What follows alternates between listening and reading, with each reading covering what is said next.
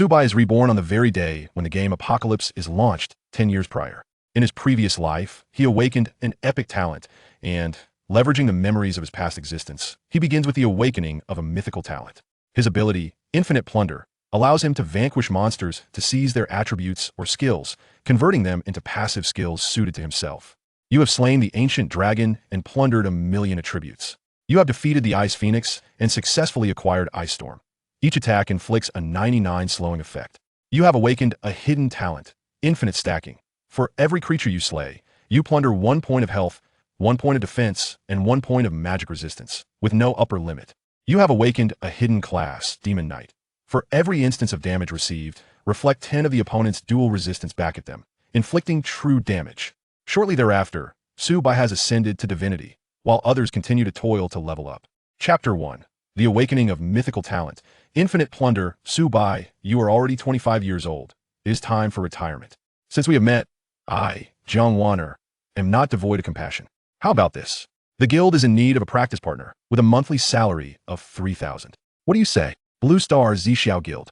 Subai gazes blankly at the woman before him. John Warner is the supervisor of the Zhixiao Guild.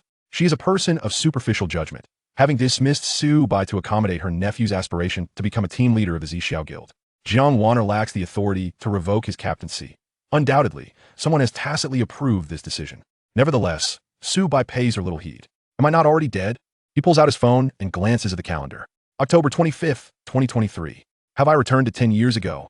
On the very day the Apocalypse game arrived, 3 years hence, the game merges with reality, and monsters emerge from spatial rifts. Humanity's firearms inflict negligible damage upon them, leading to a complete collapse of the economic system. The only means to withstand the monsters is through the strength acquired within the game. A decade later, due to the unforeseen number and strength of the monsters, Subai meets his demise at their hands. In his previous life, he only awakened an epic talent. With the memories of his past, he is destined to awaken a legendary talent in this life. A voice interrupts his reverie. Subai, are you mute? I'm speaking to you. John Warner. In his previous life, he squandered precious time within the guild, delaying the most critical moments. Noticing Subai's gaze, John Warner momentarily falters. As a supervisor of the Zhixiao Guild, she questions Subai's audacity. What do you think you are? Subai smirks derisively. John Warner is dumbfounded. Is this truly the Subai she once knew? Having grown up, this is the first time she has been humiliated by another. Subai, stop right there.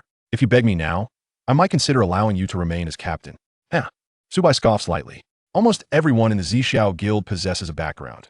While those without are relegated to scapegoats, John Warner has made him shoulder blame multiple times. John Warner, you wish for your nephew to become captain? I, Subai, have no interest in such a title. Who do you think you are, John Warner, to demand an apology from me? Do you even deserve it? You. John Warner is incensed, her anger boiling over. Subai chooses to ignore John Warner. There remains but an hour until the apocalypse commences. Inside the shop, he spends 50,000 Blue Star coins to purchase a gaming pod, a sum that represents a year's worth of savings. However, he is unconcerned. Becoming stronger within Apocalypse is paramount. Subai returns to the long-forgotten small house, a legacy left by his parents who departed during his childhood. The dwelling is modest, spanning only a few dozen square meters. He turns on the old-fashioned light bulb and reclines within the gaming pod. A month ago, Apocalypse was unveiled to the public, and everyone presumed it to be merely an ordinary game. The true origins of Apocalypse's development remain unknown to Subai. It is certainly not something humanity could create at this time. 11:59. Global announcement. Apocalypse will launch in 1 minute. All players, please remain in the gaming pod and await entry into the Apocalypse game. A chilling voice resonates in Subai's ears. Soon the minute passes. Buzz. Subai finds himself in a pitch-black expanse, stars floating in the air, with a grand wheel before him. Tip. Newbie tip. Spinning the wheel can yield talents. Subai refrains from hastily spinning the wheel. From his previous life's memories, he recalls that spinning the wheel for 188 seconds could yield a legendary talent. That fortunate individual, blessed with a legendary talent, became a war god. Talent levels are classified as ordinary, excellent, perfect, epic, and legendary. With over 10 billion people in Blue Star, only 11 have achieved the status of war god, and Subai, having awakened an epic talent, is among them. Gathering his thoughts, Subai spins the wheel. 1, 2, 3, 4. Subai silently counts, his gaze fixated on the trajectory of the wheel. 187, 188. Stop. The wheel halts on a glowing circle. Congratulations, you have awakened a mythical talent. Mythical talent, in Subai's understanding, legendary is the highest tier of talent. What could mythical talent entail? Is there a rank above legendary? Infinite plunder. Slaying monsters allows for the plunder of attributes or skills, converting them into passive skills suitable for oneself with no cooldown. What? Even a deity could potentially be felled by him if his plundered enhancements are sufficiently numerous, resulting in a single arrow that could slay. The comparison between epic and mythical talents reveals that the former is utterly inferior, and even legendary talents pale in comparison. Please select your profession and name. Yazi, Archer. Subai decisively chooses his previous life's name and profession, aiming to conserve precious combat skills. Name, Yazi. Profession, Archer, untransformed. Level, LV1, 0/100. Talent, Infinite Plunder, Mythical. Health points, 100 out of 100. Mana points, 50/50ths. Strength, 11. Constitution, 9. Agility, 11. Spirit, 9. Charisma, 10. Average person, 6. Attack power, 22. Strength, 2. Attack speed, 0.67/s. Armor, 9. Magic resistance, 5. Infinite plunder. Slaying monsters allows the acquisition of attributes or skills, transforming them into passive abilities tailored to oneself. Passive ability, intuition, increases vision by 5. Active skill, heavy arrow, inflicts 20/10 strength damage with a cooldown of 10 seconds. Aside from the primary skill, Infinite Plunder, the subsequent 2 skills are inherent to archers. Possessing a mythical level talent, Su Bai's potential is boundless. He gazed at the luminous screen before him and stepped through. This lifetime, I shall alter the outcome. Chapter 2. Acquiring special item number 10086 in the Novice village. The streets were bustling with a torrent of people, a congregation of countless souls. Each Novice village could accommodate up to 10,000, a testament to the fervor surrounding the game of Apocalypse. Indeed, the tactile experience of Apocalypse is simply extraordinary. Is it not? At times, I wonder if this is merely a game or an alternate reality. What talents have awakened within you? I have manifested a common talent. So have I. I have awakened an exceptional talent. Wow, an exceptional grade is truly formidable. Alas, if only I could awaken an exceptional talent as well. He is Kai Kuan, worth hundreds of millions. Damn, to be born into such humble beginnings is one thing, but to lack talent compared to him is exasperating. The disparity between individuals can be disheartening. Kai Kuan, upon sensing the multitude's gaze, lifted his head, reveling in the attention bestowed upon him. Subai paid no heed to the throng. In the Novice village, there was a small beggar who promised a mysterious grand gift in exchange for 10 copper coins. Each Novice player, upon entering the game, received 10 copper coins. Subai resolved to offer the beggar 10 copper coins to seize this opportunity. In a narrow alley, a disheveled figure sat in the corner, a tattered bowl before him. I haven't eaten for 3 days. Kind souls, could you spare me a copper coin? A man with a hooked nose produced a coin and handed it to the beggar. Here's a copper coin. The beggar accepted the coin, saying, "Thank you, kind sir." And then he vanished. The hook-nosed man's face darkened, resembling coal. Had he inadvertently triggered a hidden quest? Ha ha ha, let us be prudent and accept the novice tasks. Indeed, copper coins are vital in the early stages. Li San, you are still too young. Upon hearing these remarks, Li San's expression grew increasingly somber. He cast a glance at the beggar's counterpart, only to witness a youth producing 10 copper coins in one go. Could this lad truly be insane? He appears to be an archer. Without copper coins, how could he procure arrows? This is utterly hilarious. The game is filled with all manner of characters. The onlookers scoffed and derided him. Li San let out a cold laugh, his previous frustration over losing a copper coin dissipating. Thank you, adventurer. Please accept this token of my appreciation. Name, Energy Pendant Quality, Special Item Effect 1, Infinite Arrows Effect 2, additional 10 points of arrow damage description. This is the precious pendant cherished by the beggar. Thank you. Subai promptly accepted the pendant. Being a special item, it does not occupy an equipment slot. In the early game, 100 arrows sell for 10 copper coins, while the energy pendant automatically replenishes arrows and inflicts an additional 10 points of damage. Currently, Subai's attack power could deal around 10 points of damage to level 1 monsters, meaning with the energy pendant, his output effectively doubled. Gasp. The crowd collectively inhaled sharply, eyes wide with astonishment. Could the beggar truly be a hidden NPC? As an archer, the cost of arrows is exorbitant. Infinite charged arrows and additional damage. What sorcery is this? Just moments ago, I was mocking this youth. It appears I am the fool. Li San's countenance darkened, as if he had swallowed a fly. All of this should have belonged to him. Gritting his teeth, he handed the remaining 9 copper coins to the beggar.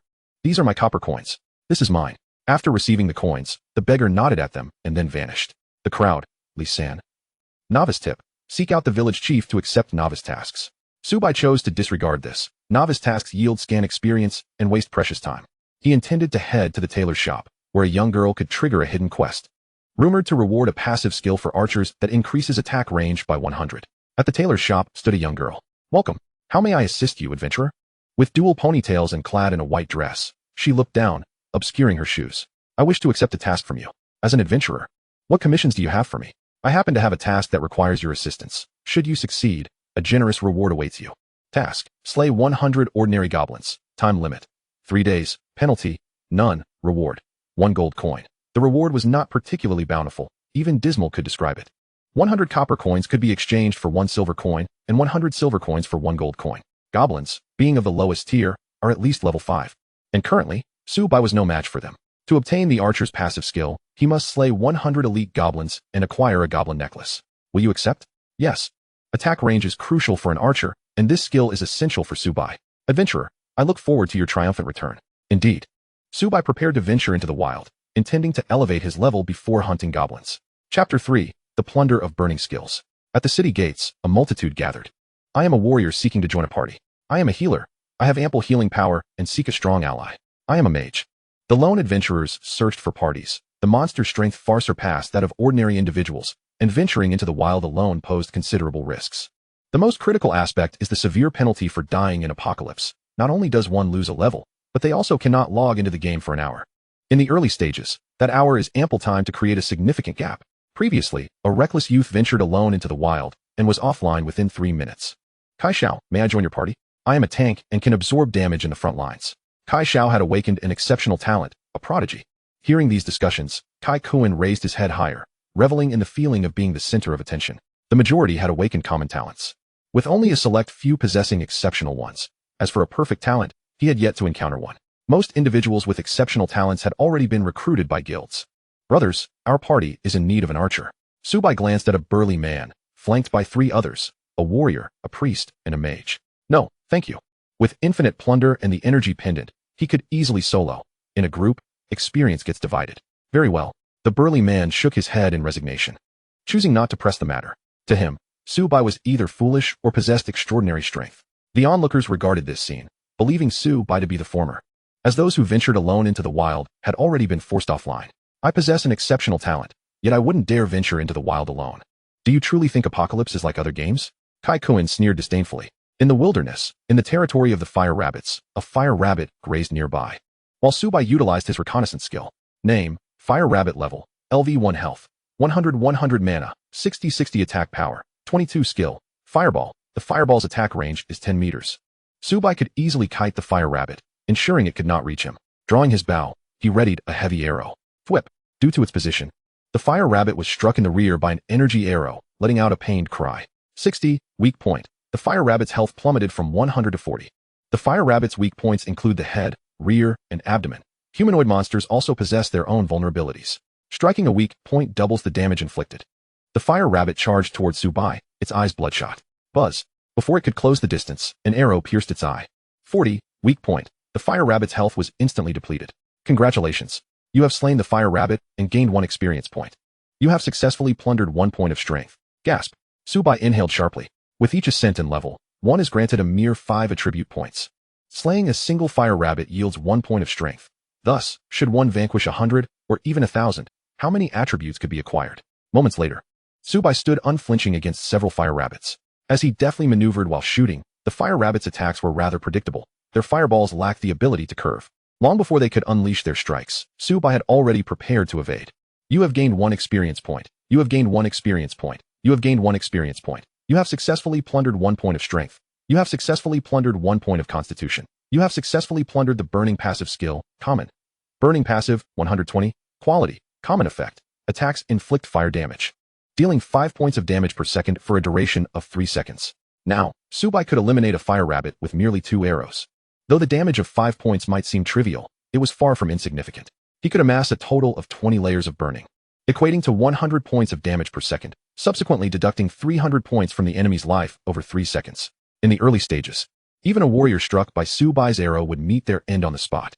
Soon enough, he found that he could no longer plunder strength or constitution. His current stats read 31 points of strength and 19 points of constitution, having plundered 20 in strength, 10 in constitution, and 5 layers of the burning passive. The efficiency of hunting fire rabbits had become exceedingly poor. Young Master Kai, we have encountered no monsters along our journey. Could it be that some formidable entity has slain them? Impossible. Even with your exceptional talent, you could not face several fire rabbits alone. Is that a fire rabbit's carcass?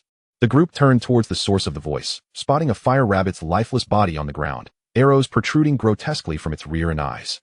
2 arrows to kill a fire rabbit? Just how powerful is this individual? Kai Kuin was equally astonished, as an archer himself with exceptional talent. He wondered if he could even contend with such a fire rabbit, let alone slay it. Let us proceed. Indeed, before long, they arrived at the fire rabbit stronghold. Young Master Kai, that fellow must be exceedingly bold to venture alone into the territory of the fire rabbits. Could he be the fabled mysterious master? Impossible. Subai knocked his bow. Thwack. 100. 100. 100. Before the burning skill could even activate, a fire rabbit was slain by a single arrow. The fire rabbit glared at Subai, its eyes filled with fury. Buzz, buzz, buzz. A flurry of small fireballs rained down upon him.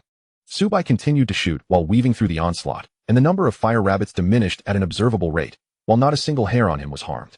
Gasp. The crowd inhaled sharply. To slay a monster of the same level with a single arrow. Surely, I must be dreaming. I rewarded myself with a shot yesterday. And now my vision is blurred. As fellow archers, they were aghast at the disparity in their abilities. He was only capable of inflicting double-digit damage.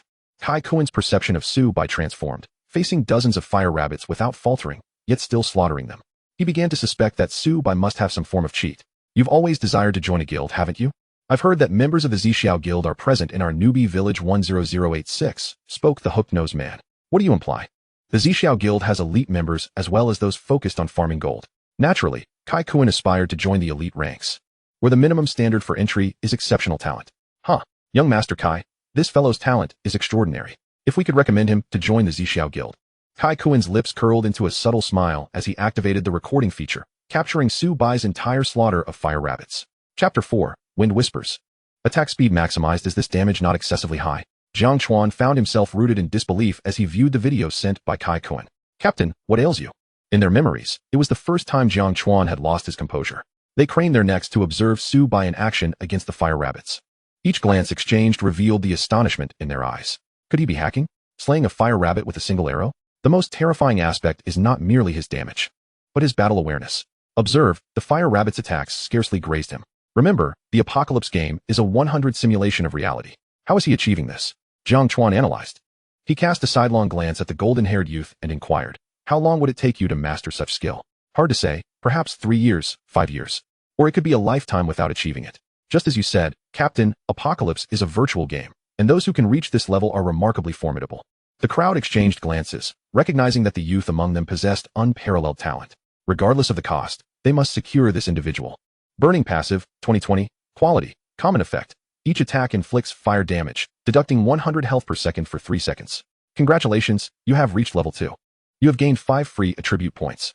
Subai allocated the 5 points to agility, which corresponded to attack speed. Every 50 points of attribute enhanced his attack speed by 1 second. Although the burning skill could not stack, its efficacy became apparent when facing numerous foes. He reviewed his attributes.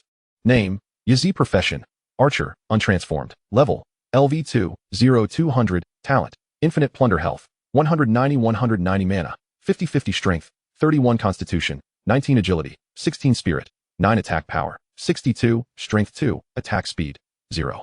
77's now at level 2, Subai could not gain any experience from slaying level 1 fire rabbits. He had just ascended to level 2 a short while ago. And to fully exploit the burning skill, he was compelled to continue hunting fire rabbits. The territory of the wild rabbits was not solely inhabited by fire rabbits. Wind rabbits also roamed there.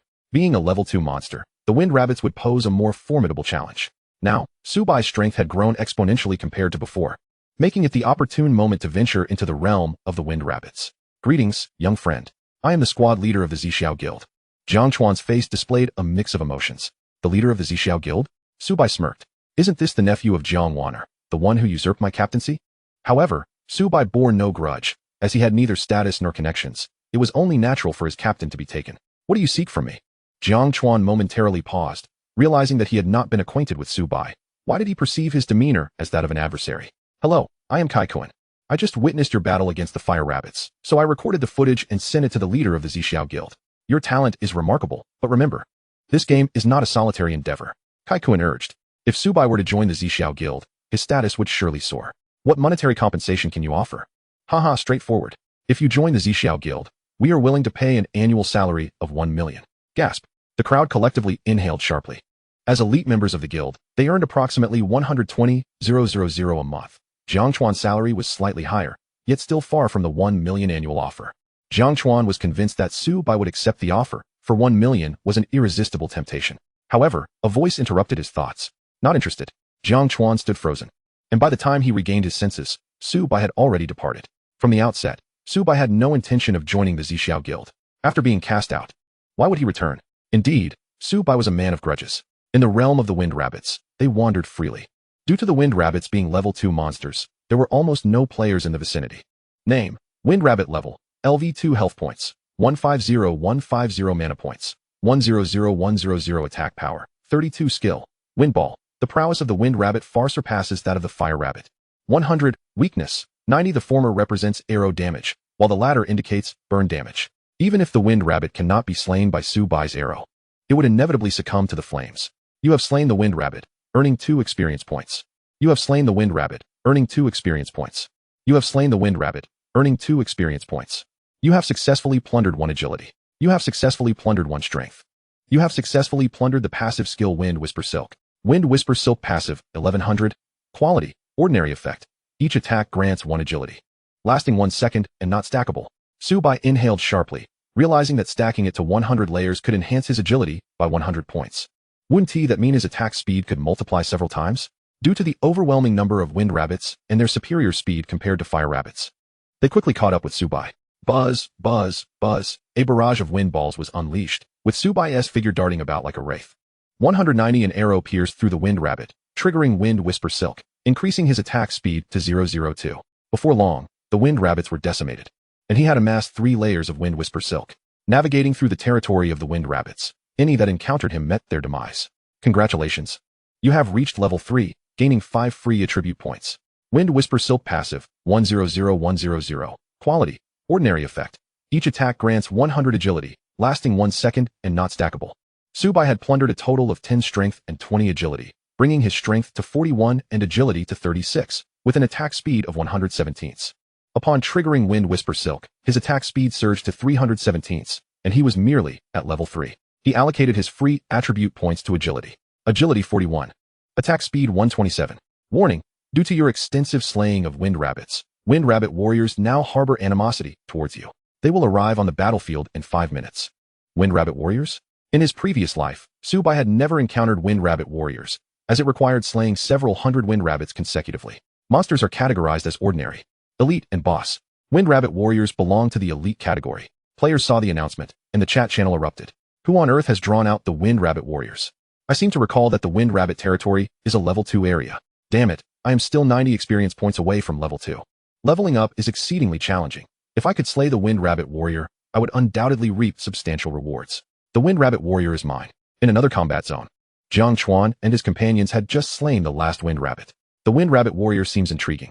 Elite monsters, the Zixiao Guild shall claim it. Chapter 5. Members of the Shadow Division. Friends from the casual community, why not unite? The Zixiao Guild boasts not only numbers, but also formidable strength. If we join forces, the first kill of the elite monster is within our grasp. One among them spoke up. The others exchanged glances and nodded in agreement. Though their collective strength may not match that of the Zixiao Guild, their numbers were considerable. Jiang Chuan observed this scene, his expression growing increasingly grim. Their elite members were already few in number. There were only a dozen of them, while the casual players numbered in the hundreds. Captain, what should we do now? This motley crew truly believes that the Zixiao Guild is merely this small. Once our main forces arrive, the elite monster shall be ours without a doubt. Dozens of figures approached. The elite monster shall belong to the Zixiao Guild. The speaker was Jiang Wanner, the supervisor of the Zixiao Guild. The faces of the gathered players turned ashen, resembling coal. Earlier, they had hoped to leverage their numerical advantage to seize the elite monster, but now it seemed far-fetched. Humph! Jiang Wanner scoffed, dismissing them. Jiang Chuan, who are these individuals? This is Kai Kuan, who has awakened an exceptional talent. He discovered a prodigy with immense power, but unfortunately, I could not recruit him. Jiang Wanner nodded, not overly concerned. In her eyes, the Zixiao Guild was among the top, and Su Bai's absence from their ranks was merely due to financial constraints. Here is the plan. Once the elite monster appears, you all rush in to draw its fire. For each death, there will be a compensation of 10,000 blue star coins. Moreover, you will become reserve members of the Zixiao Guild. As for you, Kai Kuan, you shall officially join the Zixiao Guild. Gasped the crowd inhaled sharply. For most, 10,000 blue star coins was no trifling sum. In other games, such generous rewards were unheard of. Thank you. Kai Kuan was not short on funds. But joining the Zixiao Guild would be advantageous for him. He was currently at level 2, and upon death, would drop to level 1, with the Zixiao Guild's support. It would not be long before he could return to level 2, perhaps even surpass it. Notice, the elite monster has arrived on the battlefield. Name, Wind Rabbit Warrior Type, Elite Monster Level, LV 5 Health Points, 300, 003, 0000 Mana Points, 400400 Attack Power, 144, Skills, Shockwave, Tornado. Life Source, Description. The Wind Rabbit Warrior possesses formidable strength and stands over 2 meters tall, clad in armor and wielding a hammer, exuding an aura of oppression. This health pool is simply terrifying. Goodness, level 1 monsters only have 100 health. Do not panic. With so many of us, we will surely vanquish this Wind Rabbit. Haha. The stronger the elite monster, the more rewarding the spoils upon its defeat. The casual player's eyes gleamed with greed, though dying would drop them a level. The rewards for slaying the Wind Rabbit Warrior were in a league of their own. A relentless barrage of attacks surged forth, akin to a torrential downpour. 111 force damage. They could not even breach the Wind Rabbit Warrior's defenses. The Wind Rabbit's eyes glinted with cold light as it unleashed its charged skill, sending dozens of players flying. 100,100,100 Their health bars plummeted to 0 in an instant. Due to the temporary team formation, the casual players were thrown into disarray. Their attacks barely grazed the Wind Rabbit Warrior's fur. In contrast, being struck by the Wind Rabbit meant certain death.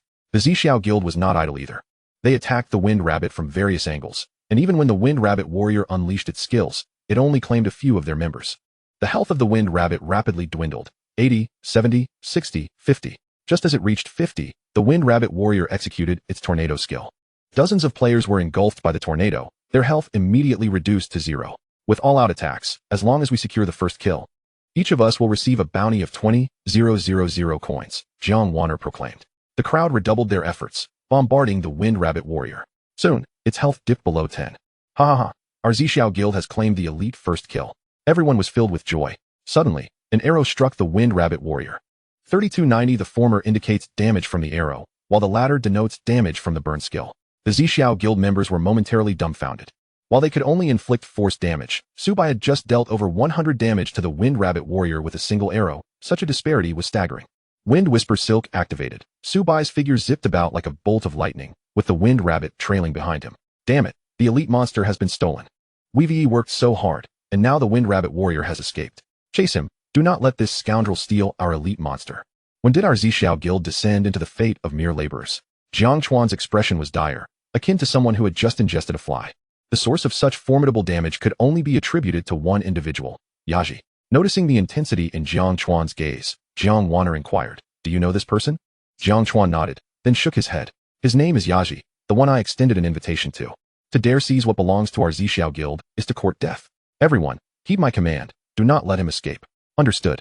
As Subai engaged the Wind Rabbit Warrior, he pressed forward with unwavering resolve.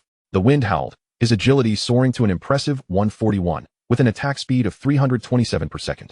In a mere moment, he could inflict 200 damage, and as the Wind Rabbit Warrior's health dwindled to 5, it momentarily regained 20 maximum health points. However, Subai remained unperturbed. His damage output was substantial, and it wouldn't be long before he dispatched the Wind Rabbit. Upon reaching the valley, Subai continuously drew his bow, releasing arrow after arrow. 32, 32, 32, 90. The Wind Rabbit's health steadily diminished, while it failed to even graze the hem of Subai's attire. Soon, the Wind Rabbit's vitality plummeted to 200.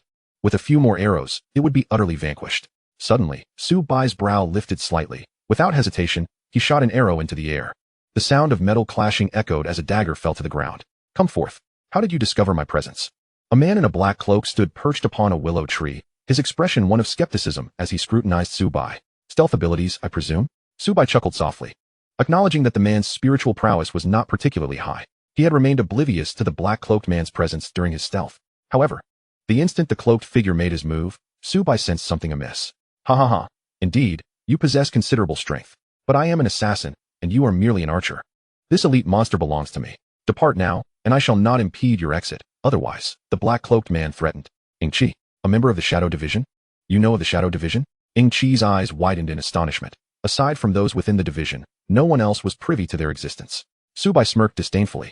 In his past life, the Shadow Division was formidable, accepting bounties to hunt anyone, including deities of war, as long as the price was right. The members of the Shadow Division were all assassins. "If you wish to take my prey, then you must leave your life behind." Chapter 6. The first kill of an elite monster, the Zixiao, Guild's annihilation. Ingqi scoffed. His figure moved like a wraith, his augmented agility granting him remarkable speed. Subai drew his bow. An arrow was loosed, and Ingqi instinctively dodged. This is bad. Did the arrow predict my evasion? He switched places with his shadow, narrowly avoiding the arrow. Who exactly are you? Ingqi's eyes widened in disbelief. It was crucial to note that the awakening was no ordinary game. It simulated reality with utmost precision. During combat, Subai rarely spoke, as it could cloud his judgment. An arrow pierced through Ingqi's skull. 110-40, the former being damaged from the arrow, the latter from his skills. Ingqi's health was instantaneously depleted. The sight of a white quality garment caught Subai's eye. Name: white hoodie quality. What effect? Upon wearing, health increases by 50. Subai promptly donned the white hoodie, his health rising from 190 to 240. He cast a glance at the Wind Rabbit warrior, which had fled in terror. Due to its injuries, its speed had significantly diminished, allowing Subai to catch up with ease. You have successfully slain the Wind Rabbit warrior, gaining 500 experience points. You have obtained a black iron treasure chest. You have received 1 gold coin. You have leveled up to level 4, gaining 5 free attribute points. Would you like to hide the server-wide announcement? No, server-wide announcement. Yazi has achieved the first kill of the elite monster, Wind Rabbit warrior. System rewards: 10 free attribute points, 1 gold coin. Players are encouraged to learn from this. You have successfully plundered 20 points of constitution. You have successfully plundered the source of life. The barrage of announcements resonated 3 times before fading. 500 experience? A black iron treasure chest? Ordinarily, slaying a creature of such caliber would yield a mere 200 experience points, making this doubling of rewards due to his first kill quite extraordinary. The black iron treasure chest could only be obtained by defeating a black iron boss. He now possessed 2 gold coins and 82 copper coins. The drop rates from regular wind rabbits and fire rabbits were dismally low. He had only acquired 82 copper coins. Source of life passive 11. Quality, ordinary effect. Health increases by 1000, with a regeneration of 5 health points per second. His Subai inhaled sharply. His health was only a few hundred. The source of life had multiplied it several times over. Without hesitation, Subai allocated his newly acquired 15 free attribute points to agility. He reviewed his attribute panel. Name: Yaji. Profession: Archer, unclassed. Level: LV4, 01000. Talent: Infinite Plunder. Health: 1440 mana, 50-50 strength, 41 constitution, 39 agility, 56 spirit, 9 charisma, 10 attack power, 82 attack speed, 157 armor, 39 magic resistance, 20, 1440 health. Even if Subai stood still, players of the same level would struggle to sustain their assault for an extended period. Sasha. Several figures emerged from the underbrush. Yaji, the elite monster belongs to our Zixiao guild. Hand over the items dropped by the elite monster, and we shall let this matter pass. Jiang Wanner bit her lip, her anger palpable. They had lost nearly 20 elite members just to bring the Wind Rabbit warrior to its knees, only for Subai to snatch the first kill. Were it not for their awareness of Subai's formidable abilities, they would have already turned hostile. Jiang Chuan's eyes glinted with malice. Previously, Subai had refused to join the Zixiao guild, which had already displeased him. Now, Subai had audaciously claimed the elite monster. Do you desire this? Subai brandished the black iron treasure chest. Jiang Wanner's eyes sparkled with desire. Having endured such losses, even she, as a supervisor, would find it difficult to explain.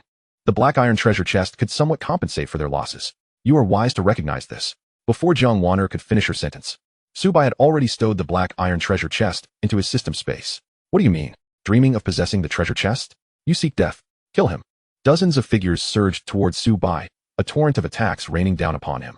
Subai drew his bow. A player's head was pierced. 120-100. His health was instantly obliterated, and Subai's speed surged dramatically. Damn it. Subai's presence became ghostly, his movements relentless. Even warriors struck by his arrows would meet instant demise. 120 billion, 120 million, 120,100. Activate the targeting skills. I refuse to believe that one archer can eliminate so many of us. Though an archer may be formidable, they remained a fragile entity. Jiang Wanner felt utterly frustrated. Her profession was that of a priest, capable of healing allies, yet Subai's damage output was alarmingly high. One arrow could fell a comrade. Before the healing could take effect, the ally was already lost. Jiang Chuan was equally astonished. As an archer himself, he realized that he was leagues beneath Subai. While rapid attack speed was commendable, the sheer magnitude of his damage was terrifying. Could he possibly be using hacks? Dozens of targeting skills locked onto Subai. Rather than retreating, Subai drew his bow once more. Bang, the two forces collided, most of the attacks dissipating. Targeting skills were not guaranteed to hit. As long as his attack could interrupt the targeting skill, it could be nullified. However, due to the overwhelming number of participants, even Subai could not evade all the attacks.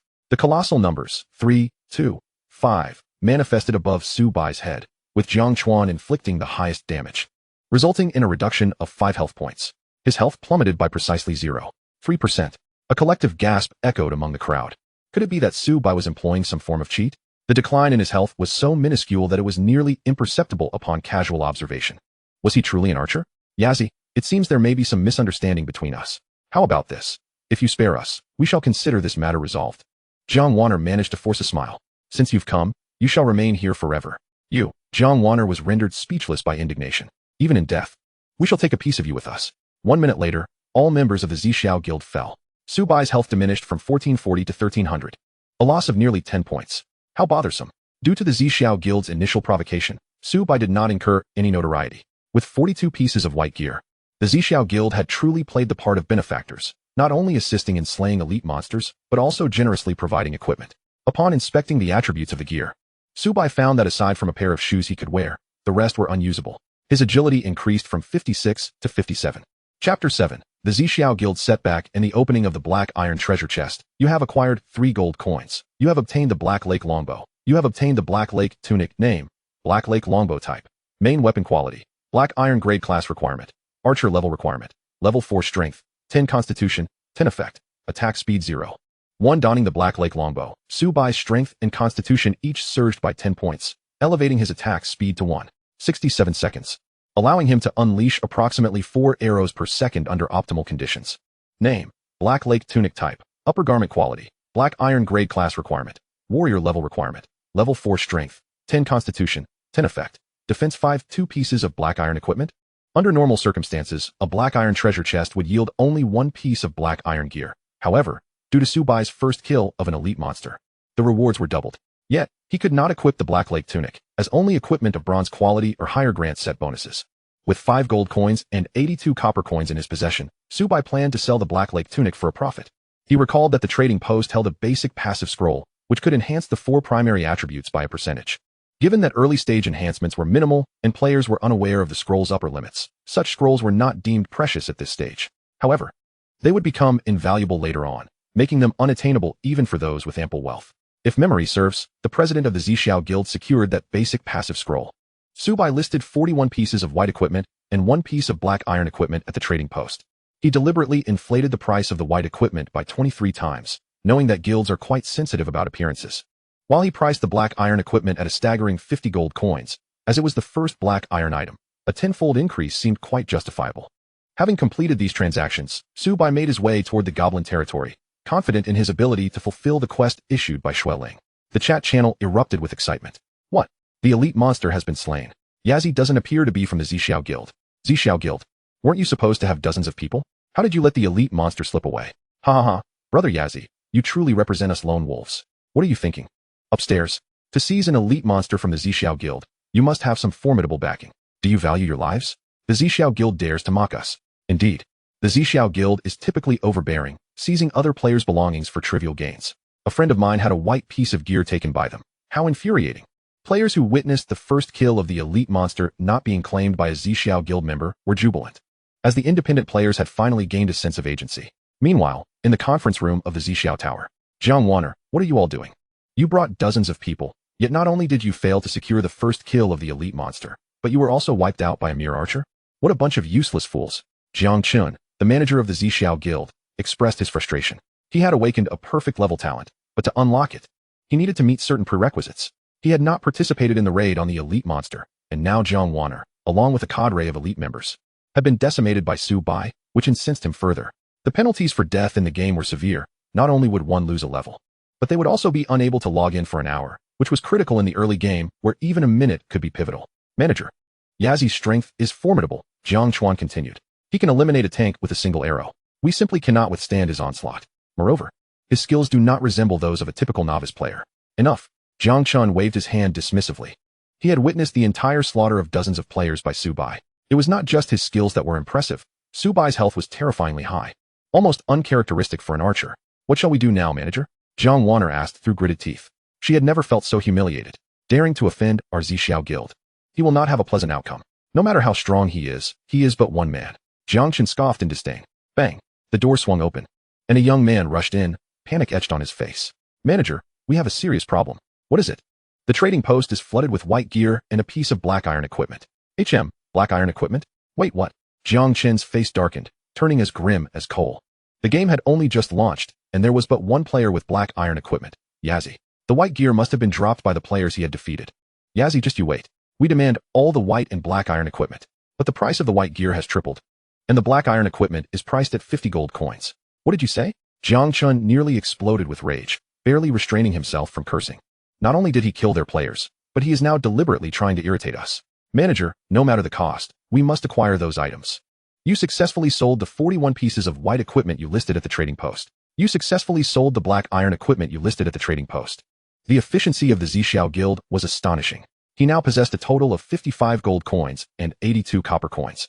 With a 10 transaction fee deducted by the trading post, Subai opened the trading post and discovered the basic passive scroll priced at 100 gold coins. After a moment's hesitation, he sent a message to the seller. I am willing to pay 10 gold coins. At this stage, only the guilds could afford to offer such an amount. The Zixiao Guild had expended considerable resources to acquire the black iron and white equipment from him. Yet they were still short of the necessary gold coins. Boss, someone has placed a bid. The person referred to as Boss wore round glasses. How much? 10 gold coins. Only 10 gold coins? That's hardly enough to buy a meal. Boss, that's already the highest bid. Don't mind him. Someone else will surely bid higher. This is a basic scroll. It could easily enhance attributes by 100 or 80 points. Indeed. Are you ignoring me? Subai remained unfazed. In his previous life, the Zixiao Guild had offered 100 gold coins for the scroll, and now he was confident that he could secure the basic passive scroll with his 60 gold coins. As for the matter of being deceived, Subai was unfazed, for the individual who sold the scroll ultimately joined the Zixiao Guild. Chapter 8. The basic passive scroll in the goblin territory. A multitude of players surrounded the area. Level 5 goblins were indeed formidable foes. Is it not so? Even with our combined efforts, it took us quite a while to defeat one. Surprisingly, engaging in battles against higher-level foes yields extraordinarily generous experience points. Subai cast a glance at their figures. Most were level 2 players, with a few at level 1. They exhibited remarkable teamwork, managing to whittle down the goblins before they could approach, yet their efficiency in monster slaying was rather lacking. Furthermore, with over 10 individuals sharing the experience, it paled in comparison to the rewards of solo kills. Goblins, regardless of whether they were players or natives, evoked disdain. Any female captured by them would face a grim fate, while males were ruthlessly slain. Consequently, many players, upon gaining strength, would venture forth to eradicate goblins. Suddenly, a goblin burst forth from the underbrush.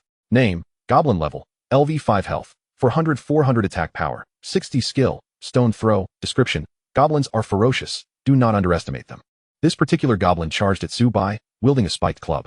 Whoosh. 154, weak point, 92. The goblin's eye was pierced by an arrow, doubling the damage inflicted. It let out a chilling scream.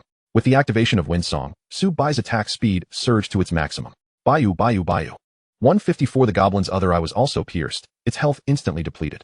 You have slain a goblin, earning 5 experience points. You have successfully plundered 1 point of strength. A collective gasp arose from the onlookers. What?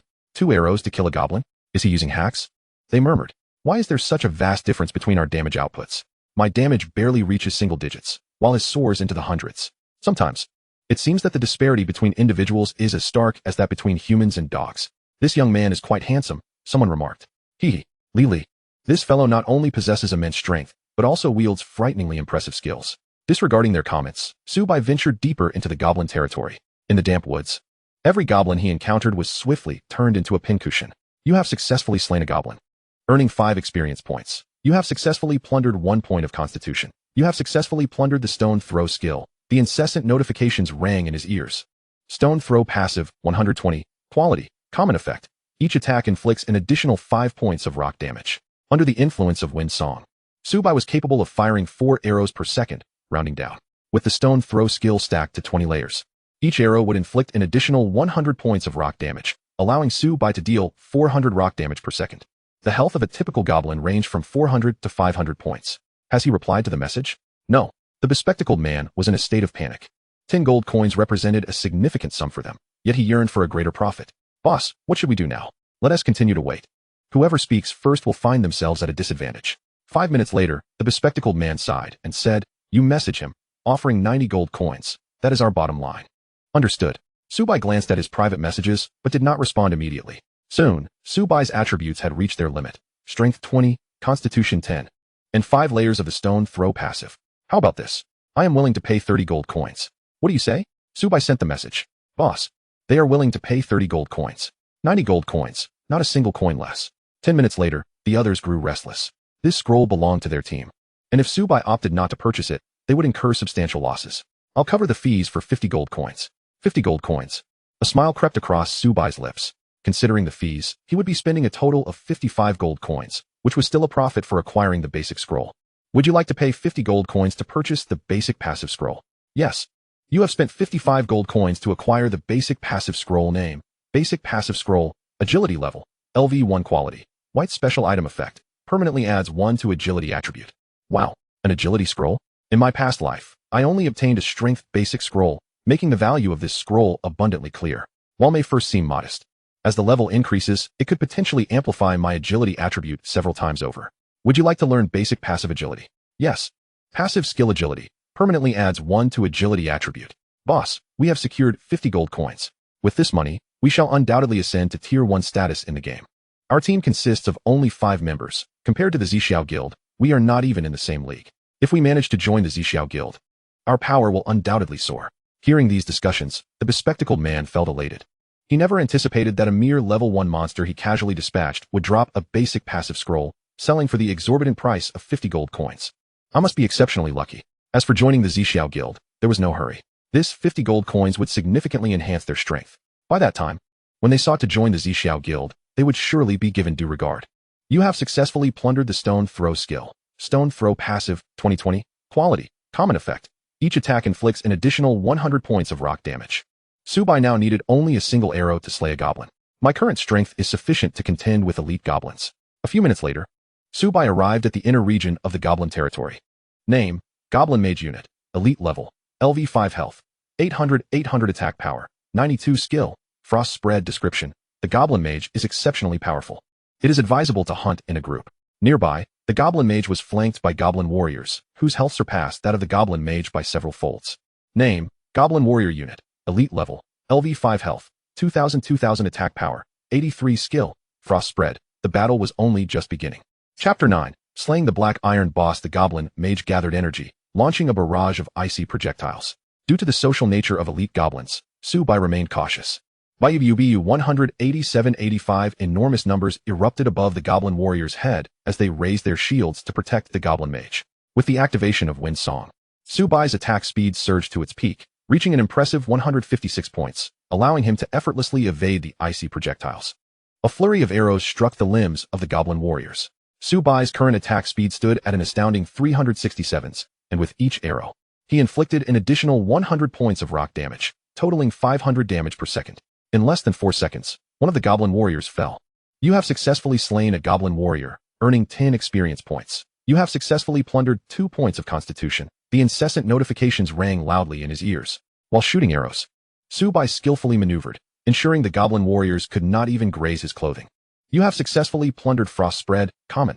Frost Spread passive, 120, quality, common effect, reduces the target's damage output by 1 agility and 0.01 attack speed. Subai inhaled sharply, taken aback. As the frost spread and accumulated, each arrow released by Subai diminished the opponent's agility by 20 and their attack speed by 0.2. A warrior, without any enhancements to attack speed, possessed an approximate speed of 0.7. A decrease of 0.2 would reduce it to a mere 0.5, resulting in an attack every 2 seconds. Most critically, players of the same level possessed agility barely exceeding 20 points. Thus, when Subai loosed an arrow, not only did the adversary remain rooted to the spot, but their attack speed also faltered. The arrows, infused with frost, struck the Goblin Warriors, rendering their already cumbersome movements increasingly sluggish. Ice Spread, 2020. Congratulations, you have reached level 5 and received 5 free attribute points. Ice Spread passive, 2020. Quality, ordinary effect, inflicts damage, reduces target's agility by 20 and attack speed by 0.2. Subai had successfully plundered 20 points of constitution and 10 points of spirit, thereby completing the quest issued by the Snow Spirit. You have acquired a Goblin Necklace, 100. Utilizing the free attribute points, Subai allocated them to agility, increasing it from 56 to 61, and his attack speed reached 1.77 seconds. With the activation of Windsong Silk, the prospect of firing 4 arrows per second was becoming a reality. Subai did not hasten to depart from the Goblin territory, for he recalled that slaying 100 elite goblins would summon the Goblin Knight.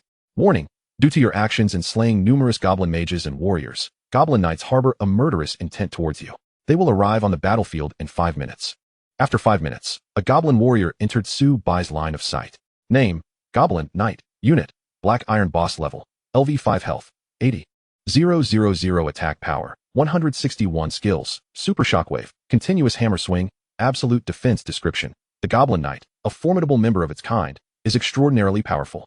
It is advised to hunt in groups.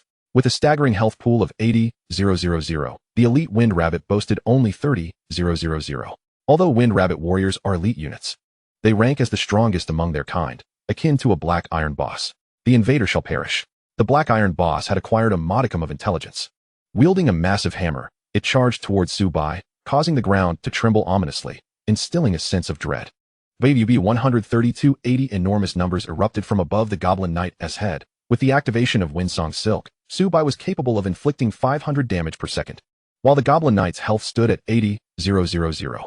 Within 200 seconds, the Goblin Knight was destined to perish. The arrows Su-Bai released, imbued with frost, significantly slowed its speed. Curse that human. Super Shockwave. This is bad. The Goblin Knight unleashed its skill. 480. Warning. You have been struck by Super Shockwave. Health decreased by 480, and you are stunned for 1 second. Su-Bai's health plummeted to around 30, and the Goblin Knight bore down upon him. Continuous Hammer Swing. 230. Su-Bai's health dipped below 50, and the Goblin Knight sought to attack again, but the stun effect had already worn off. WB 13280 with Windsong Silk activated, Su-Bai swiftly distanced himself, utilizing his reach to kite the Goblin Knight, preventing it from closing in. 555. Su-Bai's health gradually recovered. As the Goblin Knight's health dwindled to 80, 70, 60, and 50, a protective shield manifested upon its surface. Several arrows struck the shield, shattering it in less than 2 seconds. Soon enough, the Goblin Knight collapsed to the ground, its health entirely depleted. You have slain the Goblin Knight, gaining 200 experience. You have acquired 5 gold coins. You have successfully plundered 20 points of strength. You have successfully acquired absolute defense. You have obtained a black iron treasure chest. Global announcement. Do you wish to hide this? No. Congratulations to player Yaji for defeating the Black Iron Boss, the Goblin Knight. Rewards: 5 gold coins, 10 free attribute points. Players are encouraged to learn actively. The system announcements echoed 3 times before ceasing. Absolute defense passive quality. Excellent effect. Generates a shield every 10 seconds after exiting combat, capable of absorbing 1,000 damage. With a defense value of 20. Su-Bai inhaled sharply. His current health stood at 1,640. With an additional layer of protection, he could withstand prolonged engagements against players of the same level. The newly acquired attributes were allocated to agility. Su-Bai reviewed his statistics. Name, Yaji. Class, Archer, unclassed. Level, LV5, 200. Talent, Infinite Plunder. Health, 1,641. 640 mana, 150 strength, 81, 10, Constitution, 69, 10, Agility, 71, 1, Spirit, 19 Charm, 10 Attack Power, 162, 20, Attack Speed, 1, 97 seconds Armor, 99. Magic Resistance, 40. The 3 core attributes were nearing the 100-point threshold, yet Spirit remained woefully deficient at only 19 points. Adventurer, are you here to rescue me? Chapter 10. Slaying the Bronze Boss. Adventurer, are you here to rescue me? A woman's voice echoed. Su-Bai murmured. Most goblins were male. How could a woman's voice emerge? He turned towards the source, which emanated from a castle. In his previous life, Su-Bai had never heard of goblin tribes harboring women. The chat channel erupted with excitement. Wow, Yaji has slain the Black Iron Boss. Am I dreaming? Yaji must have powerful backing. In less than a day, Yaji has made 2 global announcements. I'm only level 2 and have yet to see what a boss looks like, while Yaji has already killed one. Sigh sometimes. The gap between people is more pronounced than that between men and dogs. The Zixiao Guild, upon seeing the global announcement, wore increasingly grim expressions, akin to coal. Yaji. Just wait. Jiang Wanner seethed with anger. Yaji not only robbed them of their elite monster, but also drew the ire of their manager. Most crucially, how did Yaji manage to defeat the Black Iron Boss alone? Yaji 1T remain arrogant for long. Jiang Chuan declared vehemently.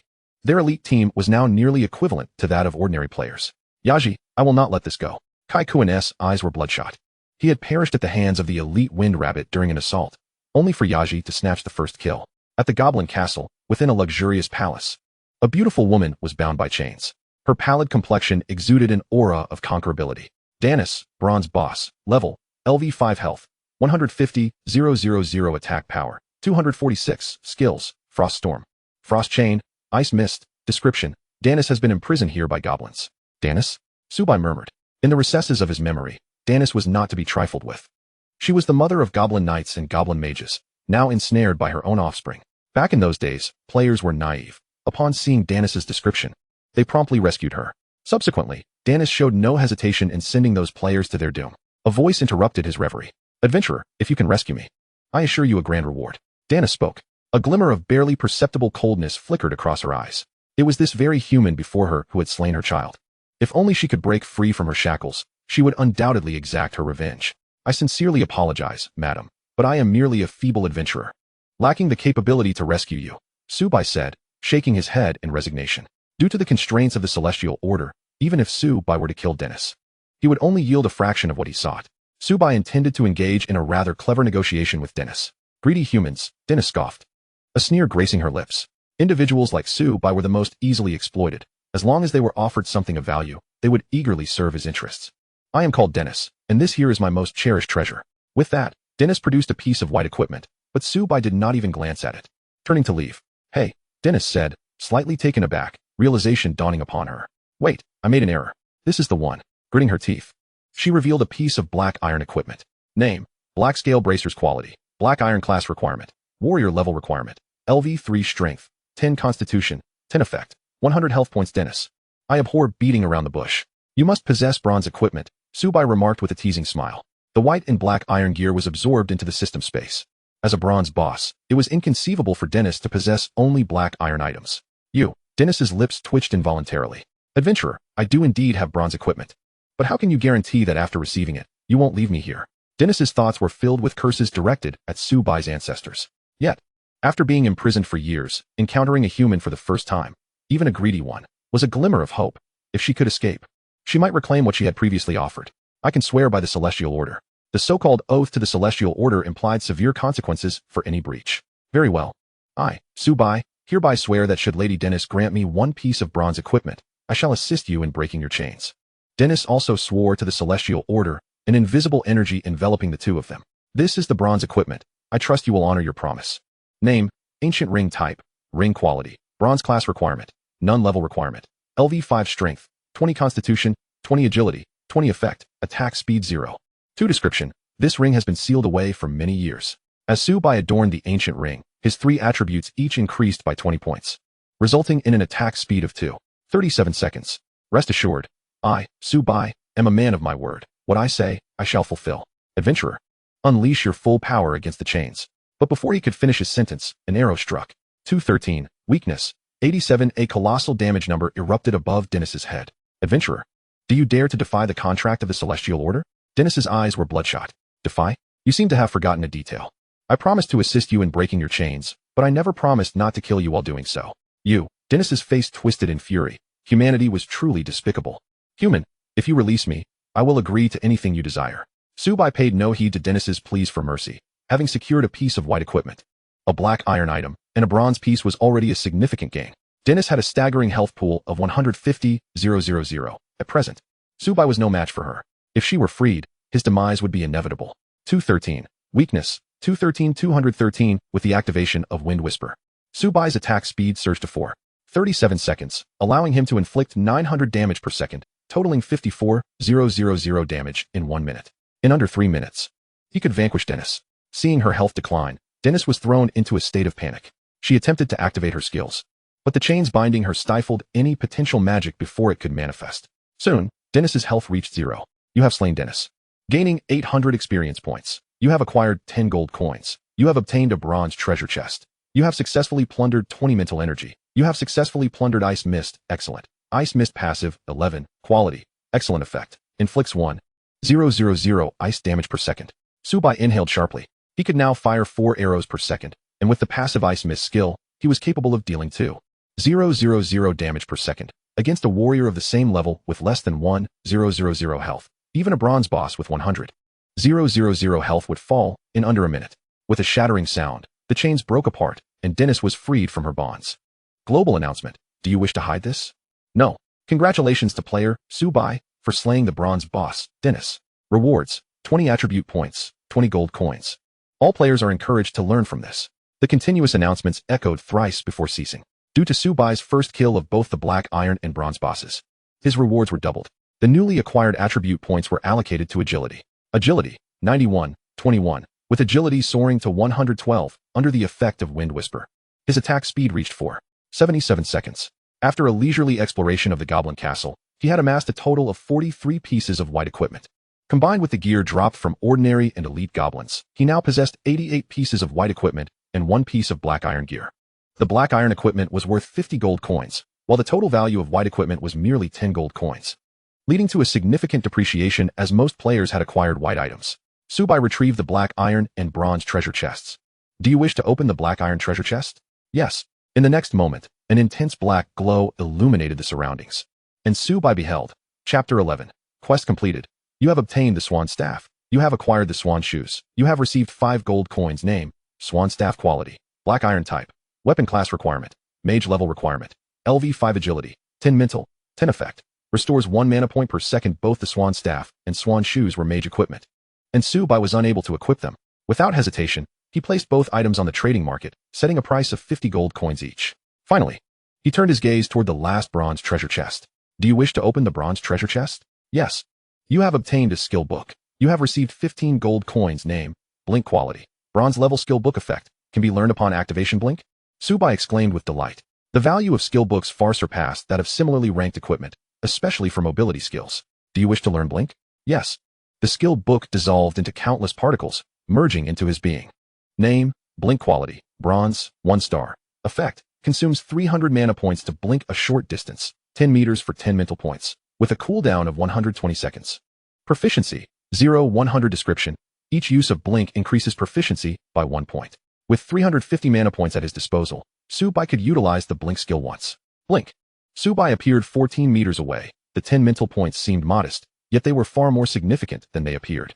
With his current mental power at only 39 points. As he enhanced his mental capacity, a single blink would soon cover hundreds or even thousands of meters. The chat channel buzzed with player discussions. Subai. The global announcement has echoed 3 times. Did it really play once each at dawn, noon, and dusk? Wow, that was a bronze boss. I can't even defeat a minor monster. How I wish to possess the prowess of the esteemed Yazi. My dear comrades above, are you not merely indulging in fanciful thoughts? My aspirations are modest. I would find immense satisfaction in slaying but a single elite monster. Meanwhile, the members of the Zhixiao Guild have grown numb to the incessant notifications. In less than a day, we have witnessed 3 announcements. Is there no respite for us? Jiang Wanner, observe the mischief you have wrought. If we could draw Yazi to our faction, the Zhixiao Guild would undoubtedly ascend to greater heights.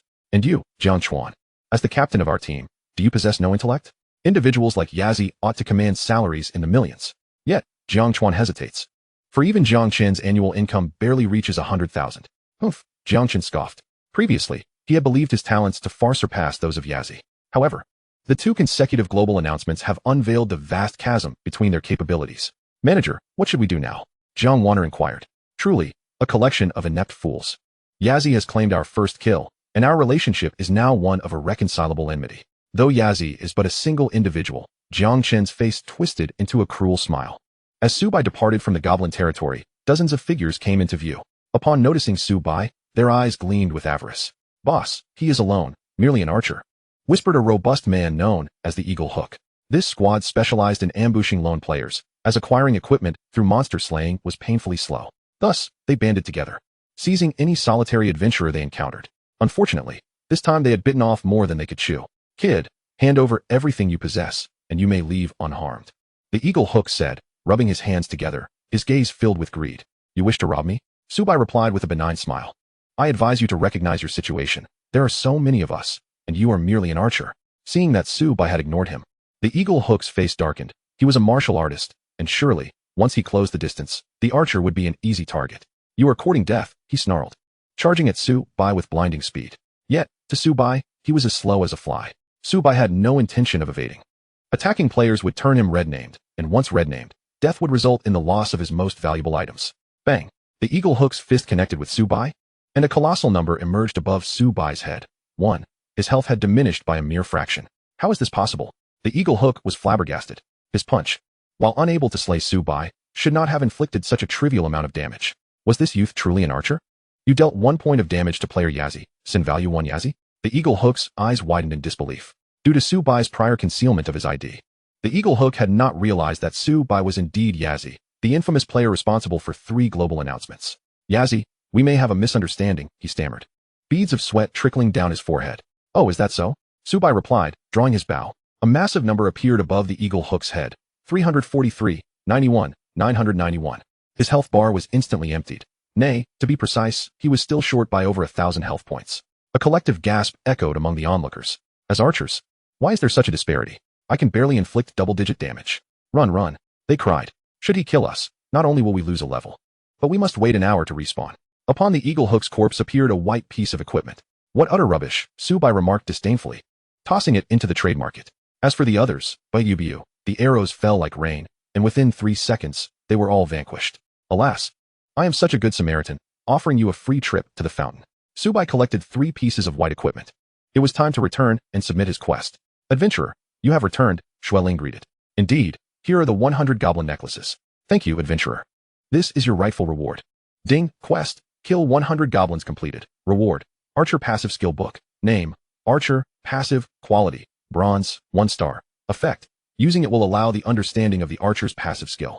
Would you like to learn it? Name, Archer, passive, class requirement, Archer level requirement, none quality, bronze, 1 star. Effect, increases normal attack range by 10 proficiency. 0-100 description, killing a creature increases proficiency by 1 point. The archer's passive skill is considerably easier to enhance than the blink skill. Once this skill reaches 10 stars, his attack range would increase by 100. Though both this skill book and blink are of bronze quality, even gold quality skills might not exceed their value. Seeing that Subai had no intention of leaving, Xueling inquired, Adventurer, do you have further matters? Madam Xueling, regarding your relationship with the blacksmith. Chapter 12, The Hidden Quest of the Little Beggar Adventurer. How do you know this? Xueling's face turned ashen.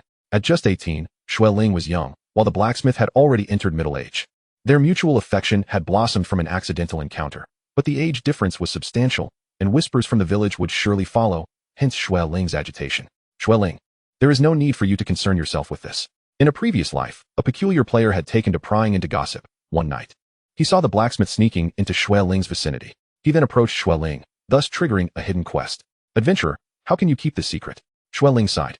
Subai shrugged. I require your letter of recommendation. Xueling paused momentarily. Previously, she had thought Subai would press her on this matter. Adventurer, here is the envelope. Please keep this secret. Rest assured, Madam Xueling, I am a person of integrity. By the way, adventurer, what can be a bit temperamental? I ask for your understanding. Subai paid it no mind. With 50 gold coins in his possession, he was in no rush to see wood. Enhancing his strength was of paramount importance. Within the Zixiao Guild's edifice, manager, 3 pieces of black iron equipment and a plethora of white equipment have appeared in the trade market. What? Jiang Chan exclaimed, excitement coursing through him. It dawned on him quickly. Currently, only one person could acquire black iron equipment, Yazi. Manager, the Zixiao Guild will claim those 3 pieces of equipment. Jiang Chen's eyes glinted with fervor. Even if they refrained from purchasing the equipment, other factions would surely do so. It was wiser to bolster their overall strength. Yazi, just you wait. The treasures of the Zixiao Guild are not so easily obtained. In the upgrade hall, throngs of individuals congregated. Skills were divided into 2 categories. The first did not require a visit to the upgrade hall. One could enhance them simply by increasing proficiency.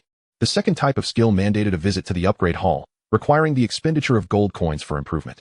All equipment you placed for sale in the trade market has been sold. You have gained 150 gold coins, after deducting the transaction fee of 10. Subai now possessed 200 gold coins, an amount that would undoubtedly mark him as a tycoon among the current players. Alas, the cost of upgrading skills is excessively steep. Indeed, upgrading from level 1 to level 2 requires a gold coin, and the attribute enhancement is minimal. For solitary players like us, we can only wait until mid to late game to access this place. Who could argue with that? Look, that appears to be the esteemed Yazi. My goodness, it truly is him. I, Wang Eru, have lived my life without regret, having encountered my idol. I recall that the illustrious Yazi is also a free spirit. Brothers, have you not observed the trading post? 3 pieces of black iron equipment have surfaced, and the server has only just launched. The sole possessor of these 3 black iron items is none other than the esteemed Yazi. A collective gasp echoed as the onlookers regarded Subai with newfound reverence. They had not a single silver coin to their names. In stark contrast, Subai's items listed in the auction house were valued at over 100 gold coins. Indeed, the disparity between individuals can be staggering. Shall I expend 10 gold coins to upgrade my basic agility? Yes. Without a moment's hesitation, Subai decisively paid the 10 gold coins. Basic passive agility upgraded to level 2. Shall I spend 20 gold coins to upgrade basic agility? Yes. Basic passive upgraded to level 3. Basic passive upgraded to level 4. Basic passive upgraded to level 5. Name. Basic passive agility level 5 effect. Agility permanently increased by 5. Subai now possessed over 100 points in agility. An increase of 5 points in agility equated to a substantial enhancement. The higher the level of basic passive agility, the greater the increment it provided. To elevate from level 5 to level 6, one must not only invest 100 gold coins, but also attain player level 6. Presently, Subai had a remaining balance of 100 gold coins. Emerging from the upgrade chamber, he recalled that the little beggar could trigger a hidden quest once more. In the dimly lit alley, a young man stood opposite the little beggar. "Young master, you have arrived." The little beggar's cheeks appeared increasingly gaunt. "Wonjo, I can cure your mother's illness. Is that true?" The little beggar was utterly astonished. To fund his mother's treatment. He had been begging alone on the streets since he was 8 years old. Soon, the little beggar regained his composure, his expression shifting to one of caution as he scrutinized Subai. "Young master, how do you know my mother is ill?" "Wonjo, that detail is of little consequence. What matters is that I can assure you I can heal your mother. Besides, do you currently have any means to treat her?" Subai's words left Wonjo speechless. He indeed had no remedy for his mother. Yet he understood that with sufficient wealth, he could surely find a way to heal her, but time was of the essence. "Young master, as long as you can cure my mother, I am willing to do anything you ask." Ding, quest, cure the little beggar's mother. Task penalty, little beggar's affection for you reduced to 0. Task reward, unknown, little beggar's affection for you, 20.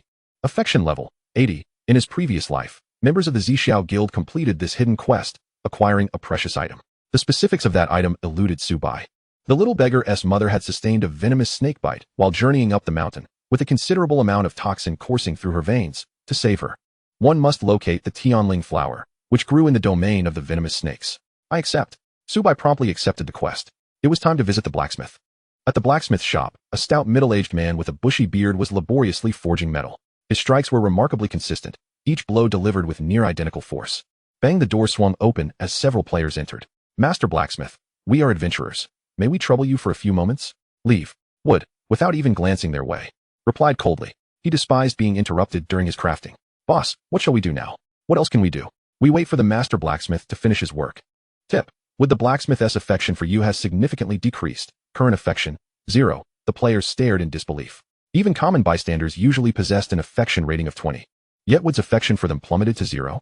A thin man gleefully remarked, "Boss, we have a spectacle to behold. Someone has barged in just like us, haha." Chapter 13. The Land of Cherry Blossoms. Old Shames turned to rage. The blacksmith halted his hammering, his icy gaze fixated on the young man before him. "Master Wood, there's no need for such ire." Subai produced an envelope. Upon seeing the envelope, Wood immediately deflated. "Why do you possess a letter of recommendation from Xiaoxua?" "Master Wood, may I speak with you?" "Of course." Wood's demeanor shifted dramatically. "Adventurer, please follow me." He led Subai to a small courtyard, leaving the others dumbfounded. "Am I seeing things?" Master Wood is being exceptionally courteous. Why is it that when we disturb Master Wood during his forging, he was furious? Yet he treats this adventurer with such respect? Could it be that the approach makes all the difference? Sometimes, the disparity between individuals can be staggering. Within the courtyard, Wood examined the contents of the letter, his face flushed with embarrassment. "Adventurer, how can you keep this a secret?" "Master Wood, what do you require?" Wood understood Subai's intent, to undertake a quest through him. "How about this, adventurer? If you provide me with a piece of boss material, I shall reward you with a piece of golden equipment." Ding. Quest. Wood has issued a task for you. Provide a piece of boss material. Reward, golden equipment. Time limit, 3 days. Subai's eyes lit up. The so-called boss material could only be obtained from a bronze boss. The bronze boss he had previously slain did not drop any boss materials due to being sealed. Most importantly, Subai was intrigued by the golden equipment.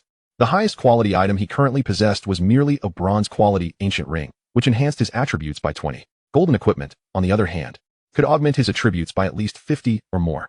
I recall that the rewards for this quest scale with the number of bosses defeated, though the limit caps at 10, granting a full set of golden equipment, with the server having only just launched.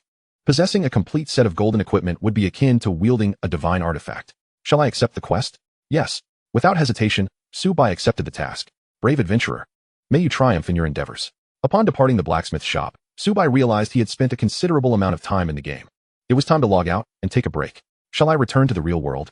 Yes. Buzz Subai found himself back in his small room.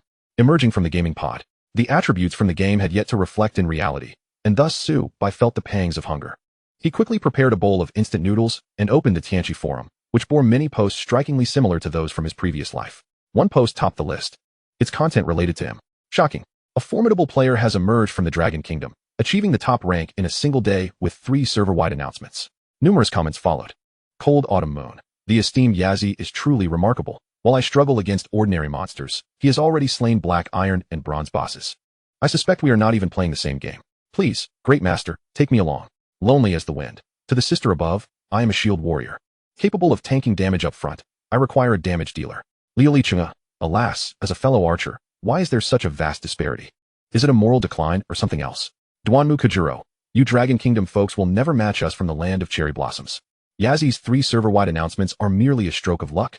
I, Duanmu Kajuro, have awakened a perfect talent, and it won't be long before I surpass him. Shimin Shue. Exactly, we from the land of cherry blossoms are the elite, both in reality and in the game. You Dragon Kingdom players are merely a bunch of lone pursuer of defeat. Haha, land of cherry blossoms. Yazi made 3 server-wide announcements. Yet where is your name? The atmosphere on the forum shifted dramatically as the Dragon Kingdom players unleashed a barrage of insults upon the ancestors of the Sakura Kingdom. They could only swallow their indignation, for they were unable to match the prowess of the illustrious Yazi, whose achievements had graced the server announcements thrice. Subai, choosing to disengage, turned off his phone and drifted into a tranquil slumber. In the realm of apocalypse, the enhancement of his attributes rendered him impervious to fatigue, yet sleep would restore him to peak condition. Meanwhile, in the Sakura Kingdom, the sentiment of frustration brewed. Why must Yazi belong to the Dragon Kingdom and not our own? It is utterly infuriating, gritted Endymion Kojiro, his teeth clenched. He had taken to the forum with fervent strikes. Yet he was acutely aware that his own perfect-level awakening talent paled in comparison to Subai's. The individual capable of dominating the server announcements was no ordinary foe. Yazi is intriguing, but how could one individual possibly contend with the might of the Sakura Kingdom? The forthcoming server announcements shall belong to us. In the conference room of the Zixiao Guild, a grim atmosphere prevailed. Yazi has stolen our thunder and our first kill, lamented Jiang Chun, his countenance as dark as coal. For the guild, reputation outweighed resources. As the manager of the Zixiao Guild, leading hundreds, he found it intolerable that Yazi had eclipsed their achievements. Manager. Yazi is but one man, while we are a formidable force of hundreds. If he dares to offend our guild, he is courting disaster. If we cannot claim him, we shall annihilate him. Jiang Chuan's eyes glimmered with cold resolve. Indeed, Jiang Chun replied, revealing a cruel smile. Those who dare cross the Zixiao Guild will reap the consequences. In the Dragon Kingdom's official chambers, one individual proposed, if we could recruit Yazi to our side, we would undoubtedly solidify our position in Apocalypse.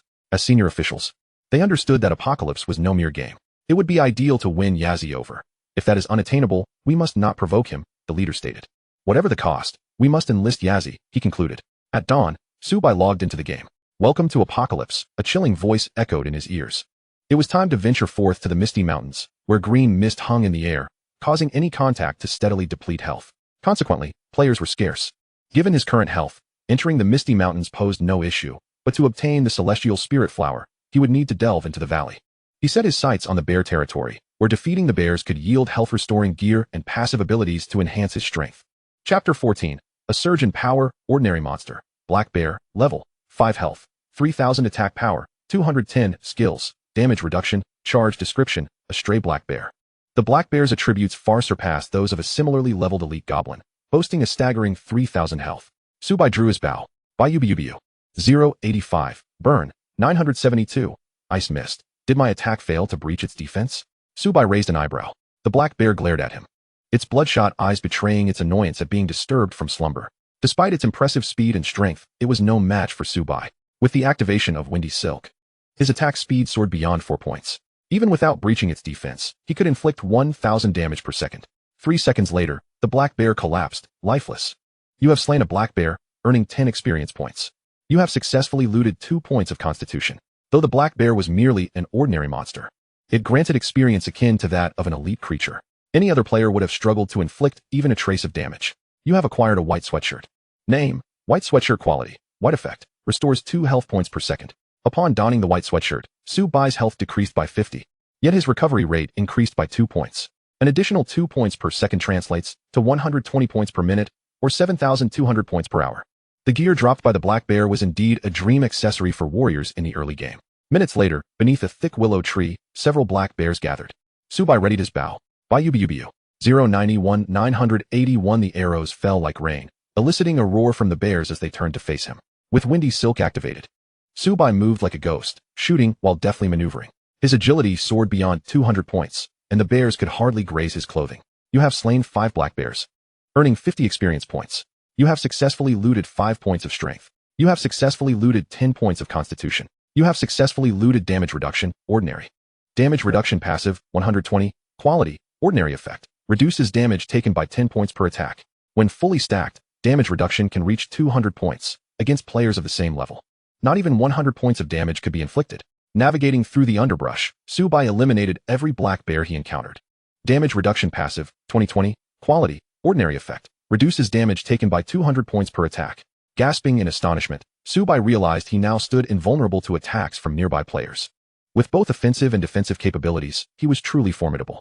In total, Subai acquired 20 points of constitution, 10 points of strength, and maxed out his damage reduction passive. Warning: due to your extensive slaying of black bears, the Black Bear clan has declared you an enemy. Your favorability rating among bears within a 100-meter radius has decreased by 20 points. Hearing the warning, Subai felt no trepidation. Instead, a benevolent smile graced his lips. Hunting bears one by one was tedious. Better to take them all at once. A thunderous roar echoed through the air. Elite Black Bear, level, LV 6 health, 10,000 attack power, 310 skills, mountain press, charge, reflect damage, with 10,000 health. This creature boasted over 3 times the vitality of an ordinary black bear. Yet, Subai felt no fear. By Ubu 087. 973, a colossal damage number appeared above the black bear's head, mirroring the multitude of numbers above Subai's. Reflect damage? Subai rejoiced. If he could acquire the reflect damage skill, it would be an absolute boon at this stage. Players' attacks would not only fail to harm him, but would also inflict damage upon themselves. Just imagine, dozens of players unleashing their might without breaking through Subai's defenses, only to see their health deplete. How disheartening that would be. With Windy Silk activated, Subai's agility surged by 100 points, creating distance between him and the black bear. Soon, the black bear warrior fell, succumbing to Subai's relentless onslaught, never even grazing his attire. You have slain a black bear warrior, earning 20 experience points. You have successfully looted reflect damage, excellent. Reflect damage passive, 120. Quality, excellent effect. Reflects 5 damage back to the attacker for each hit received. When fully stacked, reflect damage can reach 100 points. After several minutes, Subai had looted 20 points of constitution, 20 points of strength, and maxed out his reflect damage passive. Your level has increased to level 6, granting you 5 free attribute points. Archer passive skill has been upgraded to 2 stars. The incessant chimes of notifications resonated loudly. Reflective damage passive, 2020, quality, excellent effect, inflicts 100 points of damage to the enemy each time you take damage. Subai now possesses greater resilience than a warrior, standing amidst the crowd. Their assaults not only fail to harm him, but also inflict torment upon them through the reflected damage. Archer, passive, quality, bronze, 2 stars, effect, increases normal attack range by 20. Proficiency, 0-1000 description. Killing a creature increases proficiency by 1 point. Subai's attack range has now expanded by 20. To upgrade from bronze 2 stars to bronze 3 stars, he must slay 1,000 creatures. Subai allocated his newly acquired attributes to agility.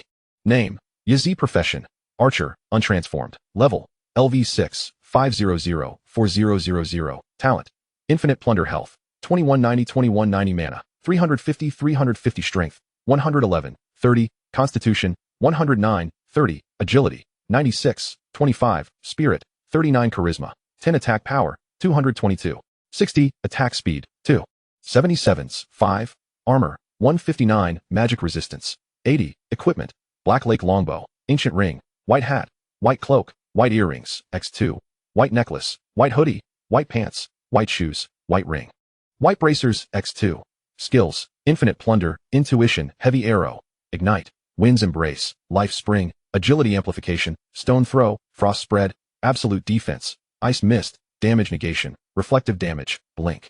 Archer, passive, chapter 15, the bounty of plunder. Subai's attack speed surged to an impressive 2 nines, under the effect of wind's embrace. The prospect of firing 5 arrows per second was no longer a distant dream. In the game of Apocalypse, each player is permitted to equip 13 pieces of gear. Aside from the weapon and 1 ring, the remaining 11 pieces are obtained by defeating black bears. This significantly enhanced his health regeneration rate. Each piece of equipment restores 2 health points per second, totaling 22 points for 11 pieces, coupled with the life spring passive that restores 5 health points per second. Along with the character's innate health recovery, Subai could regain nearly 30 health per second, amounting to 1,800 in a minute and 10,800 in an hour. No wonder the health recovery equipment dropped by black bears is a dream item for warriors today, recovering over 20 health points per second. Even players of the same level struggle to inflict that much damage. It's akin to standing still and allowing others to strike while recovering more health than they deal. What a game. I recall that in Bear's Domain, there is a boss.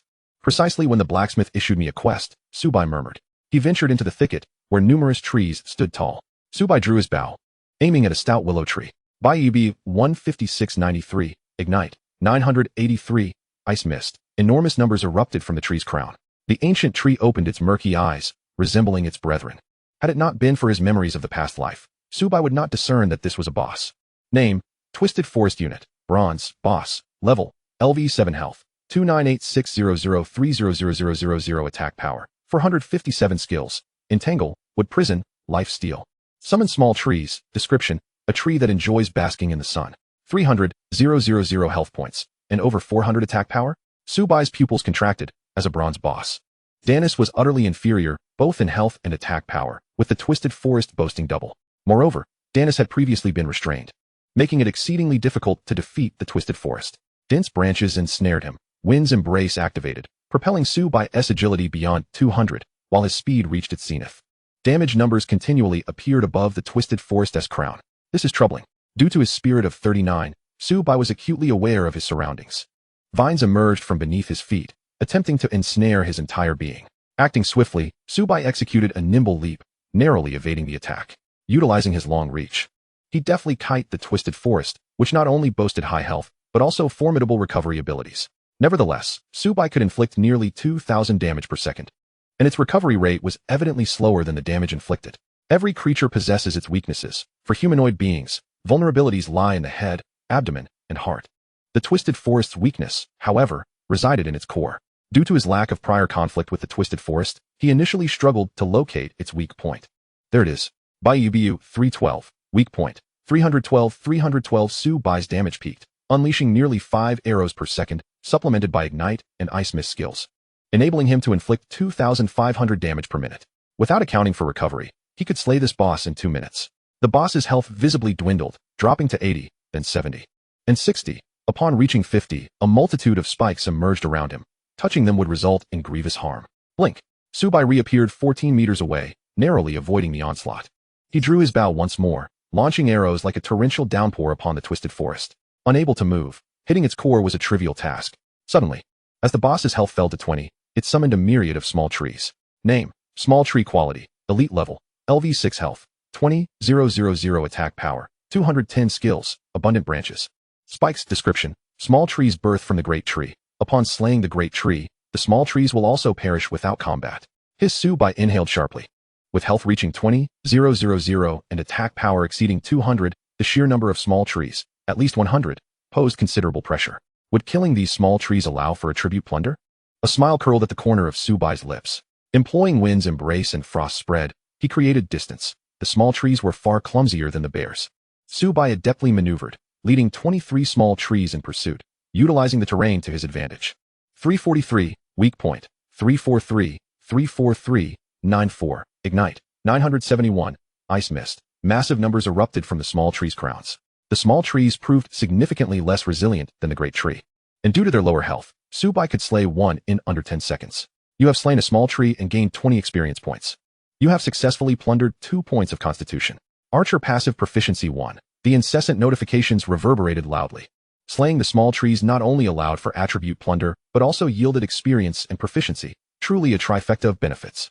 You have successfully plundered abundant branches, excellent. Abundant branches passive, 150. Quality, excellent effect. Permanently increases health by 40 points. When maxed, one's health could increase by 2,000 points. With Subai's current health at just over 2,000, it was akin to gaining an additional life. Before long, the 100 elite small trees fell before Subai, yielding him 20 points of strength, 20 points of constitution, 50 layers of passive skill, 100 points of proficiency, and 2,000 experience points. Flourishing and verdant passivity, 50-50. Quality, excellent effect. Permanent increase of 2,000 to health points. Subai's current health has soared past 4,000, even standing still. The boss needs to strike for quite some time. The boss's health has returned to its peak state, and by summoning these small trees, it significantly enhances its recovery capabilities. However, Subai remains unfazed, for the tree's health is merely 300,000. With his output of 2,500 damage per second, he can inflict 150,000 damage in 1 minute, allowing him to vanquish the tree in just 2 minutes. By Ubu. Subai continues to unleash arrows, and the tree's health plummets rapidly. Is the one who killed you last time this person? Indeed, boss, his strength is formidable. I can see that. To face a boss single-handedly is truly exceptional. The figure referred to as boss wears a grim expression. None from the Shadow Division have dared to act yet. Yet, the prowess displayed by Subai is overwhelmingly powerful. Even if all members of the Shadow Division joined forces, they would not stand a chance against the distorted jungle. Subai, single-handedly confronting hundreds of elite little trees alongside the boss, is mercilessly slaughtering them. Damn, it's infuriating to see someone so capable. Were it not for his status, he would have relished the opportunity to slap Shadow 7 right across the face. What kind of monster have you provoked? A voice interrupted his thoughts. Boss, even if he is strong, he is merely an archer. If we close in on him, he is doomed. As long as we can slay him, the boss will be ours. Shadow 1's interest was piqued. The boss is of far greater value than ordinary monsters. Brothers, let us go. They fixated on the health of the distorted jungle, and when it dropped to 10, Subai ceased his actions. Is it inappropriate for all of you to spy on my boss kill? Chapter 16, Slaying the Members of the Shadow Division. A gasp escaped Shadow 7 and the others. Previously, Subai detected their presence because he had made a move. Now, before they had done anything, how could he have discovered them? Unless Subai's mental acuity exceeded 30 points. But how could an archer allocate attribute points to mental stats? Boss, he must be bluffing. The boss still has nearly 30,000 health. It would be foolish for us to venture out now. The others exchanged glances and nodded in agreement. This fellow, regardless of his strength or skill, is still facing a death sentence against our dozens of assassins. Let us not go out. We'll wait until he has severely weakened the boss before we seize the opportunity. Agreed, Shadow 1 nodded. Suddenly, an arrow was shot in their direction. Not good. Instinctively, Shadow 1 raised his dagger to block. The sound of metal clashing echoed. We've been exposed. Dozens of figures leapt down from the trees. Hey, little brother. How long have you known about us? Since my battle with the boss. Then why didn't you attack us? A swarm of mosquitoes is just too bothersome. Subai replied with a wry smile. The Shadow Division is not to be trifled with. Whenever a boss appears, they will find ways to snatch it for themselves. The crux of the matter lies in the fact that in the later stages of the game, when reality merges with the game, their betraying Dragon Kingdom joined forces with the Sakura Nation. Due to the strength of the monsters, the Sakura Nation became a pawn of the opposing side. Otherwise, the human side would have been capable of withstanding for several more years. Kid, you are too arrogant. Do you truly believe that a few announcements across the server elevate your status? You are the first to dare speak to the boss in such a manner. Shadow 7's eyes glinted with menace. Subai scrutinized Shadow 7 and scoffed. Ah, so you are the one I casually dispatched last time. Is this how you seek revenge, by sending such a meager force? You, Shadow 7 was rendered speechless with rage. What a fine fellow. They have 10 assassins here. Yet a mere archer dares to look down upon them? Young friend, you have slain Shadow 7. How about this? If you allow Shadow 7 to kill you once, you can join our Shadow Division, and this boss will belong to us. We can let bygones be bygones. Otherwise, Shadow 1 threatened. Subai regarded them as if they were fools. Do you believe you are worthy? You seek death. Dozens of figures charged forth simultaneously. Subai knocked his bow. Clang, clang, clang. The sound of metal clashing resonated. Those who could join the Shadow Division were no ordinary individuals, and they utilized their daggers to deflect the arrows. The apocalypse is a 100 simulation of reality. Achieving that is no small feat yet. They encountered Subai. Wind's whisper activated, and Subai's attack speed surged to its peak. He aimed for their limbs, for the area covered by their daggers was quite limited. Not good. Thwack. One of them was instantly pierced, a massive damage number appearing above, and their health was completely depleted. The others gasped in shock at this sight. Anyone capable of such feats is no ordinary foe. Previously, Subai's battle with the boss, whether in movement or arrow precision, was far from that of a novice. Who exactly are you? Shadow 7 gritted his teeth. Subai did not respond. Arrows continued to rain down, and in less than 10 seconds, 5 players had already fallen to his onslaught. Since they had provoked him first, Subai would not incur any notoriety. Damn. Shadow 7's eyes were bloodshot. Subai's attack speed was astoundingly swift, combined with over 200 points in agility. They felt like dogs chasing after him, unable to touch a single hair, leaving them utterly frustrated. Shadow step. Shadow 7 abruptly vanished from his position, and Subai sensed a chill approaching from behind. He had no intention of dodging. At last. I've caught you. Die, kid. The sharp dagger lunged towards Subai's waist. Clang, clang, clang. 0, 0, 0, 100, 100. 100. The numbers above indicate the damage inflicted by Shadow 7, while those below represent the damage he sustained. Shadow 7's eyes widened in disbelief, as though he were gazing upon a monster. This strike equated to 3 blows, yet not only did it fail to harm Subai, but he also lost 300 health? How is this possible? Shadow 7's health was obliterated, and he fell lifelessly to the ground. Gasp. The crowd collectively inhaled sharply. Shadow 7 had perished just like that. Damn, is Yazzie truly an archer? How could old 7's attack fail to breach his defenses? Cursed be it. We've been led astray by old 7. Yazzie is no human, but a monster. Run, run. Thinking of escaping? Did I grant you permission? Subai wore a benign smile. Yazzie, we may have a misunderstanding. As long as you spare us, we can let this matter rest. Shadow 1 spoke. Subai had already slain 6 members of the Shadow Division, all elite.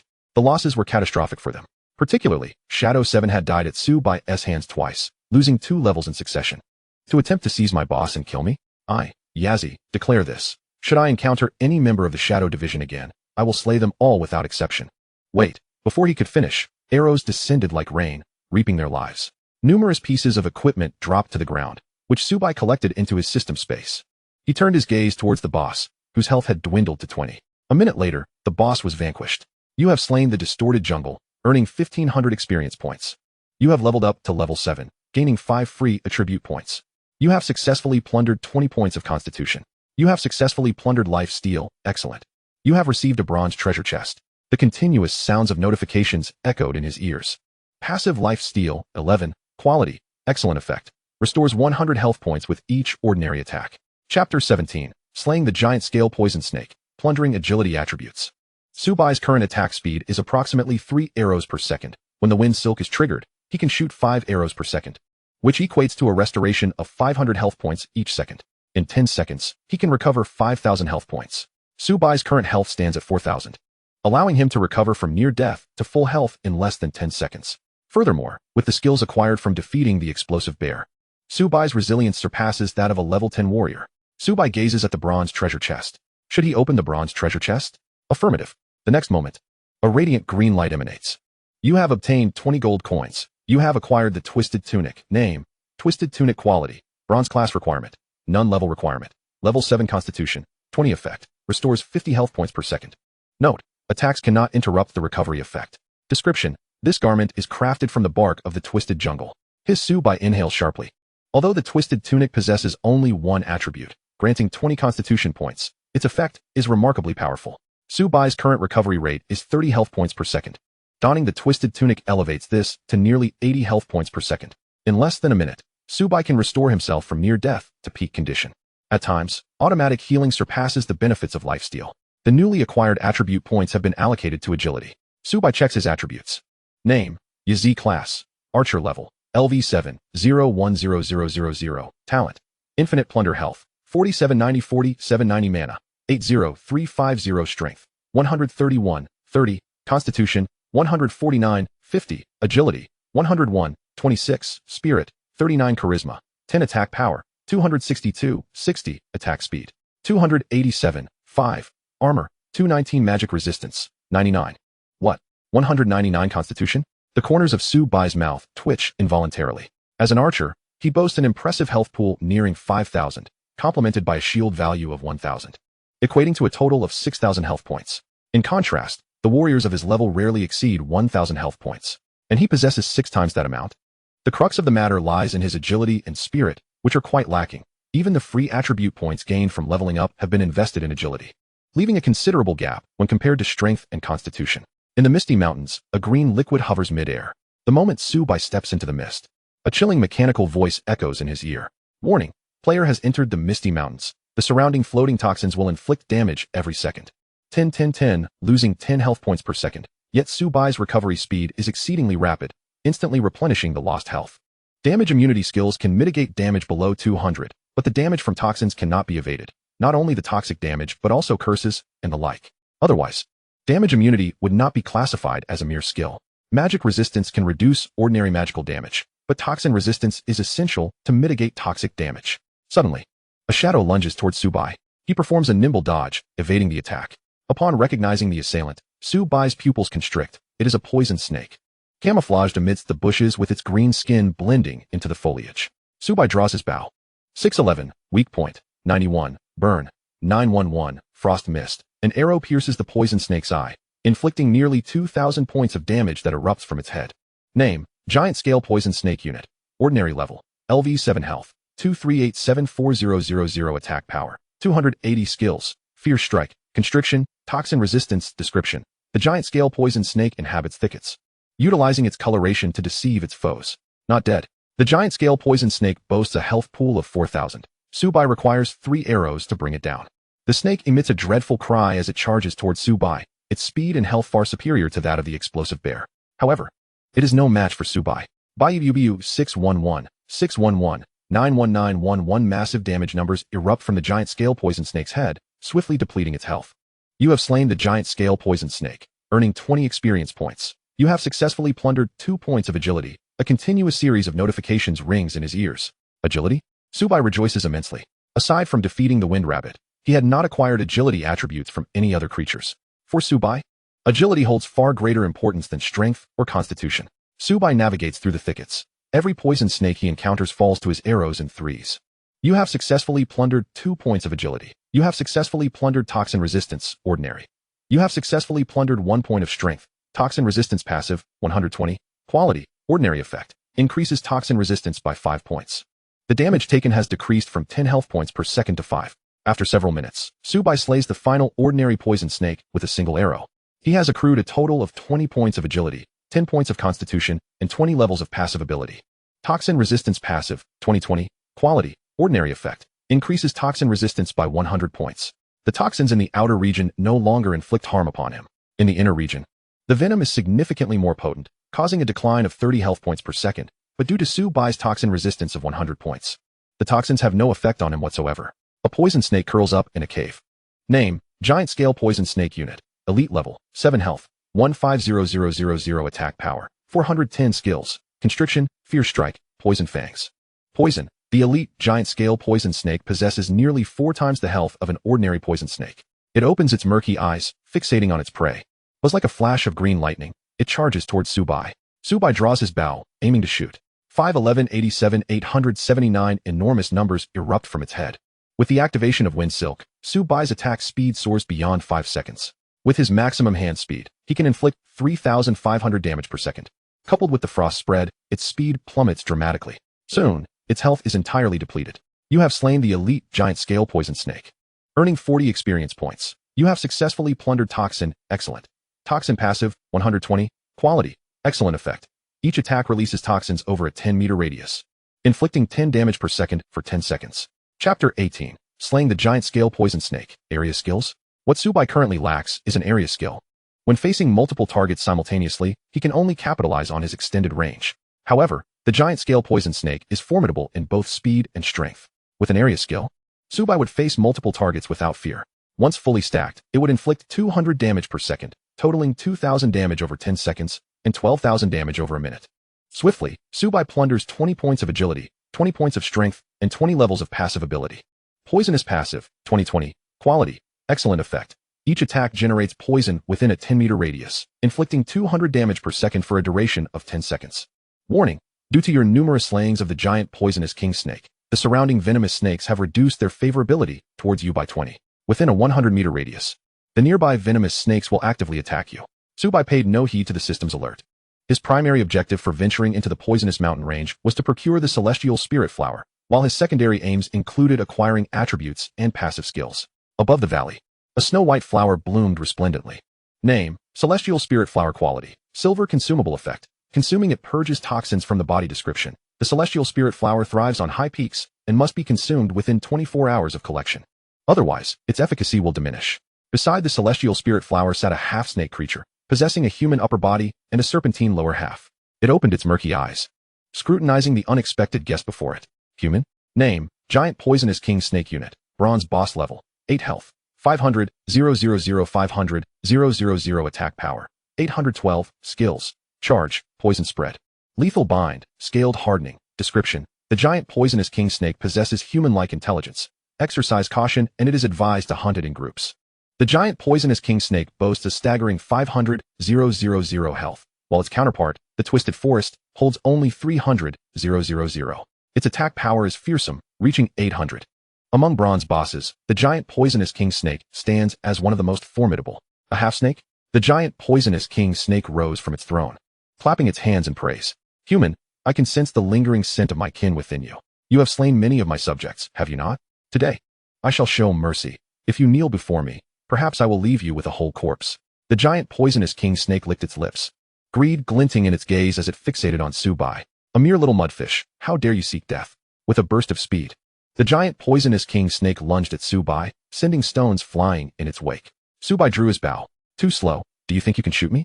The snake king smirked disdainfully. The next moment, a sharp twang resounded as the arrow struck true against its torso. 178, 833 enormous numbers erupted above the giant poisonous king snake's head. How could this be? Confusion flickered in the snake king's eyes. It had consciously attempted to evade Su Bai's attack, but was nonetheless struck. It must be a coincidence. Unwilling to accept this, the giant poisonous king snake charged at Su Bai once more. Biu. Arrows rained down like a tempest, each one finding its mark across its entire body. Human, you seek death. The giant poisonous king snake was now thoroughly enraged, questioning its own form. Could it be a magnetic anomaly? Why could it not evade the onslaught? Su Bai remained calm, devoid of any emotional upheaval. For an archer, precise shooting was fundamental. In his previous life, during the Great Catastrophe, most archers were adept at pinpoint shooting. The giant poisonous snake, towering nearly 4 meters, should have posed no challenge for Su Bai, a former war god. As the giant poisonous snake drew nearer, Su Bai leveraged his reach to kite it. Running while shooting, Su Bai remained just out of reach, causing the giant poisonous king snake to lose several thousand health before it could even graze his clothing. Damn it, I will kill you. The giant poisonous king snake, having never endured such humiliation since its birth, transformed. Venomous transformation. The giant poisonous king snake morphed into a 10-meter-long serpent, its speed surging dramatically. Its gaping maw lunged at Su Bai. Blink. Su Bai's figure vanished from sight, leaving the giant poisonous king snake bewildered. Human? The next second, it felt a chilling sensation in its rear as several arrows pierced its body. Enormous damage numbers erupted above its head, a combination of both humiliation and pain. I will kill you. With arrows embedded in its backside, the giant poisonous king snake's speed plummeted, each movement sending waves of agony through its body. Su Bai paid no mind to the giant poisonous snake. To him, as long as he triumphed over his foe, any means employed were justified. Seeing it could not catch the human before it, the giant poisonous king snake gritted its teeth. Poison spread. Surrounding toxins surged like a tempest, invading Su Bai's body and depleting his health by 100 points per second. Su Bai's poison resistance stood at a remarkable 100 points, meaning the original poison damage of 200 per second was halved. At this rate, Su Bai would perish within 3 minutes, while the giant poisonous snake had only lost a few thousand health. You despicable human, you have forced my hand. The giant poisonous king snake's face contorted into a cruel smile. Using this ability would impose a significant burden on it, diminishing its combat prowess by over 50% for the coming months. Reluctantly, the giant poisonous king snake employed this tactic. Yet, Su Bai displayed no hint of fear. Instead, he grinned broadly. Is that all you've got? The giant poisonous king snake hesitated momentarily as several arrows struck it once more. 100,000,000, 100,000, 100 green healing numbers appeared above Su Bai's head, recovering 500 health per second at the rate of 5 arrows. Due to his need to maneuver while drawing and shooting, he could only recover 300 to 400 health per second. But that was sufficient. The giant poisonous king snake was left dumbfounded. Damn it, not only does this human possess high poison resistance, but their recovery ability is also absurdly powerful. It became utterly numb, questioning who was truly the boss and who was the adventurer. Before long, the giant poisonous king snake's health dwindled to 20. Human, if you spare me, I will do anything for you. Don't adventurers crave treasures? I can provide you with them. Su Bai ignored the giant poisonous king snake. The only way to eliminate the toxins was to vanquish his enemy. The half-snake creature had almost no fat on its body, otherwise, it would not thrive in this region. You have slain the giant poisonous king snake, gaining 5,000 experience points. You have leveled up to level 8, receiving 5 free attribute points. You have obtained a green treasure chest. You have successfully plundered 20 points of strength. You have successfully acquired poisonous corruption. Perfect. A continuous stream of notifications echoed in Su Bai's ears. Poisonous corruption passive, 11, quality, perfect effect, inflicts 2,000 damage per second, reducing the target's defense and magic resistance by 20 for a duration of 3 seconds. Chapter 19. Are you just tickling me? Perfect quality. Su Bai had acquired 3 levels of skills, ordinary, excellent, and perfect. Poisonous corruption not only inflicted a terrifying 2,000 damage per second, but also diminished the enemy's dual resistances. Against players with low defense and magic resistance, each of Su Bai's attacks would effectively deal true damage. As Su Bai gathered the celestial spirit flower, a silver quality item that could neutralize toxins released by any foe below the rank of a golden boss, he noted its market value soared into the hundreds of gold coins. However, this was trivial compared to the task issued by the little beggar. Su Bai turned his gaze to the bronze treasure chest he had acquired. Do you wish to open the bronze treasure chest? Yes. In the next moment, a brilliant green light radiated dazzlingly. You have acquired 20 gold coins. You have obtained the Blue Sea Necklace. Name, Blue Sea Necklace type. Necklace quality, bronze effect. Wearing this necklace increases mana by 500 points and regenerates 3 points of mana per second. Description, this necklace is crafted from the eyes of the giant scale poison snake. His Su Bai inhaled sharply, the Blue Sea Necklace, while it does not augment attributes, has elevated his mana from 350 points to a staggering 850 points, alongside a regeneration of 3 points per second. In 1 minute, that amounts to 180 points. With a cooldown time of 2 minutes for the Blink skill, the Blue Sea Necklace ensures that once the cooldown expires, Subai can activate Blink, thereby enhancing his proficiency. Blink. Subai vanished from his position, reappearing 14 meters away, his proficiency increasing by 1 point. In 2 minutes, he could gain 1 point of proficiency, culminating in 30 points over the span of an hour, which means that after 3 hours, Blink could be elevated to level 2. The newly acquired skill points were allocated to agility, further enhancing his speed of action. Manager, the team has entered the poisonous mountains. We need only wait here. He must pass through this way. Jiang Chuan's eyes glinted with a cold light. Jiang Chun nodded in satisfaction. Indeed, with so many of us dispatched, he stands little chance of escape. Once we eliminate him, the reputation of our Zixiao guild will undoubtedly soar, especially considering he has been announced in server-wide notifications thrice. Jiang Wanner wore a grim expression. Previously, she had mobilized dozens of elite members to ambush Subai, only to be completely wiped out by him, which left her quite vexed. Thankfully, this time they were well prepared. If Subai dared to approach, he would surely meet his demise. A figure appeared before their eyes. Hundreds of silhouettes surrounded them, sealing off Subai's escape route. Jiang Chuan clapped his hands together, a wicked smile gracing his lips. Surprised to see me again, are you? Subai? Subai surveyed his surroundings with unwavering courage. Jiang Chuan, the one I defeated last time? You. Jiang Chuan's face darkened, filled with disbelief that he, the squad leader of the Zixiao guild, had been so underestimated. I concede you possess formidable strength, but with so many of us, how will you contend? Jiang Wanner mocked with a grin. Only 100 of you. How could you possibly underestimate me so? Subai's lips twitched slightly, despite their 100-strong encirclement. Subai exhibited no fear, boldly proclaiming his confidence. Are you suggesting that you could surround us? Jiang Chuan retorted, as the manager of the Zixiao guild. Your previous actions against our members put me in a difficult position. Here is my proposition. Join our Zixiao guild, allow us 1 kill, and we'll let bygones be bygones. I can offer you an annual salary of 10 million. What do you say? Jiang Chun interjected, confident that Subai would not refuse him. For a solitary player, no matter how skilled, remained just one individual. Subai paused momentarily, astonished. The animosity between himself and the Zixiao guild was profound. Jiang Chun sought to recruit him? A salary of 10 million was indeed tempting.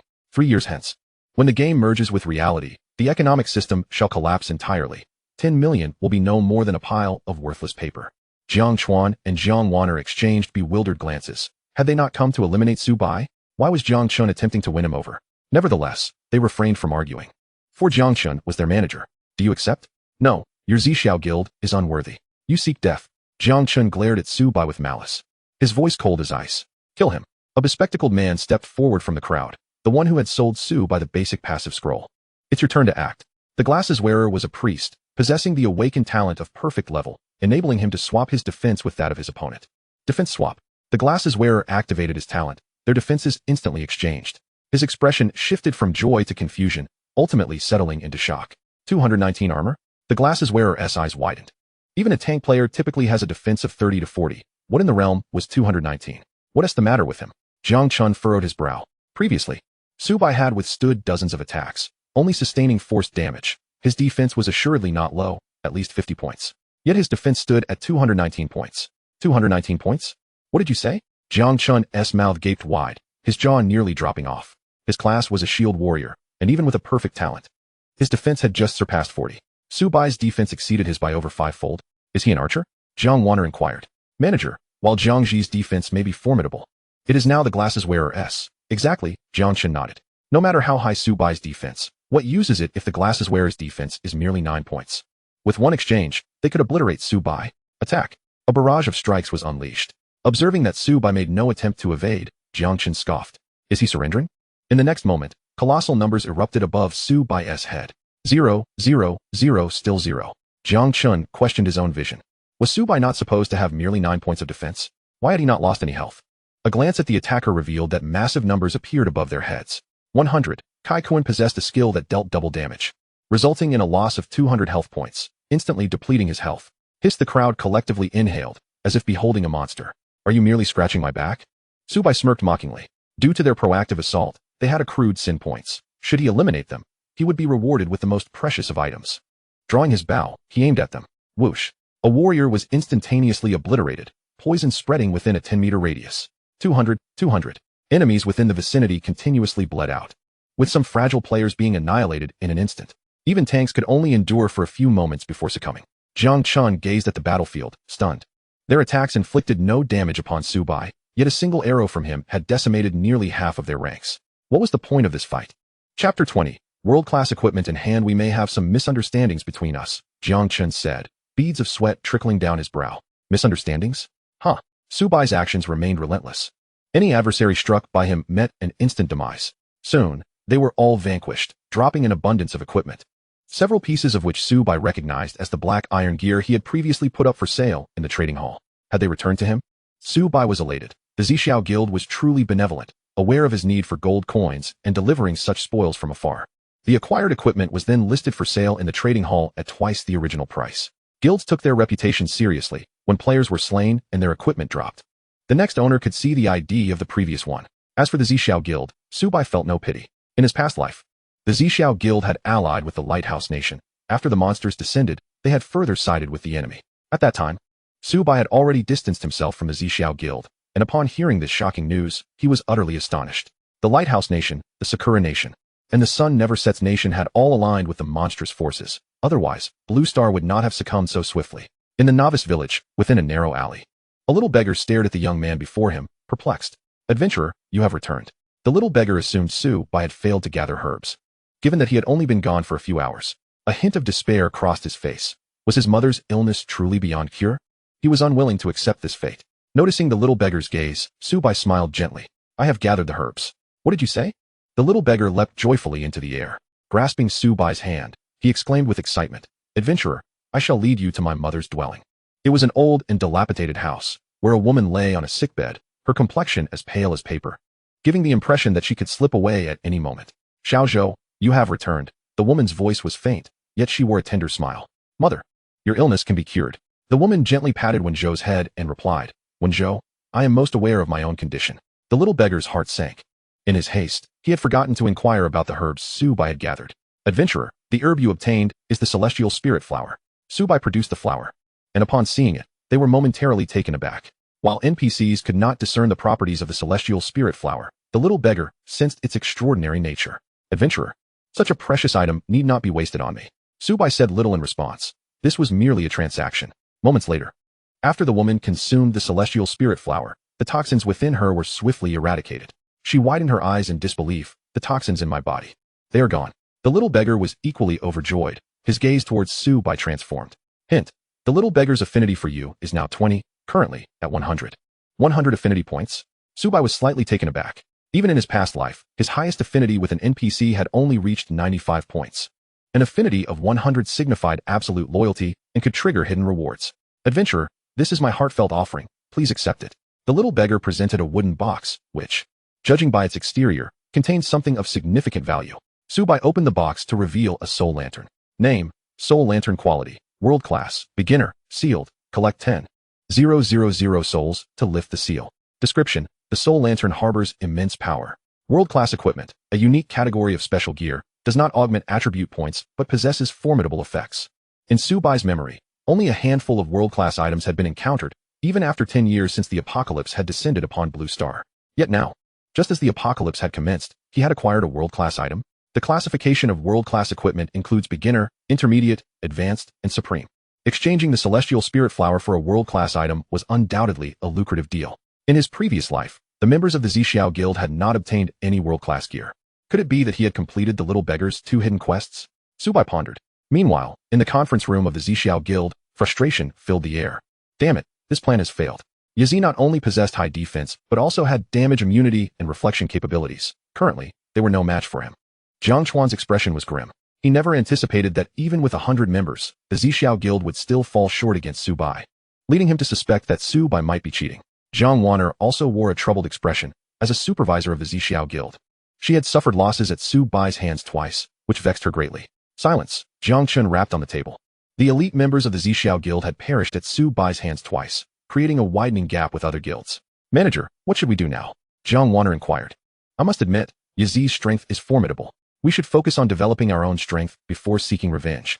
However, Jiang Wanner attempted to interject, only to be cut off by Jiang Chun. I know what you wish to say, but the Zixiao Guild has suffered grievously, and those above are already dissatisfied with both you and me. Regardless of how strong Yazi may be, he is still just one person.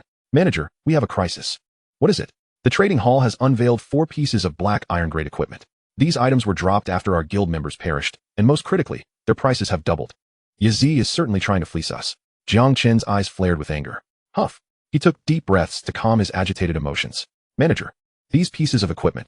Jiang Chuan hesitated. Jiang Chun felt overwhelmed, exasperatedly saying, purchase them. Yazi, I shall not let this matter rest. You shall pay for this. Su Bai glanced at his balance, watching his gold coins rise from 300 to 700. The members of the Zixiao Guild were truly his fortuitous stars. As he opened the trading hall, he discovered a skill book. Fire Rain active skill quality. White skill book class requirement. Archer effect. Unleashes a rain of fire, producing 10 arrows at the cost of 10 mental power. Consumption, 300 mana points cooldown. 1 hour chapter 21. The Lost Dungeon is about to open. This skill book, while seemingly lackluster for an ordinary archer, who would allocate attribute points to mental power, was different for Su Bai, who possessed the ability to plunder infinitely. Whenever he encountered mage-type monsters, he could siphon their mental power. Priced at 1,000 gold coins. Su Bai's lips twitched involuntarily. I am willing to pay 50 gold coins for this skill book. Su Bai sent the message. Soon, a reply arrived. Friend, this skill book is listed for 1,000 gold coins. Your offer of 50 gold coins is rather inappropriate. This skill book is merely of white quality. Furthermore, it can only be utilized by archers. Most importantly, to enhance the number of arrows, one must increase their mental power. Su Bai outlined the shortcomings of Fire Rain. The other party did not respond immediately, and Su Bai remained patient. 50 gold coins was indeed a substantial sum for the vast majority of individuals. Presently, black iron equipment was only worth 50 gold coins.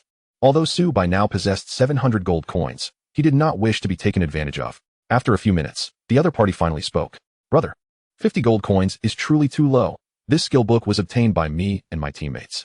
You are the esteemed Yazi, so I shall gift it to you. Su Bai's brows slightly lifted. The other party recognized his identity, but he was not surprised. During the trading process, he could see the other party's ID. And the reverse was true as well. I shall not accept it for free. 100 gold coins is my final offer.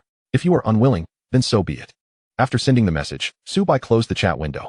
Whether Fire Rain could trigger his passive skill remained uncertain. 100 gold coins was Su Bai's bottom line. There is no such thing as a free lunch. The cheaper an item is, the greater the potential cost may be. Often thousands, or even tens of thousands of times more. Outside the village, a 5-person team was grinding and battling monsters. The other 4 were in high spirits. Captain, is that the esteemed Yazi over there? 50 gold coins is a fortune for us, but befriending Yazi is worth far more. Indeed. Yazi has made 3 full server announcements. His awakened talent must be formidable. Yazi stated that 100 gold coins is his bottom line. The middle-aged man sighed. Previously, he had hoped to leverage the Fire Rain skill book to ascend aboard Su Bai's ship, but it seemed he had overestimated his chances. After some discussion, the 5 decided to sell the skill book, as Yazi's offered price far exceeded that of others. Su Bai observed his balance decrease from 700 gold coins to 600. With a skill book now appearing in his inventory, would you like to use the skill book? Yes. You have mastered the Fire Rain skill name. Fire Rain level. LV1 effect. Consumes 300 mana points to unleash 10 fiery arrows at the cost of 10 mental power. Cooldown, 1 hour hint. Fire Rain cannot be enhanced through monster kills or gold coins. Aside from the last note, all preceding details matched precisely with what he had seen in the trading hall. It was within Su Bai's expectations that he could not level up, after all. Only archers possess the ability to learn, and it is the power of their mental fortitude that enhances the arrows of Fire Rain, inherently limiting their potential. Server announcement. The Skeleton Mountains are teeming with skeletal monsters.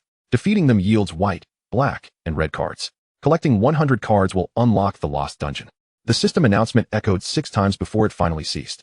A dungeon? Successfully clearing a dungeon promises an abundance of rewards, yet the challenge it presents is formidable. Even in his past life, Su Bai would not dare to venture into a dungeon alone. However, his current prowess is far beyond that of an average player of the same level. He pondered what rewards might await him for being the first to clear the dungeon, especially when alone. Excitement bubbled within him. The chat channel erupted in chaos. Wow, since the launch of Apocalypse, this is the first time we've had a server-wide announcement. Greetings.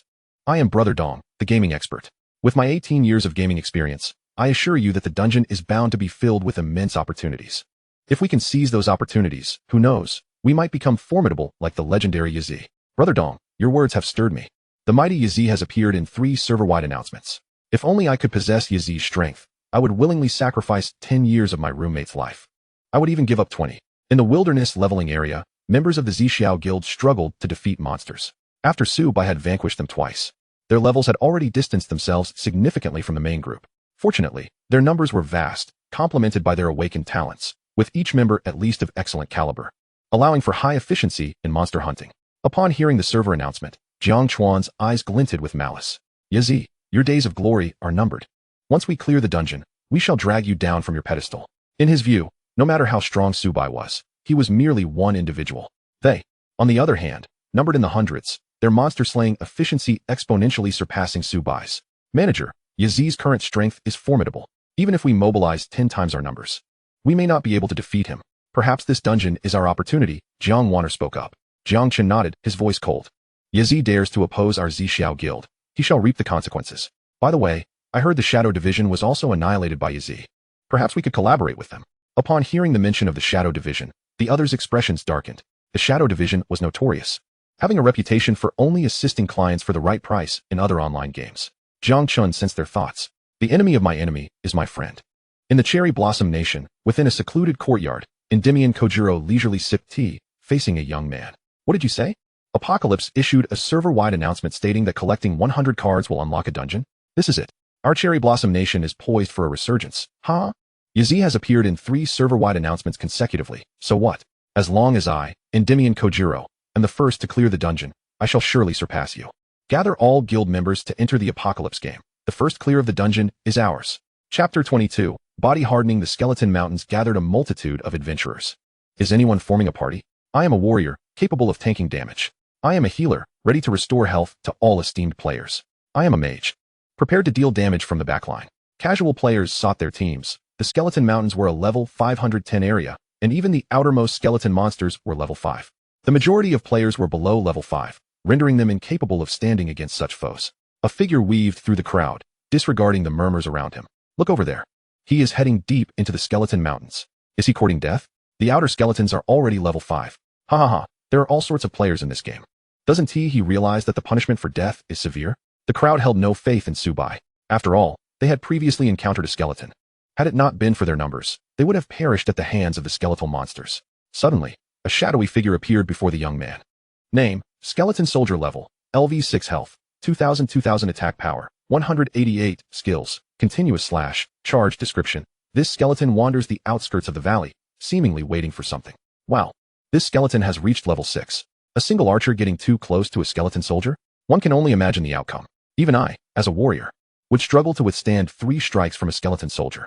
The skeleton soldier swung its large blade towards Subai. 100. The number 0 appeared above Subai's head, while the skeleton soldier's health decreased by 5. Am I seeing things? This archer didn't he die? Brother, you're not mistaken. Not only is he alive, but he hasn't lost any health, while the skeleton soldier is the one losing health. Goodness, could I be a false warrior? Family, who understands this? An archer tankier than a warrior. Subai knocked an arrow, aiming for the skeleton soldier's skull. Massive damage numbers erupted above it. This strike inflicting nearly 4,000 points of damage. Gasping in astonishment, the crowd reacted as if witnessing a monster. 4-digit damage? As a fellow archer, why is there such a disparity? I can only deal double-digit damage. Wait, the only one capable of one-shotting a skeleton soldier seems to be that one. The legendary Yazi. Just now, I was still doubting Yazi's strength. If he cannot venture into the depths of the Skeleton Mountains, who would dare? You have slain a skeleton soldier, gaining 0 experience.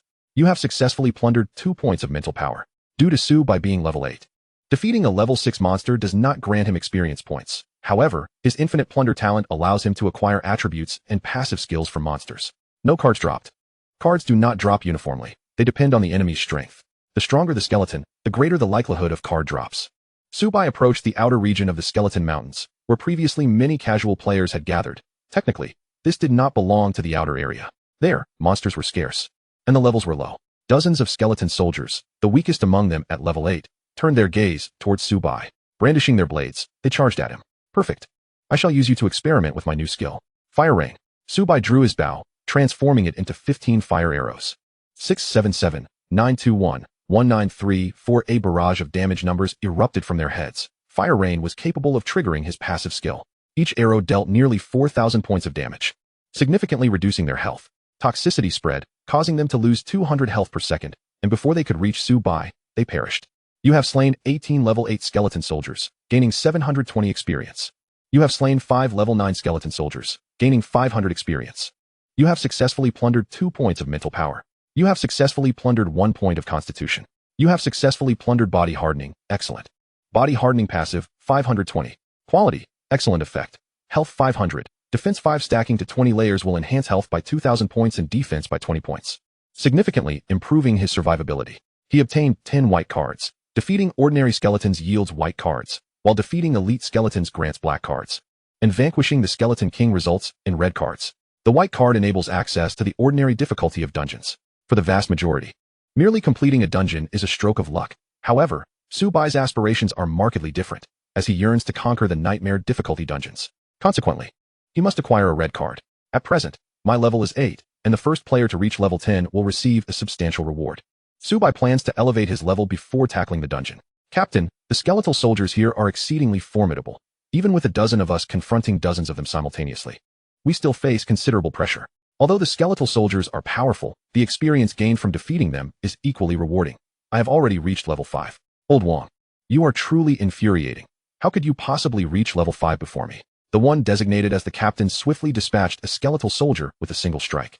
They are officials, and due to the sparse population in the 10086 Novice village, their efficiency in eliminating skeletal soldiers is subpar. Brothers, let's rally our spirits. As long as we can clear the dungeon, we will surely surpass those foreign invaders. The others exchanged glances, the fire of battle evident in their eyes. In terms of coordination and skill, they are undoubtedly the elite. Who goes there? The cloaked figure's pupils constricted as he gazed toward the direction of the bushes.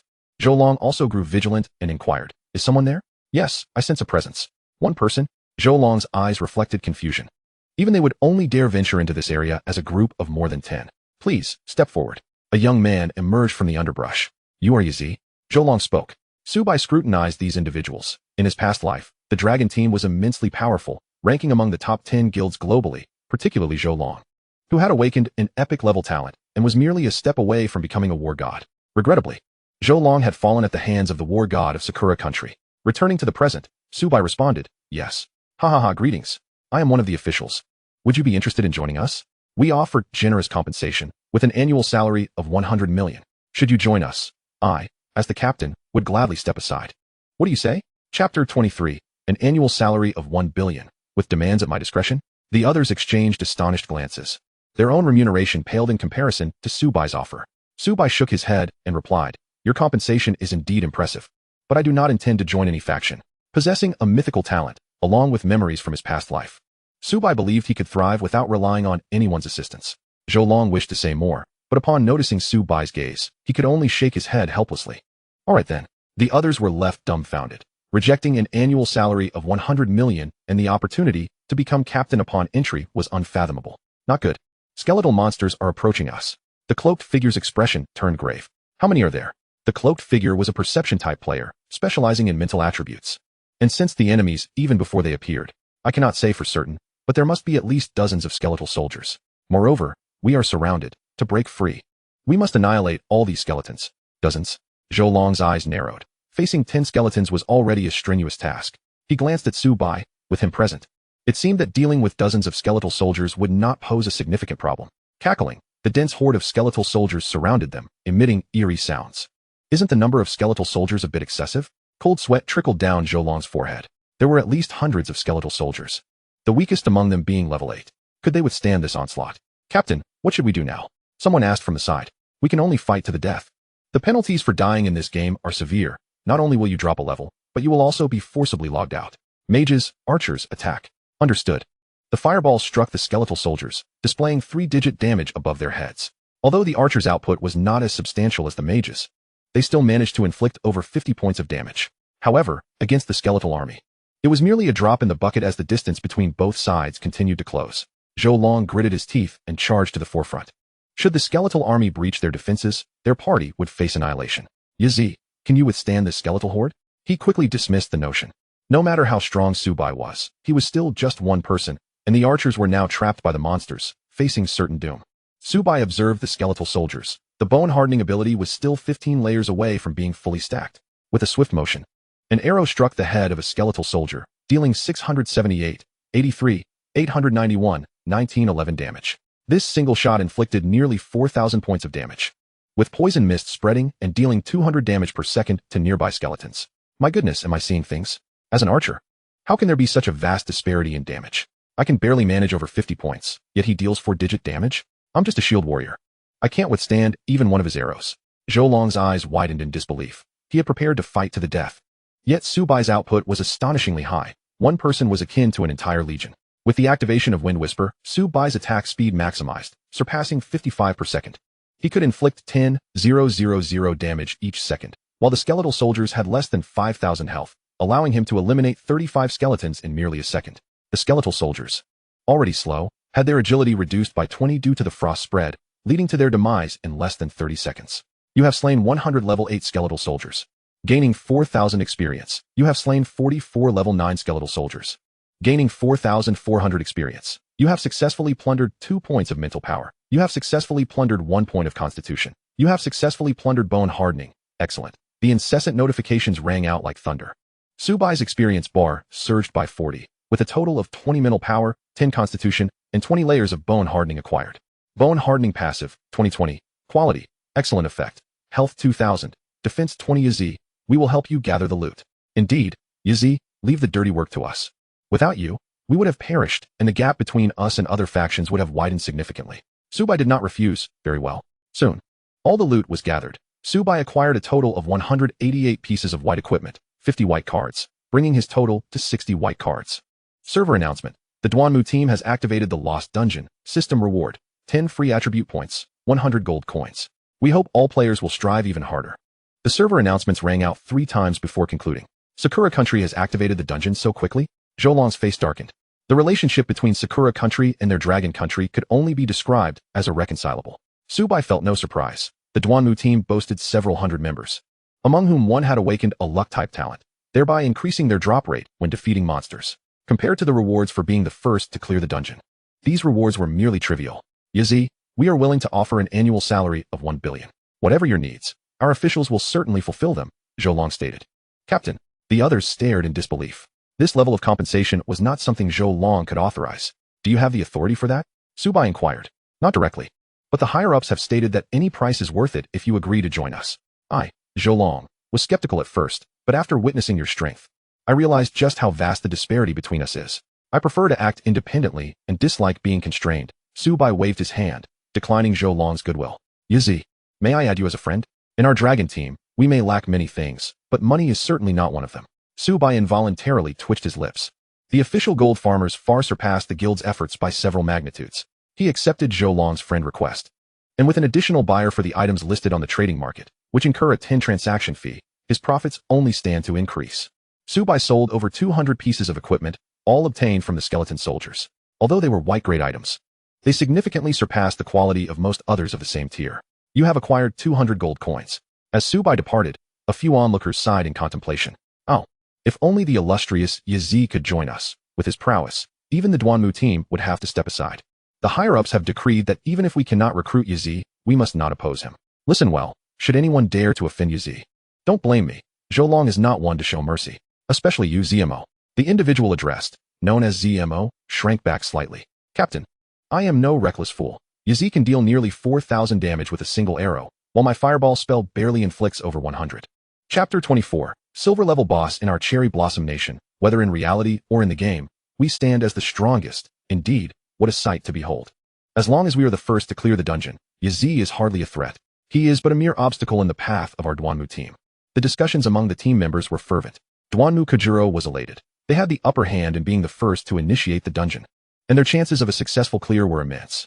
Yazi, I, Duanmu Kujuro, shall personally pull you down from your pedestal, ensuring all recognize me as the most formidable player in the Apocalypse game. As Subai traversed the Skeleton Mountains, he employed his detection skill. Name, Skeleton Warrior Type, Elite Level, LV8 Health, 30,000 Attack Power, 388, Skills, Charge, Crippling Strike, Power Strike. Name, Skeleton Archer Type, Elite Level, LV8 Health, 20,000 Attack Power, 451 Skills, Precision Shot, Rapid Fire, Power Strike. The elite skeletons, consisting of both skeleton warriors and archers, possess attributes far superior to those of their common counterparts at the same level. With a swift motion, Subai drew his bow, causing the health of a skeleton soldier to diminish by 13. It would take him merely 8 arrows to dispatch a single skeleton warrior. With Wind Whisper activated, Subai's attack speed reached its peak. In under 2 seconds, a skeleton warrior fell lifelessly. The skeleton archers, with slightly closer attack ranges, were thwarted by Subai's tactical advantage, preventing them from landing hits upon him. This was the boon of the archer's passive skill. granting him a range 20 superior to that of ordinary archers. You have slain 10 skeleton warriors, earning 2,000 experience points. You have slain 10 skeleton archers, earning 2,000 experience points. You have successfully plundered 2 points of spirit. You have successfully plundered 2 points of constitution. You have successfully plundered power strike, perfect. Power strike passive, 220, quality, perfect effect. The first arrow inflicts an additional 1,000 points of soul damage, with a cooldown of 1 hour. When fully stacked, Power Strike can deal 10,000 points of soul damage. Combined with his Fire Rain spell, could he not unleash a barrage of spectral arrows, inflicting tremendous damage? The cooldown for Fire Rain is also 1 hour. Together, their synergy would yield results far surpassing the sum of their parts. Before long, Subai successfully plundered 20 points of spirit, 20 points of constitution, and 20 levels of the passive skill. You have successfully leveled up to level 9, gaining 5 free attribute points. Power Strike passive, 2020, quality, perfect effect. The first arrow inflicts an additional 10,000 points of soul damage, with a cooldown of 1 hour. The newly acquired attribute points were allocated to agility, with 100 black cards and 100 white cards each. Subai did not immediately head toward the entrance of the lost dungeon. He intended to slay the Skeleton King first to obtain a red card before venturing into the dungeon. In the dilapidated palace, a colossal figure sat upon the throne, its right hand propping up its chin. The moment Subai entered the palace, the giant skeleton's eyes ignited with a ghostly flame. An intruder? Name, Skeleton King type, Silver Boss level, LV 10 health, 1,000,000 attack power, 1810 skills, body hardening, charge, provocation, crippling strike, soul affinity. Shadow step, description. The Skeleton King was once a monarch who, cursed by a necromancer, was transformed into a skeleton, with his subjects meeting the same fate. This cursed skeleton is advised to be hunted in a group setting. Blood-red letters emerged above the Skeleton King's head. A silver boss? In the past life, no one had ever ventured into this ruined palace. After all, the skeletons in the outer regions were formidable enough. The giant poisonous serpent had only 500,000 health, while the Skeleton King boasted double that, with a terrifying attack power of 1,800. Nevertheless, Subai felt no fear, although there was a disparity in attributes. His prior combat experience from his last life could very well turn the tides of battle. Human, I can sense that you have slain many of my subjects. Are you prepared to meet your end? The Skeleton King gripped a massive sword over 2 meters long. Subai offered no response. Instead, he aimed his longbow at the creature. 1,67711,15314 force damage. Subai couldn't help but twitch his lips. The Skeleton King's defensive capabilities were alarmingly high. Human, are you merely tickling me? The Skeleton King regarded him with derision as he charged forth, sword raised. Is that so? Then let me show you my skill. Power Strike. Fire Rain. The arrows, imbued with flames, multiplied from 1 into 18. Due to the Skeleton King's large size, 10 arrows struck true. The Skeleton King's health plummeted by over 100,000 in an instant. How is this possible? The Skeleton King's eyes widened in disbelief, his gaze towards Subai transforming. Subai did not afford the Skeleton King any respite. Arrows rained down like a deluge, and with Wind Whisper activated, his hands moved with blinding speed, dealing 2,000 damage per second. The combination of Wind Whisper and Frost Spread ensured that the Skeleton King could not even graze Subai's garments. Curse that mosquito. The Skeleton King glanced at his dwindling health, which continued to decline. Charge. The Skeleton King shot forth like a bolt of lightning towards Subai. Not good. Subai executed a roll to dodge the strike. Found you. An arrow pierced through the Skeleton King's eyes, striking at its weak point where the defenses were comparatively frail. 480,480,480 in a single second. Subai could inflict 5,000 damage. In less than 200 seconds, the Skeleton King would surely fall to his hand. The Skeleton King realized this as well and promptly activated its taunt skill, a provocative gesture appearing upon its great sword. Warning, you have been taunted. Effect lasts for 10 seconds. 10:21 The Skeleton King swung down with its sword, shattering Subai's shield and inflicting 21 points of damage. The Skeleton King was momentarily taken aback. This human not only dealt high damage, but was also surprisingly resilient. Crippling Strike. The Skeleton King unleashed 3 successive slashes. The sword imbued with souls.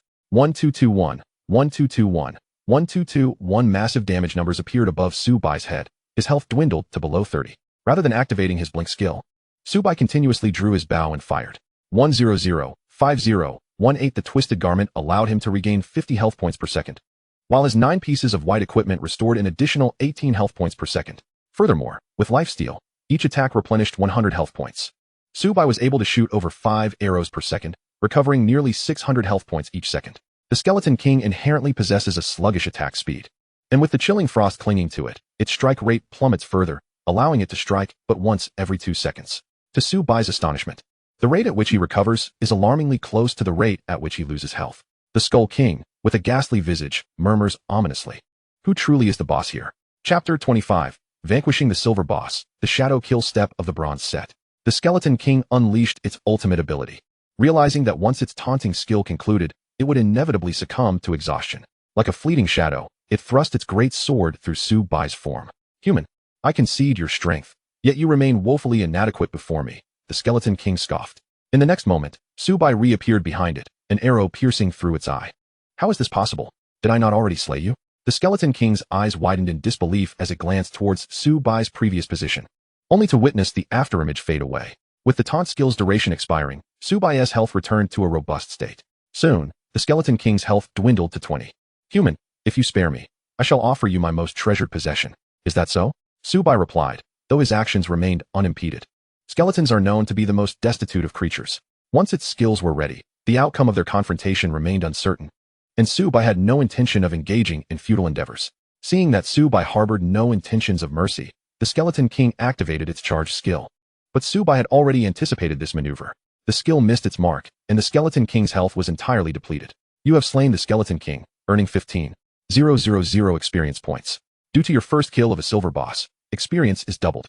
You have successfully leveled up to level 10. You have successfully looted 30 spirit points. You have successfully looted Soul Cling. Perfect. Server announcement. Congratulations on reaching level 10. Would you like to hide this announcement?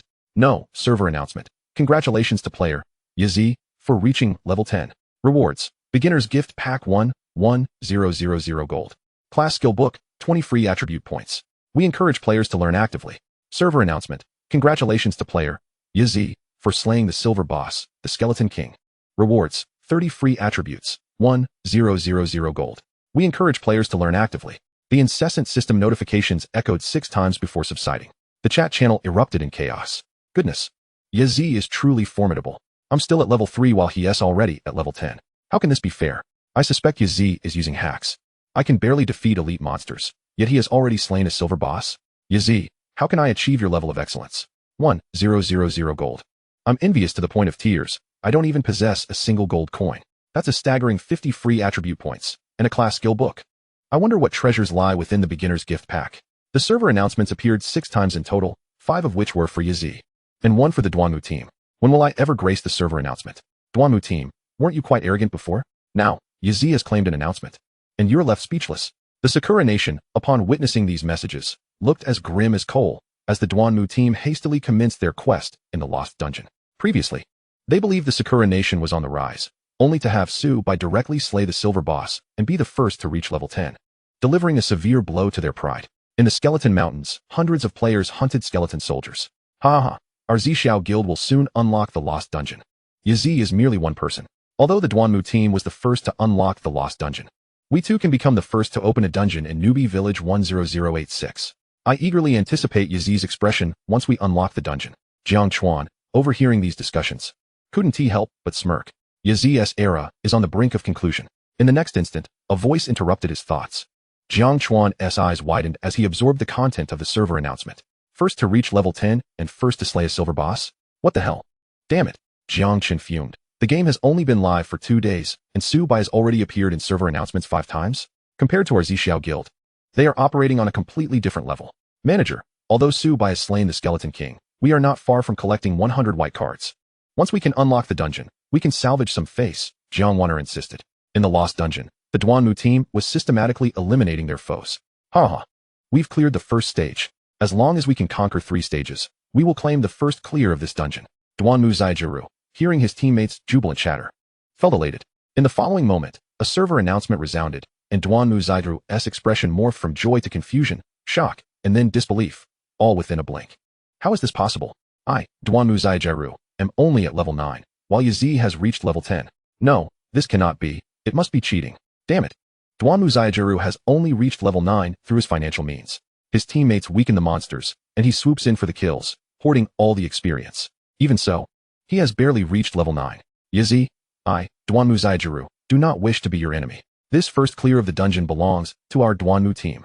Soul Cling passive, 11. Quality, perfect effect. Each arrow carries 200 points of soul damage and is immune to all soul control effects. Su Bai gazed at the silver treasure chest. Would you like to open the chest? Yes. You have obtained 100 gold coins. You have acquired the skeleton longbow. Name, skeleton longbow quality, silver strength, 30 constitution, 30 effect, critical hit rate 5 description, a weapon crafted from the skull of a skeleton. Without hesitation, Subai replaced the Black Lake longbow, boosting his strength and constitution by 20 each, while his attack speed decreased by 0.1. Yet he gained a 5 critical hit rate. Subai then opened the beginner's gift pack. You have obtained 100 gold coins. You have acquired the Blazing Flame set, 77. Name, Blazing Flame set type, set quality, bronze strength, 100 constitution, 100 agility, 100 spirit, 100 effect 1, attack speed 1 effect 2, critical hit rate 10 effect 3, armor penetration 10. The 4 attributes only increased by 100. Yet lack any lifesteal capability? Subai expressed his disdain. Had it not been for his abnormally robust recovery ability during the battle with the Skeleton King, he would have perished long ago. The Blazing Flame set does not include rings, necklaces, weapons, or earrings. Subai donned the Blazing Flame set, significantly enhancing his 4 attributes. Subai reviewed his attributes. Chapter 26. Unlocking the Lost Dungeon. Nightmare level name. Yazi class. Archer level. LV10, 050000. Talent. Infinite Plunder health. 809, 8090 mana. 255, 2550 strength. 331 constitution. 329 agility. 271, 5, spirit. 209 charm. 10 attack power. 662 attack speed. 6. 32s, 5. Critical hit rate. 15. Physical armor penetration. 10 free attribute points. 55 armor. 349. Magic resistance. 180. The strength and constitution have surpassed the 300 threshold. And agility is not far from reaching 300 either. However, the spirit remains lacking, just above 200. With an attack speed of 6. 30 SAXS, under the influence of Wind Whisper. He can release nearly 9 arrows per second. With 55 freedom attribute points allocated to agility, his agility reached 326, 5, and his attack speed surged to 77 seconds. Subai glanced at the skill book, contemplating whether to utilize it. Yes. Purification active skill, level, silver, 1 star, effect, removes all negative effects from within the body. Proficiency, 0-100 cost, 500 mana. Cooldown, 5 minutes. Description, each use of the purification skill grants 1 point of proficiency in purification. Enveloped in a radiant glow, Subai felt the negative influences dissipate entirely, leaving him rejuvenated. The sooner he used it, the sooner the cooldown would reset, with a cooldown of 5 minutes. He could utilize purification 12 times within an hour, and after 8 hours, it would elevate to 2 stars. Turning his attention to the blink skill, he noted that he was just 1 point of proficiency away from mastering it. Blink. Subai found himself 30 meters away. Blink active skill, level, bronze, 2 stars, effect, consumes 300 mana to teleport a short distance, 20 meters for 11 spirit power. Cooldown, 115 seconds. Proficiency, 0-1000. Description, each use of blink increases proficiency by 1 point. The teleportation distance increased from 30 meters to 43 meters, and the cooldown was reduced by 5 seconds. Subai looked at the red card in his hand, adorned with a skull emblem. It was time to venture into the dungeon. At the entrance of the Lost Dungeon, he was prompted to select a difficulty, normal, hard, or nightmare. Nightmare. Subai withdrew the red card, which transformed into a stream of crimson particles that melded into the dungeon door.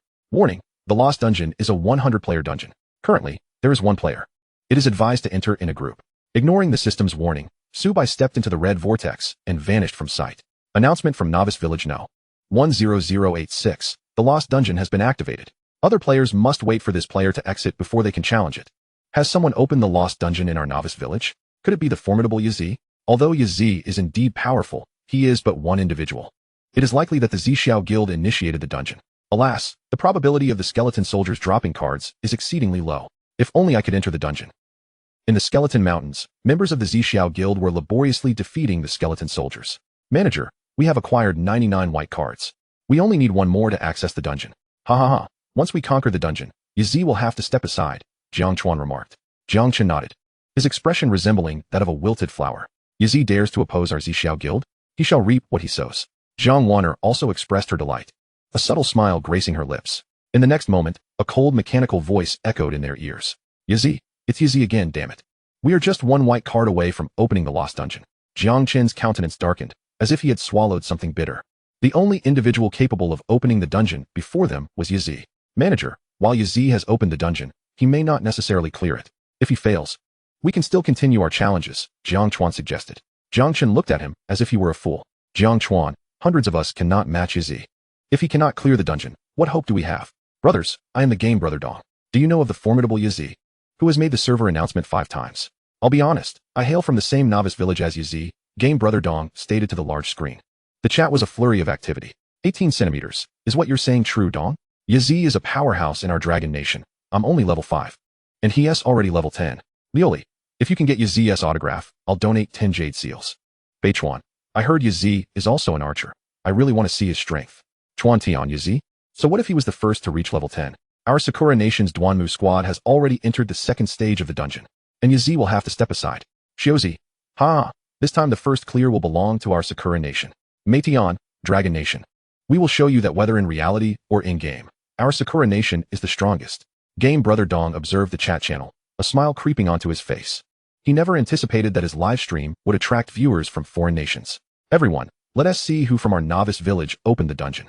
Game Brother Dong gazed at the dungeon entrance, where a skull emblem marked it, and the number 1 indicated that there was only one person inside. Gasping. Game Brother Dong inhaled sharply. Due to the live stream camera facing away from the dungeon, the viewers had not seen the situation within. 18 centimeters. What happened to the streamer? Game Brother Dong took a deep breath to calm his racing heart. A nightmare dungeon, and with only one person inside. Could it be the formidable Yazi? He activated the recording function aimed at the dungeon entrance. The livestream chat erupted. I can't believe it. I remember the Duanmu squad was challenging the normal difficulty. Yazi is starting at nightmare level.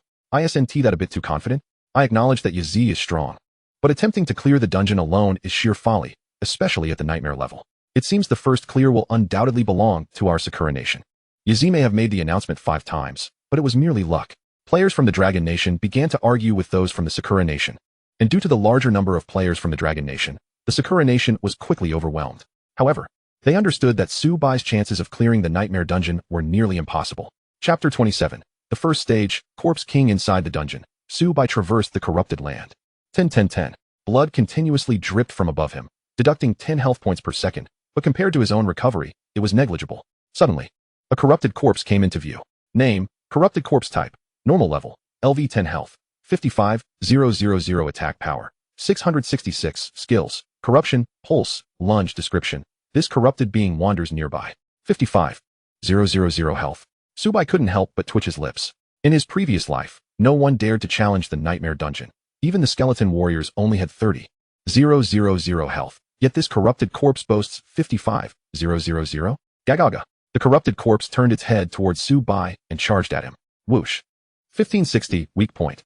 81911, 1920. This arrow contained the power of rock, flame, ice, soul, and deadly poison, reducing its health by over 5,000. With the Windsong skill activated, Subai's attack speed peaked, allowing him to release nearly 10 arrows in 1 second. In less than 3 seconds, the corrupted corpse's health bar was emptied. You have slain the corrupted corpse, gaining 500 experience points. You have successfully plundered corruption, excellent. Corruption passive, 120. Quality, excellent effect. Each attack reduces the enemy's defense by 5 points and magic resistance by 5 points for 10 seconds. Effects do not stack. When fully stacked, a single arrow can diminish the enemy's dual resistance by 100 points. For the majority of players, a defense of even 50 points is rare. Rewards are only calculated upon clearing the dungeon, and prior to that, no equipment can drop. However, Subai paid no heed. He could plunder attributes from monsters. And the experience points within the dungeon were considerable. A skeleton warrior provided merely 200 experience points, while the corrupted corpse yielded 500. Before long, Subai had plundered 20 points each of constitution and strength, along with 20 levels of passive.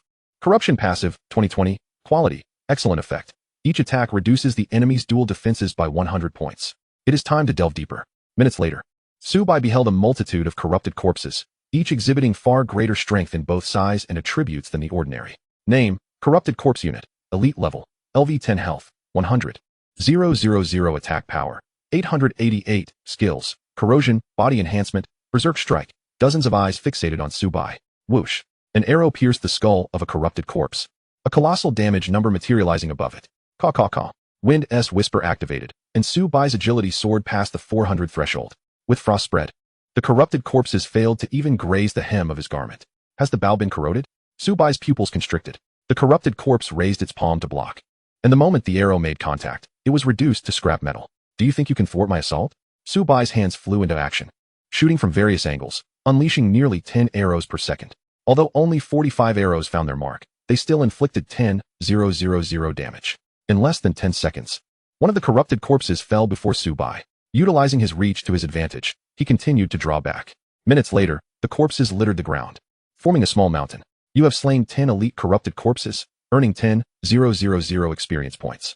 You have successfully plundered 2 points of strength. You have successfully plundered 2 points of constitution. You have successfully plundered corrosion, perfect. Corruption passive, 110. Quality, perfect effect.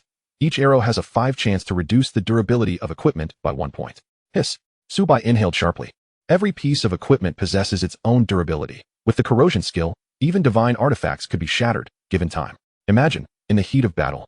At the most critical moment, the enemy discovers their weapon has crumbled. What expression would they wear? After several minutes, Subai had plundered 20 points of strength, 20 points of constitution, and leveled his passive skill to 10. Corruption passive, 1010. Quality, perfect effect. Each arrow has a 50 chance to reduce the durability of equipment by 1 point. Congratulations. You have leveled up to level 11, earning 5 free attribute points. Subai hastened toward the palace, where the final boss awaited. Defeating it would grant him passage to the second level. Every corrupted corpse encountered fell to Subai's arrows. Due to his level 11 status, slaying level 10 corpses yielded no experience, and his passive skill was already maxed out. However, upon clearing the dungeon, the more corrupted corpses slain, the greater the rewards. After several tens of minutes, Subai arrived at the palace. A corrupted corpse adorned with a crown sat upon the throne, wielding a staff in its right hand.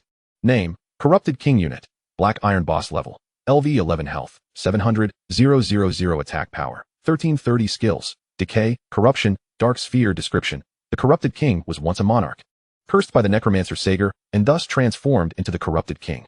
Sager? Sager is a member of the Eternal Night. The Novice village is divided between 2 major factions, Eternal Night and Holy Light. After the game merged with reality, members of Eternal Night slaughtered countless human compatriots. In Subai's recollection, Sager favored using living beings to forge puppets. The Corrupted King was not a puppet, indicating Sager had overlooked him. Intruder, are you human? Hate glinted in the Corrupted King's eyes. Subai paid no heed to the Corrupted King. Before him stood a mere shell. To spare it further anguish, Subai was willing to grant it release. Whoosh. An arrow pierced the Corrupted King's form, a massive damage number appearing above its head. The Corrupted King lightly tapped its staff, unleashing a dark sphere. Subai attempted to evade, but found the sphere's speed astonishingly swift. 940. Subai did not lose health. However, his shield dimmed considerably. Is that all? Subai scoffed. The Corrupted King's visage contorted with fury upon hearing this. You seek death. It continued to gather dark spheres, but Subai refused to remain idle, targeting the staff with his arrows. The dark sphere was interrupted before it could be cast. Employing a fundamental archer's tactic, disrupting spellcasting, effective against all non-instantaneous skills. The Corrupted King faltered momentarily, realizing the archer before him possessed formidable defenses and high attributes. It began to suspect Subai might not be a genuine archer. Without granting it a moment to ponder, arrows rained down like a tempest, inflicting 20,000 damage per second. The battle had only just begun. Chapter 28. Clearing the first level, astonishing. The Corrupted King's attack range exceeded Subai's by a considerable margin. Yet he leveraged his reach to maintain distance.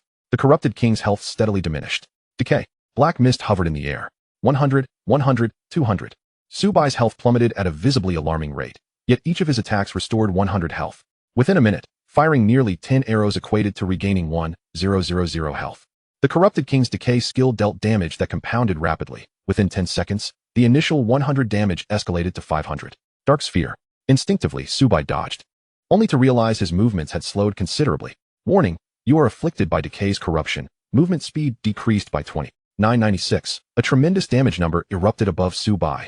While the Corrupted King unleashed both decay and the Dark Sphere, Subai's recovery outpaced the damage inflicted. Soon, Subai's health dropped to 20, while the Corrupted King's health dwindled to under 200,000. A cruel smile crept across the Corrupted King's face. It envisioned Subai's demise. In the next moment, purification. Drawing back an arrow, fire rang. A radiant light enveloped Subai's form, cleansing all negative effects.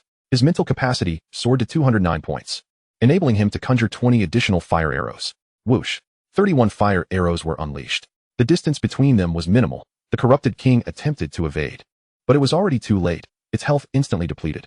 3100. Subai's health surged back significantly. Congratulations. You have slain the Corrupted King, earning 50,000 experience points. You have successfully plundered 20 points of spirit. You have successfully plundered decay, perfect. Decay passive, perfect. Quality, perfect effect. Each arrow carries a grievous wound effect, reducing the enemy's recovery capabilities by 99 and lasting for 3 seconds. What the hell? Subai's eyes widened in disbelief. Grievous wounds were nearly unattainable in the early stages. Most bosses possessed some form of healing ability. It was merely a matter of degree. Now, armed with the decay ability, each of Subai's arrows could diminish an enemy's recovery by 99, meaning a skill that would typically restore 10,000 health would only grant 100.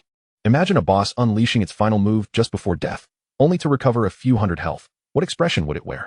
A beam of light appeared before Subai as he stepped within. Outside, Game Master Dong stared at the dungeon entrance, questioning his vision. Did the esteemed Yazi just clear the first level? While the outside world could not witness the internal events, they could see Subai's current level. He had entered and cleared the first level in under an hour. The livestream erupted in chaos. Snowflake Liuli, my goodness. Are we playing the same game as the illustrious Yazi? This is a raid with 100 participants. Sword Flood. The opposing Duanmu squad took 2 hours merely to clear the first stage, and that's under the conditions of 100 players. The crucial point is that they were challenging a normal difficulty dungeon, while Yazi is tackling a nightmare level. Zhang San. Ha, people from Sakura country. Weren't you just boasting? Zhang San. Declare here that your Duanmu squad doesn't even measure up to Yazi's shoelaces. Cold dew. I stand in solidarity with the brother above. Yazi is a formidable player who has achieved 5 full server announcements. Zwazwamu. The Duanmu squad has already cleared the second stage. Even if Yazi is exceptionally strong, he cannot turn the tide. Enzo exactly. This time, the first clear of the dungeon will undoubtedly belong to us, Sakura country. Jiang Chuan, what are you watching? Jiang Wanner wore a slight frown. Their Zixiao guild has been facing obstacles at every turn, which displeased her greatly, while Jiang Chuan was busy farming monsters and watching live streams. Supervisor. Yazi has cleared the first stage, and it was a nightmare difficulty dungeon. His ability to conquer the first stage is quite reasonable. But wait, what did you just say? Jiang Wanner widened her eyes in disbelief. Nightmare mode is exponentially more challenging than normal mode, and it has only been an hour. No, it's impossible, absolutely impossible. Jiang Chun craned his neck to see the situation on the screen, feeling a sense of dread wash over him. Damn it. Several hundred of them might not even clear the normal mode dungeon. At that moment, Jiang Chun felt fear. Was it truly wise to oppose Subai? Yet, their Zixiao guild is a major guild. It would be too disgraceful to fear a lone player. Moreover, Subai had even killed him before. Yazi, just you wait. In the second stage, Subai navigated through the forest, where the surroundings were dim. Fortunately, Subai's mental prowess exceeded 200 points, granting him clarity of vision in the vicinity. This is the advantage of having high attributes in all 4 areas. Otherwise, other archers venturing into nightmare mode would find the environment of the second stage severely hampering their combat effectiveness, unaware of the approaching monsters. A great tree opened its murky eyes, gazing intently at Subai. Name, Tree Demon Type. Normal level, LV 11 health, 150, 000 150, 000 attack power, 999 skills, Entangle, Charge. Vines, description. This is a willow tree that has transformed into a tree demon due to Sager's curse. Sager? In his previous life, Subai encountered him only in the later stages of the game. Given his strength, he shouldn't be appearing here. Could it be due to the nightmare difficulty? Subai murmured to himself. Buzz. A branch shattered his thoughts, and Subai instinctively evaded the strike. He drew his bow and shot an arrow. The wind song triggered, maximizing his attack speed.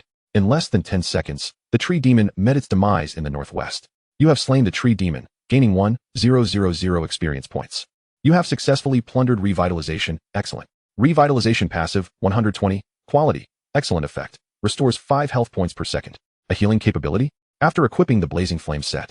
Aside from the Life Spring which restores 5 health per second, there were no other automatic healing skills. Once fully stacked, it could restore 100 health per second, allowing Subai to regain peak condition in under 3 minutes. Soon, Subai plundered 20 points of strength, 20 points of stamina, and 20 levels of passive skills. Revitalization passive, 2020, quality, excellent effect. Restores 100 health points per second. Several stout willows came into view, their murky eyes fixed on the human before them. Name, Tree Demon Warrior Type, Elite Health, 300, 000 300, 000 attack power, 1,200 skills. Charge, Leaf Blade, Entangle. Wooden Cage, Chapter 29. Slaying the Tree Demon King. The Tree Demon Warriors rose from the ground. They can move? Only a few tree-type monsters possess mobility, and those that do are not particularly fast, yet the Tree Demon Warriors defy that norm, exhibiting remarkable speed. However, before Subai, they were utterly trivial. With Wind Song activated, his agility surpassed 400, and Frost spread, reducing their attack frequency and movement speed. Buzz, buzz, buzz. Dense leaves transformed into blades. Subai instinctively dodged. Yet the onslaught was overwhelming. 130, bleeding. Each leaf inflicted 100 damage, with a subsequent bleeding effect lasting 3 seconds. Subai's attack speed was maximized, allowing him to recover 1,000 health per second. Yet the rate of health loss far exceeded the rate of recovery. The Tree Demon Warriors boasted a staggering health of 300,000, and even Subai required nearly 10 seconds to defeat them. Minutes later, the Tree Demon Warriors fell. You have successfully slain 10 Tree Demon Warriors, gaining 20,000 experience points. You have successfully plundered 2 points of strength. You have successfully plundered 2 points of stamina. You have successfully plundered binding, excellent. Conception passive, 120. Quality, excellent effect. Each arrow has a chance to trigger the entangle ability, binding the enemy for 1 second, with a 10-second cooldown on the same target. Once fully stacked, each arrow has a 20 chance to bind the opponent. And Subai was in need of a control skill. With Conception, he could confidently unleash his damage. Soon, Subai plundered 20 points of strength, 20 points of stamina, and 20 levels of passive skills. Conception passive, 2020. Quality, excellent effect. Each arrow has a 20 chance to trigger the entangle ability, binding the enemy for 1 second, with a 10-second cooldown on the same target. Congratulations. You have leveled up to 12, gaining 5 free attribute points. The newly acquired attribute points were added to agility, increasing his attack speed from 742 to 752. Deep within the jungle, a colossal willow tree stretched skyward. Name, Tree Demon King type, Bronze, Boss, Level, LV12 Health, 2, 000. 0002, 000 attack power, 2, 100 skills, Thorns, Wooden Shield, Entangle, Wood Shield, Leaf Blade, Life Recovery description. This is a giant willow tree. Due to the mass slaughter of its kin, its animosity towards you has reached a point of no return. 2 million health? Subai couldn't help but twitch his lips. Even the Skeleton King had merely 1 million health. The Tree Demon King is a bronze boss, while the Skeleton King is a silver boss. The Tree Demon King opened its ancient eyes and rasped, "Human, you possess great audacity to slay my kin." Whoosh. 1100, weakness, 93913, 1911. Enormous numbers erupted above the Tree Demon King's head. Its face twisted in rage. The audacity of the human before it was unbearable. Before it could finish speaking, the confrontation escalated. "You seek death." A multitude of leaves floated in the air. Buzz, buzz, buzz. The leaves sliced through the air like blades. Subai instinctively dodged, yet the sheer quantity was overwhelming. 260, bleeding. Subai's health continued to dwindle as he pulled back his bow, aiming at the Tree Demon King. With Wind Song triggering, his hand speed peaked. Firing 10 arrows per second allowed him to recover 1,000 health. And coupled with the revitalization ability, he regained an additional 100 health per second, totaling 100 health recovery each second. Thorns. Subai found himself ensnared by several seeds, which morphed into thorny flowers, their sharp spikes piercing his body. 50-10, bleeding. The damage was not severe, yet their numbers and attack speed were formidable. And combined with the Leaf Blade ability, the rate of health recovery lagged significantly behind that of health loss. The Tree Demon King showed no intention of halting. The quantity of thorns continued to escalate. Subai's pupils constricted. The Tree Demon King not only possessed formidable defenses, but also boasted a substantial health pool, rendering it nearly impossible to vanquish within a short span of time. He aimed his bow at the thorns, each arrow now inflicting nearly 4,000 points of damage. The thorns were not particularly resilient. A single arrow caused them to wither, releasing a toxic mist that enveloped the surroundings, dealing 200 damage per second. Soon, the thorns were completely cleared away, and Subai's health was restored to a vigorous state. The Tree Demon King rose from the ground, several arrows piercing its core and triggering its skills, binding it in place. Subai moved like a phantom, relentlessly pulling back his bowstring. The Tree Demon King was enveloped in a massive wooden shield. The arrows striking it not only failed to deal damage, but also negated any healing effects. Subai altered his attack strategy, his arrows seemingly coming to life, curving around the shield's range. The Tree Demon King was momentarily dumbfounded, realizing that this human not only had formidable resilience, but also impressive output, and most importantly, exceptional combat skills. In a flash, Subai broke free from the bindings, denying the Tree Demon King a moment to breathe. A wooden cage materialized beneath him, adorned with sharp teeth. In an instant, Subai teleported several dozen meters away, and soon the Tree Demon King's health plummeted to 20. In the next moment, it was enveloped in a dazzling light as it activated its life recovery ability. As the Tree Demon King witnessed its health restored to 1,600, it fell into a stupor. The decay effect reduced 99 of the healing, otherwise, its health would have been fully replenished in an instant. With a charged arrow, a rain of fire descended, and the Tree Demon King was pierced by 33 flaming arrows, its health evaporating in an instant. You have slain the Tree Demon King, earning 100,000 experience points. You have successfully plundered 20 points of Constitution. You have successfully plundered the Wood Shield, perfect. Wood Shield passive, 11. Quality, perfect effect, generates a shield with 2,000 health points. Upon shattering, it provides universal lifesteal 1 for 10 seconds, with a cooldown of 3 minutes. What? A shield of 2,000 health points might seem trivial, but its true strength lies in the universal lifesteal. Under the influence of the Windsong Silk, Subai could unleash 10 arrows per second, totaling 100 arrows in 10 seconds. Coupled with a charged arrow and the rain of fire, he could recover more than 3,000 health in a single strike. Each attack restored 100 health due to lifesteal, and the combined effects were far more significant than a mere 112. Meanwhile, the outside world was engulfed in a tremendous uproar. Chapter 30, Shadow Mantis King, attack power surpassing 4,000. Was the second level cleared? Game host Dong Ji's eyes widened. It had only been an hour, yet the time spent was nearly indistinguishable from the first level. The live chat exploded. Wow, the esteemed Yazzie is simply too formidable. To my embarrassment, I had previously doubted Yazzie's prowess, but now it seems my vision was rather limited. Is it not so? I even questioned whether we were playing the same game. This was a nightmare mode dungeon, after all. It felt almost like child's play. If only I possessed Yazzie's strength, I would gladly reside in a villa and drive luxury cars. The people of Sakura country were utterly disheartened, left to gaze blankly in the live stream.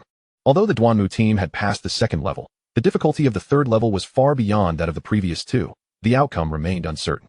If Subai were to achieve the first clear, it would not merely be a slap in the face, but a complete humiliation.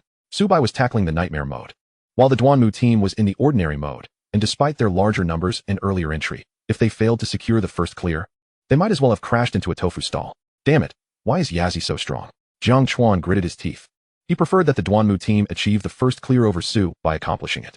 Jiang Wanner wore a similarly grim expression. They were so engrossed in the live stream that they neglected to level up, their eyes fixated on the screen, hoping the Duanmu team could seize Su Bai's opportunity. Jiang Chun observed the changing expressions of Jiang Wanner and Jiang Chuan. Had it not been for these two fools, perhaps Su Bai would have joined their Zixiao guild.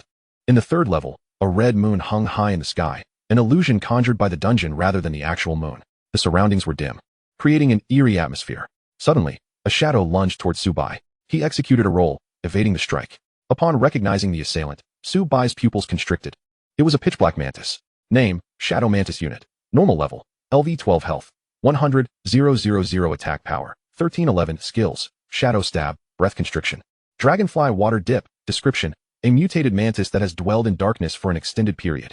Had it not been for his mental prowess exceeding 200 points, the Shadow Mantis's strike would have landed. While the Shadow Mantis only possessed 100,000 health, its attack power surpassed that of the Tree Demon King significantly.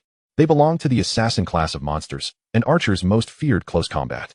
However, Subai was no ordinary archer. His health now exceeded 8,000, and with the shield, he had over 10,000 health points. The Shadow Mantis transformed into a mere shadow, and Subai drew his bow to block its path. The Shadow Mantis leaped high, executing 2 consecutive jumps, its sharp claws aimed at him. Subai rolled to evade the attack. Swish! An arrow pierced the Shadow Mantis's eye, triggering a critical hit and revealing tremendous damage numbers above its head. With the activation of Windsong Silk, combined with Frost Spread, its speed diminished. Utilizing his advantage of reach, Subai dispatched it in less than 10 seconds. You have slain the Shadow Mantis, earning 2,000 experience points. You have successfully plundered Shadow Stab. Excellent. Shadow Stab passive, 120. Quality, excellent effect. Arrow flight speed, 10 ms, when fully stacked. Arrow speed increases by 200 per second, facilitating hits against fast-moving entities. Not good. Teleporting away, Subai vanished, as dozens of Shadow Mantises leaped from the darkness, their sharp claws slashing at his previous position. Phew. Subai exhaled deeply. The third level was more challenging than the sum of the first two. The terrain was exceptionally suited for the Shadow Mantises, and any lapse in vigilance could result in instant death. Subai's reflexes were at their peak. On average, every 5 arrows would trigger the breeding effect, binding them in place for 1 second. Although the same target had a 10-second cooldown, that 1 second could significantly alter the course of battle. Soon, the Shadow Mantises fell under his onslaught. You have slain 10 Shadow Mantises, earning 20,000 experience points. You have successfully plundered 2 points of agility. You have successfully plundered 2 points of strength. You have successfully plundered Shadow Stab. The continuous notification sounds were deafening. Minutes later, Subai had plundered 20 points of strength, 20 points of agility, and 20 levels of passives.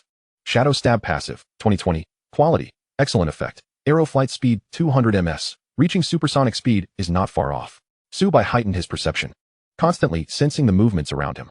Several shadows lunged toward him, their sizes slightly larger than those of the ordinary Shadow Mantises. Subai dodged backward, evading the onslaught. Name, Shadow Mantis Unit. Elite level, LV 12 health, 200,000 attack power, 1811 skills, Deathly Flurry, Stab, Dragonfly Water Dip, Precise Curtain Call, the Elite Shadow Mantis. In terms of both health and attack power, far surpassed its ordinary counterparts. Yet, before Su-bai, they were utterly inadequate. He had already acclimatized to the environment here. As the speed of the arrows soared, they became utterly incapable of evading Su-bai's assaults. You have slain the elite Shadow Mantis 5, earning 20,000 experience points. You have leveled up to level 13, gaining 5 free attribute points. You have successfully plundered 2 points of agility. You have successfully plundered 2 points of strength. You have successfully plundered perfect precision curtain call. Precision curtain call passive, 110. Quality, perfect effect. Precision 1. The so-called precision refers to the probability of striking an enemy's vital point. With precision at 100, even if Su-bai were to shoot with his eyes closed, he could hit the target effortlessly. The rain of arrows could split into over 30 projectiles, yet under circumstances where the boss was vigilant, the majority of these arrows would fail to find their mark. The newly acquired attributes were allocated to agility. Soon, Su-bai plundered 20 points of strength, 20 points of constitution, and 10 levels of passive skills. Precision curtain call passive, 1010. Quality, perfect effect. Precision 10. A desolate land, shrouded in darkness, where a colossal mantis lay in wait atop the ruins of an abandoned palace. Name, Inkolos Shadow Mantis, King, Unit, Silver, Boss, Level, LV 13 Health, 1, 500, 000 Attack Power, 4, 100 Skills, Phantom Clone, Backstab, Dark Descent, Continuous Slash, Continuous Leap. Dark Storm. Description: Inkolos was once a scientist with a keen interest in researching mantises. Due to an unfortunate accident, he transformed himself into one. And other scientists met a similar fate. Were these monsters once human? Su-bai murmured to himself. Inkolos opened his cold, piercing eyes, scrutinizing Su-bai. A human? I can sense a tremendous power within you. Transforming you into a mantis would surely be entertaining. Chapter 31. Conquering the Nightmare Dungeon. Whoosh. The arrows flew forth. And Inkolos instinctively dodged, evading the first shot. Impertinent wretch. Hey, I am speaking to you. Upon noticing Su-bai's disregard as he relentlessly aimed arrows at him, Inkolos's eyes gleamed with icy fury. Since you seek death, allow me to send you to hell. Inkolos flapped his wings and, astonishingly, managed a brief flight through the air. In the early game, one rarely encountered flying creatures. A warrior, should they cross paths with Inkolos, would simply await their demise. After all, Inkolos could not only fly for a short duration but also possessed remarkable speed that even Su-bai, under the influence of Wind Whisper, could not shake off. Inkolos evaded the incoming arrows, but due to the precision curtain call, these projectiles flew like bullets, allowing him to dodge only a fraction of them. Bang! Inkolos plummeted from the sky, landing in a rather undignified manner. You have thoroughly provoked my ire. Su-bai chose to ignore Inkolos, speaking only when absolutely necessary during battle. Inkolos was formidable, and even Su-bai dared not be careless. Phantom Clone. 3 identical clones of Inkolos charged toward Su-bai. Without hesitation, Su-bai decisively shot an arrow at one of the clones. The arrow pierced its abdomen, and colossal damage numbers erupted above its head. How did you discern my true form? Just a guess. Splutter. Inkolos spat out a mouthful of congealed blood, clearly infuriated. He had utilized Phantom Clone. Yet Su-bai exhibited not the slightest hesitation. In truth, Su-bai was not merely guessing. In his previous life, he had encountered enemies with the Phantom Clone ability. The Phantom Clone could freely alter the position of its duplicates. Only by striking the vital points of the true form could one destroy the clone. The true form lagged behind the clones by 1 position, an unalterable fact. Su-bai seized this opportunity to strike the original. Backstab. Inkolos vanished from sight. And without a moment's hesitation, Su-bai employed a blink, reappearing at his original position, a mere 3 steps away. Inkolos missed its target, and several arrows penetrated its flesh. Damn it! Dark Storm. A black orb materialized at the center, drawing Su-bai in with a powerful suction. Continuous Slash. Purification. Su-bai broke free from the bindings, evading Inkolos's attack. Inkolos's health steadily diminished as arrows, akin to a magnetic field, found their mark regardless of its attempts to evade. Inkolos flapped its wings, leaping consecutively 9 times. Dark Descent. A frigid blade of light descended upon him. Su-bai attempted to evade, but the range of the blade was simply too vast. 1000, 1000, 1000, 100, bleeding, 9 segments of damage, compounded by the bleeding effect, inflicted nearly 10,000 points of damage. Fortunately, Su-bai had 2 layers of shields, mitigating the loss to just over 6,000 health. Inkolos appeared 5 meters away from Su-bai, charging an arrow. Rain of fire. Over 20 fiery arrows pierced through its skin. While the remainder missed, it nonetheless allowed Su-bai to recover over 5,000 health, restoring him to a healthy state. Inkolos was dumbfounded. Was the figure before him truly an archer? Not only was his physique formidable, but his output was terrifying, and his lifesteal ability was downright abnormal. Within less than a second, he had regained full health. Utilizing the advantage of his reach, Su-bai continued to unleash arrows, dealing 20,000 damage per second. He adeptly evaded most of Incolos's attacks, with only a few strikes landing on him. In mere moments, Subai's health was completely restored. Before long, Incolos's health was entirely depleted. You have slain Incolos, earning 150,000 experience points. You have successfully plundered 30 agility. You have successfully plundered Meteor, Epic. Meteor passive, 11. Quality, Epic effect. Every third arrow inflicts 2,000 points of dark damage, ignoring 50 of the enemy's magical defense. An Epic passive, passive levels, Ordinary, Excellent, Perfect, Epic. Meteor significantly enhances his output. Subai could now shoot 10 arrows per second, triggering Meteor 3 times, resulting in 6,000 health damage per second, equating to 180,000 health in a minute. Server announcement. Congratulations on clearing the Nightmare Mode dungeon. Would you like to hide this? No. Server announcement. Congratulations to player Yazai for clearing the Nightmare dungeon. System reward. 10,000 gold coins, 100 free attribute points, class skill book. We encourage all players to learn diligently. Server announcement. Congratulations to player Yazai for clearing the Nightmare dungeon. System reward. 10,000 gold coins, 100 free attribute points, class skill book. We encourage all players to learn diligently. Outside, the chat channel erupted in chaos. Goodness, am I seeing things? The mighty Yazai single-handedly cleared the dungeon. And its nightmare difficulty? Yazai is incredible. Team Duanmu, weren't you all quite arrogant before? Team Duanmu, indeed, the mighty Yazai has conquered the nightmare difficulty. While you couldn't even clear the normal difficulty, truly laughable. Ha! Sometimes, the disparity between people is even greater than that between humans and dogs. Bro upstairs. I suspect you are referring to me. 10,000 gold coins. I am genuinely envious to the point of tears. I can't even gather a single coin. Game Master Dong glanced at the live stream, where the viewership had surged from tens of thousands to millions and was still climbing. Lonely seeking defeat. If the streamer could get the signature of the great Yazai, I would be willing to donate 100 jade seals. Neo Melee. Your perspective is too narrow. If the streamer could obtain Yazai's friend request, I would offer 10 million to purchase it. Kunkin, the mighty Yazai is incredible. President Wang sent you 1,000 jade seals. Hiss. Game Master Dong inhaled sharply. A single jade seal was worth 10,000, and even with the platform taking a 50 cut, he would still net 5 million. It was a soaring success. He could hardly have imagined that after lurking in the dungeon for several hours, he would amass a considerable fortune. If he could capture the true visage of the infamous Yazi, he would possess an everlasting wealth. Listening to the system announcement, the expressions of the members of the Zhixiao Guild were exceedingly grim, as if they had ingested 10 tons of dung. Yazi once again, Yazi. Was Team Duanmu utterly incompetent? Yazi had ventured into a nightmare difficulty dungeon, and they had yet to secure a first clear? Zhang Chuan ground his teeth in frustration. Yazi, even prior to this, had demonstrated formidable strength, acquiring 100 attribute points along with the completion rewards. What heights could he possibly reach? Zhang Wanner expressed her concern. Manager, what should we do now? Perhaps we could negotiate with Yazi. After all, we have no significant enmity. This task is entrusted to you, Zhang Wanner. Regardless of the cost, you must resolve this grievance. However, Yazi has slain members of our Zhixiao Guild twice. I find it hard to swallow this indignation. There are no buts. The fact that Yazi has appeared in the announcements so frequently indicates that he must have awakened a powerful talent. Chapter 32. Attack speed breaks through the 10-point barrier. Agility, 700. Brothers, let's push forward. As long as we can defeat these monsters, we will encounter the boss. No matter how strong Yazi was, he was merely one person. The first clear belonged to our Duanmu team, Duanmu Kojiro proclaimed. The others were equally elated as they relentlessly attacked the elite monsters. Soon, the elite monster was vanquished, revealing a colossal boss.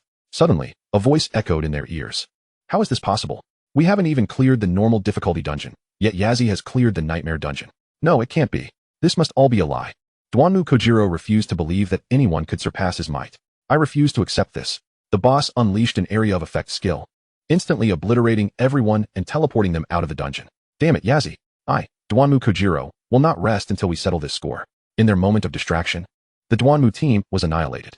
Dying within the dungeon does not result in level loss, nor does it prevent one from logging in, but to continue challenging.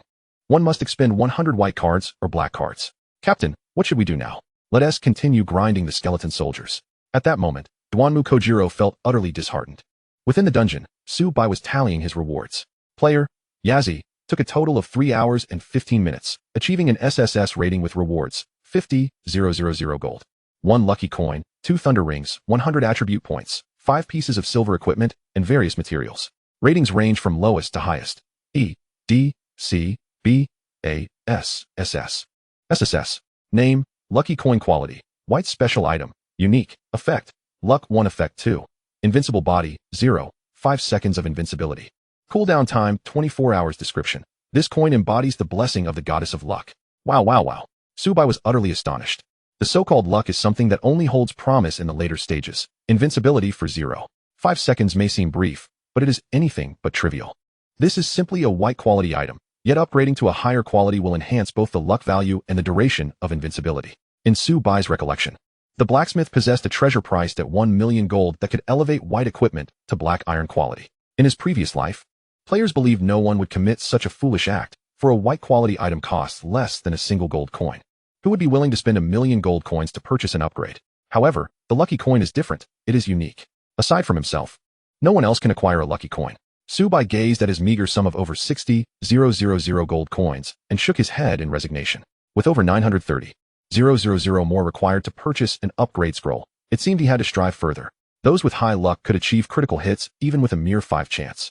Attacking 10 times could yield 35 critical hits, whereas those with low luck, even with a 10 critical rate, might not score a single critical hit in 10 attacks. Such are the benefits of luck. Additionally, the equipment dropped while fighting monsters, etc. Those capable of triggering hidden quests generally possess a significantly higher luck than ordinary individuals. Otherwise, they would not be able to activate hidden quests. Name, Thunder Ring, left, quality, gold strength, 50 constitution, 50 agility, 50 spirit, 50 effect 1. Each attack inflicts an additional 100 points of thunder damage. Effect 2. Each attack has a 5 chance to paralyze the opponent for 0, 5 seconds. Description. When the thunder rings, left and right, are combined, they yield an effect greater than 2. Name, Thunder Ring, right, quality, gold strength, 50 constitution, 50 agility, 50 spirit, 50 effect 1. Each attack can stack 1 layer of a 100-point thunder shield, with a maximum of 20 layers. Effect 2. Attacking a paralyzed opponent inflicts double damage. The Thunder Ring, left, leans towards offense, while the Thunder Ring, right, leans towards defense. Removing the old ring, Subai donned both rings, augmenting his strength, constitution, agility, and spirit by 80 each, but his attack speed decreased by 0, 2. Subai turned his attention to the silver equipment, which could only be worn by warriors. He planned to sell it once he left the dungeon. Class Skill Book. Name, Eagle Eye Quality, Gold Class Requirement, Archer Level Requirement, None Level, LV1 Effect. Vision increased by 100 meters. Effect 2. Pierces through shadows. Description. Buddy, do you think I can't see you hiding in the darkness? Skill Creator, Kevin Nicholas. In the dim terrains where archers battle, locating targets becomes exceedingly challenging, let alone hitting them, and Eagle Eye mitigates this issue. Even though Subai's mental strength far exceeded that of an average person, he could only sense a radius of several meters. Subai examined his character panel. Name, Yazi Class, Archer Level, LV13, 150, 000 300. 000. Talent, Infinite Plunder Health, 989, 9890 Mana, 375, 3750 Strength, 511 Constitution, 509 Agility, 501, 5, Spirit, 329 Charm, 10 Attack Power, 1022 Attack Speed, 10. Force, 5, Critical Rate, 15 Physical Penetration, 10 Armor, for 91 Magic Resistance, 278 Free Attribute Points, 200 Equipment, Skeleton Longbow, Silver, Thunder Ring, left, right, Fiery Set 77, Bronze Set. White Earrings, X2, Blue Ocean Necklace, Bronze, Lucky Coin, Energy Amulet, Skills, Infinite Plunder, Intuition, Heavy Arrow, Burn, Wind Silk, Source of Life, Agility Amplification, Stone Throw, Frost Spread. Absolute Defense, Ice Mist, Damage Reduction, Damage Reflection, Flourishing Branches, Life Steal, Poison Resistance, Poison, Poison Spike Erosion, Body Hardening, Charged Arrow, Soul Attachment, Corruption, Erosion, Decay, Revival, with Shield. Shadow Stab, Precise Curtain Call, Meteor, Eagle Eye, Level 1, Blink, 2 stars, Archer Passive, 3 stars, Fire Rain. Purification, 1 star. The Lucky Coin and Energy Amulet are classified as special items, not occupying equipment slots. The Archer Passive has been elevated to 3 stars, enhancing the attack range by 10. To advance to 4 stars, 10,000 beings must be slain. Once the attack speed surpasses 10, every 100 points of agility will yield an additional point of attack speed. After a moment's hesitation, Subai allocated his 200 free attribute points to agility. Agility, 701, 5, attack speed, 124's, 5. Subai is now capable of unleashing 12 arrows per second, and under the influence of the Wind Whisper strings, he can nearly shoot 14 arrows per second, triggering the meteorite effect approximately 5 times, which inflicts 10,000 points of dark damage. Presently, should Subai encounter Inkaros, he could vanquish it in under 3 minutes. Chapter 33, Jiang Wanner encounters setbacks, server announcement. Congratulations. You have successfully ranked first in levels. Would you like to hide your ID? Server announcement. Congratulations. You have successfully ranked first in the equipment leaderboard, and second place as well. Would you like to hide your ID? These two notifications resonated in Su-bai's ears. He chose not to conceal his identity. Server announcement. Congratulations to player Yizi for claiming the top position on the level leaderboard. We encourage all players to strive for excellence. Server announcement. Congratulations to player Yizi for achieving first and second place on the equipment leaderboard. We encourage all players to aspire to greatness. The chat channel erupted in a frenzy. Goodness, am I seeing things? The esteemed Yizi has already reached level 13, while I am merely at level 5. Good grief. The disparity is staggering. Look at the equipment leaderboard. Only golden gear can make the list. Yizi already possesses golden equipment, and not just one. The gear I am wearing is still of white quality. Sometimes, the gap between people can be more pronounced than that between a person and a dog. Isn't that the truth? I seriously doubt we are even playing the same game. Level leaderboard, first, Yizi. Level 13, 50. Equipment leaderboard, first, Thunder Ring, right, second, Thunder Ring, left. Only players above level 11 can feature on the level leaderboard, and aside from himself. There are no other contenders on the equipment leaderboard. The reward for being first on the level leaderboard is a 10 increase in experience gained from monster kills. While the first place on the equipment leaderboard grants a 10 damage boost, second place a 5 boost, third place a 45 boost, and so forth. Outside the dungeon, a throng of players gathered, eager to catch a glimpse of Su-bai's true identity. As a white light enveloped the area, a figure emerged. The esteemed Yizi has appeared. I am your fan, Yizi. Could I trouble you for an autograph? Yizi, not only are you powerful, but you are also incredibly charming. Game Dong rushed to Su-bai's side, ingratiatingly saying, Esteemed Yizi, allow me to introduce myself. I am Game Dong. May I request a spot on your friends list? A wave of astonishment washed over the crowd as they realized the implications. Obtaining a spot on Yizi's friends list could catapult them to success in an instant. At that moment, every onlooker's eyes sparkled with fervor, and even some bolder females ventured to reach out and touch him.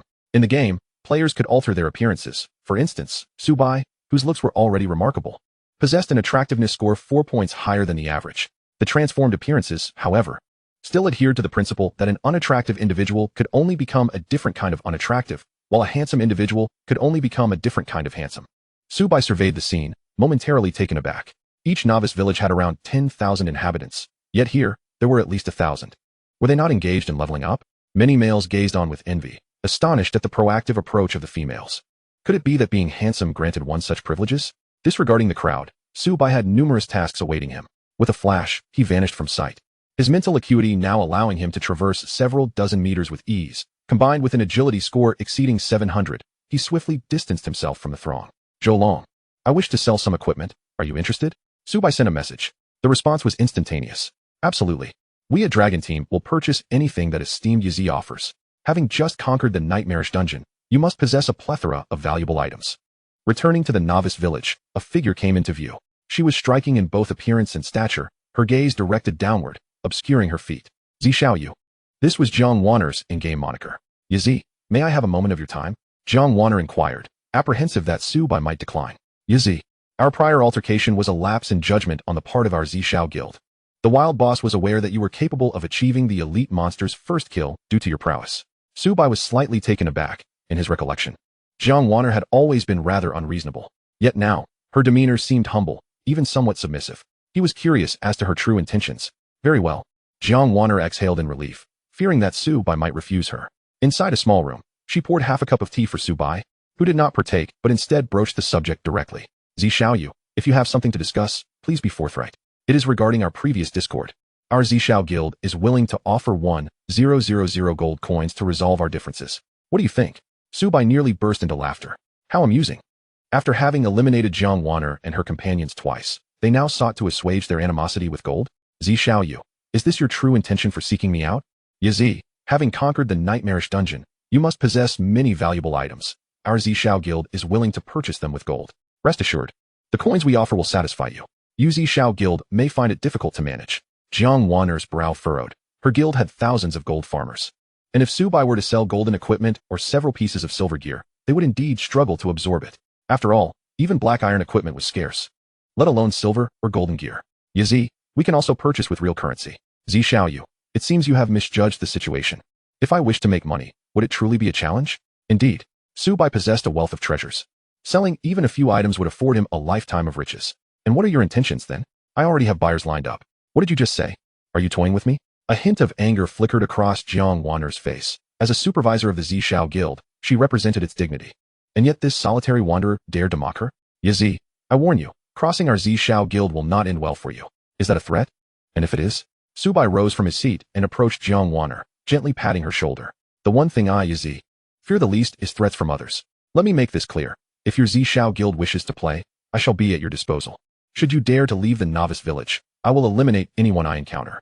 You, Jiang Wanner faltered. Moments ago, she had considered threatening Subai, yet he was entirely unfazed by her intimidation tactics. Chapter 34. Eagle Eye, Basic Passive Enhancement in a Modest Abode. Two figures sat together. Mr. Yazi, I apologize for keeping you waiting. It's nothing, Subai gestured dismissively. Opposite Zhou Long stood several members of his team. Zhou Long regarded Subai with a peculiar expression. He had previously revealed his identity, yet Subai spoke to him as if they were mere acquaintances. This indicated that Subai must hold a significant position in reality, otherwise, his demeanor would not be so casual. Unbeknownst to Subai, Zhou Long's inner musings were quite complex. In his past life, Subai was a legendary warrior, unperturbed even in conversations with the highest authorities. Subai produced a plethora of equipment, most of which were of white quality, with a few being black iron and bronze grade. These were the spoils of his conquest of the nightmarish dungeon. Upon observing the array of equipment, Zhou Long and his companions were left in awe.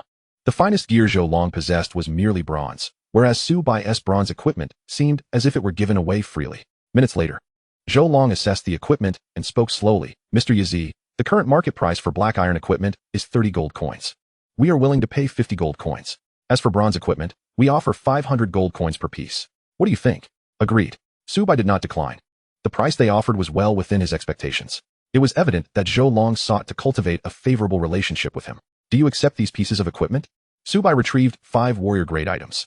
Although they did not form a complete set, they were undoubtedly among the finest available at this stage. The others gaped in disbelief, doubting their own eyes. Despite the numerous members in their organization, none possessed silver-grade equipment. The sudden appearance of 5 silver items from Subai was enough to stir their excitement. Mr. Yaji, could you kindly wait a moment? Zhou Long interjected. The price of silver-grade equipment is exorbitant, and I currently lack sufficient gold coins. However, rest assured, our organization is never short on funds. With that, Zhou Long hurriedly left the room to consult with his superiors. The remaining members fixated their gazes on the silver equipment, their envy palpable. They lamented not being warriors themselves. Captain, you're truly despicable, one muttered. What did you say? Yaji intends to sell silver-grade equipment? Another exclaimed. Commander, silver-grade items are invaluable, aside from Yaji. No one else possesses them. Very well, we are willing to offer 2,000 gold coins for each piece of silver-grade equipment. Zhou Long inhaled sharply. The attributes of silver equipment were approximately 50 superior to those of bronze. Under normal circumstances, silver equipment would fetch no more than 1,000 gold coins apiece. Agreed. Shortly thereafter, Zhou Long returned to the room. Yaji, our organization is prepared to offer 10,000 gold coins for the acquisition of these 5 silver items. What say you? Sounds good. Zhou Long let out a sigh of relief, fearing Subai might refuse. Fortunately, this transaction perfectly fulfilled the mission assigned by his superiors. By the way, do you need these cards? Yes, of course. Zhou Long nodded vigorously. They were still unable to conquer the challenging dungeon. However, with a level increase and the assistance of silver equipment, overcoming the dungeon would no longer be a daunting task. In total, Subai garnered 20,000 gold coins from this transaction, bringing him one step closer to his goal of 1 million gold coins. In the skill upgrade hall, Subai lay within the enhancement chamber. Would you like to upgrade basic passive agility? Elevating it to level 6 will cost 60 gold coins. Yes. Basic passive agility upgraded to level 6. Upgrading to level 7. Upgrading to level 8. Basic passive agility, level 10. Effect, permanent increase of 10 to agility attributes. To upgrade basic passive agility to level 11, a payment of 1,000 gold coins is required. The cost for upgrading basic passive agility has surged tenfold. However, after level 10, the attributes gained will also multiply. Yes, you have paid 1,000 gold coins. Basic passive agility upgraded to level 11. Upgrading to level 12. Upgrading to level 13. Player level insufficient to upgrade to level 14. Basic passive agility, level 13. Effect, permanent increase of 16 to agility. Would you like to leave the enhancement chamber? No. Subai still had Eagle Eye to upgrade. To elevate Eagle Eye to level 2, a payment of 100 gold coins is required. The cost for upgrading Eagle Eye was 10 times that of basic passive agility. Yet Subai remained unfazed, as he currently possessed nearly 100,000 gold coins. His subsequent plans promised substantial earnings, and achieving the 1 million gold coin target would be effortless. Enhancing his own strength was paramount. Yes, You have paid 100 gold coins. Eagle Eye upgraded to level 2. You have paid 200 gold coins. Eagle Eye upgraded to level 3. You have paid 300 gold coins. Eagle Eye upgraded to level 4. Eagle Eye passive, level 10. Effect, vision range increased by 1,000 meters. Upgrading Eagle Eye to level 11 requires a payment of 10,000 gold coins. Subai couldn't help but grimace. For an ordinary person to acquire Eagle Eye, affording the upgrade was nearly impossible. 10,000 gold coins were beyond the reach of all but Subai and certain major powers. Vision was crucial for archers. Yes, you have paid 10,000 gold coins. Eagle Eye upgraded to level 11. You have paid 20,000 gold coins. Eagle Eye upgraded to level 12. You have paid 30,000 gold coins. Eagle Eye upgraded to level 13. Notice, due to insufficient player level, you cannot upgrade to level 14. Eagle Eye passive, level 13. Effect, vision range increased to 1,600 meters. Effect 2, pierces through shadows. Description, no matter how well you hide in the darkness, I can still see you. Skill creator, Kevin Nicholas. The vision range of Eagle Eye had expanded from 100 meters to an impressive 1,600 meters, a 16-fold increase. Subai glanced at his remaining gold coins and chuckled bitterly. Had he not sold equipment to Zhou Long and his companions, his pockets would have been utterly devoid of gold. His agility had increased by 11, now soaring over 700 points, a remarkable enhancement of more than 80 points. Even for players who primarily focused on agility, achieving an increase of 80 was uncertain. With 4 bosses remaining for Wood's quest, his future plans aligned perfectly for defeating those 4 bosses and completing the task. Logging off now, Subai returned to the real world, emerging from the gaming pod and performing a round of elementary school calisthenics. He opened the refrigerator, prepared a simple home-cooked meal, and checked his phone for updates on the forum. The first post stood out prominently. Game Master Dong. Greetings, everyone. I am Game Master Dong. I trust many of you have visited my live stream. The Duanmu team took 2 hours to clear the first stage of the normal dungeon, while the Great Yaji completed it in under an hour, and on nightmare difficulty no less. I suspect many of you have awakened your talents. I awakened an excellent great talent, receiving double the free attribute points upon leveling up compared to an average person. What do you believe the Great Yaji's awakened talent level is? Chapter 35, the quest issued by the village chief, Shuiyu, Game Master Dong. I believe the Great Yaji must have awakened an epic level talent. I awakened an ordinary talent, increasing my output by 10. I have a friend who awakened a perfect grade talent. He is an archer and has double the attack speed of an average person. 20 years. 18 centimeters tall. That's a narrow perspective. Our novice village has individuals who have awakened epic level talents. Yet compared to the Great Yaji, they doubt their own talents. Lonely. Great Yaji, could it be that you awakened a legendary level talent? Shang Xin, it's quite possible. Otherwise, he wouldn't have been able to clear the nightmare difficulty dungeon. Dog Saint. If only I could awaken a legendary talent.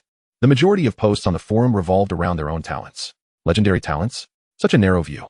Subai closed his phone, finished his meal, and lay down slowly to sleep. Meanwhile, at the Zhixiao building, Jiang Wanner, what are you doing? You can't even handle this matter properly? I believe your tenure as a supervisor is coming to an end.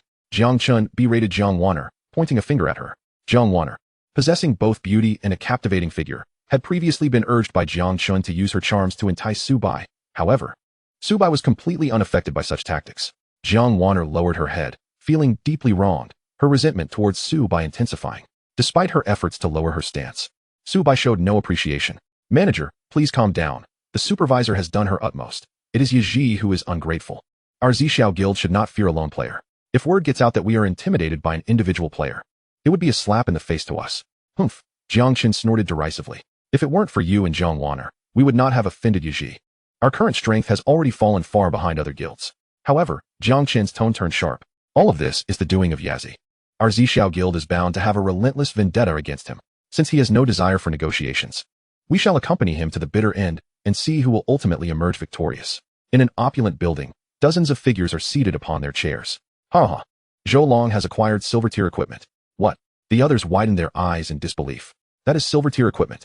Currently, the best gear worn by players in Apocalypse is merely of bronze quality. Commander, how many pieces of silver equipment do we have? 5. The elder at the head of the table extended his hand. The crowd gasped. 5 pieces of silver gear would undoubtedly elevate their strength to a whole new level. Knock, knock, knock. The door was rapped upon. Enter. Zhou Long walked in, accompanied by his teammates. Zhou Long, you've done well. Zhou Long's expression bore a hint of concern. What troubles you? Elder Xia, the matter you tasked me with remains unfinished. Yazi is unwilling to join any faction. Elder Xia's eyes flickered with regret. Yazi is a nightmare in the challenging dungeons, and if we could sway him to our side, both Sakura Country and Lighthouse Country would be relegated to the sidelines. In the early morning, Subai entered Apocalypse. His current level had already reached 13, allowing him to accept side quests from the village chief. Adventurer, what brings you to me? The village chief inquired. Chief, I wish to take on a quest. Conveniently, I have a task that suits you perfectly. Ding. Quest. Assist Gray. Penalty. Inability to accept any further tasks from the village chief. Reward. Unknown time limit. 24 hours. Description. Gray is a squire of the Holy Light Church. Encountered by the minions of Eternal Night in the wilderness. Coordinates. 212-3122. Would you like to accept the quest? A rescue mission? Subai paused momentarily. It was rare for individuals to accept such tasks, as most could not even take on missions from the Holy Light Church. Rescue missions are considerably more challenging than errant tasks, hence the rewards are typically more substantial. Without hesitation, Subai decisively accepted the quest. Adventurer, I look forward to your triumphant return. In the valley, 2 teams were locked in combat. 5 knights, their garments stained crimson with blood, faced off against individuals clad in dark hoods, accompanied by numerous skeletal soldiers. Gray, cease your futile struggles. Would it not be better to join my ranks among the undead? Fear not, I shall not treat you poorly. If you become part of my skeletal army, you shall have the pleasure of hunting your own kin. The dark-robed man wore a somewhat deranged smile. Sakaz, even in death, we shall not yield. The outcome of who lives or dies remains uncertain. Holy Light's protection. A layer of golden shield enveloped him entirely, rendering the skeletal soldiers' attacks ineffectual against the radiant barrier. Holy Light strike. Squelch, several skeletal warriors were cleaved in twain. Cover me. Understood. The number of skeletal soldiers was visibly diminishing. Sakaz's expression darkened. He had invested considerable effort into these skeletons, and now, so many were being slaughtered by Gray. Since you seek death, I shall oblige. Ice storm. The temperature in the valley plummeted drastically, snowflakes drifting down as countless ice needles pierced their flesh. Gray, why go to such lengths? Subai observed this scene, refraining from immediate action. He understood a fundamental principle. Offering timely assistance is more valuable than adding embellishments to one's success, and he favored the former. As predicted, Gray was enveloped by a purifying light, his wounds gradually healing. Sakaz, you are formidable, but even in death, I, Gray, will drag you down to hell. Madman. Beads of sweat glistened on Sakaz's forehead. Frost chains, frost cage, ice ball. Sakaz unleashed multiple skills simultaneously, intending to annihilate Gray and his companions. They defended themselves with great difficulty, their shields long since shattered. Gray struck the cage with all his might, but to no avail. Am I to perish here? Sakaz's face twisted with a cruel smile, already envisioning the gruesome end of Gray and his companions. Suddenly, a figure appeared before them. Whoosh! An arrow intercepted Sakaz's attack, and Subai's right fist struck out, shattering the ice cage in an instant. Sakaz was momentarily dumbfounded. Could this person truly be an archer?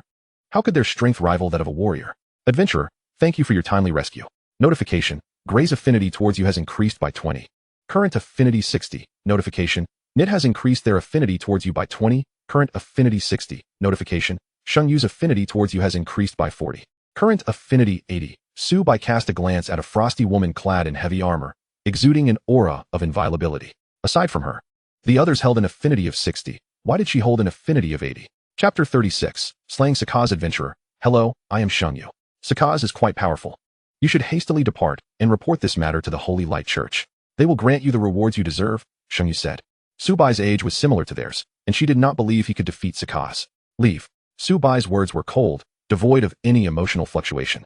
Shun Yu was beautiful, yet before Subai, she appeared no different from ordinary people. Women merely slowed his draw of the blade. Had he not wished to gain a modicum of goodwill, he would have already slain Sakaz. Name, Sakaz unit, bronze boss level, 15 health, 700, 000, 700. 000 attack power, 3, 412, skills, skeleton summon, ice storm, ice fog, ice rain, ice chains. Description, Sakaz is a reserve member of Eternal Night, a devotee of Segal. Sakaz only possesses 700, 000 health, and is merely a bronze boss, though of higher level, capable of summoning skeletons and wielding ice magic. Shun Yu intended to say more, but was interrupted by Gray. Adventurer, you must be cautious and take care. Gray pulled a few individuals and fled outside. He was well aware that Subai could shatter the ice cage, and their presence would only hinder him. Trying to escape? Did I grant you permission? Sakaz's right hand manifested ice chains, adorned with frost. Crack. The ice chains lashed out, but Subai's right hand transformed into a claw, astonishingly grasping the chain. How is this possible? Sakaz's eyes widened in disbelief.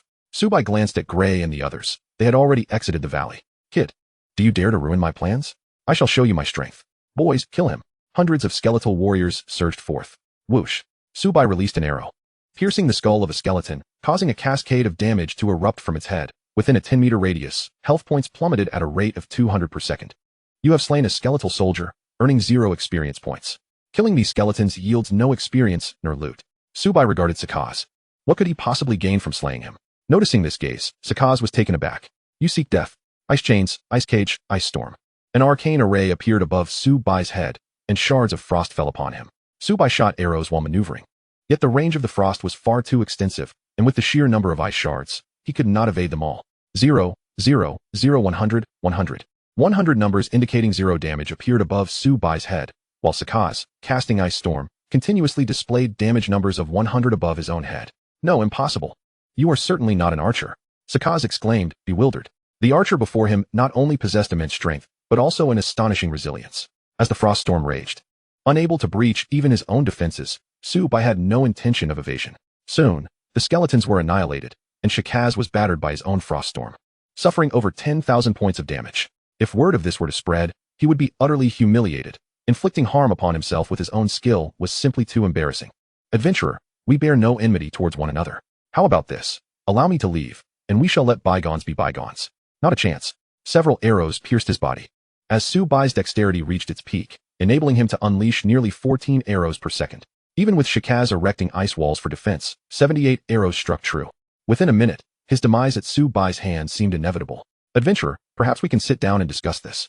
Panic gripped Sakaz entirely. He drew back an arrow, invoking Fire Ring. Subai's mental prowess now soared above 300 points, allowing him to split his arrows into over 30, resulting in a total of 43 fire arrows. 10,000, 10,000, 10,000. The majority of the arrows struck their mark, reducing Sakaz's health by over 400,000, leaving him with a pitiful few thousand points. Ignoring Sakaz, Subai halted his assault only when Sakaz's life dipped below 200 points. Sakaz had initially resolved to fight to the death. However, with Subai ceasing his attack, he found himself cornered. Do you wish to live? Yes, Sakaz nodded vigorously. Adventurer, I am a reserve member of the Eternal Night, acquainted with Sager. If you spare me, I assure you, I will not trouble you again. Subai rolled his eyes. Sakaz's desperate pleas were utterly unconvincing. If released, retribution was certain. As for his acquaintance with Sager, Subai harbored skepticism. Sakaz was merely a reserve member, unworthy of meeting Sager. Hand over everything you possess, and I shall let you go. How does that sound? Could we negotiate a different request? An arrow hovered against his jaw. Any further protest would prompt Subai to release the bowstring without hesitation. Adventurer, I can relinquish all my belongings, but you must swear an oath to heaven's path. Otherwise, what if you kill me? Rest assured, I am a man of integrity. I, Yazi, hereby swear that as long as Sakaz surrenders all of his treasures to me, I shall not initiate any hostility towards him. 2 invisible forces of rule enveloped them. Sakaz exhaled in relief, surrendering all his possessions to Subai, save for a single pair of undergarments. You have acquired the undead staff. You have acquired the undead ring. You have acquired the undead cloak. You have acquired the undead set. Name, undead set class requirement. Undead mage level requirement. Level 15 quality. Bronze set. Constitution, 200 spirit. 200 effect 1. Restores 5 mana per second effect 2. Spirit 50 effect 3. Casting speed increased by 10 description.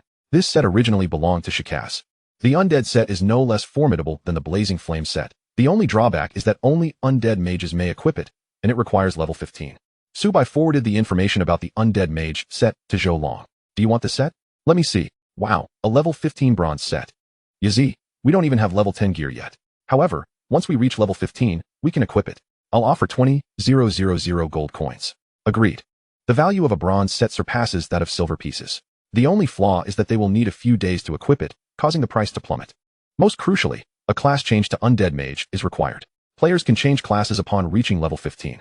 Returning to his thoughts, Subai's gaze towards Sakaz transformed. The figure before him was akin to a treasure trove. 20,000 gold coins were so effortlessly within reach. Noticing the glint in Subai's eyes, Sakaz was taken aback. Mr. Yazi, may I leave now? Indeed. Subai nodded in affirmation. Once Sakaz diverted his gaze, malice flickered in his eyes.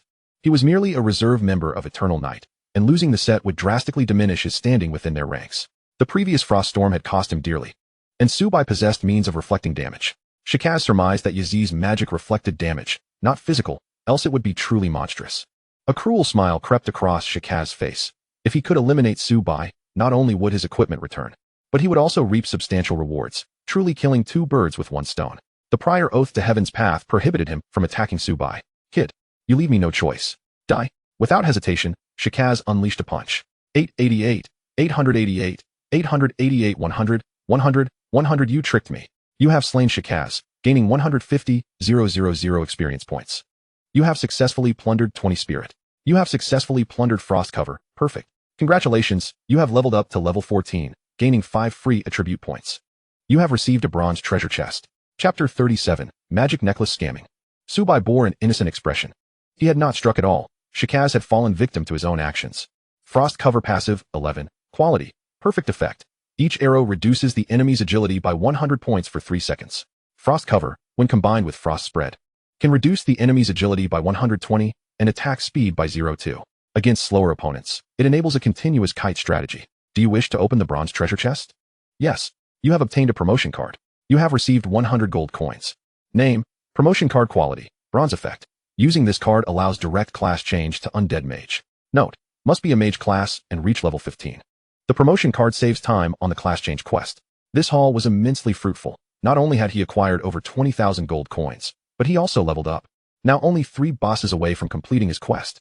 Uncle Wu, you must rescue that adventurer. Without him, we would already be cold corpses. Rest assured, Gray. Uncle Wu will do his utmost to save that young friend. The man referred to as Uncle Wu bore a full beard, fully aware that if he arrived now, Subai would have already been slain by Shikaz, for there was a considerable distance between them. A figure came into view. Gray rushed towards him, joyfully exclaiming, "Adventurer, you are alive. This is wonderful.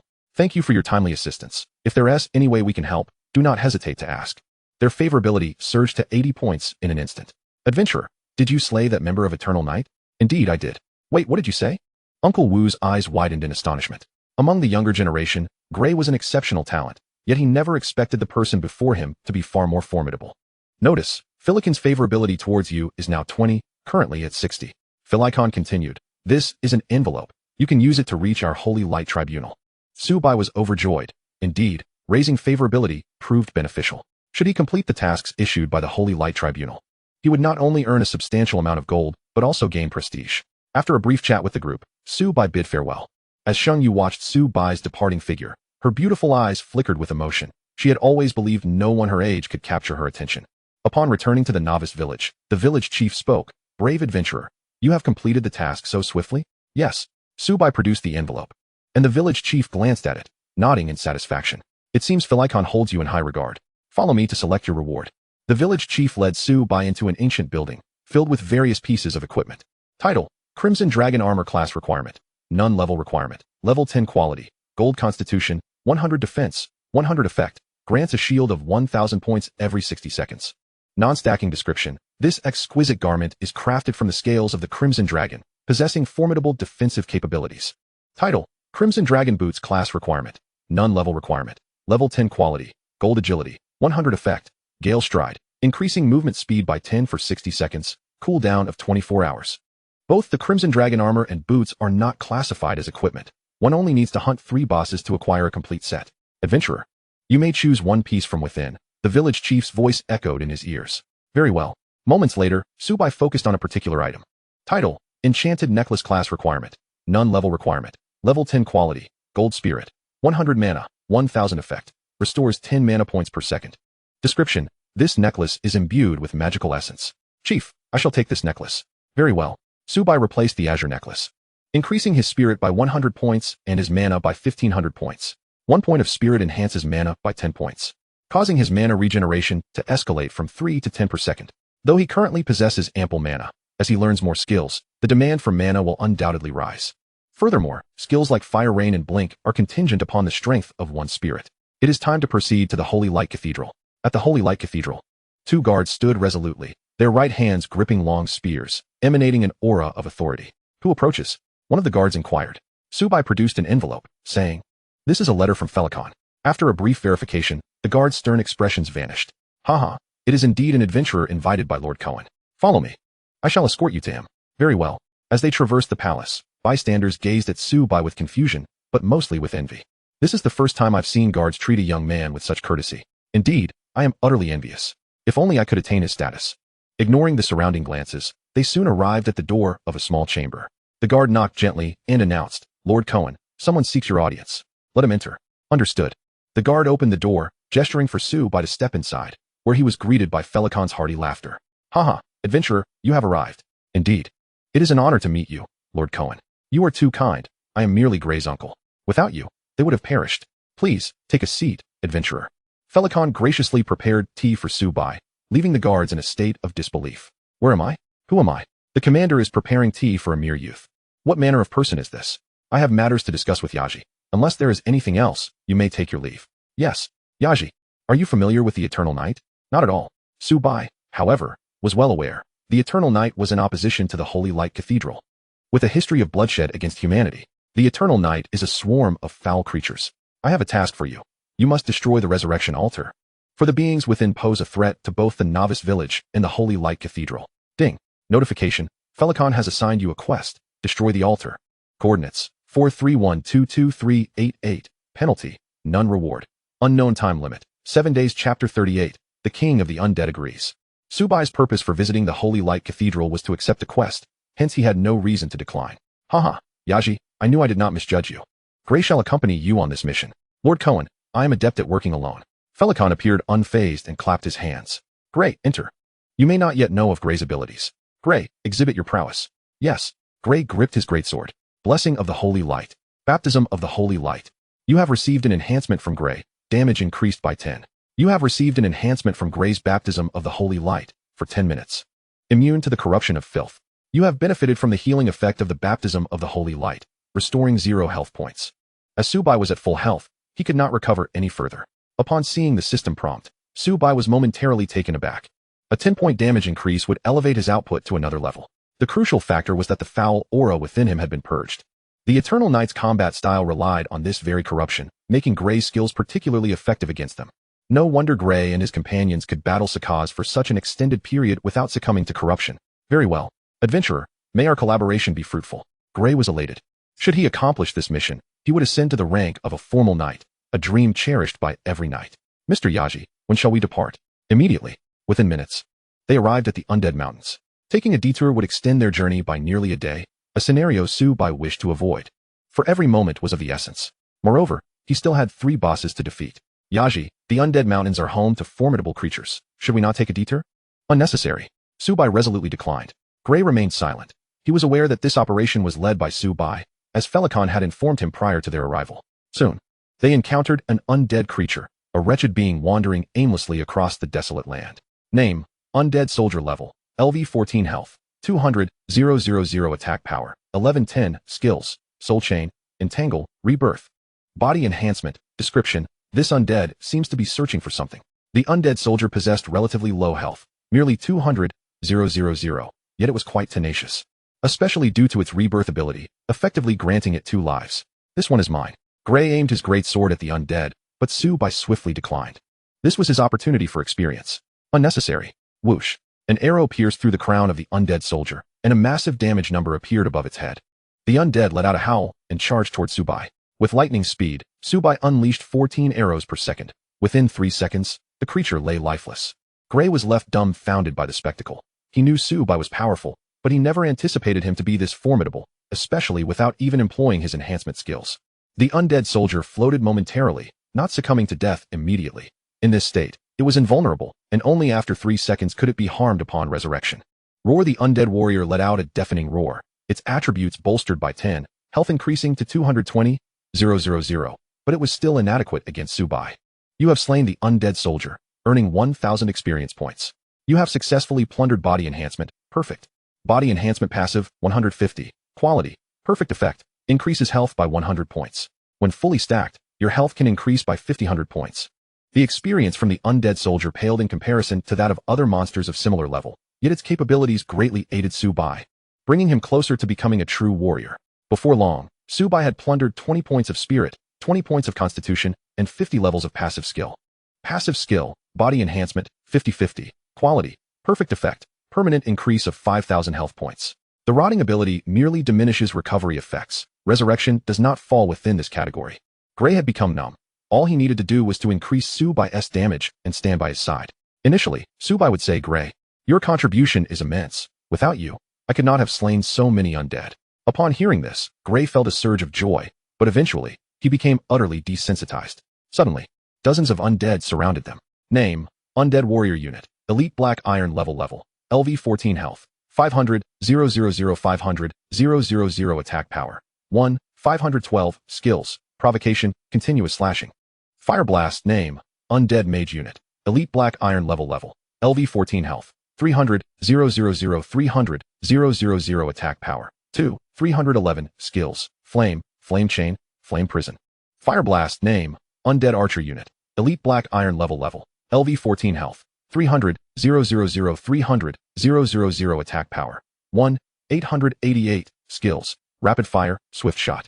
Fire Blast. There are 3 types of elite undead: the archer, the warrior, and the mage. The archer's attack power is inferior to that of the mage, while the mage's attack speed is slower than the archer's, and the warrior possesses relatively weaker attack power. The synergy among the 3 is far from simplistic. Yazzie realized a fierce battle awaited them. Gray gasped heavily. The creatures of the undead mountains were far stronger than he had anticipated. Gray, just maintain my buffs from behind. Understood. Whoosh. An arrow pierced the skull of the undead warrior, a massive damage number appearing above its head. Roar. The undead army charged towards Subai, whose hand speed reached its zenith, allowing him to shoot 14 arrows per second. Int. You have received Gray's enhancement, increasing damage by 10 for 3 minutes. Frost spread and enveloped the area, significantly reducing their speed under dual slow effects. The speed of the undead was considerably slower than that of monsters of the same level. Subai leveraged his reach advantage, inflicting significant damage to them before they could even approach. Warning. The undead warrior has cast provocation on you, lasting 10 seconds. Warning. The undead warrior has cast provocation on you, lasting 10 seconds. Dozens of undead warriors simultaneously unleashed their provocation skills, overwhelming him for several minutes. Boom. A barrage of fireballs rained down. Purification. A holy light enveloped Subai, instantly dispelling all negative effects. Blink. Subai vanished from his location, the fireballs crashing into the ground where he once stood, leaving a massive crater. Charging an arrow. Fire rain. 1 arrow split into over 50, instantly depleting the health of an undead warrior, and the fire rain skill also triggered a meteor effect. The undead warrior hovered in midair, in the process of resurrection. Subai moved like a wraith, evading what he could not evade, he absorbed with his body, confident in his remarkable recovery ability, capable of healing 500 health per second. As the wooden shield shattered, Subai gained all-around lifesteal 1. Each attack dealt substantial damage, causing a continuous drop of 200 health within a 10-meter radius. Subai was uncertain about the cooldown duration of the undead warrior's provocation skill, but he knew that purification took 5 minutes. He could deal 30,000 damage per second, amounting to 800,000 damage per minute, with 10 undead warriors, totaling 5 million health, and a 20 increase in health upon resurrection. The total health of 10 undead warriors soared to 11 million. Even with Subai's full output, he could not hope to slay them all within 5 minutes. However, he remained unperturbed. In the recent skirmish, he discerned that the range of the undead warrior's provocation was slightly shorter than his attack range. Indeed, utilizing his reach advantage, as soon as the undead warrior raised its shield, it was swiftly lowered, indicating that its provocation skill could not reach Subai. They used their shields to block in front, while Subai's arrows danced as if alive, curving and striking the undead warrior from various angles. Gray's pupils dilated. While he understood Subai's high output, he was astounded that an archer not only possessed considerable damage but also exhibited remarkable resilience and an array of combat techniques. He felt utterly dwarfed in comparison. Before long, the undead warriors were vanquished, and the remaining undead mages and archers found themselves in a predicament, unable to outrun or land a hit on Subai. You have slain undead warrior X10, gaining 40,000 experience points. You have slain undead mage X10, gaining 40,000 experience points. You have slain undead archer, gaining 40,000 experience points. You have successfully plundered 30 points of spirit. You have successfully plundered 30 points of constitution. You have successfully plundered Fire Blast, perfect. Passive skill, Fire Blast, 1020. Quality, perfect effect, inflicts 500 fire damage per second. Enemies afflicted by Fire Blast lose 250 health per second for 10 seconds. Once fully stacked, Fire Blast inflicts 5,000 damage per second and adds a burning effect, causing an additional loss of 500 health per second, totaling 500 health deducted every second. From 30 elite undead, Subai acquired numerous pieces of black iron equipment. The strength of elite undead was formidable, yet the rewards were equally bountiful. These black iron items could be sold to Zhou Long and his companions, allowing Subai to amass a fortune in gold. Subai reviewed his status panel. Name, Yazzie class, Archer level, LV 14, 150, 000 400, 000, talent, infinite plunder health, 1, 529, 0001, 529, 000 mana, 575, 000, 575, 000 strength, 511 constitution, 559 agility, 706, 16, spirit, 499 charm, 10 attack power, 1, 0, 22 attack speed, 1. 245, 16, critical hit rate, 15, physical armor penetration, 10 armor, 541, magic resistance, 308. Su-Bai's current health reached over 14,000, and with the shield's inherent protection, he could withstand over 17,000 damage. The Thunder Ring, after 20 attacks, generated a shield-absorbing 2,000 damage, effectively granting Su-Bai a total health pool of 20,000. With a spirit level approaching 500, his fire rain could additionally split into 50 arrows, each triggering passive effects. Under optimal conditions, the total damage could reach 700,000. Yazi, you are truly formidable. I never expected so many undead would be no match for you, Gray expressed in awe. Previously, he believed himself to be the pinnacle among his peers, unafraid of anyone, but now he realized he was merely a frog at the bottom of a well. Facing 30 elite undead of the Black Iron level, stronger than typical Black Iron bosses. Not bad. Gray's gaze towards Su-Bai shifted. Not only was Su-Bai powerful, but he was also remarkably humble. Soon, Su-Bai plundered the 20th layer of the passive skill. Passive skill, Fire Blast, 2020. Quality, perfect effect, inflicts 5,000 fire damage per second, causing afflicted individuals to suffer continuous damage for 10 seconds, losing 500 health per second. On a desolate land, amidst crumbling ruins, a towering figure sat upon an ancient stone bench, resting his chin upon his right hand, his pupils flickering with ghostly flames. Human, you've arrived? Title, The King of the Undead Unit, Silver, Boss, Level, LV 15 Health, 1, 500,001, 500,000 Attack Power, 3, 641 Skills, Soul Manipulation, Soul Sphere, Soul Chain. Undead Warhorse, Rebirth, Description. In his quest for immortality, the King of the Undead willingly became a puppet of Sagar. Is there a connection to Sagar? Su-Bai pondered. The necropolis is rather isolated. If the King of the Undead has indeed become Sagar's marionette, he should not be lingering in this desolate area. Insignificant human. Should you submit to me, I shall grant you the gift of eternal life. The King of the Undead lightly tapped the void with his right hand, conjuring a sphere of ghostly flames that radiated a dazzling light, beneath which a skull yawned wide with a gaping maw. Why does the aura of the King of the Undead feel so formidable? Cold sweat trickled down Gray's forehead. NPCs cannot perceive each other's attributes. Yet he sensed that the King of the Undead was not merely a bronze boss. Even among silver bosses, he was among the most elite. Submit to you? You are not even Sagar's puppet. Impudent wretch, you seek death. The King of the Undead loathed any mention of Sagar before him. Why should Sagar not claim him as a puppet? Though his lifespan was extended, each day felt like an eternity. Facing the relentless erosion of his soul, should he falter, he would descend into the abyss. One could argue that he was already dead. Chapter 39. Defeat the King of the Undead, Adventurer. I shall provide you with support from the rear, Gray spoke. He understood that this battle was beyond his interference. As for fleeing, it was never an option. This was the domain of the King of the Undead, and where could they possibly escape? Very well. The King of the Undead cast a glance at Gray, dismissing him. Insect, are you prepared to meet your demise? Fear not, for I shall transform you into a skeleton to serve me. I eagerly anticipate the expression on your face at that moment. Suddenly, an arrow shot forth. The King of the Undead attempted to block it with his arm, but found the arrow arriving with astonishing speed. A massive damage number appeared above his head. Seeking death. Are you? The King of the Undead withdrew the arrow and crushed it with fierce determination. Unfazed, Su-Bai continued to unleash arrows relentlessly. The King of the Undead wielded his great sword defensively, blocking most of the arrows. Humph, Su-Bai scoffed. The arrows seemed to come alive, twisting and turning, exponentially increasing the difficulty for the King of the Undead to fend them off. With his reflexes at their peak, Su-Bai released 14 arrows per second, each dealing 30,000 damage. In less than a minute, the King of the Undead was on the brink of collapse. Why are you so powerful? The King of the Undead could not comprehend how his adversary was not only strong, but also possessed such versatile combat skills. Before he could even approach Su-Bai, his health had already diminished significantly. Most critically, 2 layers of frost clung to his form, hindering his speed, while Su-Bai, empowered by the wind's whispers, moved like a fleeting shadow. Charge! The frost enveloping him dissipated instantaneously. Even the vine's control and the paralysis of thunder could not restrain him. Berserker effect? Su-Bai murmured.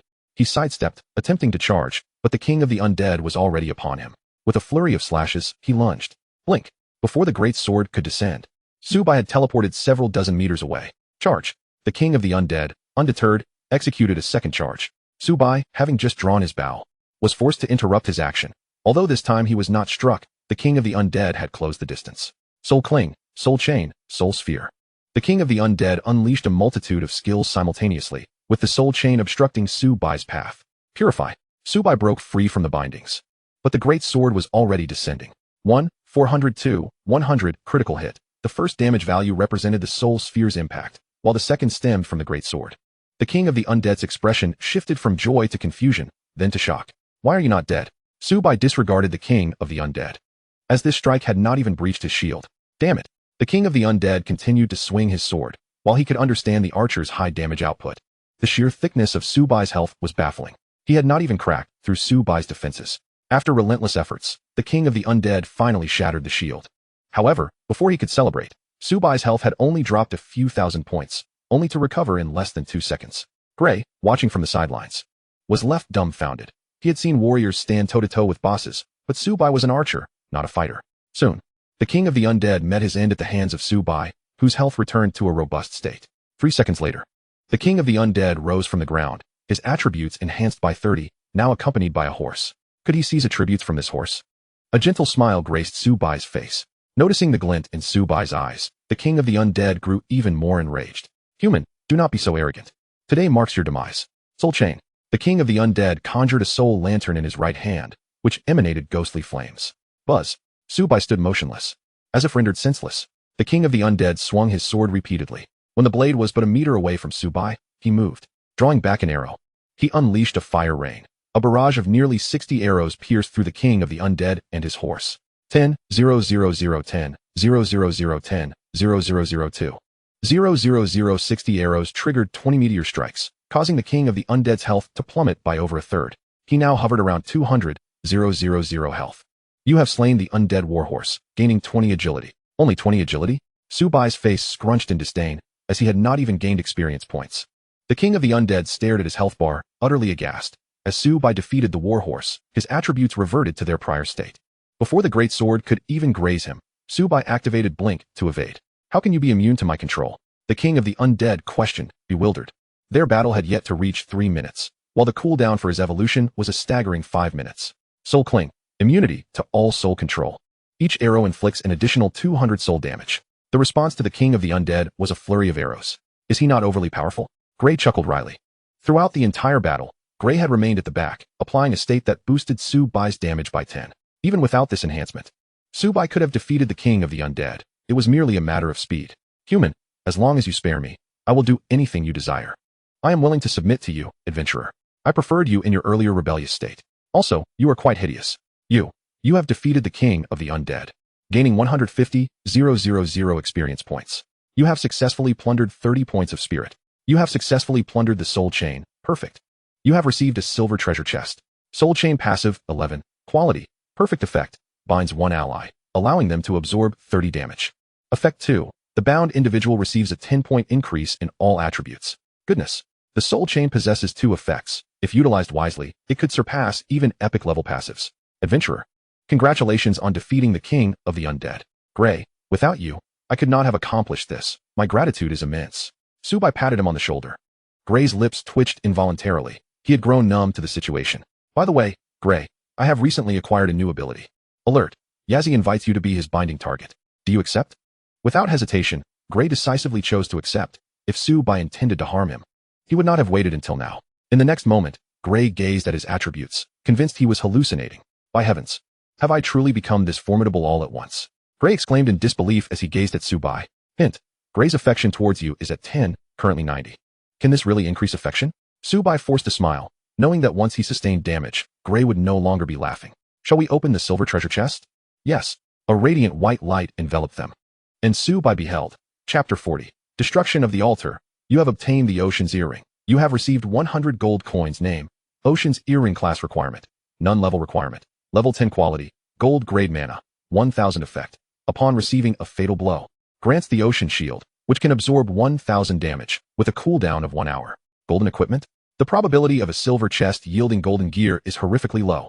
In his previous life, Su-bai never once obtained equipment of a higher grade than the chest.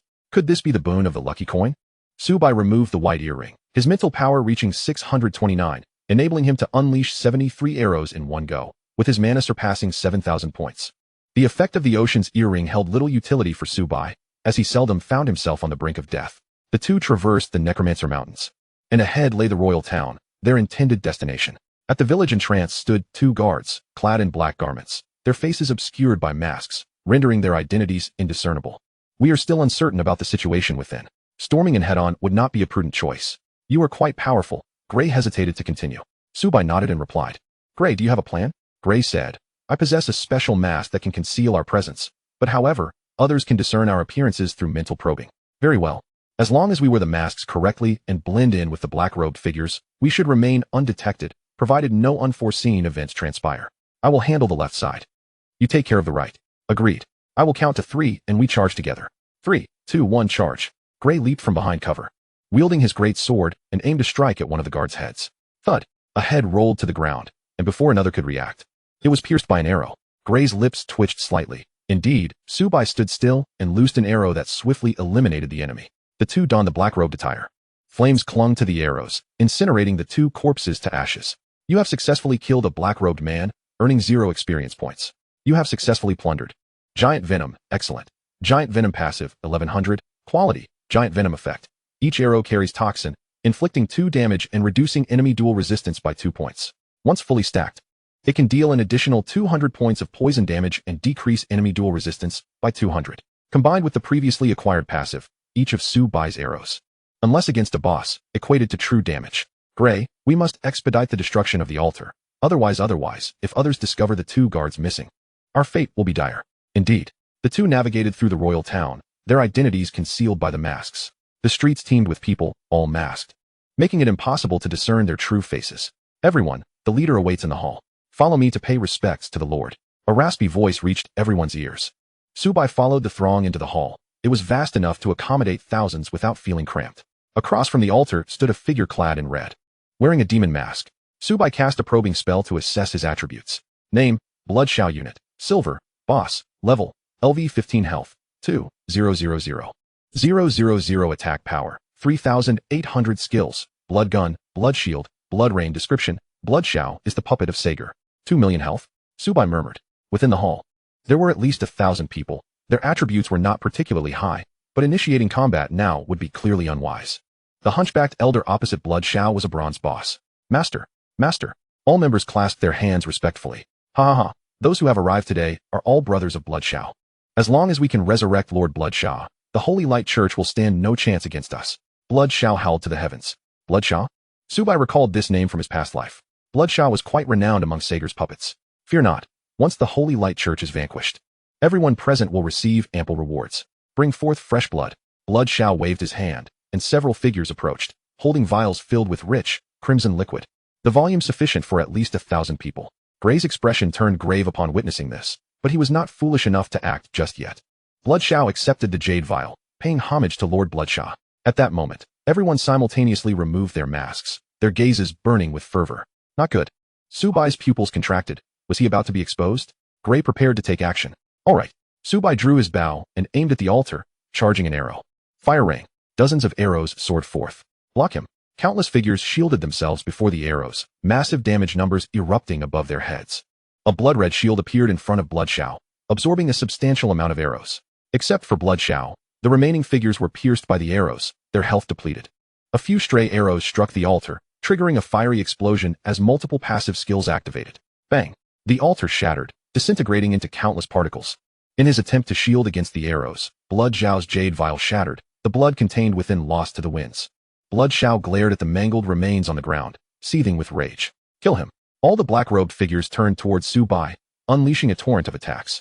0, 0, 0, 100, 100, 100. A flurry of damage numbers indicating 0 appeared above Subai's head, while those attacking him suffered significant losses. You are from the Holy Light Church?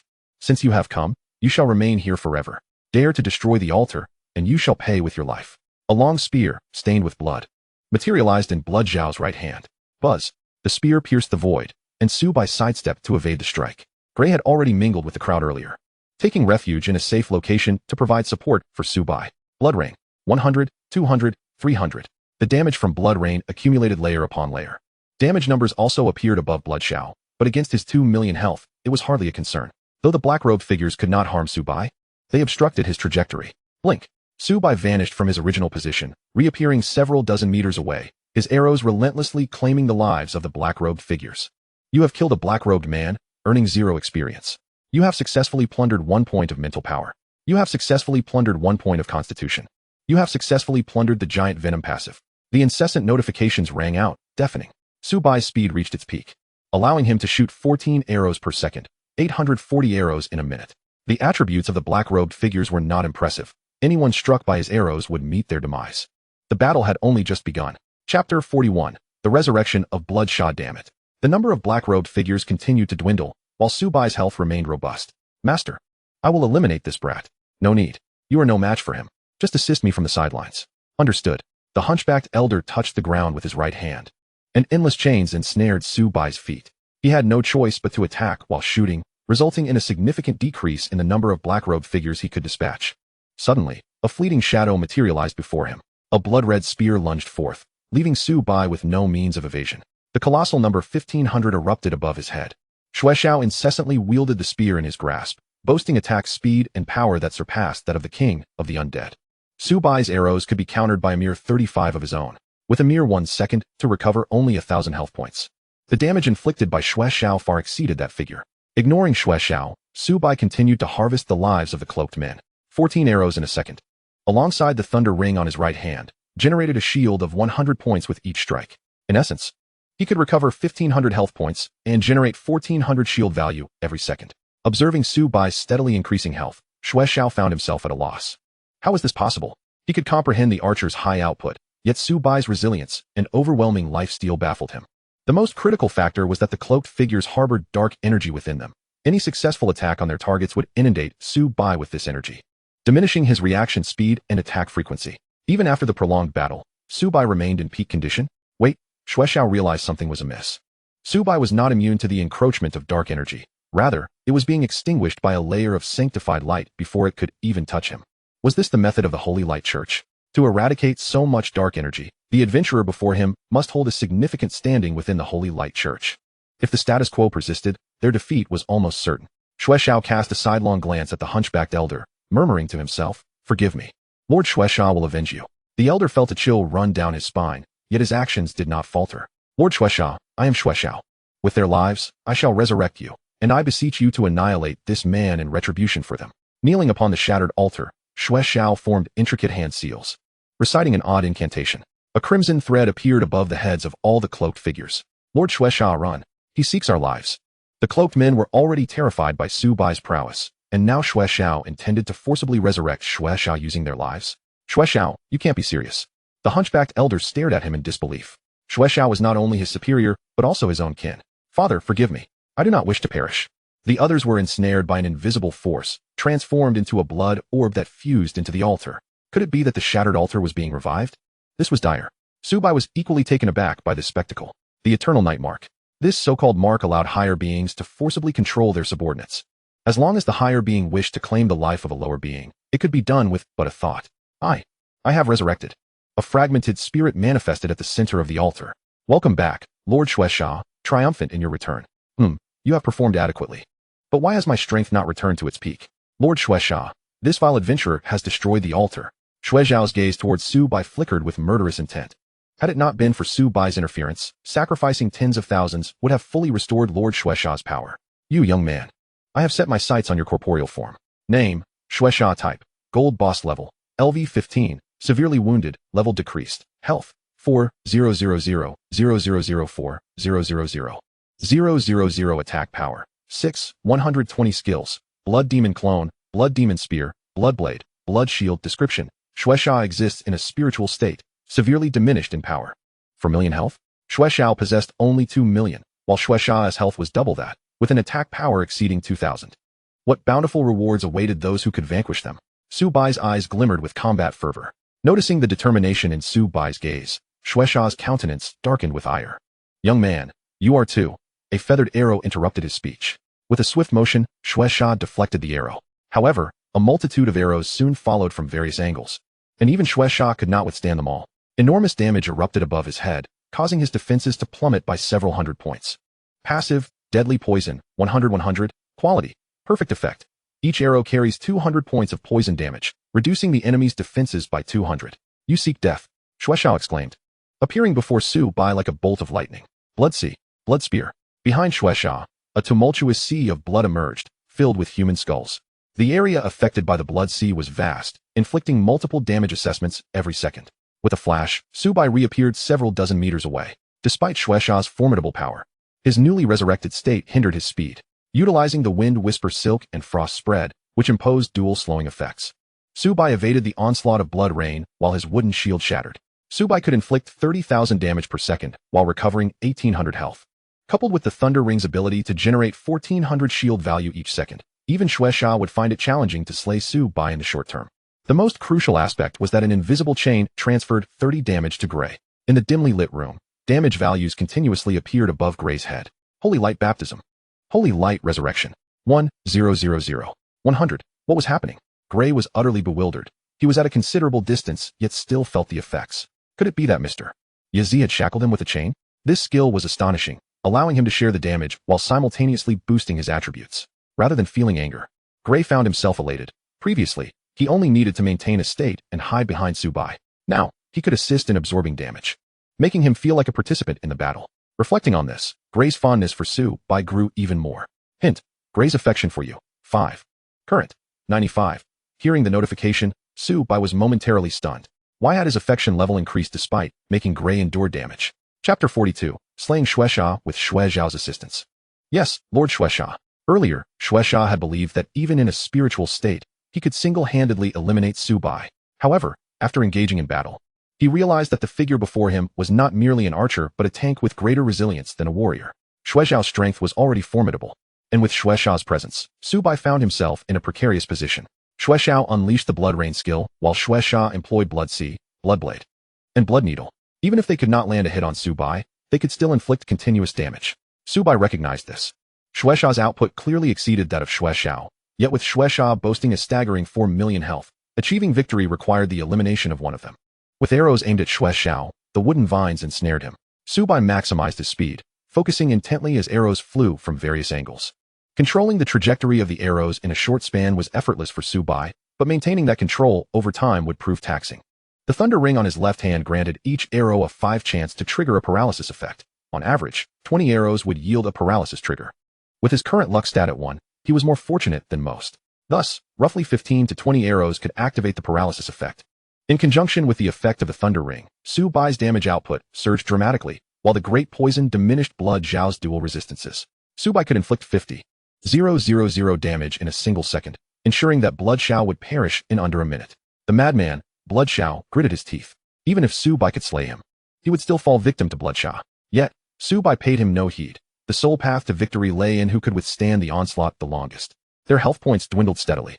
After 30 seconds, Blood Zhao was utterly panicked. He sought to flee, but Blood Zhao invoked the eternal night mark. Blood Zhao, I shall avenge you, he declared. Soon, Blood Zhao's health plunged below 1, while Subai's remained around 3. With a single blow, Subai would fall. Yet he had no intention of evading. Whoosh! An arrow pierced through Blood Zhao's body. You have slain Blood Zhao, gaining 200,000 experience points. You have successfully leveled up to 15, acquiring 5 free attribute points. You have successfully plundered 30 points of constitution. You have successfully plundered the Blood Shield, perfect. Blood Shield passive, 11. Quality, perfect effect. Reduces damage from blood attacks by 5,000 points. Cooldown of 10 minutes. Note: the Blood Shield will regenerate after leaving combat. A surge of blood engulfed Subai, triggering the Azure Sea earrings, generating a pale blue shield. The Blood Shield enveloped him, neutralizing the attack before the blood needles could even make contact. How is this possible? Blood Zhao seethed with frustration. He had almost managed to kill Subai, yet 2 thick layers of shield shattered his hopes. Subai's speed reached its zenith, unleashing 14 arrows per second. 100, 100, 100, recovering 500 health per second. Within mere seconds, Subai's health was restored to full. In stark contrast, Blood Zhao's health had dwindled to less than half. Adventurer, shall we sit down and discuss? Discuss your mother. Adventurer, if you kill me, Lord Sagal will not spare you. Sagal, indeed, poses a bit of trouble. Blood Zhao sensed a glimmer of hope. Subai had nearly taken his life, and if given the opportunity, he would surely exact revenge. In the next instant, a voice shattered his illusions.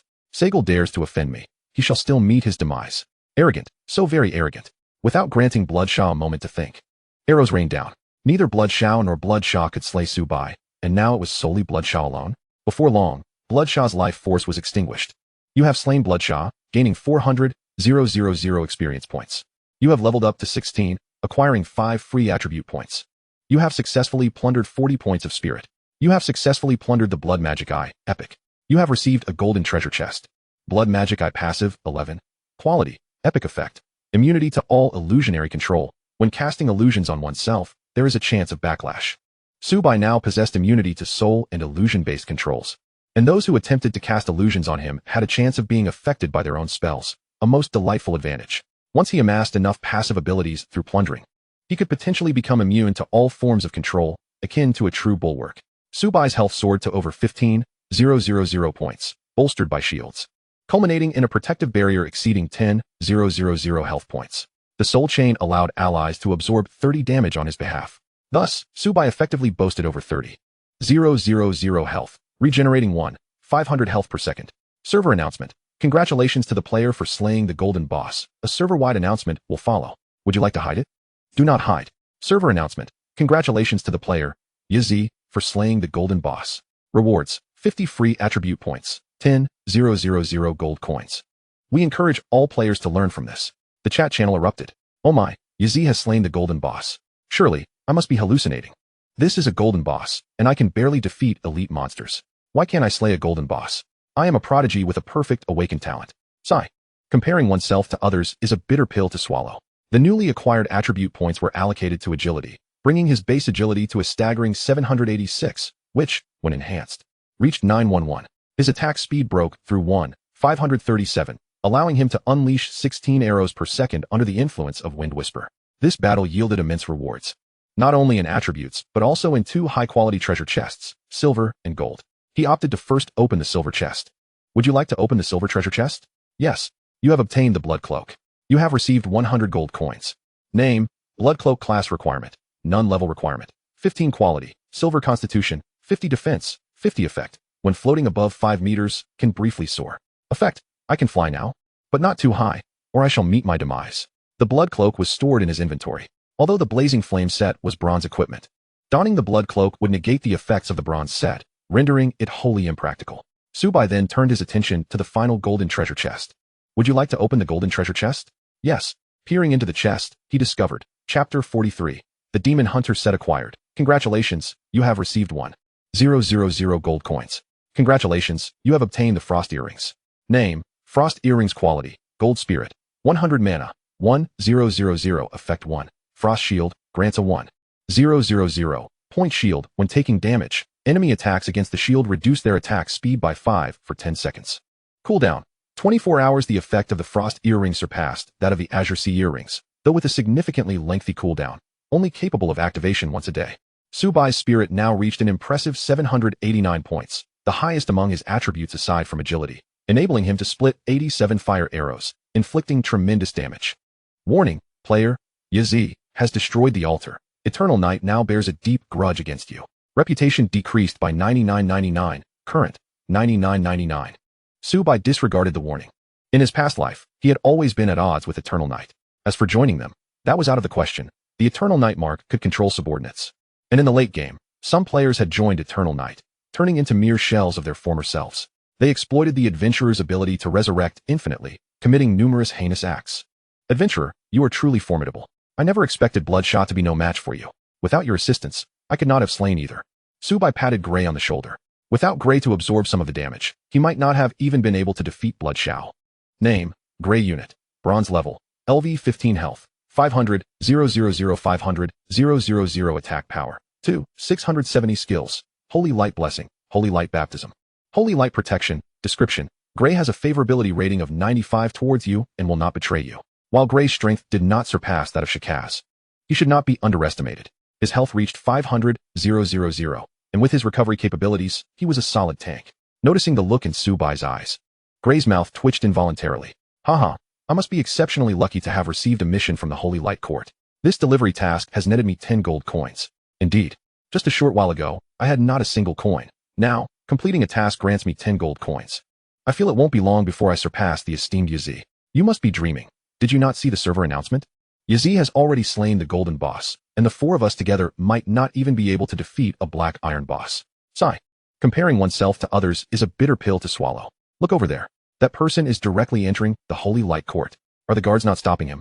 Could it be that we too can enter the Holy Light Church? The crowd buzzed with excitement. The rewards for the letter-sending task were indeed bountiful. If they could gain access to the Holy Light Church to undertake missions, wouldn't that be a soaring opportunity? Halt. This place is not suited for adventurers like you. But why was he allowed entry? They pointed in confusion towards Subai. The elder guard scoffed. Do you dare compare yourselves to Mr. Yazzie? He is the hero who obliterated the altar. I shall not repeat myself. Depart at once. He is the esteemed Yazzie? The crowd's eyes gleamed with joy, shock, and above all, envy. The disparity was staggering.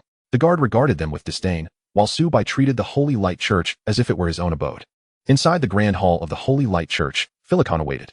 Brave adventurer, congratulations on your triumph in destroying the altar and completing the task. Ding, task. Destroy the altar, completed. Reward. Azure Longbow, 1000 reputation, 100. 000 gold coins. Name. Azure Longbow quality. Golden level, 50 strength, 50 constitution, 50 agility, 50 spirit, 50 effect, critical hit rate 10. Equipping the Azure Longbow. His strength and constitution surged by 20, while agility and spirit remained at 50, and his critical hit rate increased by 5. Subai's current critical hit rate soared to 20, averaging 1 critical strike every 5 arrows. Yazzie, I have a task for you, Gray spoke. Ding, task. Gray requires the core of the Magic Eagle. Deadline, 72 hours. Penalty, none reward. Mithril key. The Mithril key? In his previous life, Subai had heard of it, but the specifics of its acquisition eluded him. This key could unlock a pathway for job advancement. Subai, currently at level 16, was just at the right level to venture towards the job advancement location. Very well. Subai decisively accepted the task. It was time to return and submit his completed missions. Having vanquished 10 bosses, Subai's gear now consisted of a bronze set and a white hat, with everything else upgraded to golden quality. As a result, the top 5 slots on the equipment leaderboard were all his, augmenting his damage by 27. At the blacksmith shop, Wood reclined in a lounge chair. I am not receiving guests today, he stated without lifting his head, his tone indifferent. Master Wood, it has been a while. A familiar voice echoed in Wood's ears. Turning his head, he recognized Subai. Adventurer, you have finally returned. Have you procured the materials? Indeed. Subai produced 10 sets of materials, and Wood's satisfaction was palpable. Ding, you have completed the task issued by Wood. Note, due to your surplus completion of the task, reward, a set of golden equipment. Adventurer, follow me. With these materials, I can forge even more equipment. Subai trailed behind Wood as he led him to a storeroom. Adventurer, you may select any set from here. Numerous sets adorned the counter, catering to warriors, priests, mages, assassins, and more. Subai's gaze lingered on the archer set. Name, Demon Hunter set class requirement. Archer level requirement. Level 15 quality. Golden strength. 400 constitution. 400 agility. 400 spirit. 400 effect 1. Attack speed 3 effect 2. Critical hit rate 30 effect 3. Armor penetration 30 effect 4. Health 10. 000 effect 5. Every hit on a mage unit inflicts 100 damage and drains 100 mana from them. Description, have the mages accepted my judgment? Effect 4 was a boon, as Subai already boasted over 15,000 health without accounting for shields. Master Wood, I shall take this set. Very well. Upon donning the Demon Hunter set, the Flame set was removed, his attributes surged by 300 in all 4 categories, and his critical hit rate breached the 40 threshold. Subai reviewed his attributes. Chapter 44. A surge in attributes. Name, Yazzie class. Archer level. LV 16, 060, Talent. Infinite Plunder health. 287, 902, 8790 mana. 141, 501, 4150 strength. 831 constitution. 929 agility. 1136, 16. Spirit. 1139 charm. 10 attack power. 1662 attack speed.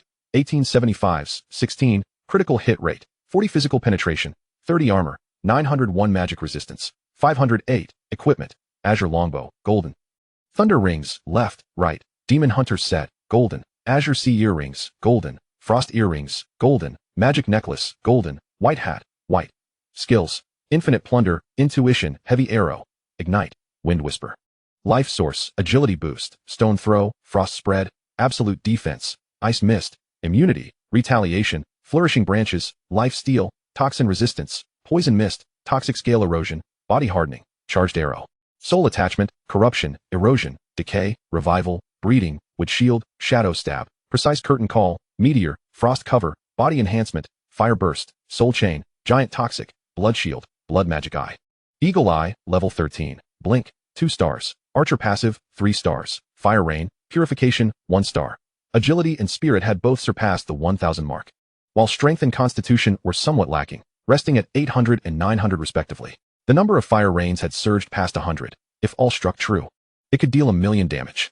The only drawback of the Demon Hunter set was the absence of universal life steal. Otherwise, Subai could instantly restore himself from near death to full vitality with Fire Rain. His attack speed had crossed the 20 mark, enabling him to unleash over 20 arrows per second, inflicting tons of damage. It was time to venture into the Azure Jungle. In the Azure Jungle, monsters generally surpassed level 10, thus Subai encountered no signs of players. The core of the Magic Eagle, the heart of the silver level boss, was within reach. With Subai's current prowess, he could easily dominate a silver boss. However, the Magic Eagle King was a flying creature, and given the vast expanse of the Azure Jungle, locating it would prove challenging. The Magic Eagle King was particularly fond of blood fruits, which the Black Ape Exploding Bear possessed. The Black Ape Exploding Bear, a sovereign of this territory, often clashed with the Magic Eagle King. The domain of the Black Ape Exploding Bear was easily identifiable. Soon, Subai encountered a Black Ape.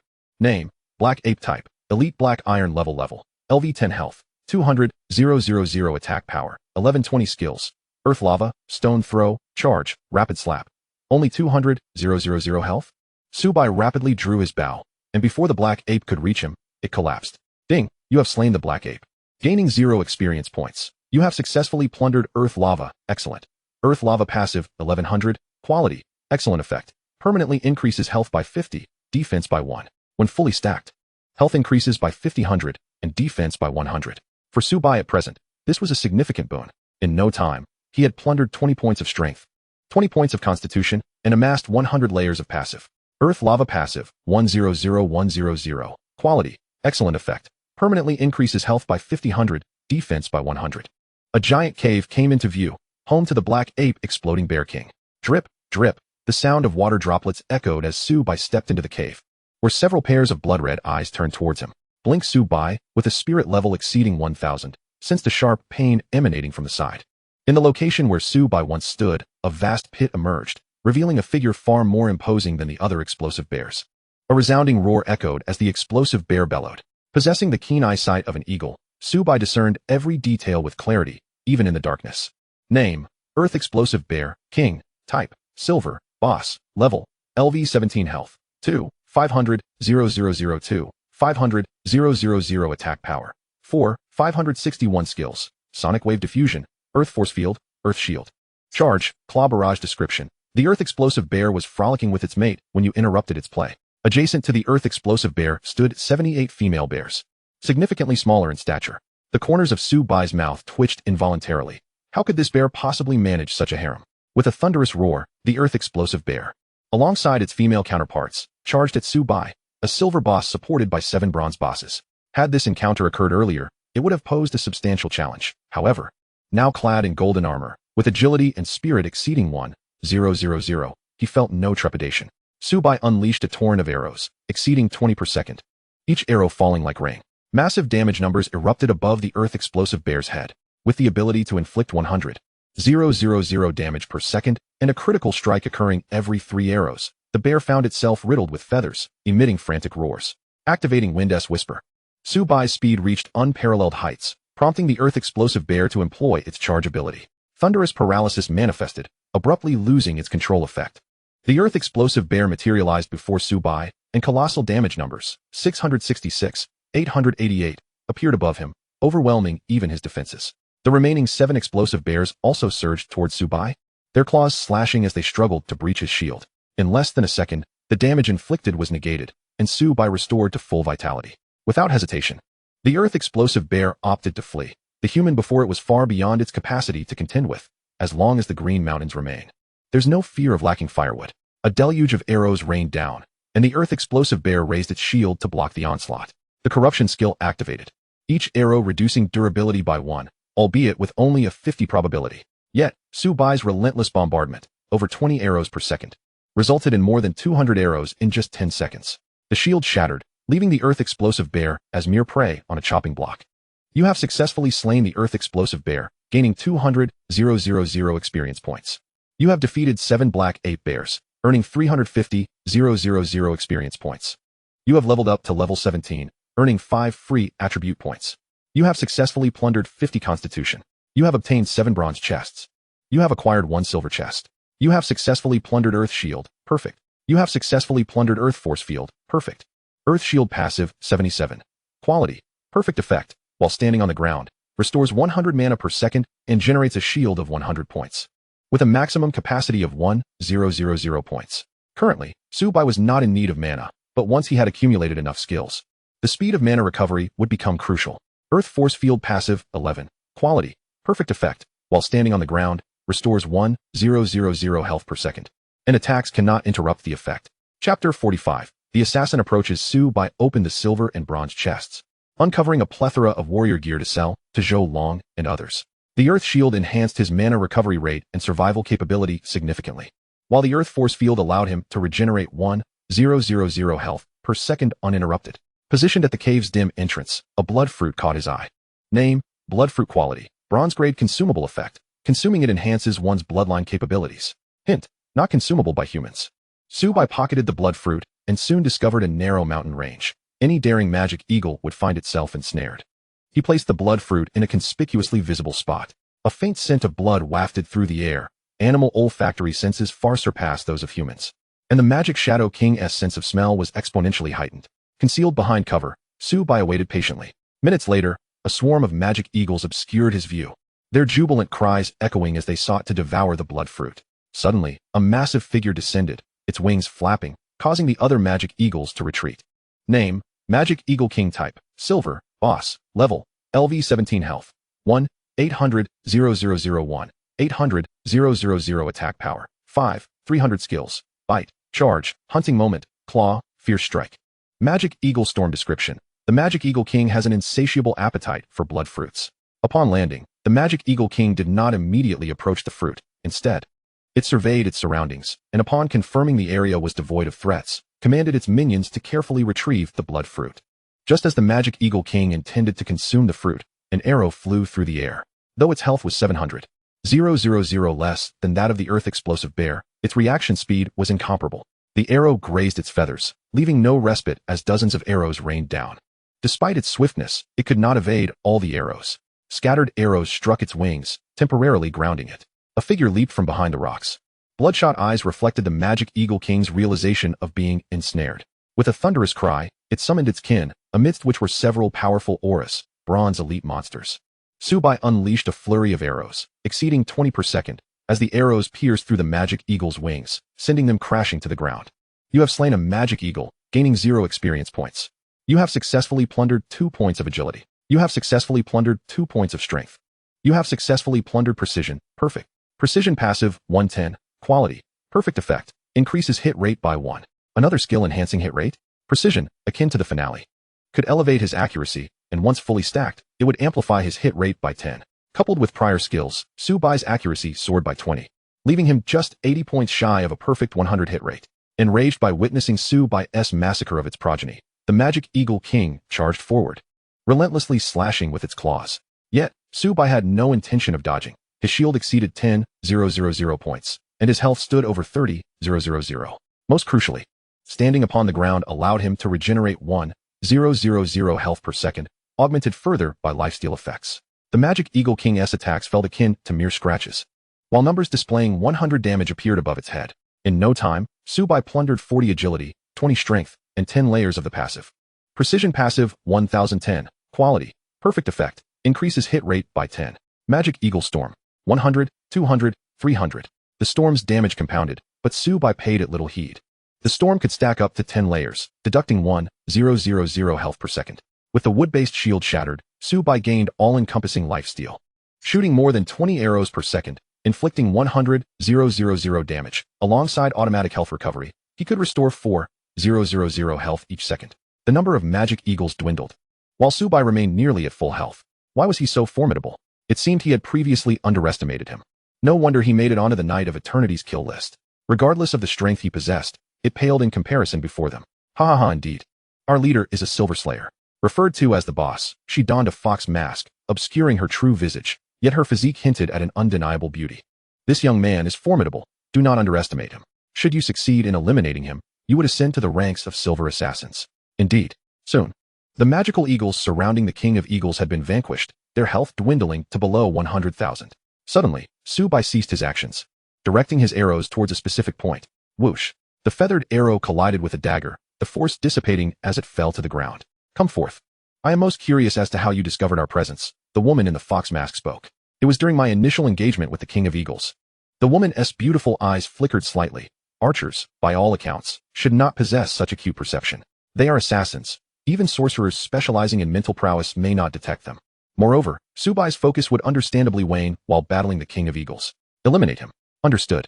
Several afterimages surged toward Subai, who paid no heed to the ailing King of Eagles. Its wings were already riddled with wounds. Even if it wished to recuperate, it would require time. Not to mention that creatures like the magical eagle harbor grudges. Having slain so many of its kin, it would undoubtedly seek retribution. Resolving the immediate dilemma is paramount. Subai employed a reconnaissance spell to assess their information. Aside from the woman in charge, classified as a silver-level boss, the others were merely bronze bosses. All at level 20. Name, Yume Unit, Silver, Boss, Level, LV20 Health, 3, 0000, 0003, 000 Attack Power, 5, 760 Skills, Pear Blossom Sword, Illusory Eyes, Cherry Blossom Blade, Dream Domain Description, do not be deceived by her appearance. With remarkable speed, Subai repelled the 5 assailants with his feathered arrows. They could not even approach him, not even for a moment. Boss, this kid's strength is overwhelming. A bunch of useless fools. Yume scoffed. Her slender right hand manifested a long sword. The Pear Blossom Sword. Yume transformed into a pink afterimage, darting towards Subai. Blink. Subai appeared 100 meters away. With a mental prowess exceeding 1,000 points, he had enhanced his blink distance to that range. Cherry Blossom Blade. Cherry blossoms enveloped Yume, resembling sickles as they surged towards Subai. 100, 200, 300, 300, bleeding. The damage from the cherry blossom blade accumulates layer upon layer.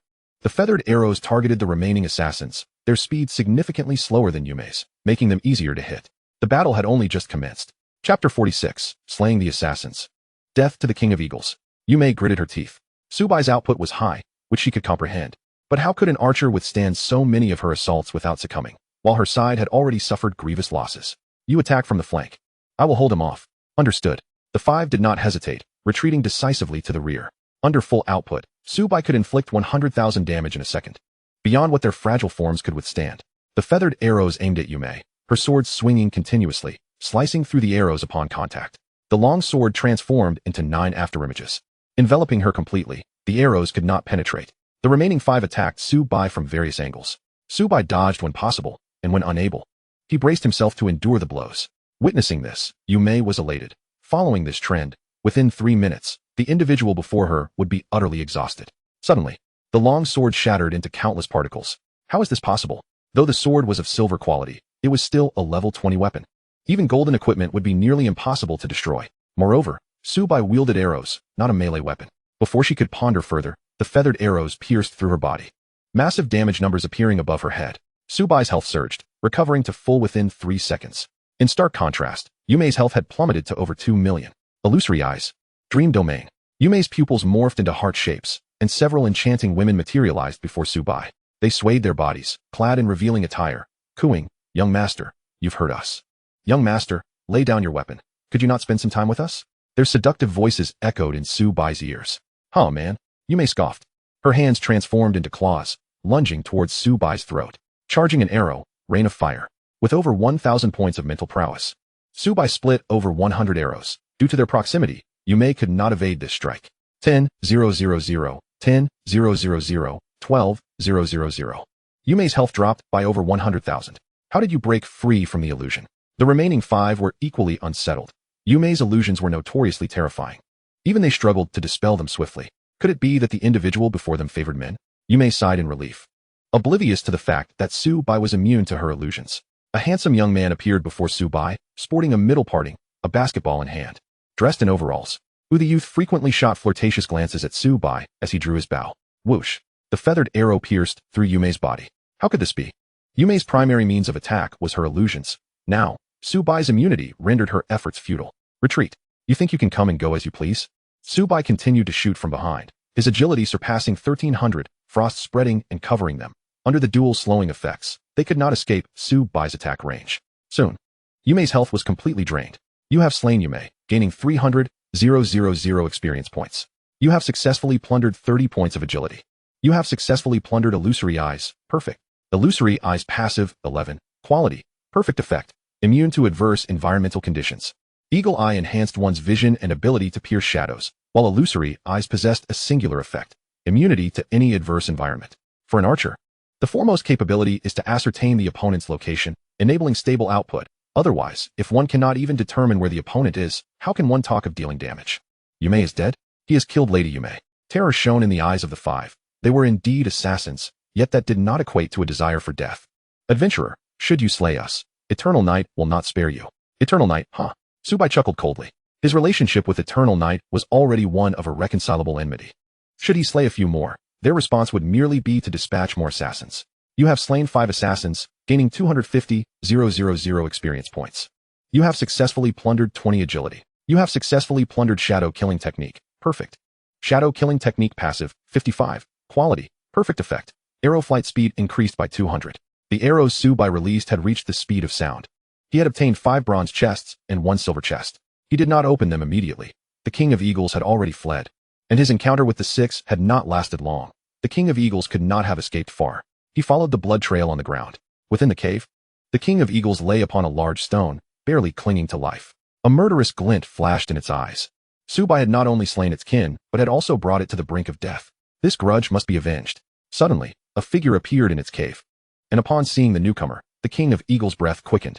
The Demon Eagle King, without a moment's hesitation, charged decisively towards him. Just as he raised his bow, the Demon Eagle King suddenly collapsed to its knees, imploring for mercy. Its expression was quite comical, reminiscent of a wronged little bird.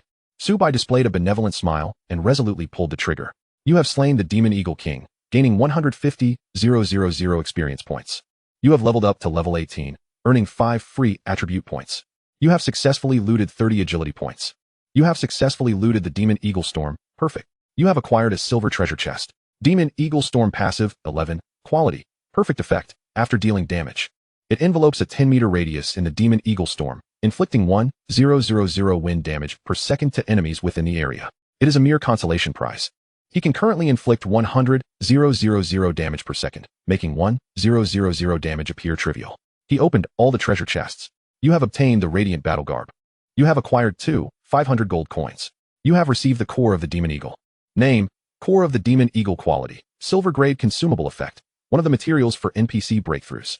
The Radiant Battle Garb is a type of equipment meant for warriors, which Subai cannot wear. Aside from his hat, all his equipment is already of golden grade. Once he completes this quest, he will be able to change his class, and he eagerly anticipates what star rating his first profession will possess. Chapter 47. The Ancient Ruins. Zhou. I have some equipment to sell. Are you interested? Subai sent the message. The Qingshan Forest must be traversed to reach the Holy Light Cathedral, making it the perfect opportunity to sell off the spoils he had accumulated over the days. Yes, came the immediate response. Meanwhile, in the wilderness, Zhou Long and his teammates had just emerged from a dungeon. Captain, this silver equipment is extraordinarily powerful, exclaimed one. In normal difficulty dungeons, it pales in comparison to us. If we could obtain a few pieces of silver equipment, we might just have a chance to conquer the hard difficulty dungeons. Yazi wants to sell equipment. What? We must secure these items for our dragon team. Their eyes gleamed with determination. Last time, Zhou Long had acquired warrior gear, which had made them envious for quite some time. Captain, we shouldn't keep Yazi waiting. That would be impolite. Inside a house, a few figures sat. This is the previous bronze set. Subai produced the undead set. The man in the black robe widened his eyes, his breath quickening upon seeing the set, which required level 15. He inevitably felt a bit disheartened. Subai paid no heed to their gazes, as equipment lay scattered on the ground, with several pieces of silver-grade gear among them. Wow. They all gaped, their mouths agape enough to fit an egg. Did you just stockpile all this? Most of the equipment was beyond their current capability to wear, but there were a few silver-grade pieces that they could don. With these items, clearing the hard difficulty dungeons was merely a matter of time. After taking stock of the gear, Zhou Long spoke. Yazi, a total of 150,000 gold coins. Agreed. The two parties reached an accord, and the distance to 1 million gold coins was now within reach. At the Holy Light Cathedral, Gray gazed at the core of the Demon Eagle, elated. With this core, my strength will undoubtedly rise once more. Mr. Yazi, here is your reward. Name, key quality, golden special item effect. Opens the door to the ancient ruins. Number 10086 coordinates. 1344157 golden key. Keys are also distinguished by quality. White keys are of the lowest grade, containing low-level inheritance, while golden keys are undoubtedly the most prestigious in the Novice village. In his previous life, Subai had only heard of silver keys, and the higher quality keys were only seen in the main city or even the kingdom. The ancient ruins loomed tall, reaching the heavens with an endless expanse. There was a notch on the door where the key was placed. A golden light flickered for a moment, and the stone door slowly creaked open. The instant Subai stepped inside, the door closed behind him. The interior space was dim, but fortunately, Subai possessed eagle eye, rendering the shadows virtually inconsequential. A red barrier prevented Subai from advancing. To enter, he needed to be at least level 15, the minimum requirement for class change. Subai passed effortlessly through the light curtain of the red barrier. Minutes later, another group arrived at the door. Captain, we have discovered a ruin that supposedly contains numerous treasures. Well done. I, Jiang Chuan, will not neglect your efforts. Captain, as long as we can seize the opportunities inside. Yazi poses no threat. What if he has slain the golden boss? Those honors ultimately belong to our Zixiao guild. Indeed, Jiang Chuan nodded. He relished the feeling of being the center of attention. Subai's audacity to offend their Zixiao guild would lead him to ruin. The Zixiao guild was a dazzling, sought-after guild in the Novice village number 10086. However, Subai's exploits made everyone hesitate. If Subai, a mere lone player, could achieve so many server-wide announcements, why couldn't they emulate him? This caused the recruitment pace of the Zixiao guild to slow significantly. Soon, two figures led dozens of people to this location. Jiang Chuan. You did well this time, Jiang Chen praised. As long as our Zixiao guild can slay Yazi once, our status will rise dramatically. Due to the collaboration between the Shadow Department and the Zixiao guild, their members were also within the guild, and these individuals had reported to the higher-ups. The Zixiao guild had initially intended to monopolize this place, but now turning against them was clearly an unwise choice. Eliminating Subai was the primary objective. Haha. It seems partnering with your Zixiao guild was the right decision. A hearty laugh echoed in their ears. The leader was Yingyi. Last time, they had been defeated by Subai, infuriating Yingyi. Had it not been for Yingqi provoking this calamity, they would not have had to contend with Subai. Later, the Zixiao guild approached them, suggesting that despite Subai's strength, he was still just one person. His repeated server-wide announcements indicated he must possess many treasures. And if they could obtain those, they could certainly solidify their standing in the apocalypse. Members of the Shadow Department were intrigued. Jiang Chuan nodded at them, producing the key to open the door. Within, the sights that greeted them were obstructed by a red barrier. Captain, there is inheritance inside, but our current levels prevent us from entering. Rest assured, we are the only ones who have discovered this place. No other forces are involved. The bespectacled man produced a 6-pointed star stone, and another door slowly opened. Jiang Wanner's eyes flashed with cold light. Had it not been for Subai's repeated slayings, they would have already reached level 15. Yazi, just wait. I, Jiang Wanner, swear I will drag you down from your pedestal. Jiang Chen's face bore a frown. The higher-ups were already dissatisfied with him, and if this matter could not be resolved, he might lose his managerial position. This opportunity was his sole chance for a comeback. Unbeknownst to Subai, the oppressive darkness of the space bore no glimmer of light, engulfing him in a stifling atmosphere. In this place of inheritance, ordinary archers were unable to discern even the locations of the monsters. Yet, with his eagle eye, the shadows posed no hindrance to him. Suddenly, a shadow appeared behind him, and Subai instinctively dodged, narrowly avoiding the strike.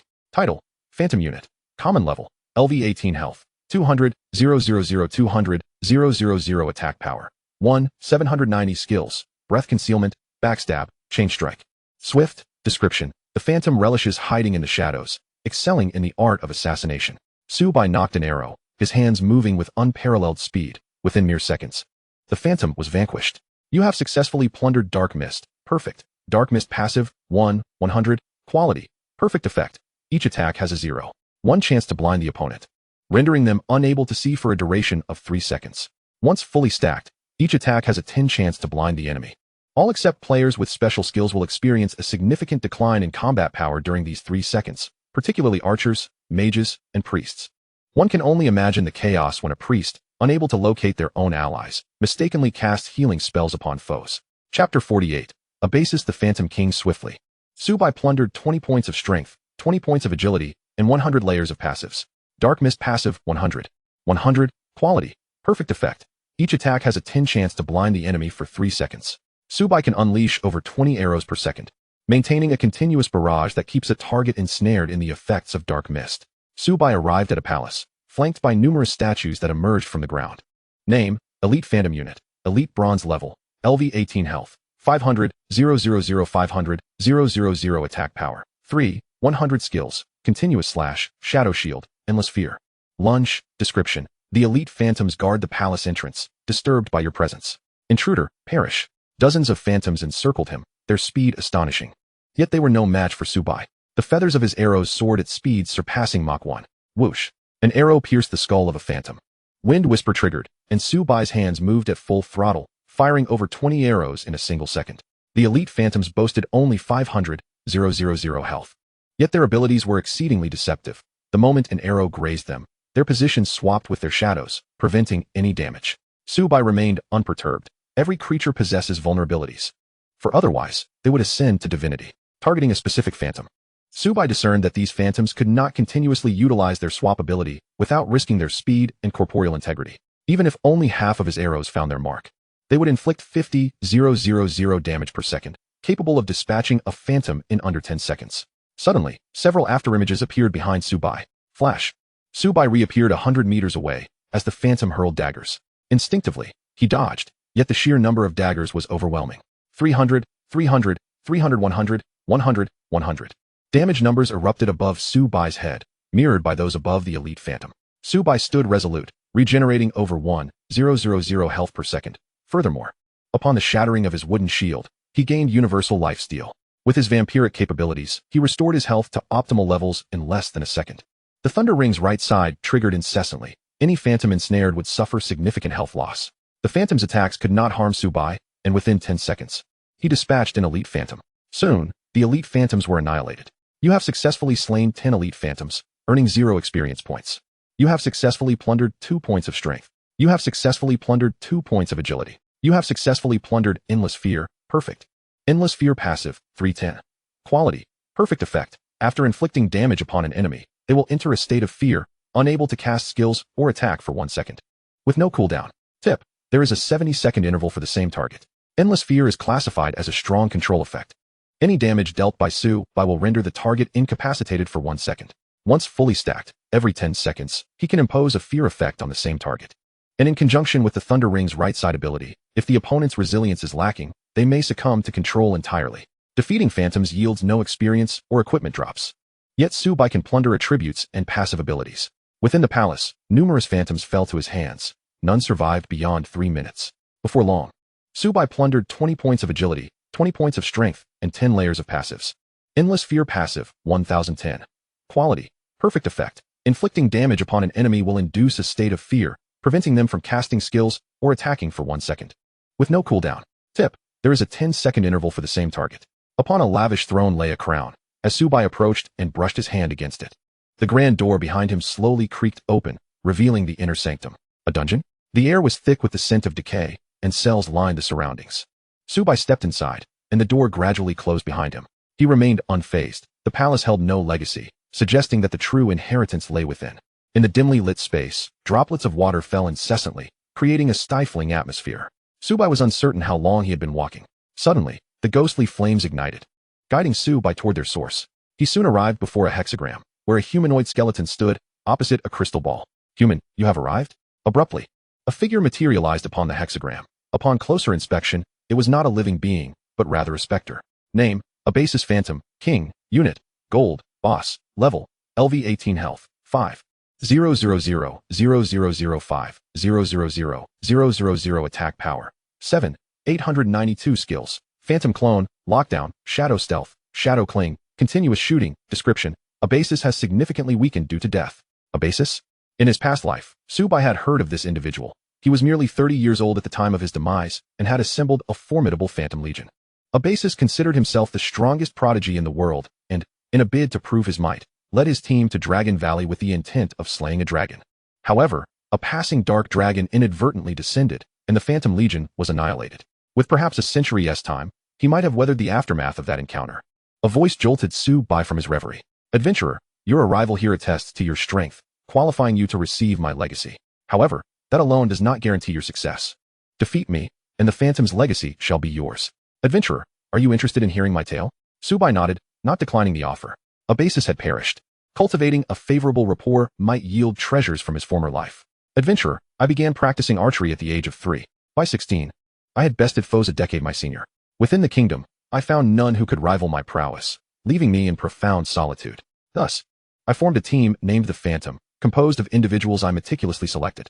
Our ambition was to prove our strength by hunting a colossal dragon. Yet, I was naively overconfident. The dragon was beyond my capacity to confront. Ha ha ha. I wonder how my tale will be recounted. Subai refrained from answering Abasis's inquiry upon his demise. The kingdom had issued a warning about him, serving as a cautionary tale against overreaching ambition. Adventurer, I have concluded the narration of my tale. Allow me to witness your true prowess. Can you truly master the Phantom class? Chapter 49. Transition to Phantom Hunter. With a swift motion, Abathius drew his bow, releasing a feathered arrow that soared through the air. In response, Subai similarly nocked his own arrow. The two forces collided with a resounding impact, dissipating their momentum as they fell to the ground. Subai, with unmatched speed, found it considerably easier to contend with archers compared to other classes. No one understood the archer class better than he did. The arrows Subai loosed accelerated at an astonishing rate of 400 meters per second, while Abathius's projectiles, though swift, paled in comparison. Before long, Abathius found himself at a disadvantage. Both Subai's attack speed and the velocity of his arrows eclipsed his own. However, Abathius remained composed. He adjusted his shooting technique, redirecting his arrows to target Subai directly. Subai's figure danced like a specter, seemingly foreseeing the trajectory of the arrows. Abathius's brow furrowed momentarily, but he dismissed it. Evading a few arrows was to be expected. He could not fathom that Subai would evade every single one of his feathered missiles. In a short span, Abathius's calm transformed into bewilderment, confusion, and shock. He could not comprehend how Subai managed to evade all his arrows while he himself felt as if he were magnetically attracted to the incoming projectiles. Almost all of Subai's arrows struck true. How could his archery skills, honed over years, be bested by a mere junior? He refused to believe it. Rain of Pearls. Abathius unleashed a flurry of arrows, his attack speed now nearly matching Subai's. A barrage of arrows rained down towards Subai's head. Subai dodged those he could, while others he met with counterfire. How could this be possible? Abathius's composure shattered. Interrupting his opponent's assault was no simple task. The sequence of aiming, shooting, and repositioning required precision. Any slight delay would disrupt his rhythm. I must concede, your mastery of archery surpasses mine. Yet, to defeat me will not be so effortless. With a swift maneuver, Abathius vanished into the shadows, his form dissolving into a wisp of smoke, only to reappear behind Subai in an instant. In a flash, Subai found himself over 100 meters away, and as soon as he touched the ground, countless arrows surged towards him. Even with his intent to evade, he could not escape the onslaught entirely. 1,000, 2,000, 1, 300. Abathius's attack power soared to nearly 8,000, and immense damage numbers appeared above Subai's head. Seeing this unfold, Abathius sighed in relief. The rain of pearls combined with rapid fire could unleash a torrent of arrows that even the bravest adventurer would struggle to evade. Yet, before he could revel in his triumph, Subai's arrows were already aimed at him. In less than a second, Subai regained his full strength, while Abathius was engulfed in a whirlwind of fear, paralysis, and other debilitating effects. Subai could release over 20 arrows in a single second, inflicting a staggering 100,000 damage at full throttle. Once his wooden shield shattered, he gained the ability to siphon health, alongside the enhancement from the earthly force field, allowing him to recover 5,000 health per second. Abathius was left dumbfounded. While he could comprehend Subai's high damage output, the resilience of an archer was almost unfathomable, particularly with such vampiric abilities. He began to doubt whether he could defeat Subai at all. Can you enlighten me as to why you accepted my legacy? Subai remained silent. He could not possibly say that Abathius's legacy had been formidable only during the novice village phase. Such words would be too hurtful. Before long, Abathius's health bar was completely depleted. The gaze he cast upon Subai shifted. Perhaps he was more suited to the Phantom class than I, adventurer. I hope that after you obtain my legacy, you will take it further.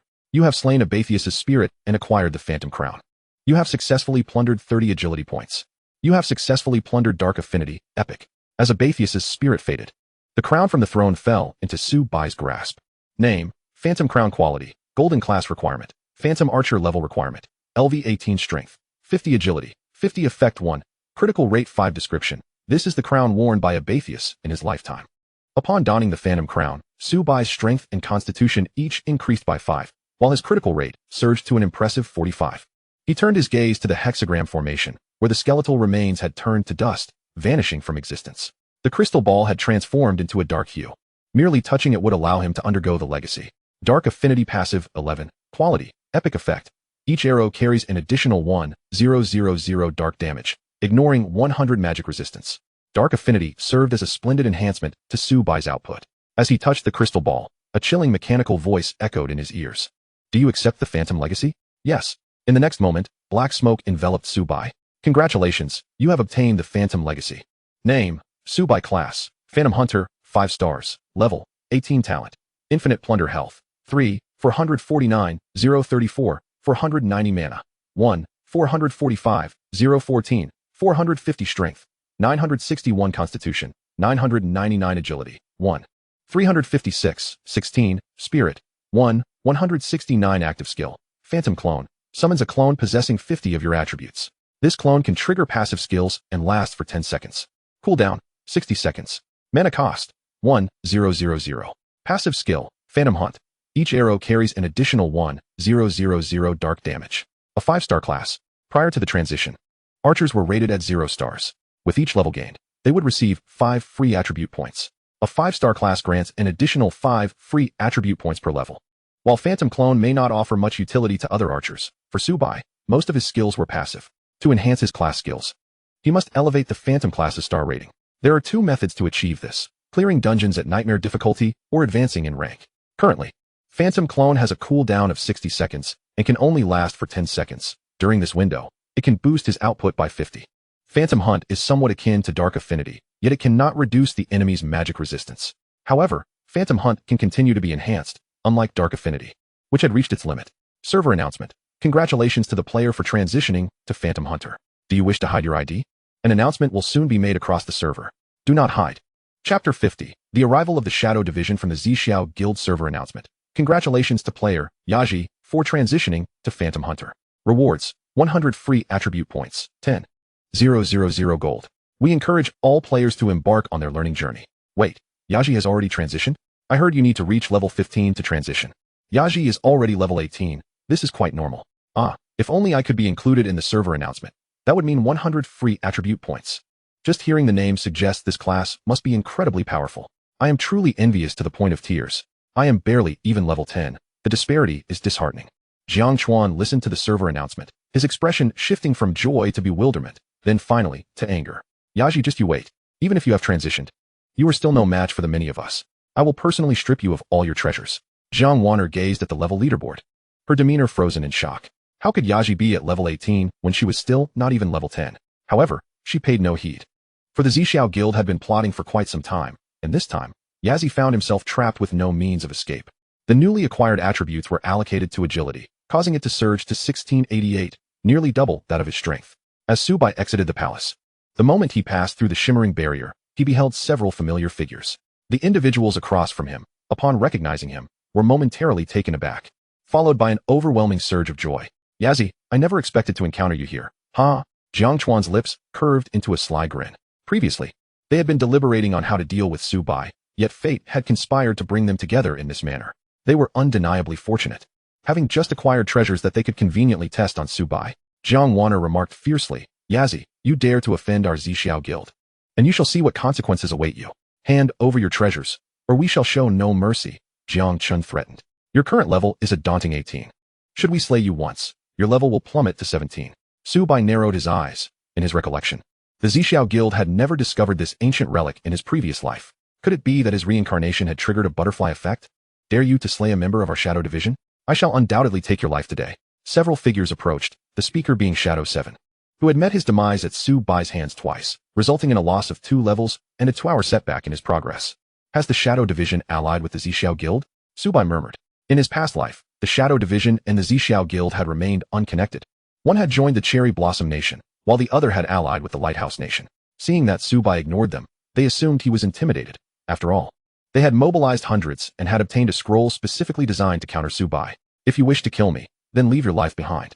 With a swift motion, Shadow 7 attempted to evade, but found the feathered arrow approaching with astonishing speed, akin to a bullet. 3877, weakness. Before the subsequent damage could manifest, Shadow 7 was obliterated, and the others were left astounded by the colossal damage figure. Don't panic, he is but one man. Yazi's defense is formidable, and his output is equally impressive. Do not underestimate him. The scroll was activated, transforming into countless particles that enveloped Subai, along with the members of the Zixiao Guild and the Shadow Division. Warning, in the real world, all enemy attacks are of true damage, and upon your demise, the 3 most valuable items in your possession will drop 100. Tip. The only way to leave the real world is if the opposing side is completely annihilated. When they are utterly defeated, all items on them will drop. The real world possessed 2 effects. Their attacks became true damage, yet if one could slay them, all items would be obtainable. For ordinary individuals, being dragged into the real world alone meant certain death. However, Subai was different. Who was the prey, and who was the hunter, remained uncertain. Archers and mages, attack with full force. Warriors, shield us from damage, and priests, prepare to heal and control, Jiang Chen commanded. As for the members of the Shadow Division, they lurked in the shadows, poised to strike at a moment's notice. A barrage of attacks was unleashed, But Su Bai's figure danced like a specter. He evaded what he could and interrupted unavoidable attacks with his arrows. Kai Kuan, witnessing this scene, couldn't help but twitch his lips as a fellow archer. The disparity was simply too vast. Due to their overwhelming numbers, even Su Bai could not evade every assault. 120, 130, 141. A deluge of damage erupted from above Su Bai, but due to the nature of true damage, his retaliation abilities could not be activated. Ha ha ha, Yazi. Were you not quite? Jiang Qin's words trailed off as he saw Su Bai's health bar remain utterly unchanged, indicating that the collective onslaught of hundreds had failed to breach Su Bai's shield. Attack with full force. I refuse to believe that a mere archer can possess such formidable defenses. Soon, he was numbed by the reality that Su Bai's shield surpassed the health of many warriors. And they had already lost dozens of men, barely managing to breach his defenses. Before Jiang Qin could exhale in relief, he noticed Su Bai's health bar. Thick as it was, barely flinched from the 1,000 points of damage inflicted upon him. Could it be that Su Bai is not a true archer? Even warriors do not exhibit such resilience. The priest prepared to act. Initially, Jiang Qin had intended for the priest to intervene at a pivotal moment. But Su Bai's durability exceeded his expectations. Countless attacks emerged from Su Bai's perspective. Blink. Su Bai appeared 100 meters away, leaving behind numerous afterimages that severed his escape route. In quick succession, the priest unleashed a control ability, and this time, Su Bai could not evade. Suspended in midair, the ground erupted with wind-based skills, and the assassins seized the opportunity to strike repeatedly. 211, 234, 345, bleeding. Su Bai's health steadily dwindled. Within 10 seconds, he would be drained of life. Jiang Qin and the others envisioned the gruesome scene of Su Bai's demise. Purification. Su Bai broke free from his restraints, drawing his bow towards several nearby foes. 100, 54, 100. In less than a second, Su Bai's health was restored to a robust state. The Shadow Division members fell to Su Bai's onslaught, alleviating pressure significantly. Jiang Qin's face darkened, resembling charcoal, after battling for so long. Su Bai had returned to full health in mere moments. What could they possibly achieve now? Charging a shot, fire rain. Hundreds of arrows rained down like droplets of rain, instantly depleting the health bars of all affected. The hunt had only just begun. Chapter 51, Basic Passive Skill, Acquired. How is this even possible? Jiang Qin was drenched in cold sweat. In less than 3 minutes of combat, Su Bai had already slain 100 players. The attacks from these individuals barely grazed him. Glancing at the equipment littering the ground, his expression darkened profoundly. If they all perished here, everything they possessed would drop, a consequence he could not bear. Yazi, there may be some misunderstanding between us. How about this? If you spare us and allow us to take these dropped items back, we shall let bygones be bygones. There are 2 ways to leave the real world. 1, defeat the opposing side. 2, both parties must agree to leave the real world, enabling immediate departure. Misunderstanding? Su Bai regarded him as if he were a fool. If I were not your match, would you spare me? Jiang Qin was left speechless. Indeed, had they been capable of slaying Su Bai, they would have shown no mercy. Jiang Wanner interjected, Yazi, I concede that your strength is formidable, but in Newbie Village 10086, only a select few of our guild members are present. You must consider this carefully. You are merely a solo player. What do you have to contest against our Zixiao guild? I advise you to be wise and allow us to leave. Perhaps we can negotiate. Ha ha Zixiao you. I have always detested threats. I have already stated, should you dare to leave Newbie Village, I shall slay you each time I encounter you. You dare, shadow clone. An identical doppelganger of Su Bai materialized beside him. Whoosh. The black feathered arrow sliced through the air, instantly depleting Jiang Wanner's health. Though the shadow clone possessed only 50 of Su Bai's attributes, it was far beyond what they could withstand. Even warriors at this stage would perish upon being struck. Su Bai's attack speed now exceeded 20, allowing him to unleash over 200 arrows in 10 seconds. He paid no further attention to Jiang Qin and the others, looting the spoils instead. Before they could approach Su Bai, they were felled by the shadow clone. You have acquired 457 pieces of black iron equipment. You have acquired 58 pieces of bronze equipment. You have obtained a basic passive scroll essence. You have acquired an energy awakening potion name, basic passive essence quality, white special item level, LV1 effect, upon use. Permanently increases mental power by 1 what on earth. In his previous life, Su Bai had only obtained a single basic passive scroll, and now, with the addition of the basic passive essence, he had amassed 2 basic passive scrolls. He cast a glance in the direction where the scroll had dropped, recalling that it belonged to a bespectacled warlock. Thanks to the visibility of IDs between trading parties, Su Bai realized that this bespectacled individual was indeed the one who had sold him the basic passive essence. The game Apocalypse had just launched, and here he was, already in possession of 2 basic passive scrolls. Such exceptional luck seemed almost surreal. Su Bai began to suspect that this ancient ruin was, in fact, discovered by him. It appeared he should keep a closer watch on this individual in the future. A warm smile graced Su Bai's face. If he could lead this person to uncover a treasure trove, only to take it for himself afterward. The thought was simply delightful. Would you like to use the basic passive essence? Yes.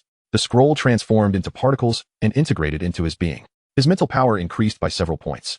Name: Awakening Potion Quality, Gold Level Special Item Effect. Consuming it increases mental power by 20 points. Note: requires mental power to exceed 200 points for consumption. Subai decisively consumed the Awakening Potion, boosting his mental power by 20 points. With these two items alone, his gains were substantial. Scanning the battlefield, he noticed that his phantom clone had vanished, and the members of the Zixiao Guild lay defeated. Zhoulong, I wish to sell some equipment, Subai messaged. There was no immediate response, and Subai paid it little mind as he stored his spoils in his inventory. Server announcement. All players who reach level 10 can participate in the main storyline quest and receive generous rewards. Notice: the main storyline quest involves completing a nightmare difficulty dungeon.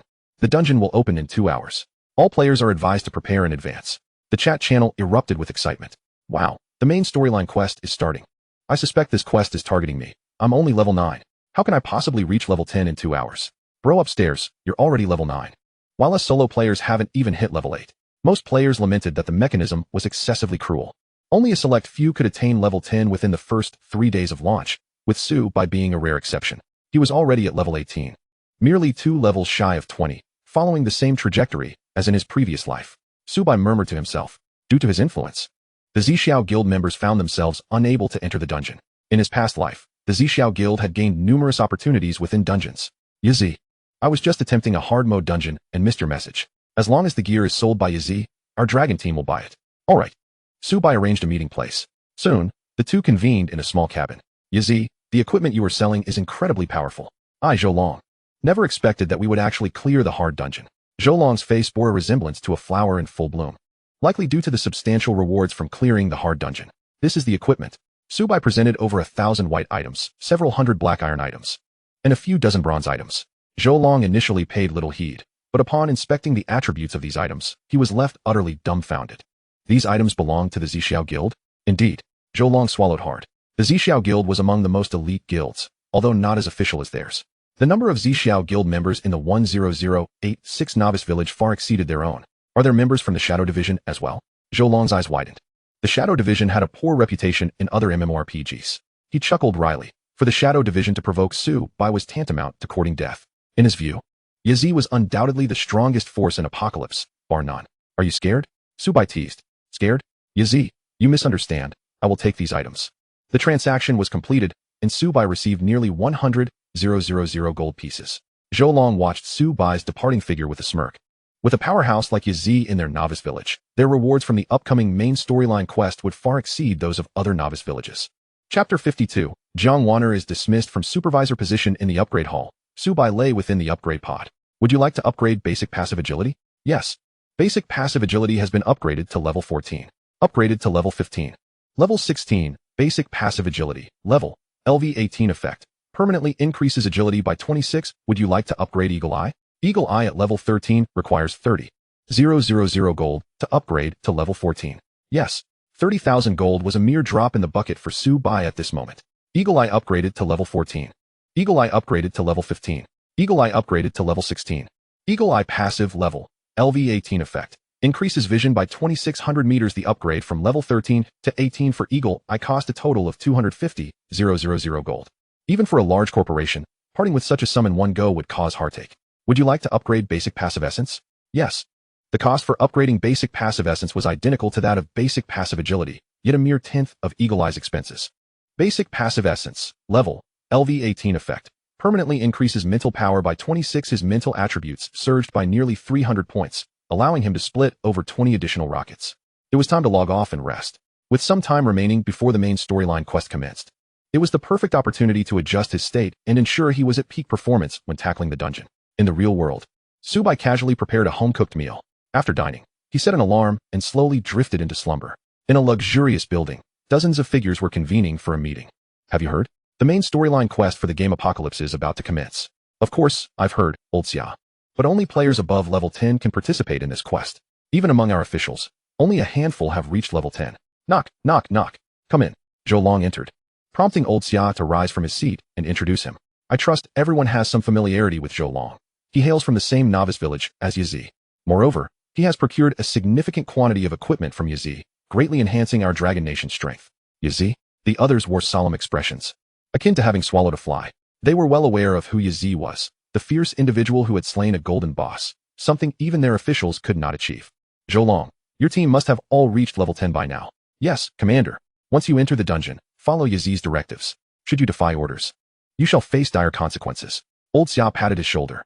Zhou felt beads of cold sweat trickle down his forehead, although the man before him was now quite aged. The aura of dominance still lingered. Rest assured, Old Xia, if Yazi directs us east, we would not dare venture west. In the Zixiao Tower, the conference room was filled with discontented faces, as though they had swallowed flies. Since the launch of Apocalypse, aside from a slight increase in their levels, their equipment had been utterly obliterated, rendering them the laughingstock of the guild. Jiang Chuan, Jiang Waner, Jiang Chun. I am quite dissatisfied with your progress in developing the Novice village. Especially you, Jiang Chun, as the manager of the Zixiao Guild. Not a single one of your subordinates has reached level 10?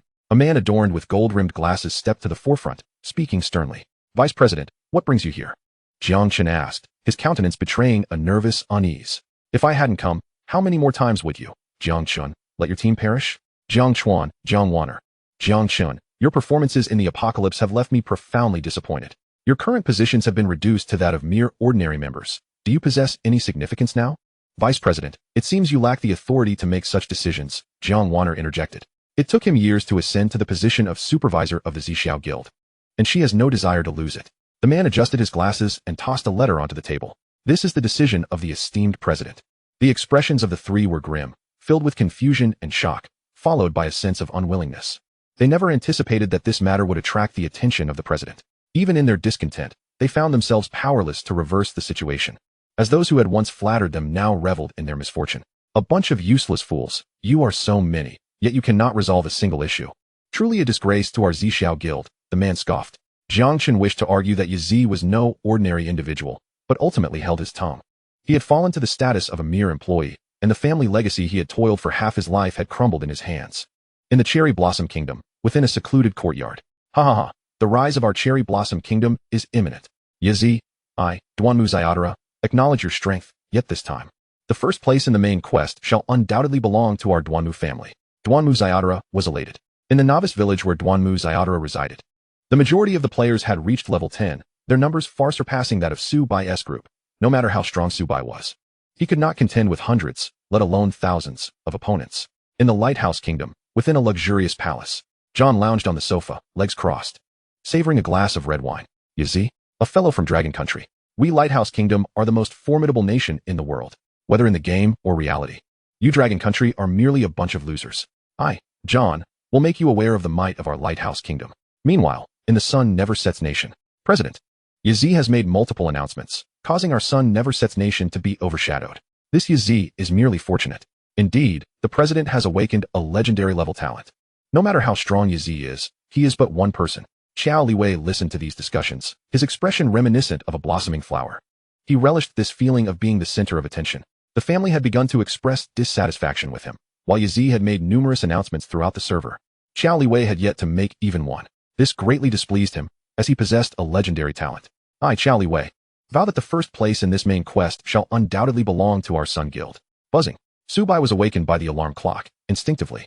He wished to sleep a little longer, but upon recalling that the main quest was about to commence, his drowsiness vanished. He returned to the Apocalypse game, appearing in a modest dwelling, which was a respawn point he had set up for 10 copper coins, conveniently near the dungeon that was about to open. Server announcement. The Demonist dungeon will open in 5 minutes. Coordinates 345-11431, Chapter 53, The Demonist Dungeon. The entrance to the Demonist dungeon was surrounded by many people. Our novice village has the renowned Yazi overseeing it. Perhaps we too can make it to a server announcement. Ha ha. Sometimes, luck is indeed a part of strength. Isn't that so? My roommate knows that I share a novice village with the esteemed Yazi, and they keep muttering, "You're truly unlucky." Look, the esteemed Yazi has arrived. Accompanied by Zhou Long and others, upon seeing the newcomer, everyone parted to create a pathway. Zhou Long surveyed the surroundings and noticed that everyone was captivated. Even the female players in their group had not diverted their gazes from Yazi. Zhou Long couldn't help but twitch his lips. The disparity in treatment was too stark. Hey, I'm your captain. Su Bai paid no mind to the gazes of the crowd as he approached the dungeon entrance. A layer of red light obstructed Su Bai and his companions from advancing. Server announcement. Novice Village 10086. The dungeon has mutated, increasing from nightmare difficulty to hell. Server announcement. Novice Village 10086. the dungeon has mutated, increasing from nightmare difficulty to hell. Novice Village 10086. I seem to recall that this is where the esteemed Yazi resides. Hell difficulty, what on earth? Haha. This is hilarious. It seems even the heavens are watching over our cherry blossom kingdom. Indeed, this is hell difficulty. I wonder how many times harder it is than nightmare difficulty. It appears that this time, the first clear shall be ours, the cherry blossom kingdoms. Upon seeing this news, the faces of those from the cherry blossom kingdom, lighthouse kingdom, and sun never sets nation resembled blooming flowers. In Novice Village 10086, the number of players able to enter the dungeon was already scarce, and now with its mutation to hell difficulty, if they could not secure the first clear, they might as well find a tofu to throw themselves against. Damn it, this is too much. The esteemed Yazi is only slightly stronger. Must they target him so? Sai, what should we do now? Zhou Long and the others transitioned from joy to confusion, unwillingness, and anger. They cast a glance at Subai, who appeared momentarily stunned as well. In his previous life, the highest difficulty of the Demoness dungeon was indeed nightmare. Could it be that his presence caused the nightmare difficulty to escalate to hell? The first clear of a nightmare dungeon yields substantial rewards. The first clear of a hell dungeon, however, would grant even greater benefits. Subai was filled with anticipation. The dungeon entrance revealed a black vortex, exuding an aura as if it could devour others at any moment. This was the hell difficulty dungeon, with black liquid floating in the air, imparting an eerie sensation. Subai stepped into the dungeon, and the others exchanged glances, nodding in agreement to follow him inside. Dungeon, Demoness difficulty, hell level requirement. LV 1020 description. Within the dungeon dwell numerous demonesses and fish-like monsters, infected by the abyss, having devolved into half-human, half-demon creatures. Tip: dying in the dungeon incurs no penalties. Only 1,000 players entered the dungeon, while a novice village may have 10,000, indicating that 90 players had not yet reached level 10. Yazi, our team will follow your lead. If you tell us to go east, we shall go east. Zhou Long stated. All right, Subai nodded. Tip: player, Yazi has used Soul Chain on you. Do you accept? Zhou Long's level was the highest among them. Still a warrior, capable of absorbing substantial damage, making him an excellent tank. Yes, Zhou Long decisively accepted. The next moment, Zhou Long's eyes widened in shock. What the hell? What the hell? What the hell? Captain, what's wrong?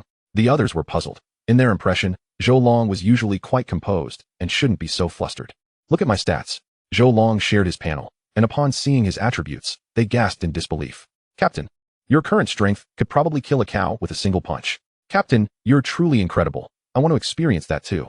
The archers were filled with envy. Zhou Long appeared calm on the surface, but inside, a storm was raging. His combat power had surged several times, and his evaluation in the dungeon would greatly improve. His gaze towards Subai had shifted entirely. Esteemed Yazi, you are truly too generous. I am practically in tears. Noticing Zhou Long's gaze, Subai smiled helplessly, knowing that when the time came for him to share the damage, Zhou Long would no longer be smiling. On the beach, a mermaid approached with graceful strides. Or more accurately, with the lower half resembling human legs and the upper half akin to that of a fish, her head adorned with bubbles. Name: Mermaid, mutated, type, ordinary level, 18 health, 500, 000 500, 000, enhanced by Hell Dungeon, attack power, 3467 skills, water ball, large water ball. Water escape description: this mermaid yearns to share a dinner with a handsome man. 500, 000. Subai squinted. A mermaid, classified as an elemental creature, was considerably more fragile than warrior-type monsters, yet she still possessed an astounding 500, 000 health, equivalent to an elite monster in the outside world. Goodness, am I seeing things? The attributes of this mermaid are extraordinarily absurd. Who could possibly contend with such a creature? Aside from the formidable Yazi, who boasts level 18, the majority of us have only just ascended to level 10. Zhou Long instantly felt deflated, doubting his ability to match this creature's prowess. Human, can you accompany me to enjoy the scenery? The mermaid gestured toward the sun suspended in midair. A creature endowed with intelligence? Typically, only a select few bosses exhibit such cognition, yet the mermaid before him was merely an ordinary creature. Subai's expression remained calm as he decisively drew his longbow. Whoosh! A massive damage number erupted above the mermaid's head as Subai unleashed a flurry of arrows, exceeding 20 in a mere second. The other archers, witnessing this spectacle, couldn't help but twitch their lips in disbelief.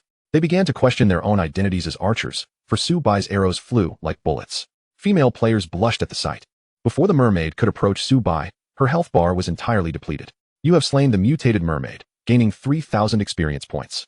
You have successfully plundered water escape. Perfect. Chapter 54. Mermaid Elsa, water escape passive, 120. Quality. Perfect effect. The first attack received has a 5 chance to be immune to damage. Cooldown time of 1 hour. Yazi, what shall we do next? Zhou Long inquired. Form a team to eliminate the scattered monsters. I'll handle the others. Zhou Long did not decline, recognizing Su Bai's strength that allowed him to dispatch a mermaid in under 5 seconds. Su Bai began his search for more mermaids. By the beach, a few pairs of lovely legs frolicked in joy. If one disregarded their upper halves, they could undoubtedly be described as possessing a golden ratio. Whoosh! An arrow sliced through the air, and the mermaid's eyes glinted with coldness. Buzz!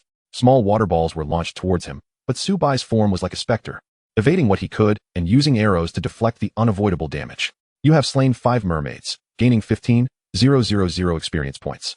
You have successfully plundered 3 points of spirit. You have successfully plundered 1 point of constitution. You have successfully plundered water escape. Perfect. Soon, Su Bai acquired 30 points of spirit, 10 points of constitution, and 20 layers of passive skills. Water escape passive, 2020, quality, perfect effect. The first attack received has a 100 chance to be immune to damage, cooldown time of 3 minutes. Not bad. Su Bai arrived at an ancient hall, where 2 stone sculptures came into view. Name, mermaid type, black iron elite level, LV 18 health, 1,000,000,1,000. 000 attack power, 4891 skills, water explosion, large water ball, water column description. These 2 mermaids have long guarded this place. To enter the palace, one must defeat them. The stone sculptures erupted from the ground, slightly larger than ordinary mermaids, with health soaring to 1,000,000. Nearby players were taken aback by the sight. The dungeon's hellish difficulty was indeed overwhelming. Thankfully, we have the formidable Yazzie, otherwise, we wouldn't even pass the first stage. Brothers, these mermaids grant an astonishing amount of experience. I've already leveled up. If only their upper halves were a bit more beautiful. Bro, you're too much. Just look at those legs, haha. The players nearby were unfazed, joking that if Su Bai were not capable of defeating 2 elite monsters, what could they possibly achieve? Die. Water explosion. 2 water balls were launched. And though Su Bai attempted to evade, the area of effect was simply too vast. 666, is that all? Su Bai scoffed with disdain. His fingers danced across the bowstring, recovering to peak form in less than a second. In contrast, numbers indicating damage continuously appeared above the 2 mermaids' heads, and within 30 seconds, they were vanquished. You have slain 2 elite mermaids, gaining 15,000 experience points. You have successfully plundered 3 points of spirit. You have successfully plundered water explosion. Perfect. Water explosion passive, 120. Quality, perfect effect. Each attack pushes back the enemy by 1 meter and inflicts 250 water damage, with a 200-second cooldown on the same target. As Su Bai stepped into the palace, dozens of stone sculptures erupted from the ground. Utilizing his reach, Su Bai continuously maneuvered, avoiding most attacks, and his health regeneration was astonishingly rapid, recovering 1,000 health per second even while standing still. Before long, Su Bai plundered 30 points of spirit, 20 points of constitution, and 20 layers of passive skills. Water explosion passive, 2020, quality, perfect effect. Each attack pushes back the enemy by 20 meters and inflicts 5,000 water damage, with a 10-second cooldown on the same target. At the heart of the palace stood a colossal statue, its blood-red eyes emerging from the earth, a domineering voice resonating in Su Bai's ears. Intruder, you have arrived. No sooner had the words left the figure's mouth than a nearly 4-meter-tall mermaid appeared before Su Bai. Her physique and beauty were striking. Despite Su Bai's height of over 1.8 meters, he found himself unable to even reach her waist. Name, Elsa the Mermaid, King, Type, Bronze, Boss, Level, LV 18 Health, 3. 0000003000000. Mutated, Attack Power, 6356 Skills, Continuous Shooting, Mist, Water Arrow Transformation, Shadow Swap. The Ocean Description, Elsa and her kin have been corrupted by the abyss, reduced to monstrous beings that are neither human nor demon. Yet, due to Elsa's devotion to Sagal, her appearance has not only remained beautiful, but has grown increasingly captivating. As long as Elsa sacrifices enough humans, she will become the most beautiful woman in this world. She has set her sights on you, or more precisely, she seeks to sacrifice you. Great Lord Sagal, Elsa will kill this human and offer him to you. Elsa seemed to be praying for something. Whoosh! An arrow flew through the air. Elsa attempted to evade, but her speed was simply too slow. A massive damage number manifested above her head. You seek death. Elsa's face contorted in rage. Su Bai showed no mercy. Given Elsa's beauty, it was evident she must have sacrificed many, possibly even her own kin. Water-type bow. Elsa conjured a bow and arrow from thin air, water splashing as an arrow was formed. Whoosh, whoosh, whoosh. The two engaged in an exchange of shots. Su Bai's hand speed and reflexes vastly outmatched Elsa's. Using a bow against Su Bai was akin to a novice trying to showcase their skills before a master. Before long, Elsa was struck by several arrows, while not a single water arrow grazed Su Bai's clothing. Elsa's expression was a tumult of confusion and shock. This is impossible. Mist. The ocean. Elsa unleashed multiple skills simultaneously. As mist enveloped Subai, 0, immune, 300 Subai's shield boasted over 10,000 points. The mist, dealing 300 damage per second, couldn't penetrate his defenses. And with each arrow he fired, his thunder shield recovered 100 points. Elsa couldn't even break through his shield. In a swift turn of events, Elsa's health was completely depleted, and in her final moments, she was unable to breach the layer of shield surrounding Subai. You have slain Elsa, earning 200,000 experience points. You have ascended to level 19. Receiving 10 free attribute points. You have successfully plundered 30 points of spirit. You have successfully acquired the hydration arrow, perfect. Hydration arrow passive, 11. Quality, perfect effect. Each arrow inflicts 500 points of water damage. Chapter 55, The Fall of the Ice Queen. The newly acquired attribute points were allocated to agility, enhancing his speed once more, much to the delight of the affluent woman observing. Wow, Lord Yazzie is simply extraordinary. To think this boss was taken down in a one-on-one duel. I can't help but doubt whether we are playing the same game. Indeed, witnessing Lord Yazzie's output made me feel like an imposter as an archer. Zhou Long was elated. With Lord Yazzie stationed in their novice village, even the most challenging dungeons seemed conquerable. The thought of the bountiful rewards awaiting them upon clearing the dungeon nearly made Zhou Long burst into laughter, unfazed by the gazes of others. Subai approached the blue light that appeared after defeating the Mermaid King. Stepping into it would transport him to the second stage. The biting cold permeated the air, and snowflakes floated gently around him. Warning, the player is detected to be affected by cold weather, suffering continuous damage every second. 000 Thanks to Subai's astonishingly high magic resistance, the harsh weather posed no threat to him. However, this was not the case for others. Some fragile players were losing nearly 100 points of health each second. Warriors fared slightly better, enduring only a few dozen points of damage per second. Thankfully, among the multitude of players, numerous priests were present, continuously casting protective spells on their comrades. Players drew out healing potions to ensure their vitality remained intact. Zhou Long stole a glance at Subai, rendered speechless upon witnessing a flurry of 0 damage numbers hovering above his head. Goodness, I'm a warrior who loses nearly 10 points of health each second, while Subai is merely an archer. Suddenly, a woman emerged from the snow, her skin a striking blue and her eyes a deep ocean hue. Name, Ice Maiden Unit. Normal level, LV 19 health, 700, 700, 000 attack power. 3, 120 skills, small ice ball, large ice ball. Ice shield, description. The Ice Maidens dwell in frigid locales, preferring to hide within snowdrifts to ambush their foes. A small ice ball was hurled towards Subai, who anticipated the Ice Maiden's attack and instinctively dodged, evading the strike. Whoosh! An arrow pierced the top of the Ice Maiden's head, triggering a weakness effect. The Water Blast spell activated, and before the Ice Maiden could close the distance, she was repelled 20 meters back, suffering 5,000 points of water damage. Subai's hand speed was at its peak. With 700,000 health, the Ice Maiden felt as fragile as paper before him. In less than 10 seconds, she was vanquished. You have slain the Ice Maiden, earning 5,000 experience points. You have successfully plundered the Ice Shield, perfect. Ice Shield passive, 110. Quality, perfect effect. Upon receiving 10,000 points of damage, the area within 1 meter is frozen, immobilizing enemies within for 0.5 seconds. Subai now boasted over 30,000 health, and with his shield nearly reaching 50,000, he could trigger the Ice Shield 5 times. Alas, the Ice Shield's area of effect was disappointingly small, only restraining melee classes like warriors and assassins, leaving archers and mages unaffected. Soon, Subai plundered 20 points of spirit, 20 points of constitution, and 10 levels of passive skills. Ice Shield passive, 1010. Quality, perfect effect. Upon receiving 10,000 points of damage, the area within 10 meters is frozen, immobilizing enemies within for 0.5 seconds. The remaining players formed groups to hunt the scattered Ice Maidens. Although the Ice Maidens boasted a staggering 700,000 health, their tactics involved overwhelming control to wear them down. Merely a matter of time. Dozens of figures leapt from the lake, their hair a striking ice blue. Name, Ice Maiden Unit. Elite Bronze Level, LV 19 health, 1, 400, 0001, 400, 000 attack power, 4, 233 skills, Frostblade, Ice Storm, Ice Explosion Whoosh. With his attack speed maximized, Subai faced several elite Ice Maidens, cautioning himself against underestimating them. Triggering the Wind Whisper effect, his attack speed surpassed 25 points, enabling him to inflict 150,000 damage per second. Coupled with the Water Blast spell to repel enemies, and the dual slowing effects of Frost Spread, they fell before him without ever nearing.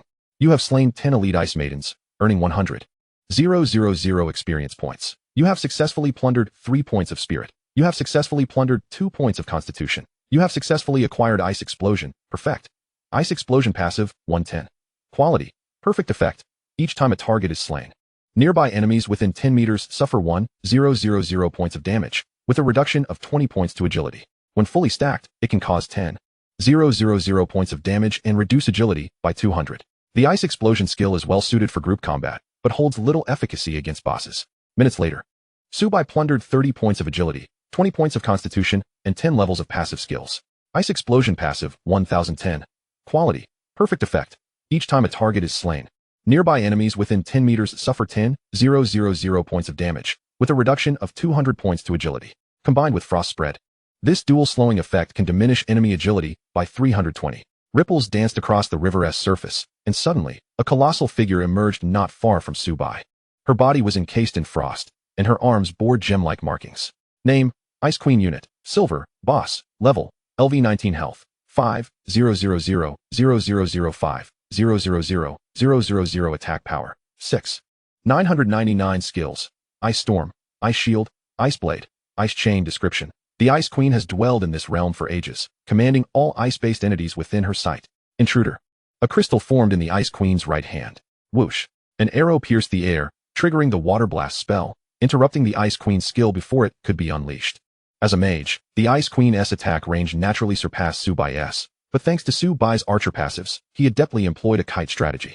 The other players stood in a state of stupefaction. Despite the Ice Queen's 5 million health, she was woefully inadequate against Subai, who merely needed to clear the minor ice maidens. The dark mist continued to trigger, yet due to the Ice Queen's heightened resistances, it barely lasted a fraction of a second. The thunder ring on the right summoned 2 forms of control, with the data panel indicating paralysis for 0.5 seconds and 1 second. However, in actual combat, the control duration was significantly shorter. After all, monsters possess resistances, and the stronger the creature, the higher their resistance. 500,500,500. The Ice Queen's Ice Storm, while unable to stack damage, could trigger multiple times per second. The shield soon faltered against the Ice Queen's relentless assaults, and the health Subai had just lost was restored in less than a second. Ice Blade, Ice Chain. The Ice Queen unleashed a barrage of skills, yet still found no purchase against Subai. Before long, her health was entirely depleted. You have vanquished the Ice Queen, earning 300,000 experience points. You have ascended to level 20, acquiring 10 free attribute points. Note, you must undergo a rank promotion to continue leveling up. You have successfully plundered 30 points of spirit. You have successfully acquired ice-infused arrows, epic. Chapter 56, the 100-level powerhouse, saga since we entered the dungeon. Have we even spent an hour? Ha ha ha. The nations of Sakura and Lighthouse must be quaking in their boots, likely having not even defeated the first boss. Who would have thought I could also make a server-wide announcement? Brothers, I must record this glorious moment. Ice-infused arrows passive, 11. Quality, epic effect. Each arrow carries an additional 1,000 points of water damage and reduces the enemy's magic resistance by 100. Consider it a delightful embellishment.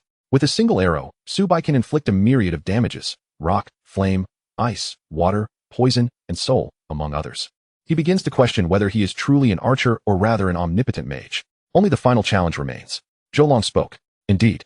Subai nodded, recalling that the last stage contained only one boss. In his previous life, the final boss of the Nightmare difficulty dungeon had cost countless efforts to defeat. The challenge of the Hellish dungeon was beyond compare to that of the Nightmare level. Let us proceed. Subai stepped into the pale blue light curtain. At the valley's deepest point lay a grand circular platform, crowned by a towering tree. Name, Frost Giant Tree Unit, Golden Boss, Mutated, Level, LV20 Health, 10,000. 000 Attack Power, 10,010 Skills, Leaf Growth, Summon Ice Spirits, Frost Storm, Free Rebirth, Life Ascension, Leaf Blade, Bind. Description: the Frost Giant Tree has dwelled here for ages. Any intruder entering its attack range will be met with immediate aggression. The branches of the Frost Giant Tree bear fruit, from which ice spirits are born. The larger the fruit, the stronger the ice spirit within. What should we do now? Zhou swallowed hard, realizing that the Frost Giant Tree had a staggering 10 million health and a regenerative ability, making a swift defeat all but impossible. You deal with the ice spirits summoned by the Frost Giant Tree, and I shall contend with the Frost Giant Tree itself. Understood. The Frost Giant Tree rose from the ground, its enormous eyes fixed upon Subai and his companions. Invaders. A voice as deep as the world resonated in everyone's ears. Whoosh. An arrow sliced through the air, but before it could approach the Frost Giant Tree, it was thwarted by countless leaves. Subai's hands moved with lightning speed, releasing over 20 arrows per second, each maneuvering to evade the leaf barrage. The corruption skill activated, reducing the frost giant tree's healing effect by 99, rendering its health regeneration nearly negligible. A thick shield erected before it, fruits fell from its branches. The fruits blossomed, and numerous figures crawled out. Their eyes sharp as they charged towards Subai. Zhou Long and the others did not remain idle. A multitude of control skills ensnared the ice maidens. Frost storm. Subai was engulfed by the storm.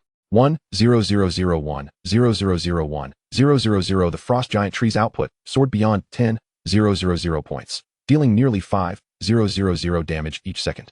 Even Subai found it challenging to withstand. Though merely a golden boss, the Hellish Dungeon's enhancement made its strength rival that of a platinum boss. The shield shattered swiftly. And with the aid of all-powerful lifesteal, Wind Yaosi unleashed over 20 arrows per second.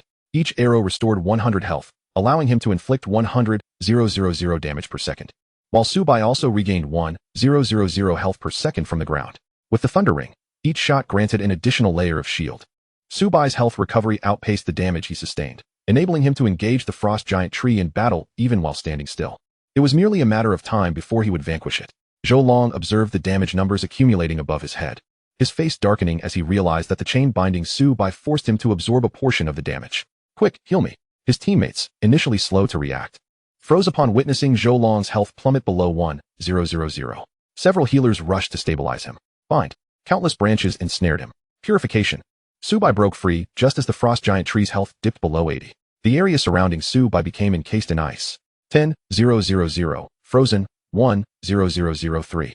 560,300. A colossal damage number materialized above Subai's head, and he was transformed into an ice sculpture. 1 second later, he broke free from the binding. Though his health had already dwindled to a little over 10,000 points. Subai continued to draw his bow, and in under 3 seconds, he returned to a healthy state. He discerned a pattern. When the frost giant tree's health fell below 20, it would utilize its freezing ability, and at 10, it would employ its binding skill. His blink cooldown stretched to 115 seconds, while purification had an even longer cooldown of 5 minutes.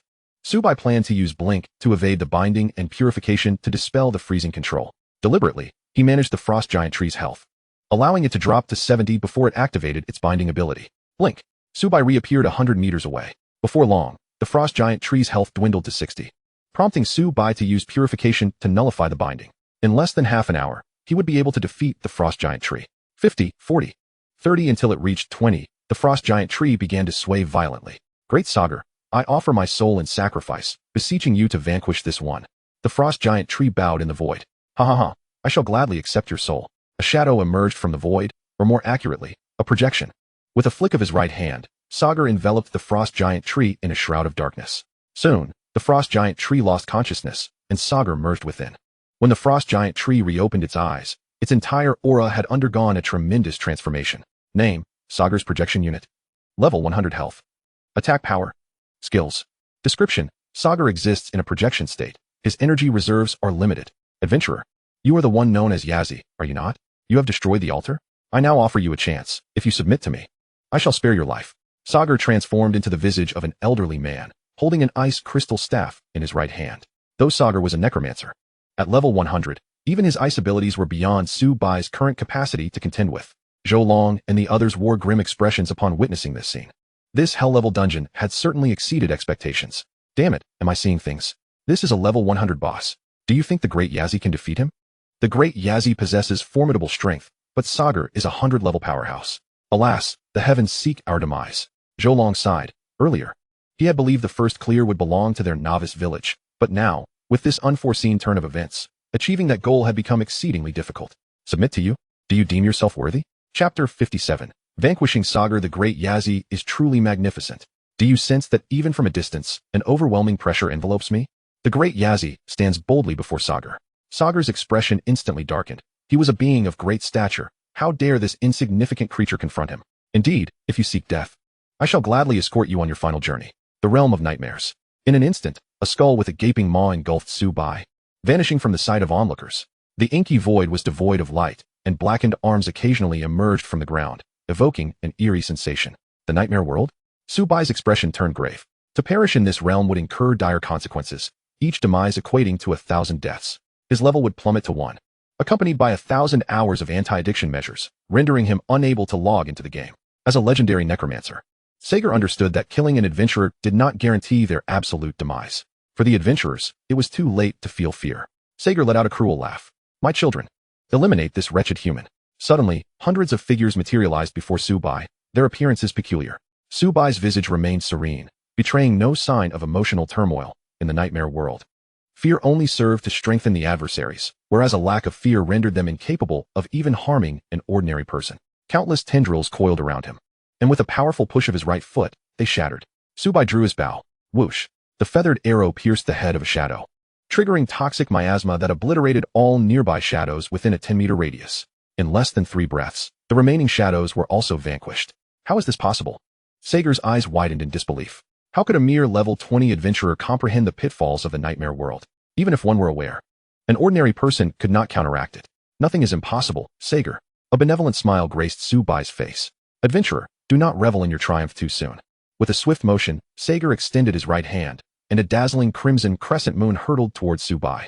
In a flash, Subai appeared 100 meters away. But the sheer magnitude of the blood-red moon's reach was overwhelming. The water shield could not withstand such a blow. After all, Sager was a level 100 powerhouse, while the water shield was merely a perfect passive skill. Nevertheless, Subai remained unperturbed, for he had yet to unveil his trump card. Sager had already envisioned the scene of Subai's gruesome demise. Suddenly, a feminine silhouette materialized behind Subai, her golden locks and captivating visage exuding an aura of sanctity. She clasped her hands together as if in prayer. Boom! The blood-red crescent moon collided with Subai, sending dust swirling. Moments later, Subai emerged unscathed from the crimson moon's embrace. How is this possible? Sager was rendered speechless. Though merely a projection, he was still a level 100 entity, while the adventurer before him was only level 20. Invincible equipment, while rare, did exist, yet even such gear would offer minimal protection against a significant level disparity. It appears victory is mine, Sager. Sager had expended vast energy to project himself here, and with the spell he cast, he had already used all his might. Subai drew his bow, aiming true. Whoosh! A colossal damage number erupted above Sager's head, and the once frail figure grew increasingly dim. Cursed human, I, Sager, vow that one day I shall slay you with my own hands. You have successfully defeated Sager's projection and obtained the death statue. You have successfully looted Rage, legendary. Name, death statue quality, world class, intermediate, effect. Your passive and active skills can trigger critical hits. Subai inhaled sharply, astonished. He had never anticipated acquiring a world-class item. The death statue would greatly assist him. Once his critical hits reached 100, his damage would double. In his previous life, no one had triumphed over another in the nightmare world, and thus Subai remained unaware that defeating an opponent here would yield bountiful rewards. While the lucky coin was merely white-quality equipment, it contained divine power. Even if Sager's true form appeared, he would be unable to inflict even the slightest harm upon Subai within 5 seconds. Rage passive, 11, quality, legendary effect. After 100 consecutive attacks, you can enter Bloodthirst state, which increases attack speed by 50. Each attack restores 500 health, consuming 500 mana per second. Effect 2. After 200 consecutive attacks, you can enter Berserk state, which increases attack speed by 100. Each attack restores 1000 health, consuming 1000 mana per second. The passive level classifications are Ordinary, Excellent, Perfect, Epic, and Legendary. After stacking to 200 layers, Subai's attack speed would increase by 100. His current attack speed had already surpassed 25 seconds. When he entered Berserk mode, it could exceed 50 seconds, and with each attack on an opponent, he could recover 1000 health. His health stood at just over 30,000, under conditions allowing him to shoot more than 50 arrows per second. He could restore his vitality to full within less than a second. Even without Berserk, he could still recover 25,000 health, the sole drawback being the excessive mana consumption. Not too shabby. The renowned Yazi had already been inside for half an hour. The ice giant tree had vanished. How would they proceed? Alas, it was natural that Yazi, facing a level 100 powerhouse, would struggle. I could barely contend with monsters over level 10. How could Yazi challenge a 100-level foe? Sometimes, the disparity between individuals is greater than that between a man and a dog. Suddenly, a figure appeared out of thin air, and upon recognizing the newcomer, everyone fell into a momentary stupor. A level 100 powerhouse. Surely Yazi had not been slain. That seemed impossible. After all, he was a level 100 entity. Goodness. Am I imagining things? Laughter erupted as they exclaimed, Yazi is incredible. Everyone rejoiced. Although they had wasted half an hour, other nations had barely completed the first stage, leaving them with a significant gap. Yazi, are you unharmed? I am fine, Subai waved his hand. With the defeat of Sager's projection, the nightmare world crumbled entirely. The ice giant tree's health had dwindled to below 1 million, its consciousness extinguished. Fiery rain. Drawing back an arrow, hundreds of fire arrows pierced its form, resulting in immense damage. Goodness, one skill can inflict 1 million damage? Am I truly a false archer? I can barely achieve 4-digit damage. No wonder Yazzie had consistently topped the announcements with such frequency. Phantom Clone. A figure identical to Subai appeared, drawing back its bow to aim at the ice giant tree. While its output did not match Subai's, it was far beyond what others could match. Soon, the ice giant tree was slain. You have slain the ice giant tree, earning 1 million experience points. Notice, due to your failure to complete the rank promotion, you cannot surpass level 20. Please complete the rank promotion task as soon as possible. You have successfully looted 40 points of spirit. You have successfully looted life enhancement, epic. Chapter 58. Completing the dungeon, life enhancement passive, 11, quality, epic effect, permanently increases health by 10,000. Ice resistance increases by 1,000 points. Consider it a welcome addition. Subai reviewed his attributes. Title, Yazzie occupation, Phantom Hunter, 5 stars, level, LV20 talent, infinite plunder health, 479, 044, 790 mana, 525, 015, 250, 26, strength, 961 constitution, 1059 agility, 1466, 26, spirit, 1389, 26, charm, 10 attack power, 1922 attack speed, 2165, 26, critical hit rate, 45 physical penetration, 30 armor, 1149 magic resistance, 547 notes. Basic passive scroll indicates that with a spirit of 26, the actual mana can also be significantly enhanced. Server announcement. Congratulations to player 10086 from the Novice Village for being the first to complete the Hell level dungeon. Would you like to hide your ID? No. Server announcement. Congratulations to player 10086 from the Novice Village for being the first to complete the Hell level dungeon. Player, Yazzie, is rewarded with 200 free attribute points and 1,000,000 gold coins. Zhou Long receives 20 free attribute points. The server announcement resounded thrice before ceasing. Aside from Zhou Long, all others received 10 free attribute points, equivalent to a 2-level increase. The chat channel erupted with excitement. Isn't Novice Village 10086 where Yazzie resides? My goodness, they conquered a dungeon of Hell level difficulty while we haven't even slain the first boss. Yazzie is impressive. He must be cheating. We, the Sakura Nation, are the strongest. What? Why isn't Yazzie from our Sakura Nation? We, the Sakura Nation, are your ultimate home. In another Novice Village, Enmu Zilong and his companions were struggling to defeat monsters. Captain, we VE reached the second stage. If we can secure this first completion, our renown will surely soar. Haha. No matter how strong Yazzie is, he is but one person. Can't we match him? Players from Dragon Country are not worthy of comparison with us, Sakura Nation. Hearing these discussions, Enmu Zilong nodded in satisfaction. He relished the feeling of being the center of attention. Suddenly, a server announcement echoed in his ears. How is this possible? We Haven T even defeated the second boss, and Yazzie has already completed the dungeon. Enmu Zilong's face darkened, resembling coal. The others gaped. Their mouths agape enough to fit an egg. The disparity was simply too vast. At the same time, high-ranking officials from other nations learned of this news. Their expressions shifted from confidence to confusion, then to shock. Once again, it is Yazzie. Damn it. We, the Lighthouse Nation, are the strongest. Server announcement. The Dragon Country has completed the dungeon first, rewarding all players with 5 free attribute points and 1 bronze equipment. Novice Village 10086 rewards, 10 free attribute points and 2 bronze equipment. Yazzie is incredible. Haha, I'm still wearing white equipment. With this bronze gear, I'll surely soar.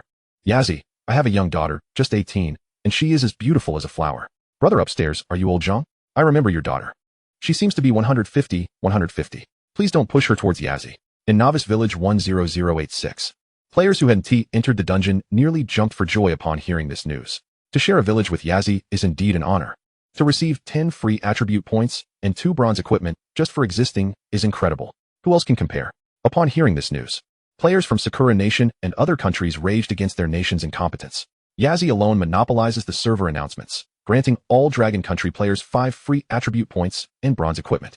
Many are considering migrating to Dragon Country. However, the Apocalypse game automatically identifies the player's home country, rendering migration ineffective. Subai, upon hearing this news, was momentarily taken aback. In his previous life, the first player to complete the Nightmare level dungeon did not receive national rewards. Could it be due to his success in the Hell dungeon? Congratulations to player Yazzie for outstanding performance in this dungeon. Score, SSS, rewards, 300 free attribute points, platinum skill book for this profession, 4, skill fusion stone, 1, teleportation talisman, 1, invasion talisman, 1,000,000 gold coins. With these 300 free attribute points included, Subai now possesses a total of 510. The skill fusion stone will enhance the quality of skills, while the teleportation and invasion talismans will allow him to teleport to a Novice Village or invade another player's dungeon to seize their boss. The newly acquired attribute points were allocated to agility. Agility, 1976, 26, attack speed, 2675, 26. With agility reaching 2489, the attack speed surged to 337, triggering Wind Whisper, resulting in an attack speed of nearly 35. When Berserk is activated, it can escalate to 70 arrows per second. Yazzie, you are truly formidable. Without you, we would never have received such bountiful rewards. Yazzie, do you need a girlfriend? My luck is extraordinary to share a novice village with Yazzie. Thank you, Yazzie. Zhou Long expressed gratefully. With over 1 billion people in Dragon Country, the 5 free attribute points may seem a trivial amount, but collectively, it significantly enhances their overall strength, overshadowing the Lighthouse and Sakura nations. Not a problem, Subai waved his hand. It's all for the betterment of Dragon Country.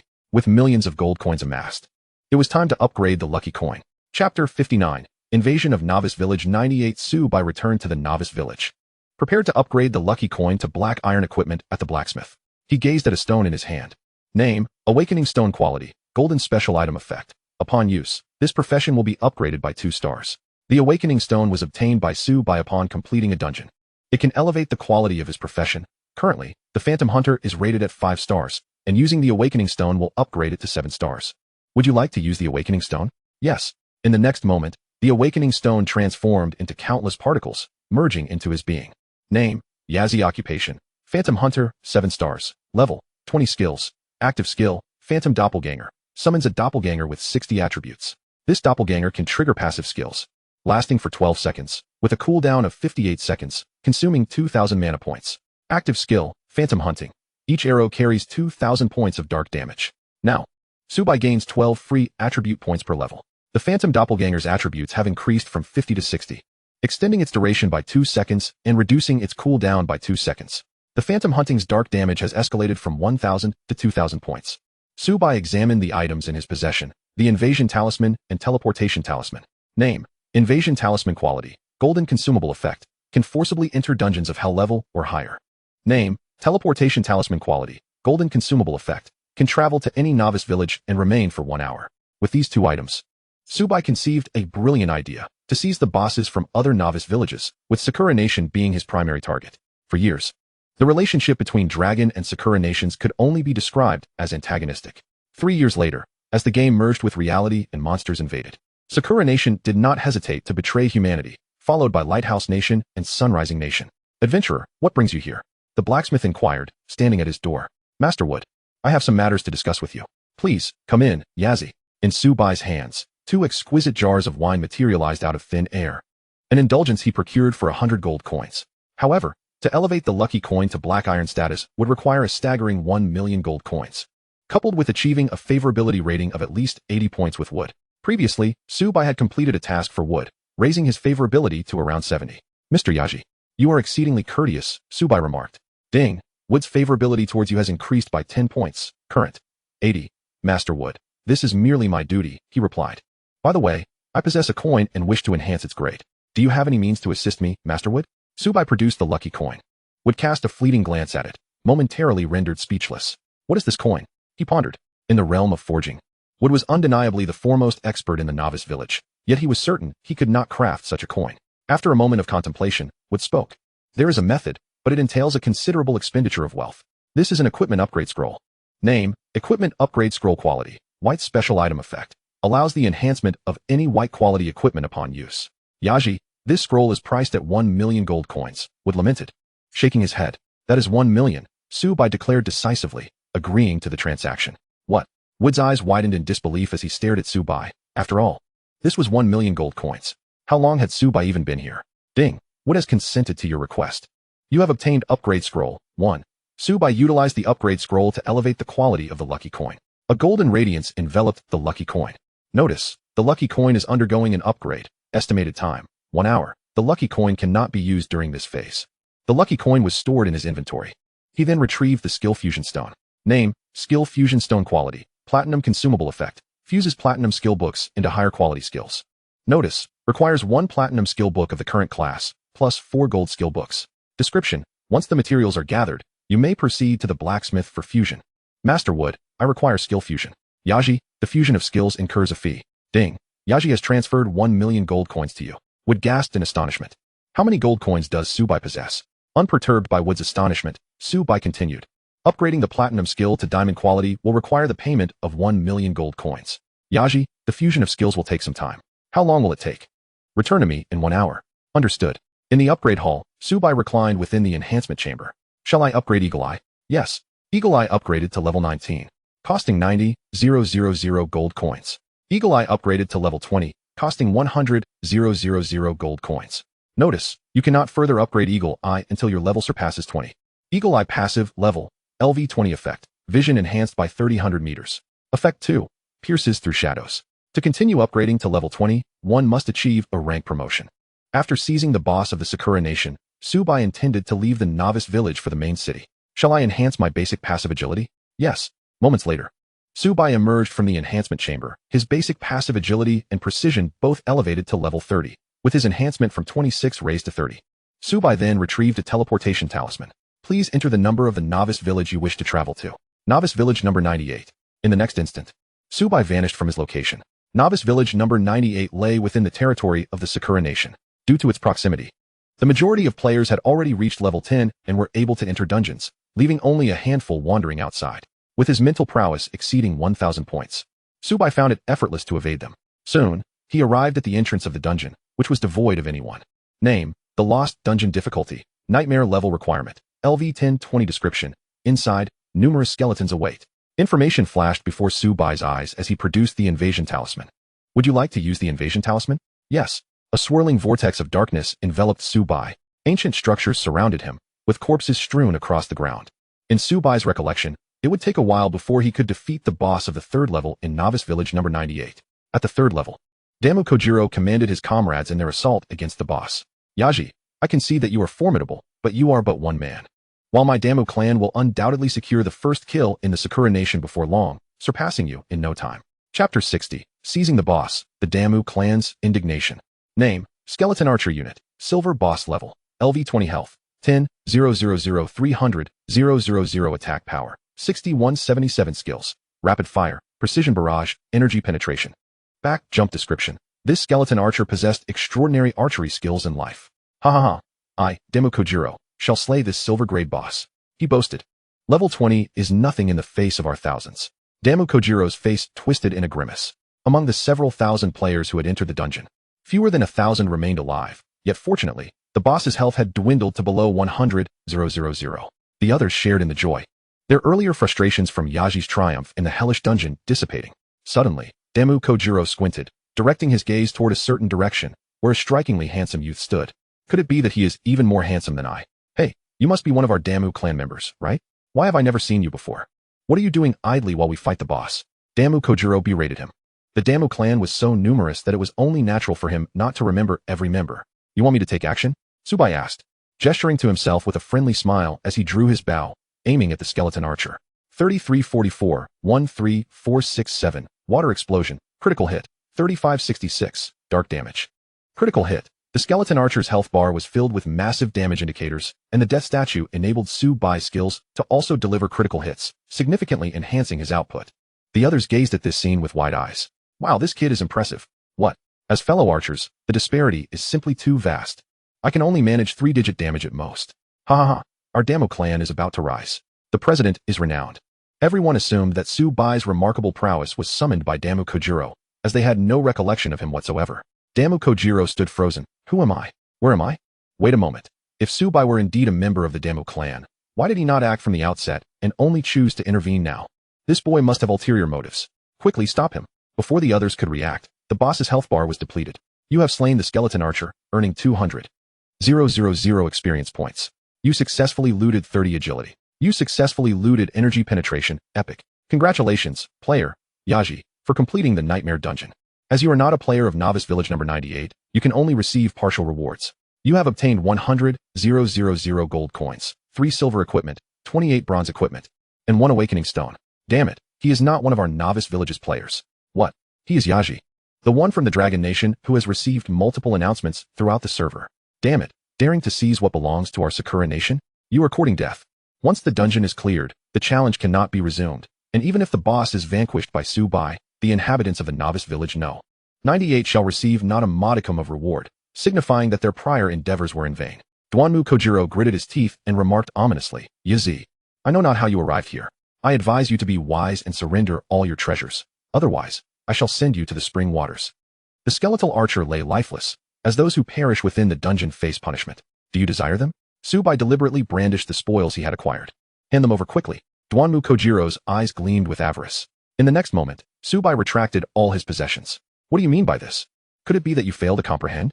Then again, it is understandable, for you are mere novices. Not only do I intend to seize your boss, but none among you shall leave this place alive." The soul lantern still required several hundred souls, providing the perfect opportunity to slay these players. "You seek death." The archers at the rear prepared to shoot. The warriors stood at the front, while the priests remained on standby to control Yazi and heal their teammates. The assassins lurked in the shadows, poised to deliver a fatal blow to Yazi. Dwanmu Kojiro commanded, in his estimation, no matter how formidable Subai may be, he cannot possibly contend against their near 1,000-strong force. Phantom clone. A duplicate appeared beside Subai, who displayed no desire to engage in combat. Preposterous. The strength of the skeletal archer could not even best the Mermaid King. Yet these individuals endured hours and lost thousands, merely to weaken the skeletal archer. "Yazi, you are excessively arrogant." Dwanmu Kojiro scoffed. Whoosh. A black arrow shot through the air, instantly obliterating the warrior at the forefront, towering damage numbers appearing above his head. 6,800. 6,800, 13600, critical hit. Ice explosion, magic eagle storm, and poison mist triggered simultaneously, annihilating all enemies within a 10-meter radius in an instant. How is this possible? An arrow had slain a dozen foes. He must be cheating. Do not panic. He is merely a fragile archer, Dwanmu Kojiro reassured. A barrage of attacks struck Subai. 0, 0, 0, 100, 100, 100. A multitude of zeros materialized above Subai, while those who had attacked him found their health diminished. How can this be? Dwanmu Kojiro's face darkened, resembling coal, as despair seeped into his heart. While he could comprehend Subai's high output, how could an archer be more resilient than a warrior?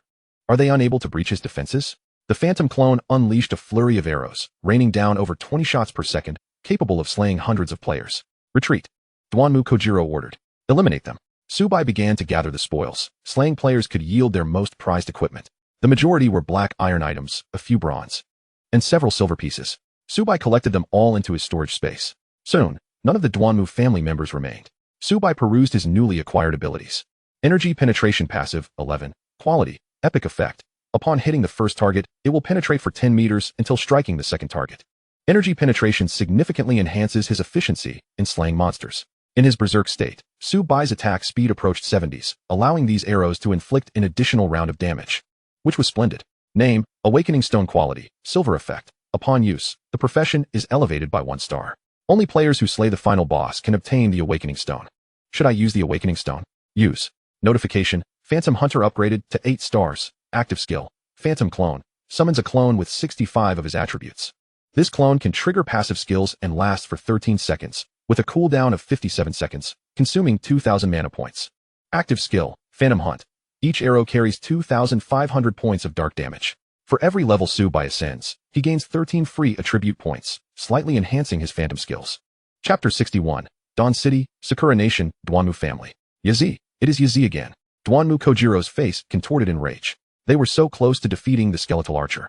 Yet Subai's arrival shattered their plans, annihilating the Dwanmu family and seizing the boss. "President, it is our incompetence that allowed Yazi to claim the boss. We sincerely apologize." The members of the Dwanmu family bowed in apology. "It is not your fault. If blame is to be assigned, let it be to Yazi for his treachery. I must admit, his strength is formidable. We cannot even breach his defenses now. Did not the Zixiao Guild previously seek our cooperation? Inform them that the Dwanmu family is willing to ally with them. If Yazi dares to seize our boss, he shall reap his just deserts. I, Dwanmu Kojiro, vow to take revenge." Name, Soul Lantern quality, world class, beginner, effect, prevents enemies from resurrecting. The Soul Lantern possesses a singular effect. After slaying an enemy, they cannot be reborn. Previously, the undead creatures Subai encountered possessed the ability to resurrect. Now, he wields the Soul Lantern, enabling him to eliminate them with a single strike. World-class equipment, categorized as a special item, can be equipped in multiples without occupying inventory slots. Notification, player, Yazi, you will leave Novice Village number 98 in 10 seconds. 10, 9, 8, 7, 6, 0. Was a spatial fluctuation engulfed, and Subai vanished from his location. In Novice Village number 10086, Subai arrived at the blacksmiths. The lucky coin had transformed into black iron grade equipment.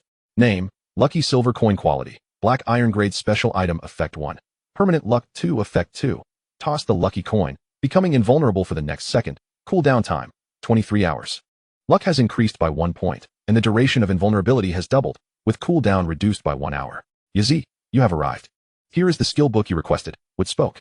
Name, ice domain type, skill book quality, diamond class requirement, archer level requirement, level 20 level, 1-star proficiency, 0-100 effect, casts ice domain. Range, 100 meters for 10 mental power, dealing 1000 to 3000 damage per second for 30 seconds. Cooldown time, 15 minutes, consuming 1000 mana points. Description, each creature slain within the ice domain increases proficiency by 1 point. Subai now boasted over 1000 mental power, allowing him to cast ice domain over 200 meters, dealing 5000 damage per second. Would you like to learn this skill? Learn. The skill book transformed into countless particles, merging into his mind.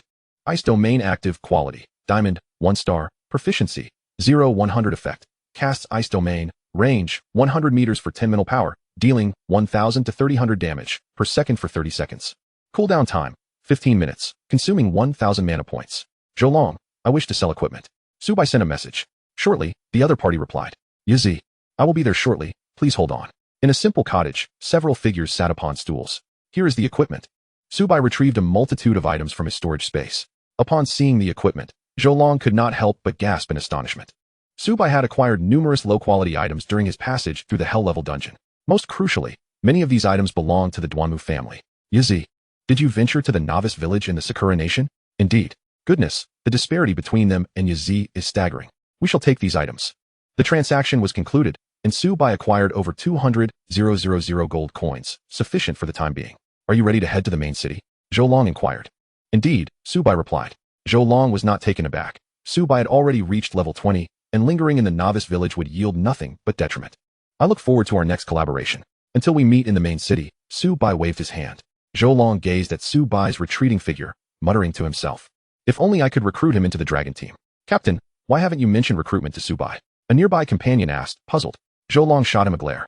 Are you foolish? I already attempted to recruit him last time. Persisting further would only tarnish my impression in his eyes and yield the opposite effect. Subai detests being tethered. We merely need to maintain a good relationship with him.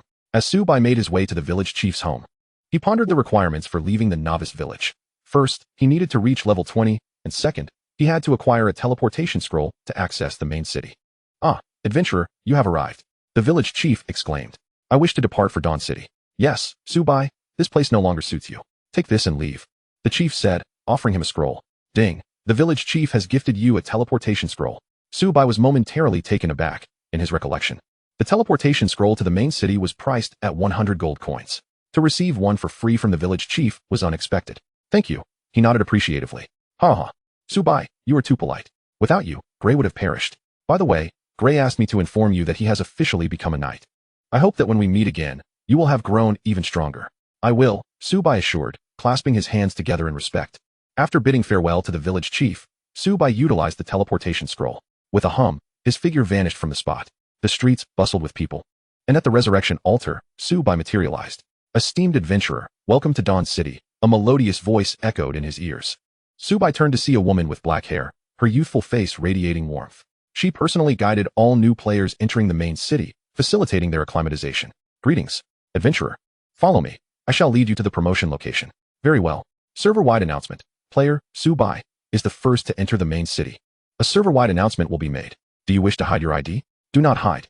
Chapter 62. Promotion Mission Server-wide Announcement. Congratulations to player, Subai, for arriving in Dawn City. Reward, 50 free attribute points, 10,000 gold coins. We encourage all players to study diligently. Wow, Subai has already reached the main city, and I haven't even hit level 10 yet. Subai is incredible. Haha. Little ones, did you see? Subai has reached the main city. Weren't you all rather arrogant before? Subai is truly our blessing. The bronze equipment is immensely powerful, significantly boosting my efficiency in monster hunting.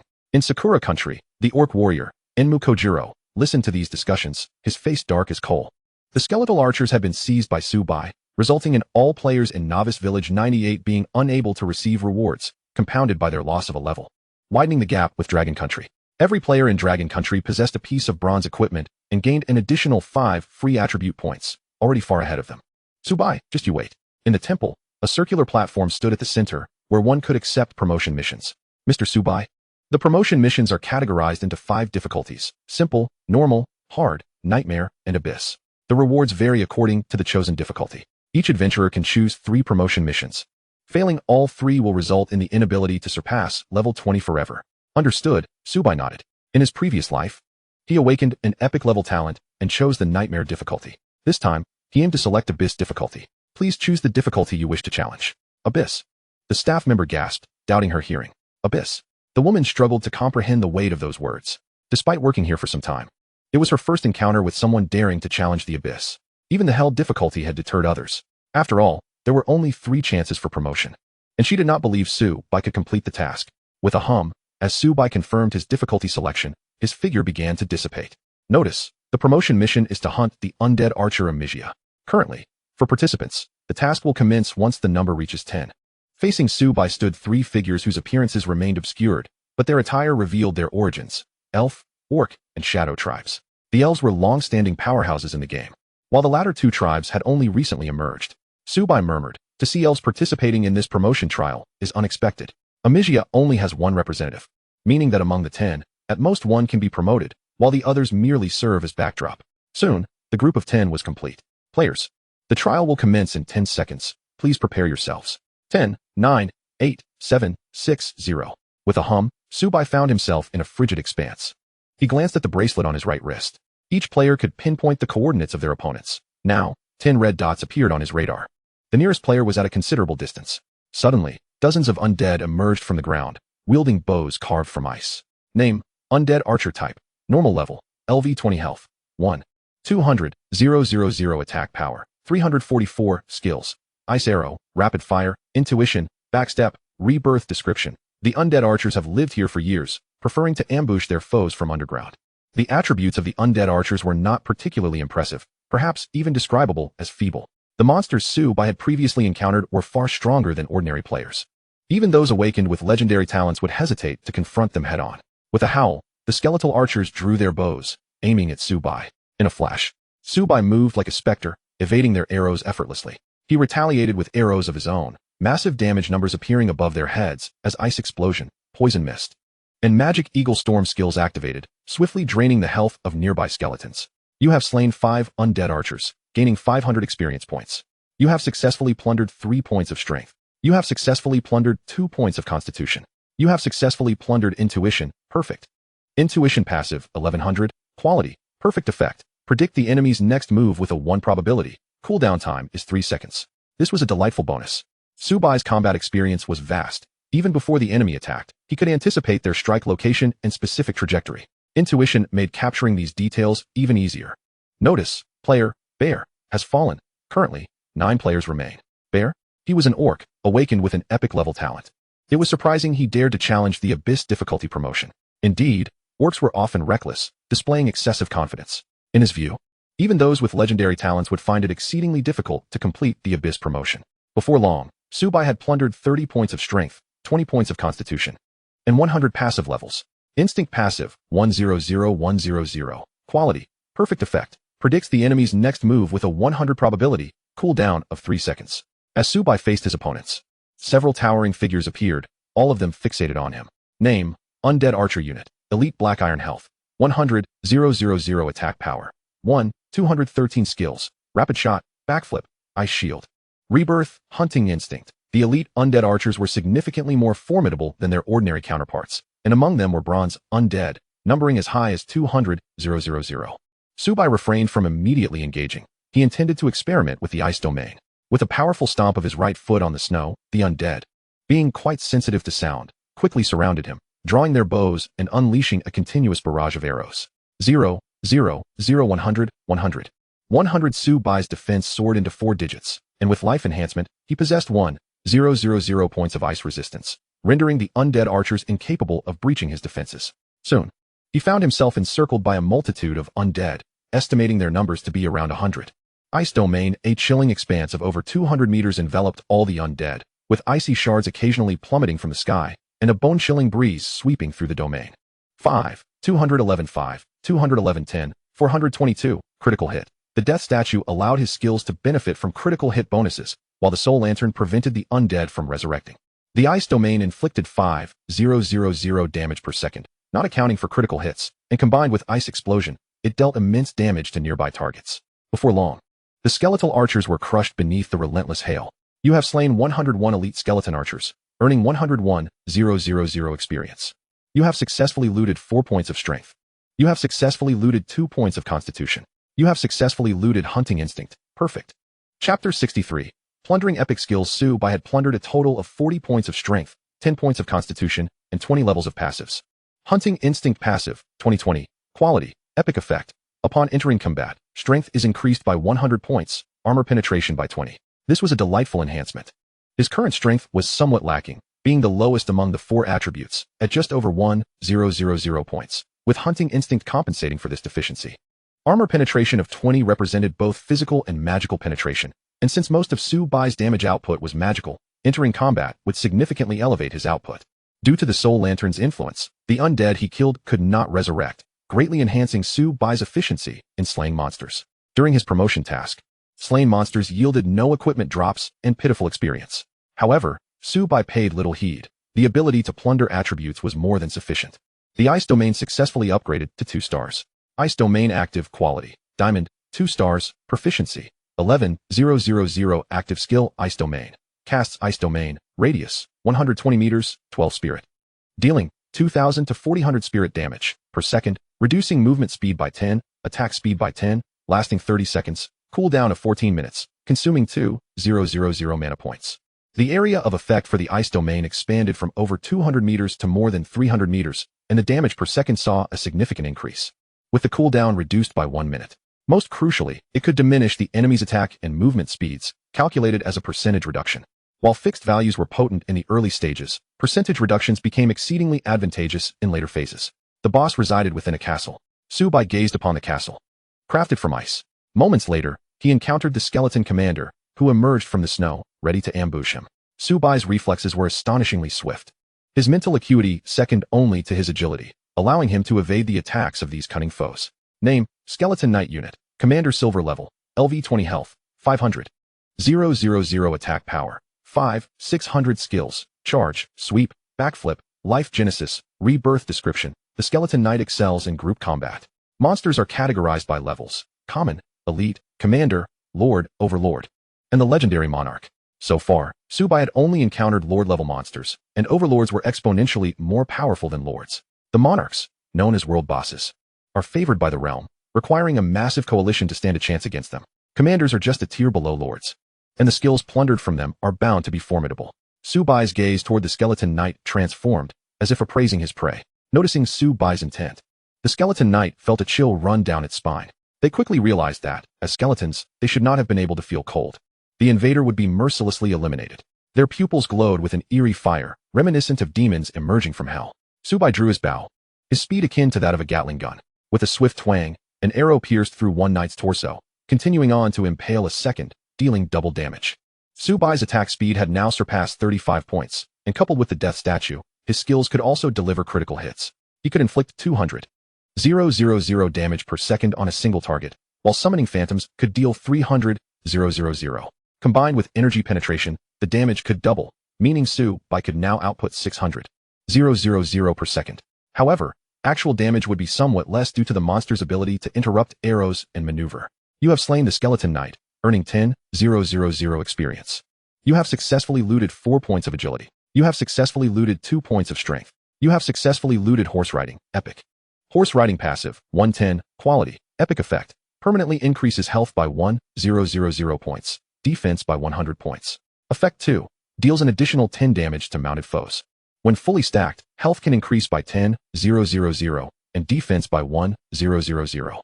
Even a tank awakened with legendary talents would not match Subai's resilience at the same level. As for Effect 2, it held little value. Who would intentionally attack a mount first? To the east, an assassin traversed the frigid terrain, and upon closer inspection, it became evident that the snow beneath him bore no trace of his footsteps. This individual was a prodigy of the Shadow Clan, known as Solitary Shadow, who had awakened a legendary talent. The Shadow Clan, like the Blue Star, had only recently encountered the apocalypse, without the aid of his predecessors. He had to rely solely on himself. Solitary Shadow gazed toward the northern direction, where the commotion was particularly pronounced. Foolish, Solitary Shadow scoffed. Not long ago, the Orc clan's barbarian bear had charged toward the skeleton army, prideful of its own talents, yet had barely survived a minute before meeting its demise. His awakened talent vastly augmented his stealth capabilities, allowing his first strike to inflict a staggering 100-fold damage, albeit with a subsequent decrease. He could regulate the damage of each strike to 200 points. Solitary Shadow possessed another ability, armor penetration, which could reduce an enemy's defense by 500 points. Even a tank of the same level would be left gravely wounded after just one of his strikes, providing him the confidence to engage in abyss-level challenges. As long as other players weakened the boss, he could swoop in to reap the rewards. Solitary Shadow glanced at his wristband. There were still 9 competitors remaining who had not been eliminated. Time to seize an opportunity. His gaze burned with intensity as he turned north. Before long, he arrived at the scene, where he beheld an archer whose speed was reminiscent of a Gatling gun, capable of unleashing over 35 arrows per second. The terrifying damage erupted from the heads of the skeleton knights, accumulating nearly 500,000 damage each second. His-gooing inhaled sharply. As the skeletal knights had yet to approach the young man, they succumbed to their demise. Confronted by dozens of formidable monsters, he showed no signs of weakness. Rather, it was a massacre. Where am I? Who am I? Gu Ying was utterly bewildered. Facing a single skeletal knight would require considerable effort to vanquish. Yet this archer could slay a skeletal knight every second, a disparity that was simply staggering. If I could eliminate him, would I not be rewarded handsomely? A glint of greed sparkled in Gu Ying's eyes. Assassins were the arch-nemesis of archers. Su Bai's equipment was all of at least golden quality, while Gu Ying possessed several items of merely silver quality. Moreover, he could discern that Su Bai was clad in a full set. At that moment, Gu Ying's breath quickened, and a cruel smile crept across his face. That equipment of yours shall belong to me. Chapter 64. The skeletal general Gu Ying darted forward like a flash of lightning, his sharp dagger piercing Su Bai's skin. Die. Your equipment is now mine. 0, 0, 0, 100, 100, 100. How is this possible? Gu Ying was utterly shocked. He could comprehend the archer's high output, yet this level of defense was unfathomable. He could reduce an enemy's armor by 500. And yet his attack barely broke through the defense, indicating that the individual before him possessed a defense of at least 700. Su Bai tilted his head, his expression impassive, as if to say, what a pesky mosquito. Gu Ying was indeed terrified. His strike dealt 0 damage, and due to the triggering of 100 retaliatory hits, he lost 10,000 health. Fortunately, he had several items that increased his health. Otherwise, he would have met his end on the spot. Brother, we may have a misunderstanding. Gu Ying's health had plummeted from full to critically low. The person before him was clearly not someone he could provoke. Misunderstanding? I misunderstand your mother. Su Bai drew his bow, and Gu Ying realized the gravity of the situation, attempting to stealthily retreat. Yet, the arrow's speed was simply too swift. Swish.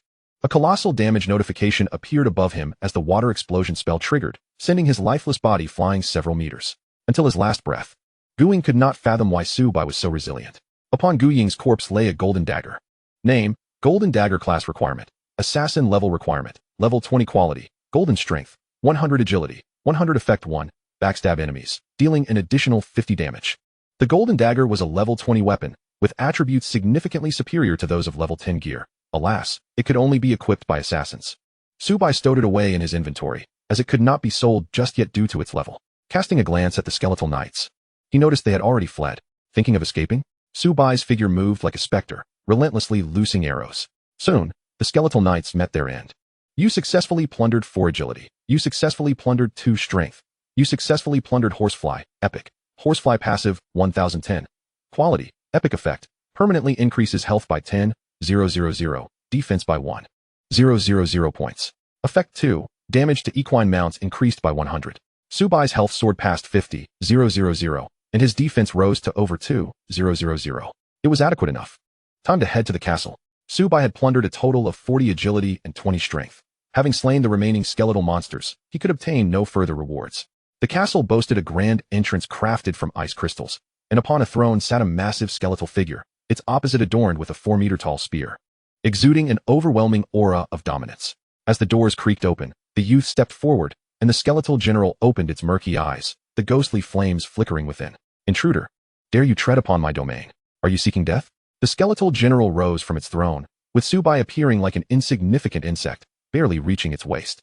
Name, Skeletal General Unit. Platinum, Lord level. LV 20 health. 11, 000, 11,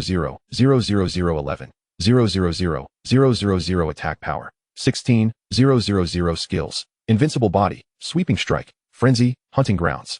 Charge. Description. The skeletal general has dwelled here for ages. You have disturbed its repose. Who are you to claim this title? Merely a pile of bones. Su Bai remarked with a hint of melancholy. You seek death. The ghostly flames in the skeletal general's eyes blazed brighter, it loathed being referred to as mere bones. Especially after the adventurer had slain many of its minions. Transforming you into a skeleton would certainly be amusing. The skeletal general regarded Subai like prey. Swish. An arrow sliced through the air, but the skeletal general effortlessly swatted it aside. An arrow dares to harm me? A tremendous damage notification appeared above the skeletal general. As combined elements of poison, darkness, rock, flame, ice, and water activated the water explosion spell, forcing the general back against the wall, creating a massive indent. How can this be? The skeletal general was baffled by the extraordinary speed of Subai's arrows. Clambering from the wall in a disheveled state, it growled, "Kid, I concede you possess some skill, but it is hardly enough to impress me. Your ability to strike me was merely my oversight. From now on, you shall not lay a finger on me." The skeletal general brandished its spear, charging towards Subai. Utilizing his reach, Subai continuously retreated, encasing the general in frost, which gradually weighed it down. Damn it! The skeletal general gritted its teeth. It could not even graze the hem of Subai's clothing before suffering significant health loss. Fortunately, its resilience was far superior to that of the skeletal lieutenants. Subai would still need several minutes to bring it down.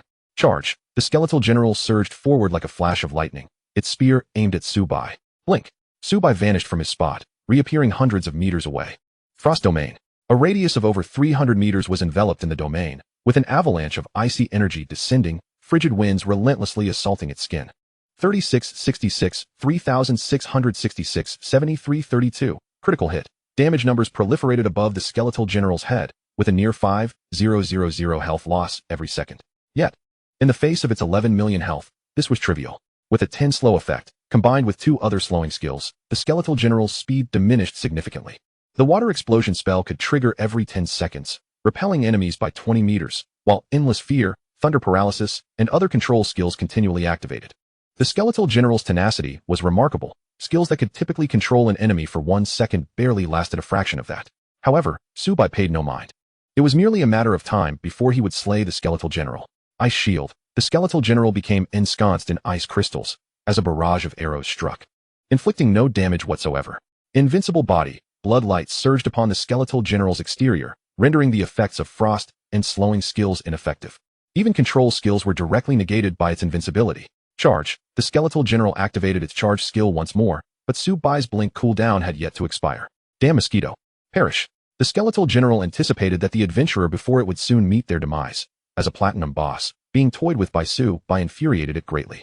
Subai sidestepped to evade the charge, yet the skeletal general was already upon him, its spear piercing through Subai's torso. 12,301. 000. Bleeding. A massive damage notification appeared above Subai's head. The skeletal general's attack power reached 16,000, and a mere swipe dealt over 10,000 damage. Yet, before Subai, even his shield remained unbroken. Upon witnessing this scene, the skeletal general stood frozen in place, grappling with the questions. Who am I? Where am I? Who, in fact, is the true boss? Chapter 65, The Elven Race. Subai's output was formidable, which he could comprehend. Yet he found it utterly absurd that a mere archer could be so resilient. His full-force strike had failed to breach the defenses. The ice shield had activated. And due to the skeletal general's robust physique, he was immune to the control effects, yet it still inflicted several thousand points of ice damage. Let us see how many of my attacks you can withstand. With a fierce grip on his spear, the skeletal general unleashed a devastating blow, the air around him crackling with explosive sound. 31,400. Subai's shield shattered in an instant, his health plummeting by 50. The skeletal general's emotions shifted from joy to confusion, then to astonishment. Devastating sweep was his ultimate technique, yet the figure before him had withstood the assault. Subai paid no heed to the skeletal general's expression. In the course of battle, he had already unleashed 200 arrows. Berserk. Combat prompt.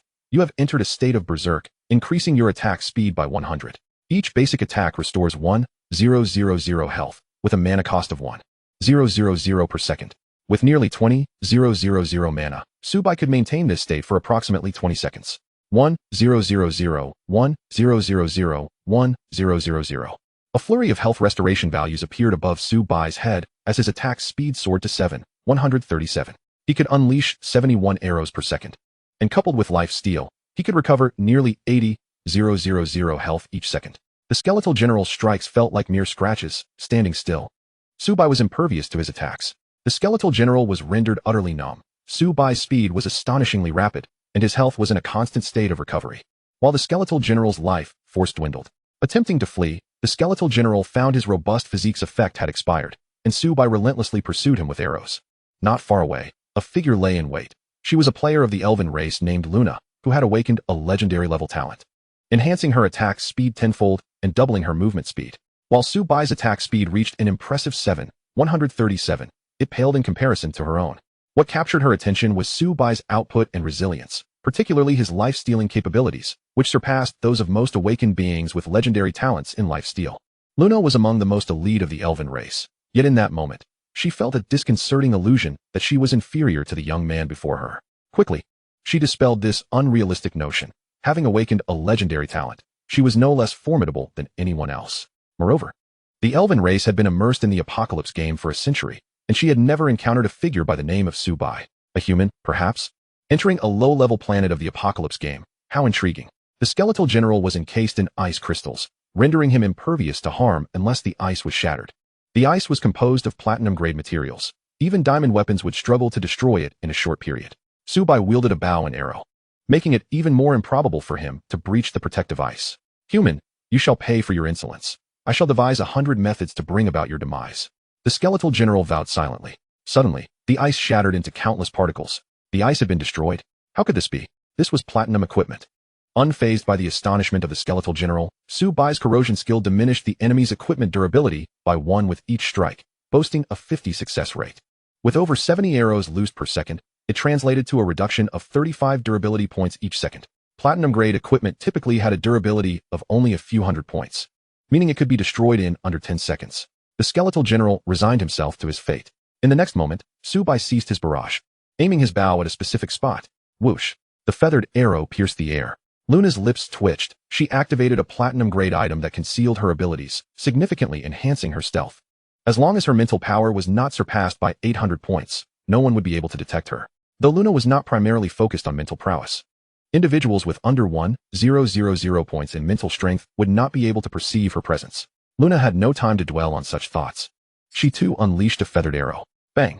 The two forces collided, and her arrow was deflected. The speed and power of Su-Bai's shot far surpassed her own. To withstand his arrow, she would need to unleash a greater number of her own.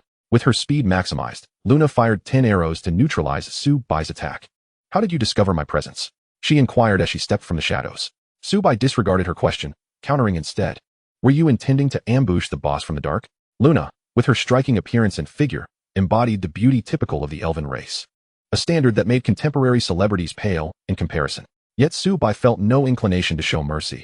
As she was his adversary, she would meet her end without hesitation. In truth, he scoffed at those who would falter in the presence of beauty. Such individuals often met their demise swiftly. Luna's eyes flickered with a hint of evasion. As a paragon of the elven race, how could she be so insulted? No. To be precise, Su-Bai's words rang true. She had indeed intended to observe the two combatants from the shadows. As the skeletal general's health waned, she planned to seize the opportunity to claim the monster for herself. Yet, as a princess of the elven race, she would never admit to employing such despicable tactics. Human, Luna, would never resort to such means. I advise you to depart quickly. Should you fall, you risk losing a level, she threatened. In her eyes, Su-Bai was merely slightly more resilient and had higher damage output, yet all of this could be countered with superior combat skills. Are you threatening me? So what if you are? I, Su-Bai, despise being threatened the most. You elves are truly shameless. Attempting to usurp my boss while cloaking your intentions in such fine words. How hypocritical. You. Luna's expression darkened in displeasure. She had never encountered anyone so brazenly audacious before, particularly from a human. Upon witnessing this exchange, the skeletal general breathed a sigh of relief. Initially, he had believed Luna to be Su-Bai's ally, but now it was clear they were strangers. Foolish elves and humans, he rejoiced, for the more fiercely they battled, the more advantageous it was for him. Whoosh. Luna drew her bow, while Su-Bai had no intention of evading, increasing his malevolence value and the probability of the opponent dropping equipment. 0-100, true damage. The initial damage was inflicted by Luna's arrow, while the second was attributed to the gem's enhancement. How could this be? Why was I unable to breach this person's defenses? Is she not an archer? Chapter 66. Dealing with you, my clone is sufficient. Luna struggled to comprehend. Her platinum set was designed to reduce the enemy's defense by 1,000 points. Yet Su-Bai had sustained no damage whatsoever. This indicated that his defenses were at least 1,500. An archer with a defense of 1,500? Surely, this was no jest? Warning, Luna has attacked you. Malice value 1. You may retaliate without incurring penalties. Hearing the system's prompt, a smile curled at the corners of Su-Bai's mouth. Aside from her weapon, which was not platinum grade, the rest of her equipment was. Her bow, crafted from diamond quality, would yield significant rewards if he could obtain it. Noticing Su-bai's gaze, Luna's irritation deepened. I admit you are strong, but I can still slay you. 100 arrows a second may not seem high, but how will you counter that? Luna gritted her teeth. Phantom clone Su-bai turned his attention away from Luna and summoned his doppelganger. You underestimate me? I shall make you pay dearly for your misjudgment. As Luna engaged in combat with the phantom clone, the skeleton general, who had been merely spectating, snapped back to reality. He gazed intently at the human before him. Su-bai had no intention of sparing him. Su-bai unleashed a relentless barrage of arrows, and without the protective ice crystals enveloping him, a multitude of damage numbers appeared above the skeleton general's head. The berserk state had ended, and Su-bai was now capable of firing 35 arrows per second, with life steal restoring 500 health points, while the terrain bonus automatically regenerated an additional 1,000 health. Coupled with various other enhancements, Su-bai could recover 5,000 health per second. As long as he avoided the skeleton general's lethal strikes, he could still prevail in battle. The phantom clone released a volley of black arrows. To fend off the onslaught, Luna would need to shoot 67 arrows. With Su-bai's already swift attack speed, the phantom clone, inheriting 65 of Su-bai's attributes, could also fire over 20 arrows per second. The phantom clone had already managed to suppress Luna. Suddenly, a pitch-black feathered arrow hurtled toward her, yet Luna remained unperturbed. You think you can hit me? The arrow's velocity was astonishing, and although Luna attempted to transform into a green sprite to evade the strike, she was still too slow. 500, critical hit. 999, water explosion spell. A multitude of damage numbers erupted above Luna's head. How is this possible? How can your summoned clone be so powerful? Fear radiated from Luna's eyes, but fortunately, she possessed a trump card that could render her immune to one fatal blow. Otherwise, she would have been instantly annihilated. Luna crushed a platinum scroll, restoring just under 1,000 health points. The decay skill could diminish the enemy's healing abilities by 99. And while the phantom clone could not inflict 99 damage, it was still formidable. Come forth, everyone. I cannot contend with him alone. Are you all going to merely watch as this human seizes the boss? Ha. It is my first time witnessing a member of the elven race admit inferiority to a human. The speaker was a wizard clad in a black hood, exuding an eerie aura. Like the elves, the witch clan had roamed the apocalypse game for over a century.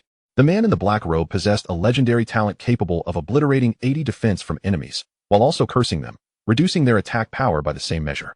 Consequently, many races harbored a deep-seated disdain for the witch clan. Their abilities were not only peculiar, but also repulsive. Standing beside the robed man were 5 figures, each endowed with legendary-level talents.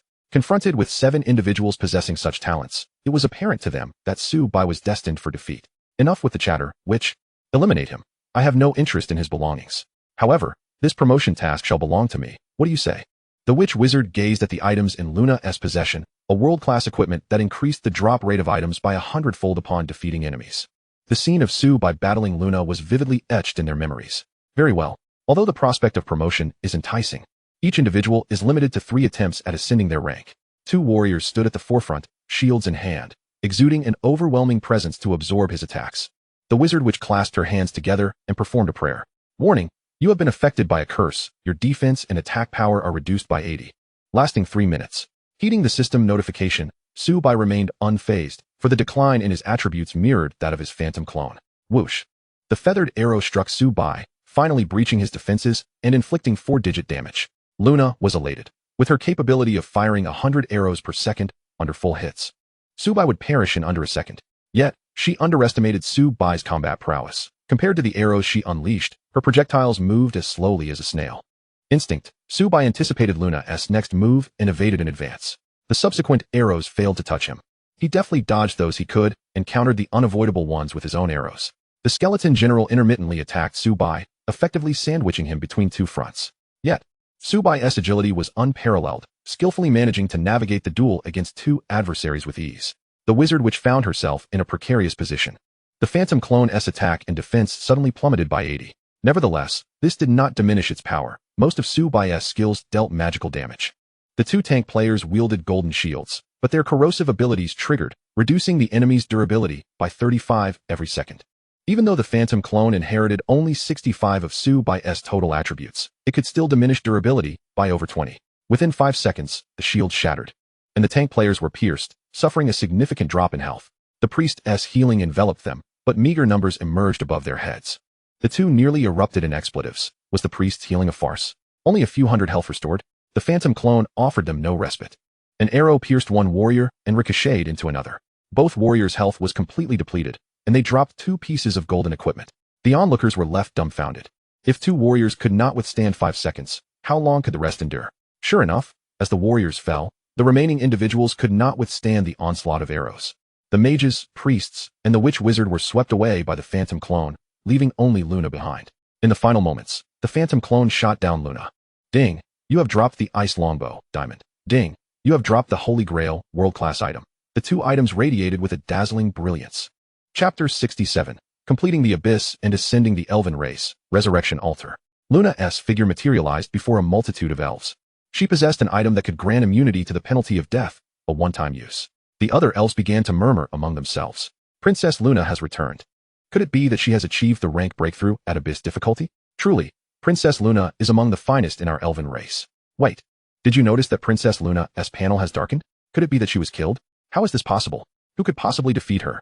Indeed, Princess Luna possesses legendary talents. She is a prodigy. As Luna overheard these discussions, her expression darkened further. She examined her equipment, her pupils constricting. My diamond longbow has dropped? And the world-class item? The 2 most precious possessions she held were lost, a monumental setback for her. The diamond longbow and the world-class item were gifts from her ancestors during her coming-of-age ceremony. I, Luna, vow that I shall not rest until I have avenged this wrong. Subai rejoiced, collecting the diamond weapon and the world-class item. He beamed at the direction of the skeleton general, who recoiled in shock. The adventurer before him, having faced multiple foes, not only did not falter, but had also vanquished them all. The skeleton general resolved to no longer remain passive. He swung his spear in retaliation. Subai, leveraging his reach, continuously evaded the skeleton general and the few players with legendary talents, proving to be their superior. Moreover, with only the skeleton general remaining, it was only a matter of time before the latter's health dwindled. Berserk, the skeleton general activated its berserk skill, determined to take down at least one of its assailants before its demise. Fire rain charging an arrow, Subai's mental fortitude soared above 1,500, splitting into 100 fire arrows. Due to their proximity, nearly 100 fire arrows struck true. Massive damage numbers erupted above its head, and its health was instantly obliterated. You have vanquished the skeleton general, successfully completing this tier's promotion. You have successfully plundered 30 points of strength. You have successfully acquired the legendary skill, Unparalleled. Phantom Hunter profession, upgraded to 3 stars. Active skill, Phantom Clone, summons a clone with 80 of your attributes. This clone can trigger passive skills and lasts for 16 seconds, with a cooldown of 54 seconds, consuming 3,000 mana points. Active skill, Phantom Hunt. Each arrow is imbued with 4,000 points of dark damage. For every level Subai ascends, he gains 16 points of free attributes. And his professional skills have also been enhanced. The duration of the Phantom Clone has been extended from 13 seconds to 16 seconds. Unparalleled passive, 11. Quality, legendary effect. In combat, critical hit rate increases by 30 and reduces the enemy's dual resistance by 20. Subai gasped in astonishment. Yet another legendary skill. The distinction between epic and legendary is a significant milestone, and Subai now possesses 2 legendary skills in total. The Frenzy skill allows him to double his attack speed, restoring substantial health with each strike, while Unparalleled enhances his critical hit rate and armor penetration effect. Presently, Subai's critical hit rate stands at an impressive 45. Once in combat, it can soar to a terrifying 75, averaging 3 critical hits every 4 arrows. Subai cast his gaze upon the spoils of war. Name, Twisted Backpack Quality, Golden Rated Special Item Effect, upon equipping. Increases inventory slots by 400 and enhances the probability of rare equipment drops from slain monsters by 1. Description, crafted from the bark of the twisted tree. Upon leaving the Novice village, each individual is limited to only 10 slots. Equipping a backpack is essential to carry more gear. The Twisted Backpack is a special item that does not occupy equipment slots. With the Twisted Backpack donned, Subai's inventory expanded from 10 to 410 slots. And the likelihood of rare equipment drops from monsters was enhanced by 1. Subai's attention shifted to a skill book. Name, Hunting Trap Class Requirement. None level requirement. Level 20 quality. Golden skill book, would you like to learn this skill? Yes. The skill book transformed into countless particles. Name, Hunting Trap Quality. Golden, 1 star. Proficiency, 0-100 effect. Sets a trap, entering a stealth state, inflicting 100 to 300 mental power, bleeding damage over 10 seconds. Dealing 100 damage per second and controlling the enemy for 0.53 seconds, with duration dependent on the enemy's constitution, lasting up to 3 minutes. Cooldown time of 15 seconds. Consuming 1,000 mana points. Description, each use of the hunting trap that hits a target increases proficiency by 1 point. Tip, a maximum of 3 proficiency points can be gained from the same target. The hunting trap bears similarity to Teemo's mushrooms. However, it has the capacity to control enemies. Players of the same level who trigger it will be controlled for 3 seconds, even if they do not perish, granting Subai ample opportunity to act during this period. Subai then examined the final 2 items. Name, Frost Longbow class requirement, Archer level requirement, level 20 quality, Diamond weapon strength, 200 constitution, 200 agility, 200 spirit, 200 effect, increases critical hit rate by 20. Effect 2, reduces enemy attack speed and movement speed by 5. Upon equipping the Frost Longbow, Subai replaced the Azure Longbow. His attributes surged by 150 points each, and his critical hit rate increased by 10, with every attack now carrying a 5 slowing effect. The Elven race is undeniably affluent. A smile graced Subai's face. He was adorned solely in golden quality gear, yet this longbow was of diamond quality? Name, Holy Grail quality, world class, beginner, effect, increases player kill drop rate by 100 times. Description, this chalice possesses a hint of holy power. The only unfortunate aspect is that it must be used to slay players to achieve the 100-fold increase in drop rate. Otherwise, its tier would undoubtedly be supreme. After tallying his spoils, Subai turned towards the luminous screen and stepped forth. Outside, a woman, feeling rather bored, engaged in casual conversation with another staff member. They were workers of the sanctuary, earning a modest sum of gold coins each month. Xiao Hui, I once assisted an adventurer who completed the tier 1 promotion task, and he chose the difficulty level to be hard. Wu Jia, you have hit the jackpot. Xiao Hui exclaimed enviously. Adventurers completing promotion tasks receive various rewards, particularly from tasks of hard difficulty or above. Establishing connections with well-known individuals can be immensely beneficial. The woman referred to as Wu Jia relished this sentiment. Xiao Hui, you've only just arrived. If you work hard, you will surely achieve the same as Wu Jia. Really? Of course. Suddenly, a luminous screen appeared in their line of sight, revealing a young man clad in white, exuding an air of refinement. Opposite him was a crystal ball, reflecting the spectral image of a demon, signifying that this individual had conquered the Abyss difficulty promotion. How is this possible? Wu Jia, having worked here for over a decade, had never encountered anyone who had completed the Abyss difficulty promotion, let alone someone who had achieved such a feat. This adventurer actually succeeded in the Abyss difficulty promotion task? Xiao Hui's mouth gaped wide enough to fit an egg, clearly astonished. Do you know him? Wu Jia asked, filled with envy. The sanctuary was nearly deserted that day, with only her and Xiao Hui present. I do not know him. Xiao Hui shook her head. Earlier, she had doubted Subai's ability to complete the Abyss promotion, yet he not only succeeded but did so in less than an hour. Had she not witnessed it with her own eyes, she would never have believed it. Ignoring the gazes of the 2 women, Subai noticed that due to his recent ascension, the server-wide announcement had not appeared immediately. Server announcement. Congratulations to player Yazai for completing the promotion task. Would you like to hide your ID? No. Server announcement. Congratulations to player Yazai for completing the promotion task, conquering the Abyss difficulty. We encourage all players to learn from him. Reward, 100 free attribute points, 100,000 gold coins. Wow, Yazai completed the promotion task in less than a day. And it was the Abyss difficulty? The system even encouraged them to learn from the esteemed Yazai. Determined, the Dragon Kingdom players resolved to reach level 20 and attempt the Abyss difficulty promotion task themselves, hoping for a stroke of luck to achieve the same success. Yazai made one server announcement this morning and another by noon. Could he possibly make another tonight? As the Dragon Kingdom players solidified their resolve to reach level 20 and select the Abyss difficulty, foreign players were already in an uproar. Fuck, it's Yazai again. I logged in at noon to avoid hearing about this Dragon Kingdom player, yet he completed the promotion task while I'm still under level 10. Damn Yazai. After obtaining bronze equipment, the speed at which Dragon Kingdom players level up has skyrocketed. Yazai, our Sakura Nation has no intention of letting this slide. I want to complain. Why can't we block server announcements? I do not wish to see anything related to this Dragon Kingdom player. Congratulations, you have reached level 21, gaining 16 free attribute points. Hearing the melodious prompt, a smile crept across Subai's lips. The newly acquired 116 attribute points were allocated to agility. He opened his status panel.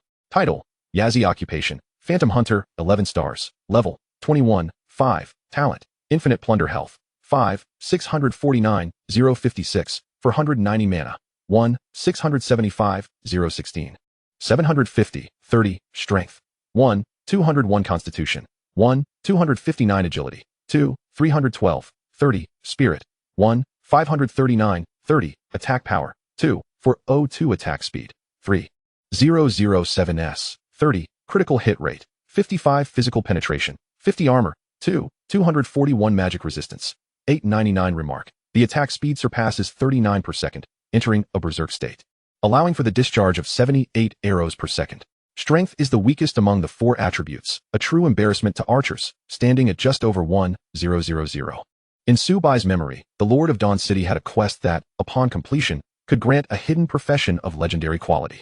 The specifics of this profession remain unknown to Subai, as it was accomplished by the Zixiao Guild.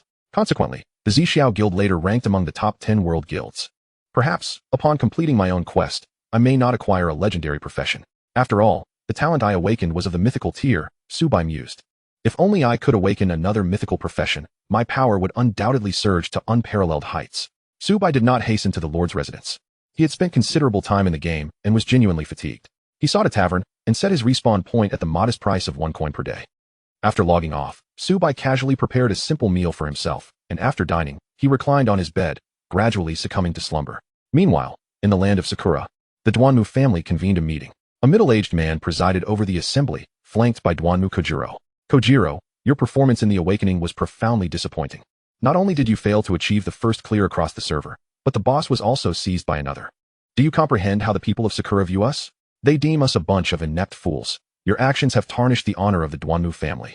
The middle-aged man reprimanded. With his head bowed, Duanmu Kojiro dared not contest the words of the elder. Humph, the middle-aged man scoffed. Do you have no explanation for me? Kojiro? Duanmu Tian, Yazi's strength is formidable. Even with 1,000 of us united, we cannot match him. How strong can a Dragon Kingdom inhabitant truly be? Were it not for my obligation to complete the activation task of my talent, would Yazi even grace the server announcements? Those announcements were rightfully mine, he retorted. Kojiro, the position of guild leader remains mine. You have no objections, I trust? None, Kojiro replied. Duanmu Tian had previously been the guild leader and the ultimate authority. But due to his talent activation, Duanmu Kojiro had temporarily assumed the role. The earlier performance had already caused considerable dissatisfaction among the ranks. All of this was Yazi's fault.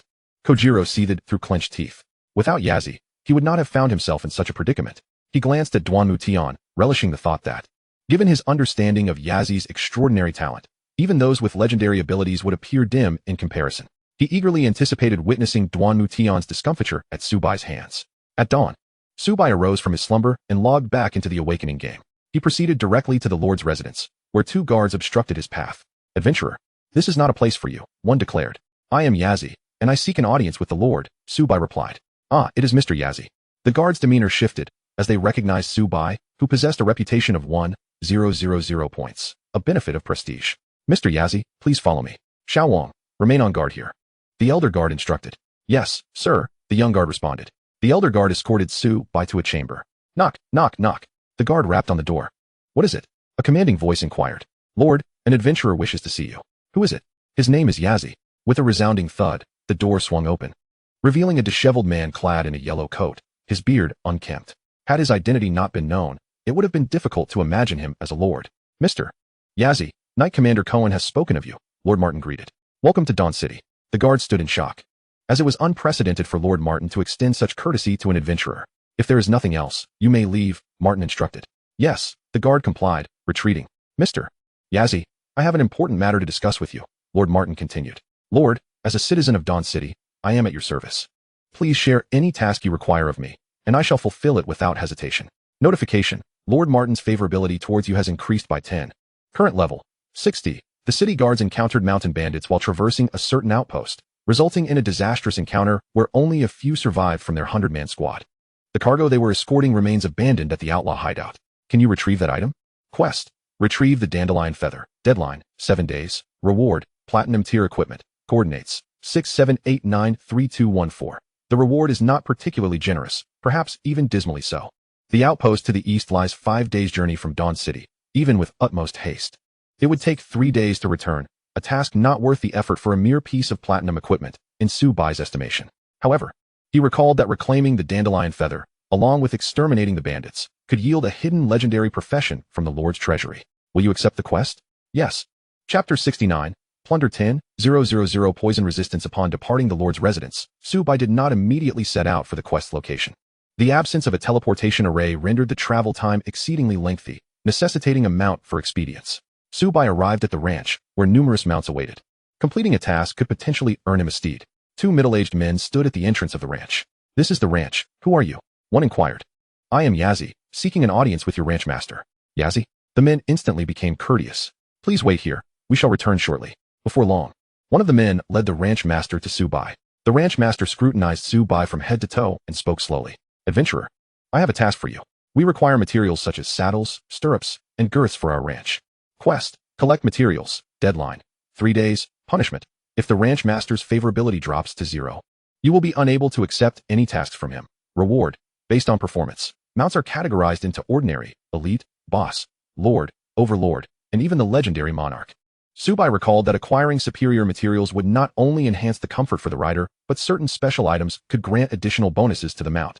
Collecting 100 materials would yield the most basic mount. However, for Subai, an ordinary mount held little value, as his own speed exceeded 1,000 meters. What he desired was a boss mount, as ordinary mounts are not particularly swift, whereas elite mounts offer significantly greater speed and endurance. Boss mounts could assist in battle and even briefly take to the skies, compensating for any shortcomings against aerial foes, while also providing advantages against shorter-range enemies. Without hesitation, Subai accepted the task. In the Misty Mountain Range, a plethora of formidable creatures reside, with the weakest among them boasting a daunting level of 20. The ethereal fog that hovers in the air obscures vision and steadily drains vitality, rendering this place largely deserted. At the heart of the Misty Mountains lies a golden boss, whose hide can be fashioned into exquisite armor of exceptional quality. However, Subai's true purpose for venturing here transcends mere quest completion. Across from the Misty Mountains sprawls the giant lizard desert, home to an ancient lizard god whose power once rivaled that of a demigod. Standing but a step away from ascendance, the lizard god harbors animosity towards the serpent folk, and skirmishes between the two factions frequently erupt. This cataclysmic war saw the most elite warriors of both races clash for 7 days and nights, resulting in the demise of 2 demigod-level combatants. Yet, Subai is aware that the lizard god has not perished. It lies in slumber, awaiting the restoration of its strength to lead its kin back to vengeance. The dominant creature of the Misty Mountains serves as a vassal to the lizard god, and by slaying it, the lizard god can be lured out, paving the way for its own demise. Surely, this bounty will earn the rancher, Joelman, a substantial reward. Recollecting his thoughts, Subai stepped into the Misty Mountains, only to be immediately met with a surge of damage. 500, 500, 500. Despite his formidable poison resistance, he still suffered a decline of 500 health per second. Yet, Subai remained unfazed. With his earthly stance ability, he regenerates 1,000 health per second, rendering this damage inconsequential in comparison to his recovery rate. Suddenly, a sleek black snake caught his eye. Name: Toxic Snake Unit. Black Iron Common Level. LV 20 Health. 2, 300, 000 Attack Power. 890 Skills. Toxic Fog. Small Poison Ball. Toxin Resistance. Large Poison Ball. Description: the toxic snake has thrived in the Misty Mountains for ages, impervious to the fog that shrouds its appearance. However, Subai possesses the ability to pierce through any adverse effects, rendering the fog a mere nuisance. The toxic snake lunged towards Subai with its writhing form. Whoosh! An arrow soared through the air, striking its body with pinpoint accuracy, unleashing a barrage of damage indicators from above. The toxic snake was vanquished in an instant. You have slain the toxic snake, earning 0 experience points. You have successfully looted toxin resistance. Perfect. Toxin resistance passive, 1100. Quality: perfect effect. Toxin resistance 100. Once fully stacked, Subai will possess 10,000 points of toxin resistance, granting him immunity to toxic damage below this threshold. Compared to the monsters Subai had previously encountered, the toxic snake was astonishingly weak, falling to a single arrow. As Subai navigated through the Misty Mountains, every poisonous serpent he encountered met the same fate. Before long, he had amassed 40 points of spirit and 100 layers of passives. Toxin resistance passive, 100. Quality: perfect effect. Toxin resistance 10,000, granting immunity to 10,000 points of toxic damage. Subai had previously acquired toxin resistance, but nothing compared to this recent boon. His current toxin resistance had exceeded 10,000 points, allowing him to endure even the assaults of players awakened in the toxic specialization, standing still as they struggled to inflict damage. Chapter 70. Name of the 25-level Golden Boss. Toxic Mantis Unit. Bronze Elite Level. LV 21 Health. 300,000 Attack Power. 2. 670 Skills. Shadow Cloak. Instant Flash. Backstab. Continuous Leap. Description: the Toxic Mantis possesses astonishing speed, making it an elite foe with a mere 300,000 health. Suddenly, the figure of the Toxic Mantis transformed into an afterimage, leaving Subai with no avenue for evasion. 100. The initial damage was inflicted by the Toxic Mantis, while the subsequent damage was a result of its own reflected harm. The Toxic Mantis not only struck swiftly, but also dealt substantial toxic damage with each attack. How fast? Subai had to concede that the Toxic Mantis outpaced the Shadow Mantis by an unquantifiable margin. The skills it dropped upon defeat would undoubtedly synergize well with his own. Whoosh! An arrow sliced through the air, and as the Toxic Mantis attempted to evade, it was too late. The arrow, enhanced with an additional speed of 400 meters per second, struck true, catching the mantis off guard as it activated its skill, rendering it unable to escape. 6777, weak point. Critical hit, 9230, water blast, 3444, darkness. A multitude of damage notifications erupted above its head, significantly reducing its health. Once in combat mode, Subai's critical hit rate surged to 30, combining with his base to reach an impressive 85. On average, 89 out of every 100 arrows would land critical hits. Frost spread forth, further diminishing the toxic mantis's speed. With his dexterity maximized, Subai unleashed 39 arrows in a single second, and within moments, the toxic mantis succumbed to its demise. You have slain the toxic mantis, earning 3 for 112 experience points. You have successfully looted Instant Flash, Epic. Instant Flash passive, 1100, quality, epic effect, attack range increased by 1 meter, arrow flight speed enhanced to 5 seconds. Once fully stacked, Subai's attack range would extend by 100 meters, and his arrow speed would soar by 500 meters. Now, the arrows Subai fired surpassed the velocity of most bullets. Imagining them flying at an additional speed of 500 meters per second was a daunting thought. Before long, Subai had acquired 30 points of agility, 20 points of strength, and 100 layers of passives. Instant Flash passive, 100, quality, epic effect, attack range increased by 100 meters, arrow flight speed increased by 500 seconds. With the Archer passive enhancing his attack range by 40, Subai had increased his total attack range to 140 meters, akin to the effects of Instant Flash. The equipment dropped by the toxic mantis was predominantly of bronze quality, offering little utility to him, but could be sold to others like Zhou Long. At the pinnacle of the Misty Mountains, a colossal lizard lay prostrate, its massive form adorned with resilient black scales. The moment Subai appeared, the behemoth stirred, opening its eyes to behold the approaching human, its tongue flicking out as it corroded the stones beneath. Name, Giant Lizard Unit, Golden Lord level, 25 health, 8000. 000 attack power, 14, 312, skills, toxic tongue, body hardening, continuous slap, fierce charge, stab, toxin attachment description. The giant lizard carries a trace of the lizard god's bloodline. Although its health is relatively modest at 8 million, its attack power is formidable, rivaling that of the skeleton general, and should not be underestimated. The giant lizard, infused with the bloodline of the lizard god, despite the latter's diminished power, still retains a divine essence. As it lunged towards Subai, he anticipated its move, instinctively dodging its attack just in time. The spot he had occupied was left with a massive crater.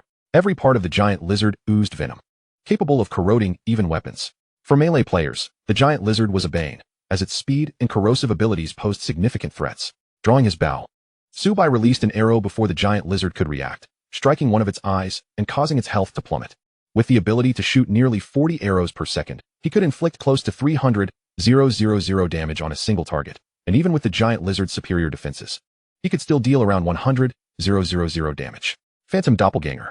The summoned doppelganger now possessed 80 of Subai's attributes and could remain for 16 seconds. In a pincer maneuver, it could inflict 180,000 damage per second.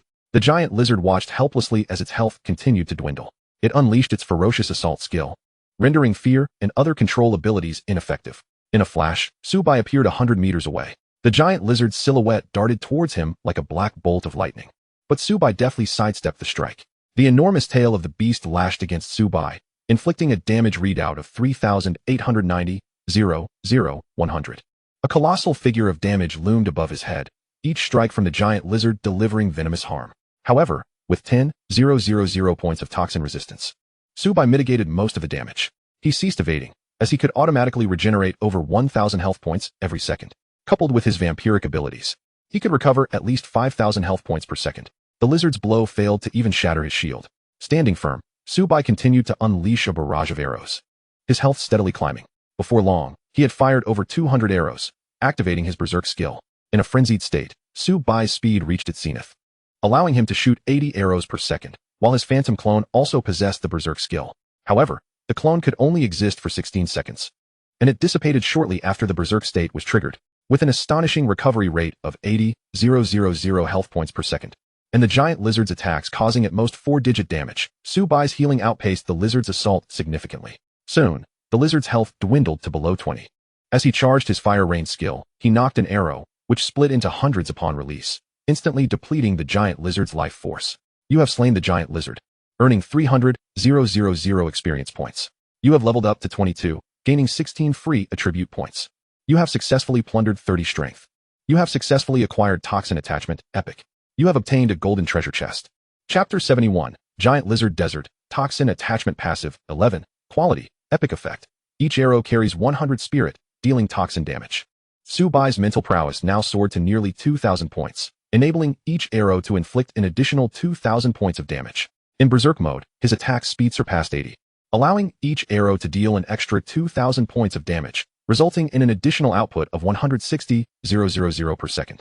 The newly acquired attribute points were allocated to agility, further enhancing his speed, enough to bring tears to the eyes of even the wealthiest. Would you like to open the golden treasure chest? Yes. You have received 1,000 gold coins. You have obtained a quiver, golden. Name, Quiver Quality, Golden Active Skill Enchantment. Consumes 10 mana points to enchant your arrows, granting them 100 armor penetration for 10 seconds. The quiver does not occupy an equipment slot, serving as an exquisite enhancement. Equipping the quiver. Subai realized that should he encounter players of equal level, a single arrow could significantly reduce even a warrior's armor. Henceforth, his attacks would predominantly deal true damage, which was rather splendid. It was time to venture into the giant lizard desert. The corpse of the giant lizard was stowed away in his bag for future plans. The expanse of the giant lizard desert stretched endlessly, with the surrounding temperature reaching terrifying levels.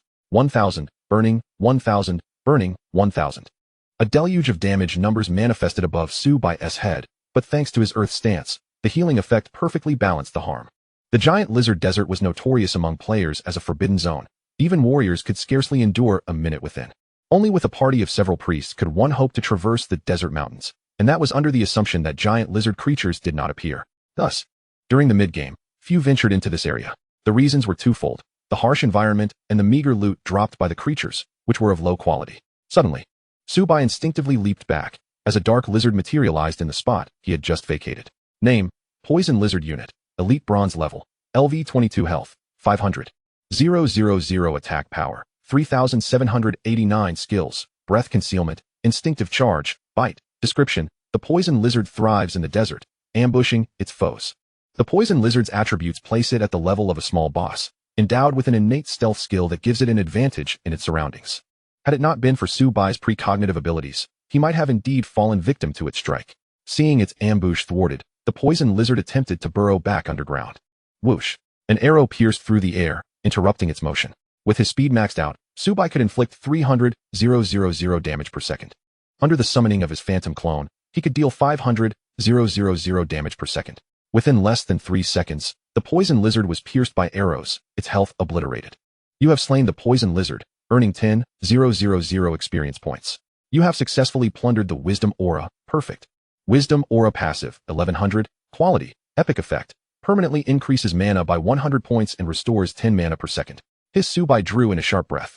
Activating the Berserk state would cause a decline of 1,000 mana per second, yet with the Wisdom Aura fully stacked, he could regenerate 1,000 mana per second. This meant that as long as Subai remained in combat, his Berserk state would not dissipate. Human, you should not have come here. A raspy voice echoed in his ears. Subai's pupils constricted. The giant lizard could not speak prior to transforming. To achieve transformation, one must at least attain the rank of a golden lord. Turning to face the source of the voice, an elderly figure approached, accompanied by several upright walking giant lizards, distinct from the others. Employing his detection skill, Subai discovered that these bipedal lizards were, in fact, silver elite monsters. The elder was none other than a golden boss. Name, Giant Lizard Clan Leader Tuafe Unit, Golden Lord Level, LV 25 Health, 12,000 Attack Power, 18. 030 Skills, Bite, Charge, Beast Transformation, Venom Invasion. Description: Tuafe is the leader of the Lizard Clan, capable of commanding all his kin to battle on his behalf. Tuafe? Subai had heard of this figure. Tuafe was pivotal in summoning the Lizard God, also a level 25 Golden Lord. Tuafe's strength far surpassed that of the Lizard King. Furthermore, with numerous lizards at his side, even Subai dared not underestimate the situation. Since you have arrived, you shall remain here forever, the giant lizard clan leader sneered. In the next moment, Subai found himself encircled by a multitude of lizards, which had been lurking underground. A swirling sandstorm loomed overhead, obscuring visibility, yet Subai's ability to pierce through all obstacles rendered this distraction trivial. Kill him, Tuafe commanded. Hundreds of figures lunged simultaneously. Summoning his phantom clone, which possessed 80 attributes, Subai, with his speed maximized, could inflict 500,000 damage per second. Given that the giant lizard had a mere 500,000 health points, Subai could eliminate one every second. Moreover, with his energy penetration ability, he could reach a second target, dealing double damage. Thus, Subai could inflict an astounding 1,000,000 damage per second. As the giant lizards attacked, Subai's form was like a specter, but the sheer volume of strikes made it impossible for him to evade them all. 0, 0, 0, 100, 100, 100. Due to the giant lizard clan's potent toxins, each of their attacks dealt toxic damage. Yet, with 10,000 points of toxin resistance, they could not even breach his defenses. Then why bother dodging at all? Subai thought as he continued to unleash a relentless barrage of arrows. Before long, having loosed 100 arrows, he was poised to activate his berserk state. However, he chose to wait until he had shot 200 arrows before unleashing his ultimate form. The lizard chief, witnessing the scene before him, was momentarily taken aback. Subai was capable of slaying 2 giant lizards every second. Despite the numerous members of their lizard clan, such a depletion was unsustainable. All my kin, retreat. Leave this to me. With that, the lizard chief vanished from sight, reappearing directly in front of Subai. His hands were enveloped in venom. With a resounding boom, a massive palm descended, yet Subai deftly evaded the strike. Transforming through beastification, the lizard chief morphed into an enormous giant lizard, its tail lashing out. Subai, curious to gauge the extent of the lizard chief's damage, braced himself. A resounding thud echoed as he was sent hurtling backward, crashing into the ground. A staggering damage figure of 21,318 appeared above his head. Lacking any toxin resistance, the lizard chief could have inflicted nearly 40,000 damage. However, due to Subai's shield, he sustained less than 10,000 points of damage from the blow. How are you still alive? The giant lizard was utterly astonished. While it could comprehend Subai's high output, the fact that he withstood its full force attack and sustained less than 20 health points was beyond its acceptance. If you wish for my demise, you are not yet worthy. Feathers of arrows sliced through the air. The lizard chief attempted to evade, but soon realized these arrows were approaching at an astonishing speed, rendering escape nearly impossible. Now, the arrows could traverse 1,000 meters per second, achieving 3 times the speed of sound. Even from several kilometers away, evasion was exceedingly difficult. After the wooden shield shattered, Subai's lifesteal activated. Yet the lizard chief's resistance was far superior to that of other lizards. He could only inflict 100,000 damage, and with the phantom doubles, his total damage output reached 180,000 per second. Subai restored 5,000 health points every second, and in less than 5 seconds, he was back to his prime state. The lizard chief was left in a state of complete shock, and the ensuing battle would challenge its very worldview. Chapter 72. Lizard God. The lizard chief's attack power was formidable, consistently dealing damage in the 5-digit range, and coupled with the terrain, Subai found himself in a temporary disadvantage. He glanced at the fleeing giant lizards, realizing he needed just a few more passive layers to maintain his berserk state indefinitely. With a swift flash, Subai appeared 100 meters away. This is bad. The lizard chief activated its charge skill, but Subai sidestepped the attack. He had now closed in on the other giant lizards, arrows repeatedly piercing the air, each strike accompanied by massive damage figures above their heads. Before long, Subai reached a 200-hit combo. In a state of frenzy, Subai's attack speed surpassed 80, with each arrow restoring 100 health points. Like a perpetual motion machine, he restored nearly 100,000 health per second. The lizard chief's output paled in comparison to the immense restorative effects. The lizard chief was left dumbfounded. Just moments ago, it had hoped to kill Subai, but now it seemed futile. An average of 4 lizards per second perished. You have successfully slain a giant lizard, earning 10,000 experience points. You have successfully plundered 2 points of strength. You have successfully plundered 3 points of agility. You have successfully plundered the Wisdom Aura Epic. Wisdom Aura passive, 100-100. Quality, Epic effect. Permanently increases mana by 10,000, restoring 1,000 mana per second. In the following skirmishes, Subai remained in peak condition throughout. The lizard clan, perceiving him as a harbinger of doom, sought refuge underground. Arrows continued to rain down, creating a vast crater in the earth, from which the lizards were violently expelled. You have leveled up to level 23, gaining 16 free attribute points. The newly acquired attribute points were allocated to agility. Although slaying these lizards yielded no further benefits, Subai had no intention of sparing them. His next course of action was imperative. He needed to eliminate these lizards, otherwise, the lizard chief would not comply with his demands. Seeing that it could not harm Subai, the lizard chief contemplated escape. Phantom Double. The cooldown for Phantom Double had expired, and a figure identical to Subai materialized, blocking its path. Though the Phantom possessed merely 80 of Subai's attributes and could not utilize active skills, it was not to be underestimated. The lizard chief realized that escaping in such a short time frame was nearly impossible. Before long, the entire giant lizard clan perished, leaving only the lizard chief standing alone. What do you want? It spat through clenched teeth. Its kin lay slaughtered at Subai's hands, and it yearned for vengeance. Subai ignored the lizard chief's ire and continued his relentless assault. As it observed its rapidly depleting health, panic began to set in. I do not wish to die? Adventurer, please stop. If you spare me, I will relinquish all that I possess. Subai scoffed. The lizard clan was scarcely affluent, rendering any extortion unnecessary. Before long, the lizard chief's health dwindled to mere thousands, prompting Subai to halt. The lizard chief, resigned to its fate, was taken aback when Subai ceased his attacks. What do you want from me? It inquired, its demeanor now cautious. Very simple, summon the lizard god. No, that is impossible. Adventurer, I am the chief of the giant lizard clan. The lizard god is the supreme entity of our kind. Is that so? Subai raised his bow and aimed it at the creature. I do not wish to repeat myself. Cough, cough. Adventurer, let us speak civilly. To summon the lizard god, offerings are required. To be candid, the lizard clan has languished for ages. We cannot present anything that would pique the lizard goddess' interest. The lizard chief waved its hand dismissively, exuding a sense of helplessness. Subai retrieved the corpse of the lizard king from his satchel. Offer this as a sacrifice to the lizard god. You dare. The lizard king, Kawe, was second only to itself in strength. Was this human a devil? To use the corpse of the lizard king to summon the lizard god? The lizard chief's gaze shifted to one of horror and trepidation. Adventurer, I can assist you in summoning the lizard god, but you must swear an oath to the heavens, otherwise, if I summon the lizard god and you kill me, what then? Rest assured, I, Yazi, have never uttered a falsehood. I, Yazi, swear by the heavens that as long as the lizard chief, Tuafe, summons the lizard god, I shall not take any hostile action against him. A hum of invisible force enveloped the two. Should Subai dare to breach the contract, he would face dire consequences. The lizard chief breathed a sigh of relief.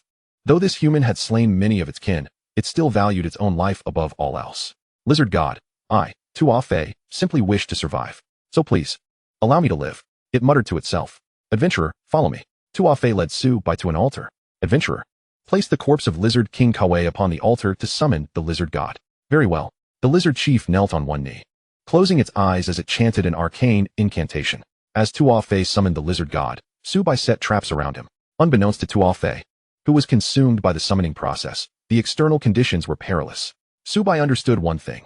Either do not provoke, or if provoked, eliminate all adversaries. He meticulously laid several hunting traps before ceasing his preparations. Tuafe, weakened by fire spells and poisonous mists, was reduced to less than 10,000 health points. Should he trigger a trap, he would perish instantly. In the contract, Subai had only vowed not to actively attack Tuafe, yet he had not specified refraining from indirect assaults. Tuafe remained oblivious to the fact that he had been placed on Subai's kill list. Meanwhile, within the valley, a young man sat cross-legged, his pupils black and his body grievously injured, breathing heavily. Damn it. I, the lizard god Ian, swear that once I regain my strength, I will annihilate your entire serpent human race. Buzz, a shimmering veil of light materialized before Ian. A sacrifice? Ian found himself perplexed. In his recollection, the giant lizard clan had not offered tributes in many years. He had believed they had been eradicated. When Ian beheld the sacrificial offerings, he stood frozen in place. Who could have slain Kaiwei? A glint of cold fury flickered in Ian's eyes. Kaiwei was but a pawn, tasked with reconnaissance on the half-snake tribe. Yet Kaiwei was dead? The number of individuals capable of killing Kaiwei was exceedingly rare, and even fewer could activate the sacrificial array. How audacious of you, Tuafe, to dare take Kaiwei's life. Ian took deep breaths to quell his tumultuous emotions. Currently, his strength was insufficient even to contend with Kaiwei, let alone Tuafe. He cast a glance at Kaiwei's corpse and, with a determined bite, consumed it. He felt a slight resurgence of power, but it was far from adequate. With a flick of his right hand, a vision appeared in midair, revealing Tuafe communicating with the sacrificial grand array. Tuafe, you have disrupted my plans. I shall use your remains to augment my strength. As the brilliant white veil intensified, and a young man emerged upon the altar, his garments tattered. Esteemed lizard god, Tuafe addressed with reverence. The lizard god surveyed Tuafe with a frigid gaze. Tuafe, do you dare to slay Kaiwei? Great lizard god, you misunderstand. It was this adventurer who killed Kaiwei. The giant lizard chief pointed at Subai. To him, it mattered little whether the lizard god could vanquish Subai. It was to his advantage either way. If the lizard god dispatched Subai, vengeance would be avenged. If Subai triumphed over the lizard god, he would be unable to retaliate against himself lest he suffer the backlash of the heavenly Tao. Human, how audacious you are to lay a hand upon one of my own. Chapter 73. Slaying the Lizard God Ian. Name: Lizard God Ian. Unit: Platinum, Lord level. LV 25 health. 14, 000, 00014, 000, attack power. 21. 200 skills. Sea of Poison, Poison Rain, Poison Permeation, Poison Shield. Description: Ian is severely injured, his power greatly diminished. After consuming Kaiwei, Ian's strength surged, rendering even the giant lizard chief no match for him. However, Subai remained unfazed. Defeating a platinum boss would yield substantial rewards. A mere lizard dares to proclaim itself a king? Subai chuckled wryly. You seek death. A glimmer of coldness flashed in the lizard god's eyes. He was a deity of high standing, and the audacity of the person before him was simply intolerable. The lizard god wielded a spear encrusted with venom. As the spear sliced through the air, Subai instinctively dodged, evading the strike by sidestepping. Suddenly, the lizard god's form exchanged places with the spear, appearing behind Subai. Triggering his instinctive ability, Subai activated his teleportation skill, narrowly escaping the blow. Whoosh! An arrow whistled through the air, and the lizard god sneered, "Watch how I evade." A massive damage number materialized above his head. Before he could even react, the arrow pierced his body. Water explosion and other skills unleashed, sending Ian sprawling back several dozen meters. Without granting Ian a moment's respite, Subai unleashed a barrage of attacks, dealing nearly 100,000 damage each second.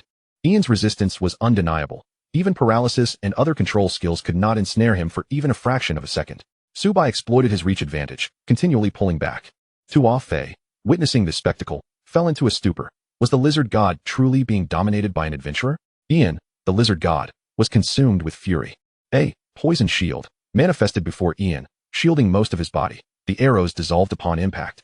Subai shifted his attack strategy, sending arrows that twisted and turned in midair, striking Ian's torso and other areas. Ian hurled his spear once more, reappearing behind Subai, but this time, his teleportation cooldown had not yet reset.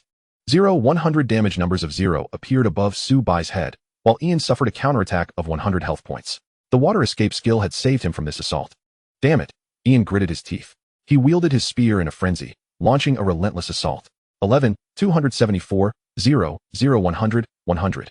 100 5-digit damage numbers appeared above Subai's head, while the subsequent poison erosion caused no damage at all due to his shield. Ian was numb. The human before him not only dealt high damage, but was also extraordinarily resilient. Was this truly an archer? Before long, Ian shattered Subai's shield, causing a significant drop in Subai's health. In less than 3 seconds, Subai had recovered fully. Phantom clone Subai summoned duplicates, attacking from multiple angles, each dealing 180,000 damage per second. Subai healed 5,000 health each second, and with the Thunder Ring, each strike generated a 100-point shield. The Earth Shield increased by 100 each second, meaning Subai could recover 5,000 health and over 4,000 shield points each second. Meanwhile, Ian's output fell short of this figure. Before long, Subai unleashed 200 arrows in rapid succession, activating his frenzy state. Frenzy Subai's hand speed surpassed 80. Even without the aid of Phantom Clone, he could deal 200,000 damage per second. His critical strike rate soared to 85. Every 89 arrows would result in a critical hit. Ian was utterly numb. His health plummeted rapidly. He would perish in less than 3 minutes. The lizard god is on the verge of collapse. Tuo Fei felt a tinge of despondency, but the thought of his own survival brought some relief. Esteemed lizard god, do not hold it against me. I merely wish to survive. The lizard god, of course, was unaware of Tuo Fei's musings. Otherwise, he would have unleashed a torrent of curses. Truly, what a loyal subject I have. Sea of poison rain 0, 0, 0, 100, 100. 100. The damage from the area attack skills was evidently much lower than that of single target skills. Even in casting 2 abilities simultaneously, he failed to breach the defenses. Human, there seems to be some misunderstanding between us. If you are willing to spare me, I shall fulfill any of your desires. To slay you. The treasures upon your person will still belong to me. Ian was rendered speechless with rage. There was no need to deceive, for Ian possessed no treasures of worth. Seeing that Subai had no intention of sparing him, Ian resolved to fight desperately. He transformed into a black lizard, opening his gaping maw to consume the remains of the fallen lizard tribe. You have forced my hand. Even in death, I shall drag you to hell with me. 100,100,100. Ian's expression shifted from madness to numbness. He had anticipated that consuming these corpses would restore his health completely, yet not even a single point returned. How could this be? There is nothing impossible. Rest easy in death. No, I refuse to accept this. I am the lizard god. How can I perish at the hands of a mere human? You have slain the lizard god. You gain 1,000,000 experience points. You have successfully plundered 40 points of strength. You have successfully plundered willpower enhancement, legendary. You have obtained a platinum treasure chest. You have acquired the fierce beast collar, world class. Willpower enhancement passive, 11. Quality, legendary effect. Immune to any form of mental control previously. Subai had acquired immunity to soul and illusion control, and mental control encompasses a wide array of abilities. Most players' control skills fall under the category of skills with a broad reach. Hence, This skill is classified as legendary. Name: Fierce Beast Collar Quality. World Class. Beginner. Effect: activates the bloodline of fierce beasts. Currently, activation count is 0. Description: by harnessing the higher tier bloodline, one can awaken the innate bloodline of the ferocious beasts.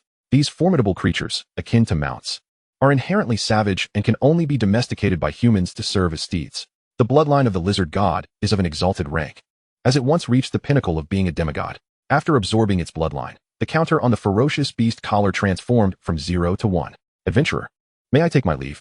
Tuafei inquired, his voice tinged with anxiety. Of course, Subai replied, a benevolent smile adorning his face. A chill ran down Tuafei's spine as he recalled Subai's oath to the heavenly path, a vow he could not break, which finally allowed him to breathe a sigh of relief. Just as he took a step forward, a hunting trap was triggered, inflicting immense damage from above. With his already meager health depleted in an instant, he exclaimed, "You humans are truly despicable. You deceived me." Chapter 74. The Underworld Tiger, Bloodline of the White Tiger. You have slain the lizard clan leader Tuafei, earning 500,000 experience points. You have leveled up to level 23, gaining 16 free attribute points. You have successfully plundered 30 agility. You have successfully plundered Poison Corruption, Epic. You have received a golden treasure chest. Passive, Poison Corruption, 11. Quality, Epic Effect. Increases resilience by 10. Reduces enemy damage by 10 points of resilience. His Subai inhaled sharply. A high resilience would shorten the control time over enemies, granting him an increase of 10 resilience while reducing his opponents by 10, effectively giving Subai an additional 20 resilience. Quite commendable. Subai opened the 2 treasure chests. You have gained 15,000 gold coins. You have obtained chainmail, golden. You have acquired the lizard crown. Name: Lizard Crown. Level requirement: level 23. Class requirement: Archer quality, platinum strength, 100 agility, 100 effect, critical hit rate 8. Description: this crown is crafted from the skin of lizards. Subai donned the lizard crown, replacing the phantom crown, augmenting his strength by 50, agility by 50, and critical hit by 3. In a state of duality, Subai's critical hit soared to 88, especially with an additional 2 points of luck. Provided fortune did not entirely forsake him, out of 10 attacks, he could expect to land a critical hit at least 9 times. The death statue allowed his skills to also achieve critical hits, effectively doubling Subai's damage output. The newly acquired attribute points were allocated to agility. The lizard god, the corpse of the lizard clan leader, was stored in his backpack. Server announcement: congratulations to player Yazi for slaying the platinum boss. Shall the ID be hidden? Not hidden. Due to the previous trial, the slaying of the platinum boss did not trigger a server announcement, hence no rewards could be obtained. Server announcement: congratulations to player Yazi for slaying the platinum boss. Lizard god Ian, rewards: 100 free attribute points, 100,000 gold coins. We encourage all players to study diligently and strive for greatness. What the heck? Has Yazi made the announcement again? Yazi is incredible. He received a server announcement in the morning and another at noon, and now again in the evening. I'm utterly in tears. It's like 3 server announcements in one day, more punctual than my meals. Players from Dragon Country had grown accustomed to this, and even the absence of a server announcement for Yazi felt unsettling. Meanwhile, foreign players, particularly from Lighthouse Country and Cherry Blossom Country, were beside themselves. Damn it. It's Yazi again? Can't he take a break and consider our feelings? Nanny, I want to report Yazi for cheating. Curse that Yazi. All of this should rightfully belong to us from Cherry Blossom Country. The newly acquired attribute points were allocated to agility. He reviewed his status panel. Name: Yazi. Class: Phantom Hunter, 11 stars. Level: 23, 0. Talent: Infinite Plunder. Health: 56, 490 mana, 27, 150, 30. Strength: 1, 341 Constitution, 1, 259 Agility, 2, 640, 30. Spirit: 1, 539, 30. Attack Power: 2, 682. Attack Speed: 3, 295s, 30. Critical Hit Rate: 58. Physical Penetration: 50. Magical Penetration: 20. Armor: 2, 241. Magic Resistance: 931. Remark: Mana has surpassed 30,000, with agility reaching an impressive 3, 432, surpassing the combined values of strength and constitution. With a spirit of 2,000, he could split 200 additional arrows against foes with low resistance. A rain of fire from his arrows could inflict millions in damage. Even a boss would suffer close to 1,000,000 damage. With an attack speed nearing 43, invoking the Wind Silk could elevate it to 44, and in a berserk state, the attack speed could double to a staggering 88s. It was time to return to the ranch and submit his quest. Upon approaching the ranch in trance, 2 guards greeted him. Mr. Yazi, you have returned? Indeed. Please wait here. I shall inform the ranch owner. Very well. Soon, ranch owner Jorman appeared before Subai. Yazi. Have you completed the task I entrusted you with? Indeed, Subai replied, retrieving the corpse of lizard god Ian. Upon seeing the body, Martin stood frozen in place. What is this corpse? As the ranch owner, Jorman could discern the formidable strength of the deceased lizard. Items crafted from its hide would surely be of exceptional quality. Lizard god Ian. Lizard god. Wait, what did you just say? Jorman's eyes widened in shock. The adventurer before him had slain a deity, albeit one that lacked even a fraction of its peak power. Nevertheless, it was still a god, not a mere mortal. Ha ha ha. Thank you, Mr. Yazi. I, Jorman, have yet to utilize the flesh and hide of a god for crafting items such as collars. Xiao Wang, take Yazi to select a mount. He may choose anyone he desires. Ding. Ranch owner Jorman's favorability towards you has increased by 20, current, 80, respect. Mr. Yazi, please follow me. Certainly. The elder guard led Subai to the ranch, where various mounts grazed on the prairie.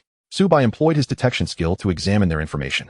Name, White Horse Unit, Bronze Common Level, LV 10 Health, 100,000 Attack Power, 823, Skills, Swift Gallop. Stamina Reserve, Description. The White Horse can maintain a speed of 100 km per hour for 8 hours. The speed of the White Horse was even inferior to his own. A mere 100 km per hour. Mr. Yazi, this is the outskirts of the ranch. Only the lowest quality mounts are here. Inside, there are elite mounts and even boss mounts, Xiao Wang explained. Subai's gaze lingered on a tiger, though its stature was somewhat diminutive. Name, Underworld Tiger Unit, Black Iron Common Growth Stage, Juvenile Level, LV 1 Health, 10,000 Attack Power, 390 Skills, Underworld Sprint. Speed Burst, Description. The Underworld Tiger can sprint at a speed of 50 km per hour for 4 hours. Hint, the Underworld Tiger is afflicted with a forbidden spell, drastically reducing its bloodline and strength. It is indeed the Underworld Tiger? Subai recalled that the Underworld Tiger was an ultra-rare mount, possessing a trace of the White Tiger's bloodline. However, this particular Underworld Tiger was severely weakened due to the curse. Should he manage to cleanse the forbidden spell from within, its level would undoubtedly exceed that of a mere boss, potentially reaching that of a lord. It is important to note that the Underworld Tiger is currently in its juvenile stage. Upon maturation, it could ascend to a sovereign status, with hopes of becoming a monarch. That would be a monarch indeed, a world boss in its own right. Subai glanced at the newly acquired world-class item. This item could only activate the bloodline abilities of ferocious beasts, proving to be of little significance to the majority of them. Unlike the Nether Tiger, which bears the remnants of the White Tiger bloodline within, even after Subai assisted it in breaking the curse, its bloodline remains tenuous.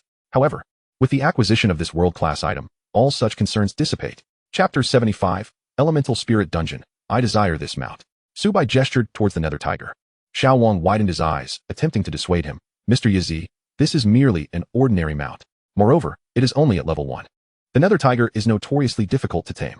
The ranch owner, Joelman, who harbors intentions of befriending Subai, naturally seeks to make his acquaintance as well. Within the ranch, there are several chief mounts, yet they have nearly reached their limits, with the prospect of advancing to the lord level remaining uncertain. In contrast, the Nether Tiger, once the curse within it is lifted, is destined to become a lord mount. Although there exists a fine line between a chief and a lord, they are fundamentally incomparable. Lords can soar through the skies for extended periods, while chiefs can only manage brief flights. The attributes provided by a lord far exceed those of a chief. Thank you for your kind intentions. I believe this mount is quite suitable for me. Alright then. However, taming a mount necessitates subduing its ferocious aura. This is the taming circle. Subai did not take the taming circle. There are 2 methods to tame a mount. The first involves tenderly caring for them from birth. The second method entails using force to subdue the mount. As a fierce beast of the tiger class, earning the respect of the Nether Tiger necessitates demonstrating one's strength. May I enter? Xiao Wang paused momentarily, while Xinyuan nodded, yes. In a flash, Subai appeared before the Nether Tiger. The little creature grew wary, its health merely 10,000, and Subai feared a single strike might end its life. He glanced at a nearby towering tree and unleashed a punch. Bang! The tree splintered in 2, producing a deafening sound. With a benevolent smile, Subai addressed the little creature, from now on, you shall accompany me. Meow meow. The Nether Tiger tucked its tail, evidently shaken. It sensed that its future days would be quite challenging. Xiao Wang stood frozen in place, astonished. Is it really possible to do this? The taming circle. Xiao Wang finally realized. By first using force to subdue the Nether Tiger, capturing it would be significantly easier, and it would not retaliate later. Ding! You have successfully captured the Nether Tiger. With the capture of the Nether Tiger, Subai could now summon it to his mount space at will. For the time being, the Nether Tiger could not serve as a mount, and the soul chain could be bound later. With its health at only 10,000, Subai feared that even a minor mishap in battle could lead to its demise. Upon leaving the ranch, Subai arrived before a dungeon. Name, Elemental Spirit, Dungeon, Level, LV 2025 difficulty, Abyss, open, description. It houses numerous elemental spirits, immune to physical damage. Abyss? The so-called Abyss dungeon can take two forms. Either it has never been conquered, or it has been cleared, allowing players to select difficulty. This dungeon belongs to the former category. In Subai's recollection, clearing the elemental dungeon would provide a means to lift the curse within the Nether Tiger, as well as grant a guild token to establish his own guild. Subai did not intend to recruit other players, but rather to create a guild of his own. Furthermore, conquering the Abyss dungeon would enhance his Phantom class and allow him to plunder passive abilities, an opportunity that would yield fourfold benefits. Stepping into the light curtain, Subai was engulfed by a black vortex. The vast grassland was adorned with dense jungles and towering trees that reached for the heavens. With enhanced eagle vision, Subai's sight expanded to 3,000 meters, revealing several wood spirits atop the trees. Name, Wood Spirit Unit, Elite Bronze Level, LV 20 Health, 1, 200, 000 Attack Power, 4. 100 Skills, Entangle, Life Ascension, Wood Spike. Description, Wood Spirits are immune to physical damage. 1, 200, 000. The elite mermaids he had encountered previously only had 1, 000 health. The Wood Spirits not only possess substantial health, but also immunity to physical damage. Fortunately, most of Subai's damage comes from passives. Whoosh. An arrow struck the Wood Spirit, and massive damage numbers erupted above its head. 3,700, dark. 8976, critical hit. The Wood Spirit commanded the trees surrounding Subai, and striking these trees failed to inflict any harm on the Wood Spirit. Subai's hand speed was maximized. Despite being unable to deal physical damage, he inflicted 200,000 damage per second. Phantom Clone. Subai unleashed over 40 arrows per second, achieving a damage output of 350,000. Capable of slaying a Wood Spirit in less than 4 seconds. You have slain a Wood Spirit, gaining 10,000 experience points. Your mount, Nether Tiger, has leveled up to 2. Your mount, Nether Tiger, has leveled up to 3. Nether Tiger has reached level 4. The Nether Tiger ascended directly to level 5. Subai, now at level 23, could not gain any experience from slaying level 20 monsters, thus generously distributing experience to the Nether Tiger. 2,000, 2,000, 2,100, 100, 100. Massive damage appeared above Subai's head as his shield shattered, activating the Wood Shield, which could absorb 1 point of damage. Alert.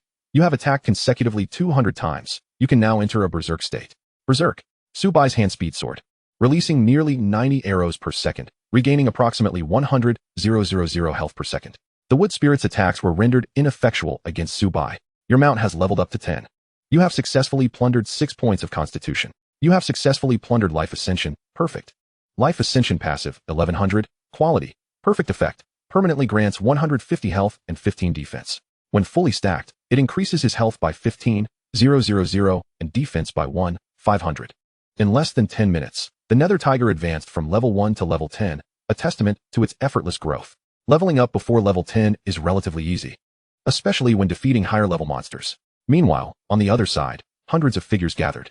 Leader, we are extraordinarily fortunate to have discovered this dungeon. Previously, Yazi had cleared a hell difficulty dungeon and received bountiful rewards. If we can conquer this, surpassing Yazi is not beyond the realm of possibility. Zhang Hao adjusted his golden-rimmed glasses and spoke. The others couldn't help but twitch their lips. Zhang Hao's management skills were top-notch, and most importantly, his words brought joy to the leader, securing his position as the vice president of the Zixiao Guild, second only to the leader himself. Zhang Hao, you have done well. You discovered this dungeon, and as long as we can clear it, I will ensure you are well rewarded. By the way, I have heard that Yazi has some grievances with our Zixiao Guild, leading to significant losses for one of our development teams, Jiangli interjected.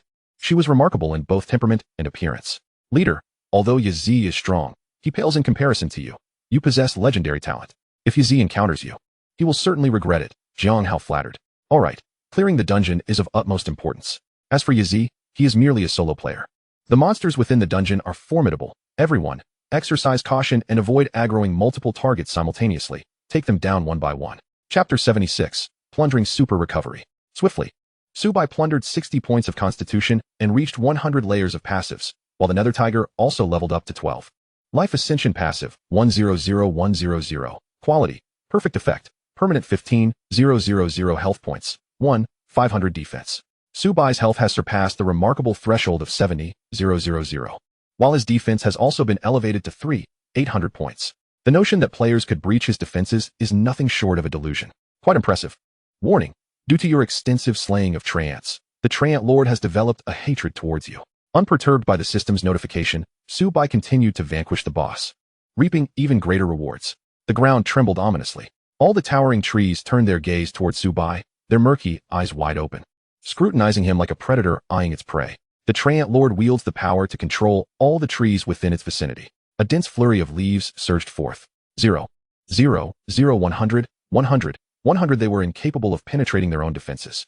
Subai disregarded these trees, slaying them without the possibility of looting attributes or gaining experience points. With his eagle-eye skill, his vision extended an impressive 3,000 meters. Standing atop a height, he could clearly survey the surrounding kilometers. Subai notched an arrow and released it, the feathered projectile piercing through the trunk of a great tree. With a powerful leap, he landed atop the arrow. His agility now exceeding 3,000 points. He moved with astonishing speed, repeating this maneuver until he reached the treetop in less than 3 seconds. Through the canopy, he spotted a smaller tree, indistinguishable at first glance. Found you. The Treant Lord was concealed atop the diminutive tree, attempting to blend in and mislead Subai's judgment. Soon, Subai identified the small tree. Name, Treant Unit, Lord Gold Level, 23 Health, 15, 000, 15, 000 Attack Power, 23, 700 Skills, Leafblade, Entanglement, Super Revive. Tree Control, Description, Treants are immune to all physical damage. The Treant's health surpasses even that of the Lizard God, and possesses immunity to physical damage.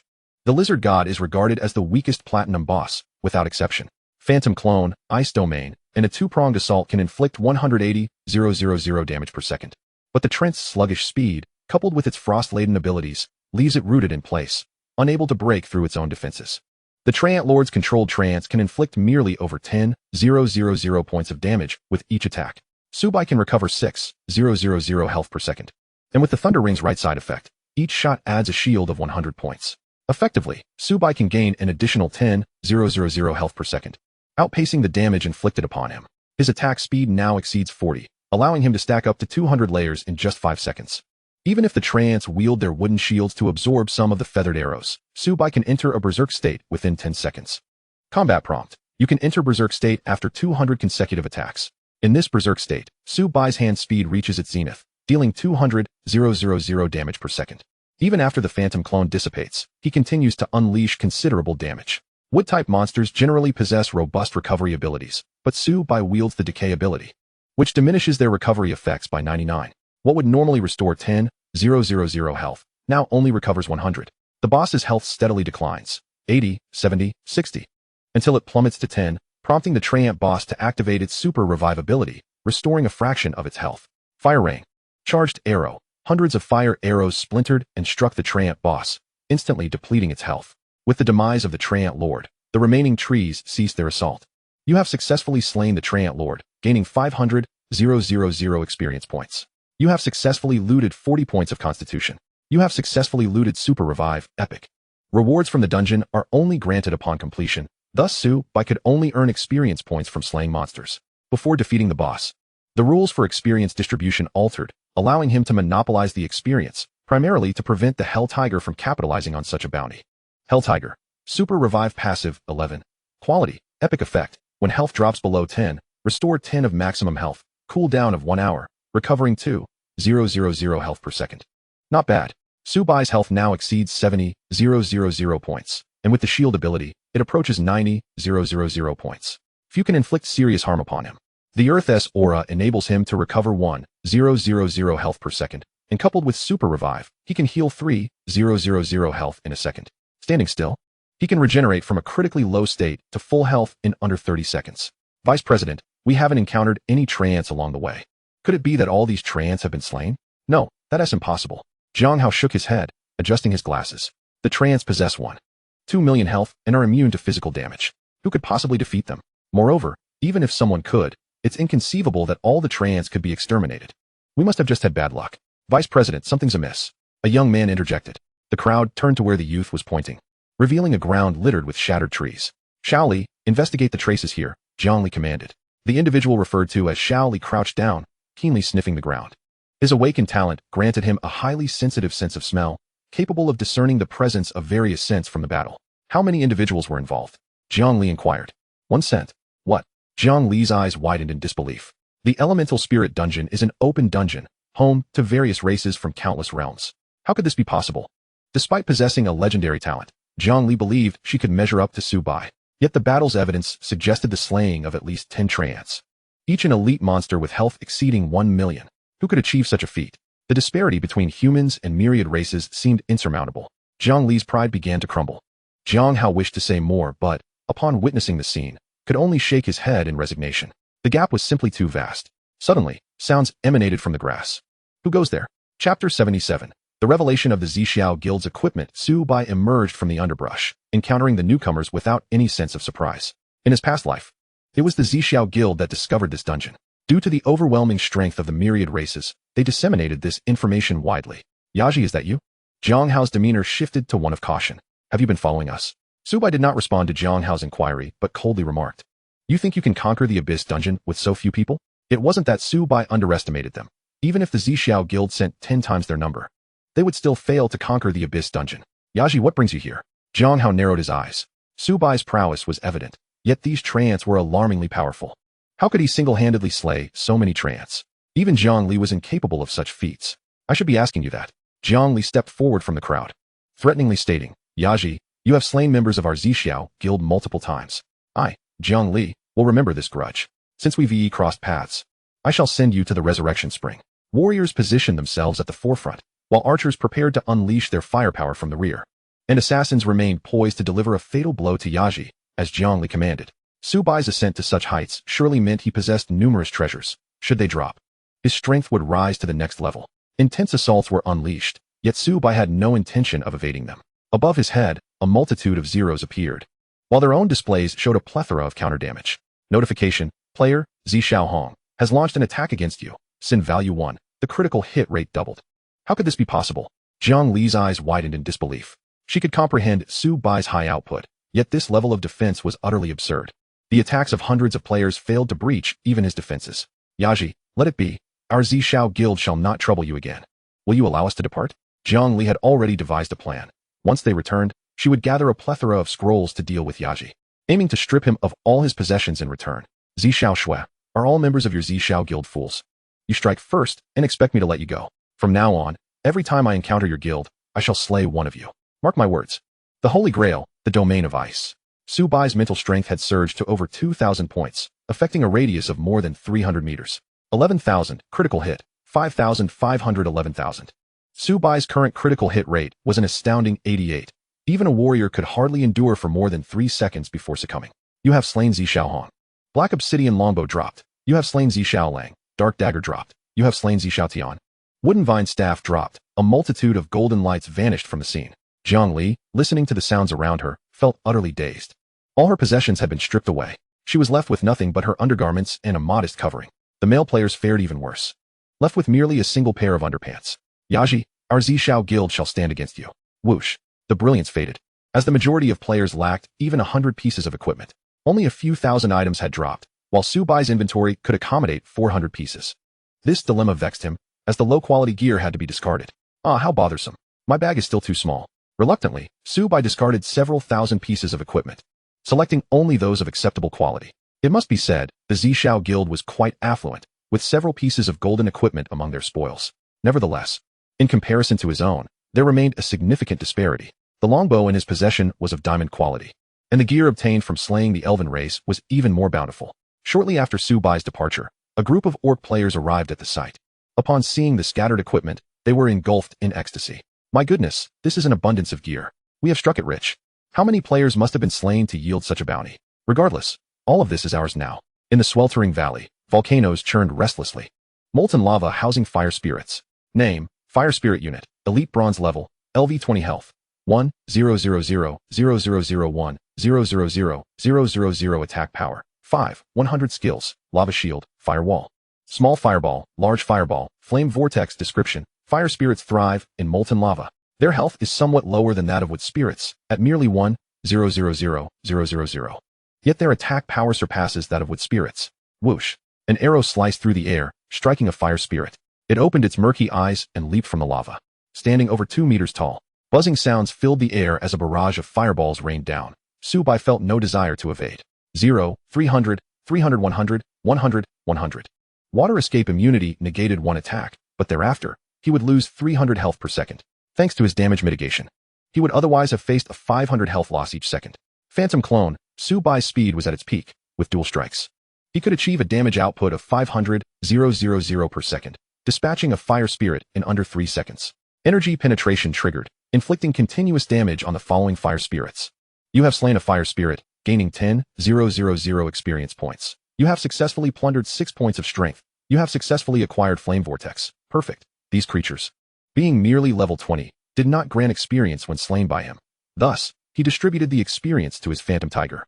Flame Vortex passive, 1100, quality, perfect effect. After inflicting damage, enemies within a 10-meter radius suffer 100 points of fire damage per second. Quite satisfactory. The Flame Vortex is classified as an area skill. The fire spirits could not inflict damage as swiftly as he could recover. Soon, Su-Bai had plundered 60 points of strength, while his mount reached level 15. Flame Vortex passive, 100, quality, perfect effect. After inflicting damage, enemies within a 10-meter radius suffer 10,000 points of fire damage per second. Warning, your extensive slaying of fire spirits and lava beasts has incited their hostility towards you. A massive vortex formed at the surface of the lava, and a colossal figure surged skyward, appearing before Su-Bai. Name, Lava Beast Fire Spirit Unit, Golden Lord level, LV 23 health, 13, 000, 13, 000 attack power, 28, 900 skills, Lava Missile, Lava Burst, Lava Wall. Fire Transformation Arrow, Chapter 78, Plunder Thunder Shield, Lava Burst. Boom Su-Bai found himself enveloped in lava, continuously losing health. 2000 The Lava Burst could inflict multiple instances of damage per second, averaging a reduction of 6,000 health per second. Whoosh. Several arrows flew through the air. Before they could strike, the lava beast had been extinguished by the fire shield. Su-Bai adjusted the trajectory of his arrows, targeting different parts of the beast. 14. 000 Water Blast. 890 Flame Vortex. 2900 Darkness. The lava beast possessed high resistance. Fire-based skills inflicted negligible damage, less than a tenth of the total. In contrast, skills like Water Blast dealt significantly more damage. Utilizing his reach advantage, Su-Bai continually maneuvered. Soon, the shield was shattered, and he activated Almighty Lifesteal. Su-Bai could recover 6,000 health per second. Combined with the shield, he easily withstood the lava burst. Battle hint. You have attacked consecutively 200 times. Unlocking Berserk mode, Berserk.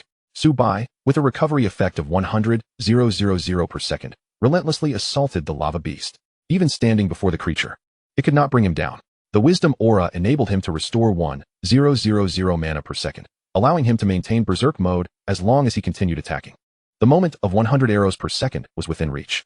In less than 3 minutes, the lava beast's health was entirely depleted. You have slain the lava beast, gaining 500,000 experience points. You have successfully plundered 40 points of strength. You have successfully acquired Fire Transformation Arrow, Epic. Fire Transformation Arrow passive, 11. Quality, epic effect. Each arrow carries an additional 2,000 points of fire damage. Quite satisfactory. Su-Bai's arrows now fused fire, water, ice, soul, poison, and more. This dungeon comprised 4 zones: Jungle, Lava, Thunder Mountain, and Thunder Valley. Only by traversing Thunder Mountain could he reach the designated location. Recalling his impressions, it would take considerable time before the formidable bosses would be slain. He was not in a hurry, as he still had attributes to plunder from the creatures in Thunder Mountain. In the air above Thunder Mountain, remnants of lightning lingered. Players with low vitality would be perpetually paralyzed and lose health upon entering. Su-Bai, boasting over 1,000 vitality, was unaffected by the terrain. A Thunder Spirit materialized before Su-Bai. Name, Thunder Spirit Unit, Elite Silver Level, LV 20 Health, 1, 500,001, 500,000 Attack Power, 6, 400 Skills, Thunder Strike. Thunder Shield, Lightning Dash, Thunder Paralysis Description. The Thunder Spirit possesses the ability to wield lightning to assault its adversaries. As an elite silver entity, its vitality and offensive prowess surpass that of both the Fire Spirit and the Wood Spirit. The Thunder Spirit manifests like a bolt of lightning, appearing instantaneously before Su-Bai. A staggering damage figure of 4,100 emerges above its head. With merely 4 strikes, it can penetrate Su-Bai's defenses. With his fingers dancing across the controls, Su-Bai can accumulate over 4,000 points of shield per second, despite the Thunder Spirit's significantly swifter attack speed compared to the Fire and Wood Spirits. However, under the compounded slowdown effects, its attacks per second are greatly diminished. Thus, until the Thunder Spirit is vanquished, it fails to breach Su-Bai's defenses. You have slain the Thunder Spirit, gaining 15,000 experience points. You have successfully plundered 4 points of strength. The experience awarded by the Thunder Spirit exceeds that of the Fire and Wood Spirits by 50 points. Yet due to Su-bai's current level of 23, only his mount can bask in this experience. To his surprise, he did not acquire any skills. Su-bai murmured to himself, yet he paid little heed. For Thunder Mountain lacked nothing but thunder spirits. As he traversed the valley, every thunder spirit he encountered met its demise. The elite thunder spirits, capable of controlling lightning, could not evade Su-bai's ghostly speed, yet he could not entirely escape the onslaught of lightning. Boom! A bolt of lightning struck, inflicting a 5-digit damage figure above Su-bai's head, nearly shattering his shield. Were any other players struck by this lightning, even the most resilient tank would surely perish. You have successfully plundered 2 points of strength. You have successfully plundered Thunder Shield, Epic. Your mount has leveled up to 16. Your mount has leveled up to 17. Your mount has leveled up to 18. The Spectral Tiger's level surged directly to 18. As Su-bai amassed 40 points of strength, 20 points of agility, and 100 layers of passives. Thunder Shield passive, 100-100, quality, epic effect, restores 50 health points upon receiving lightning damage. His Su-bai inhaled sharply. The final boss of this dungeon is a lightning-based creature, meaning that receiving 10,000 points of damage would allow him to recover 5,000 health. Coupled with his own regenerative capabilities, it is not beyond the realm of possibility for Su-bai to stand toe-to-toe with the ultimate boss. Within the cavern, a colossal figure lay coiled. It abruptly opened its piercing eyes.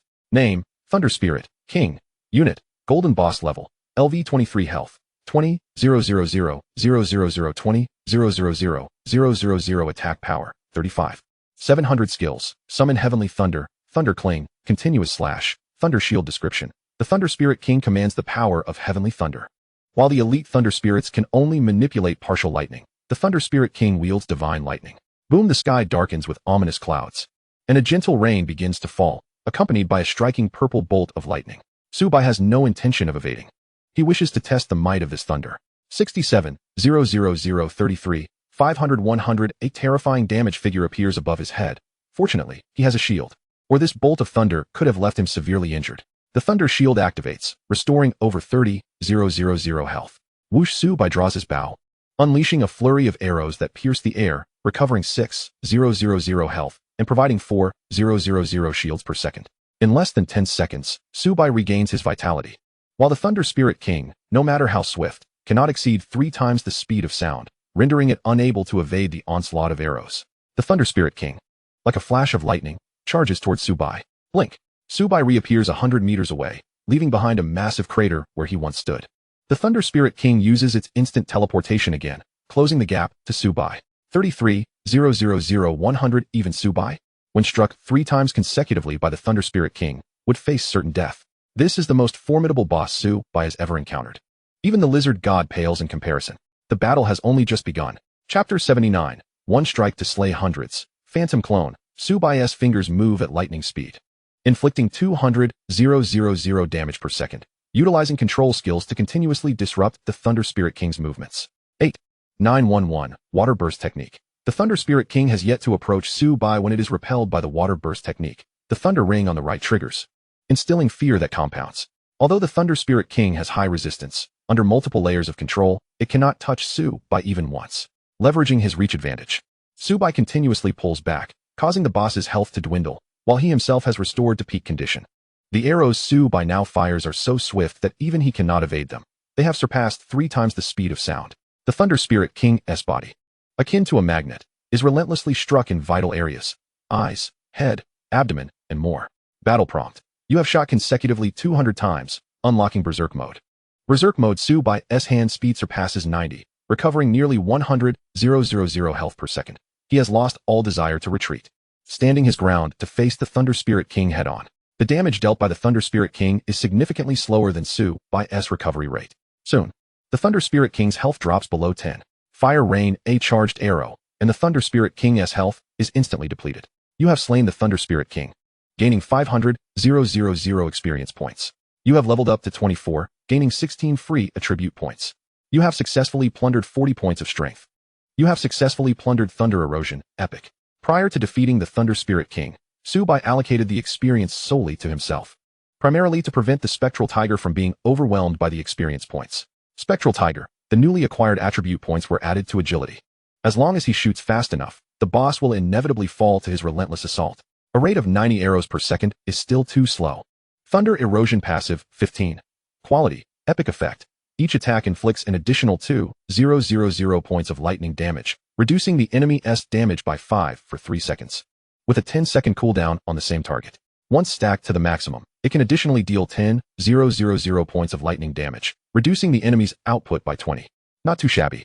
Thunder Valley, a realm surrounded by many, both male and female, exudes an air of nobility, an aura not to be trifled with. Your Highness, with so many of us from the Elven tribe, we are sure to claim the first clear of the Abyss dungeon, a young man spoke. Luna nodded. Having been defeated by Subai previously, she had brooded over it for quite some time. Subsequently, she opted for a hellish difficulty advancement, finally breaking through the level 20 barrier. The advancement task could not be completed in a party, and alone, she could not defeat the Guardian of the Abyss. Yazi, just you wait. I, Luna, vow to settle the score with you. The ice bow and the Holy Grail's drop had led to her father's furious reprimand. It was the first time she had ever faced such humiliation. This is not a territory for you to tread. The young man raised his bow, aiming at the orc tribe. Why should we? The orcs attempted to retort, but a volley of arrows rained down, instantly depleting their health bars. The Elven tribe cleared the area, eliminating all other races. A figure strode forth, ignoring the Elven tribe and boldly advancing towards the area where the final boss resided. Hey, you, stop right there. This is the domain of our Elven tribe. Depart at once, or, the young man threatened. Upon seeing the newcomer, Luna froze in place. Was this not the very person who had defeated her? With a swift whoosh, the feathered arrow sliced through the air, and before the speaker could react, he was struck down, transforming into a speck of light that vanished, leaving behind a plethora of equipment scattered on the ground. Who would have thought that one could encounter a member of the Elven race here? How intriguing. A gentle smile graced Subai's visage. Adorned with merely a single diamond weapon and platinum gear, the rest of his belongings were of golden quality. The Elven clan was exceedingly affluent. Should he eliminate them all, he would undoubtedly reap a bounty of high-quality artifacts. Foolish child, do you seek death? Do you dare to lay a hand on one of our Elven kin? The arrow he loosed was swift, and his comrades were urged to remain vigilant. Just a mere archer. We are many, and we shall not fear him. Luna cast a glance at her comrades, a total of several hundred strong. If they could not subdue Subai, it would indeed be a disgrace. Yaji, we meet again. I, Luna, vow that you shall surely perish today, she declared through gritted teeth. The others soon realized the gravity of the situation. Could it be that this was the very individual who had slain Princess Luna? How could that be? Is it you? Subai contemplated the exquisite gear adorning Luna. If he could obtain it all, his power would undoubtedly soar. Noticing the glint in Subai's eyes, Luna's ire intensified. I can see that you are formidable. But we are many. How will you contend with us? The archers would wear him down from a distance, while Yaji had a substantial health pool, and the priests stood ready to heal or revive their allies. The tanks would disrupt his movements, cautioning that his output was exceedingly high. Even a tank could be felled in a single shot, and mages would provide fire support. Upon hearing Luna's command, none dared to underestimate the situation. A barrage of attacks rained down upon Subai, and apart from a few true damage strikes, they could not breach his defenses. In contrast, those who attacked him found themselves afflicted with a multitude of retaliatory damage. Are you merely tickling me? Luna was rendered speechless by her frustration. In an instant, the realm of ice enveloped the area, and with a phantom clone conjured, the vicinity spanning hundreds of meters was ensnared. 18,000, critical hit. 18,000, critical hit. 18,000, critical hit. Subai's critical hit rate soared to an astounding 88. On average, 10 attacks could yield up to 89 critical hits. Even a tank could withstand no more than 2 seconds. The priests initiated their resurrection spells, only to realize they could not revive their comrades. How is this possible? Luna fared slightly better, possessing an item to stave off fatal blows, managing to hold on for 3 seconds before meeting her demise. Ding, you have died. You have dropped the Star Moon set, 77. You have dropped Radiant Wisdom, golden.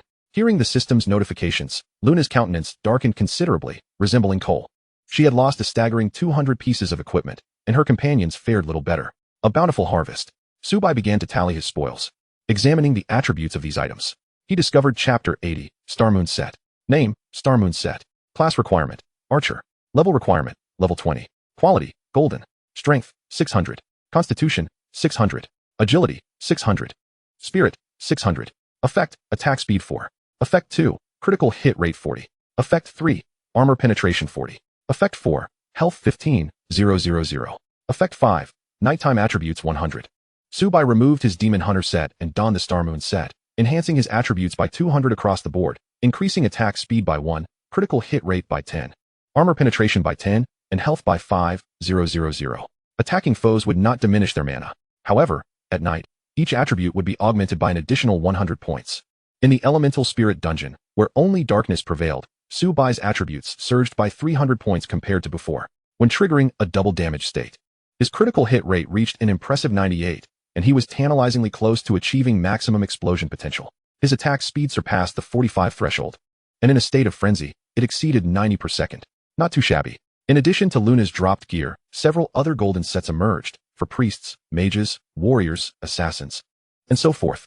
The only disappointment was the absence of gear from Luna herself. She had far too many possessions. Even after dropping 200 items, there remained a plethora.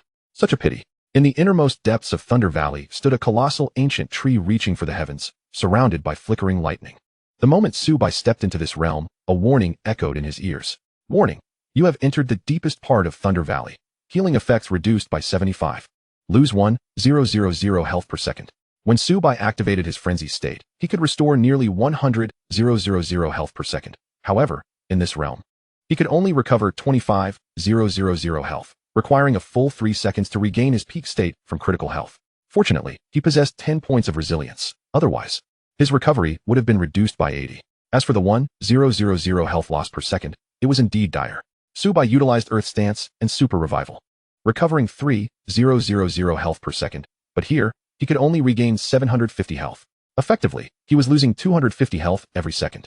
Soon enough, Subai located the final boss, sustaining a loss of 25,000 health due to the shield, resulting in a total reduction of just over 10,000 health. Name, Thunder Giant Tree.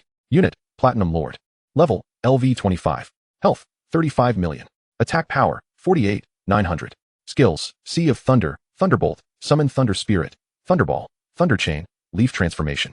Description, attacking the Thunder Giant trees, I will deal an additional 100 damage. 35 million. The Thunder Spirit King had merely 20 million health. Yet, the Thunder Giant tree was not immune to physical damage, and striking its eye dealt double damage. However, it could summon Thunder Spirits. Thunder Spirits? Subai recalled that he was only 4 layers away from fully mastering his Thunder Erosion. If he could slay the Thunder Spirits summoned by the Thunder Giant tree, could he absorb their attributes? With this thought, Subai's gaze towards the Thunder Giant tree shifted, akin to that of a predator assessing its prey. The Thunder Giant tree opened its murky eyes and spoke in an ancient voice. Intruder, die. Sea of Thunder. The Sea of Thunder engulfed Subai. Arcs of electricity flashing incessantly. 2,000, 250, 2,000, 250. The Sea of Thunder inflicted 2,000 damage per second. Due to his Thunder Shield, he could recover 1,000 health with each attack, but the 75 reduction in healing meant he only regained 250 health. Currently, Subai was losing 2,000 health every second. At this rate, he would meet his end in less than a minute. Utilizing Phantom Clone and the Ice Domain, Subai drew his bow and released arrows at a rate of 45 per second, each striking the Thunder Giant tree's eye, inflicting double damage. Under the combined forces, he dealt 300,000 damage per second. Buzzing ominously, the Thunder Giant tree twisted its branches, unleashing a barrage of small orbs. With his predictive abilities activated, Subai anticipated its next move, evading just in time. The orb struck the ground where he had just stood, leaving behind a series of craters as electricity crackled. Leaf Transformation. Countless leaves appeared before the Thunder Giant tree, descending like raindrops, engulfing Subai. Despite his quick reflexes, he could not evade every leaf's assault. 112. 112. Each leaf inflicted 100 damage. Thanks to the Thunder Shield, Subai regained 12 health. The Thunder leaves could paralyze opponents. But Subai's constitution surpassed that of his peers, granting him immunity against this paralysis. Subai could recover 6,000 health per second, but in this realm, he barely managed to regain less than 1,500 health, while the Thunder Ring provided him with over 4,000 points of shield each second. Subai's health was visibly diminishing. Yet, he remained unperturbed, having stacked to 100 consecutive hits and ready to enter a bloodthirsty state. To vanquish the Thunder Giant tree and seize the attributes of the summoned Thunder Spirits, one must enter a state of frenzy. This state becomes accessible when Subai's health dips below 10,000.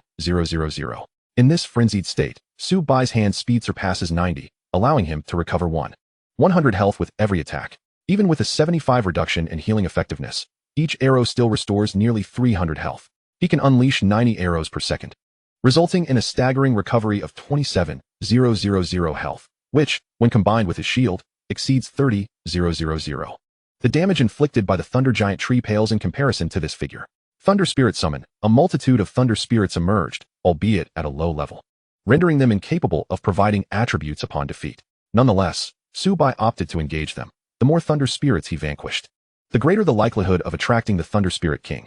With a flurry of attacks, Subai could inflict 500,000 damage on a single target, piercing through to the second Thunder Spirit and inflicting an astronomical total of 1,000,000 damage within a mere second.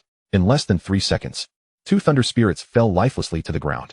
Soon, the Thunder Spirits were eradicated entirely. From the remnants of the Thunder Giant tree, several larger seeds fell, and from within emerged the Thunder Spirit King, possessing attributes somewhat inferior to those he had encountered previously, with a meager 15 million health. As ominous clouds gathered, torrential rain began to pour, and the Thunder Spirit King unleashed its thunderous wrath. Subai had previously faced such a storm, suffering a loss of over 30,000 health. This time, however, there were 4 Thunder Spirit Kings, and if their wrath struck him, it would spell his demise. With a resounding crash, purple lightning descended. But Subai deftly employed his blink ability to evade the strike. However, he had no respite as a colossal bolt from the Thunder Giant tree, its ultimate attack, descended with even greater ferocity than the combined strikes of the 4 Thunder Spirit Kings.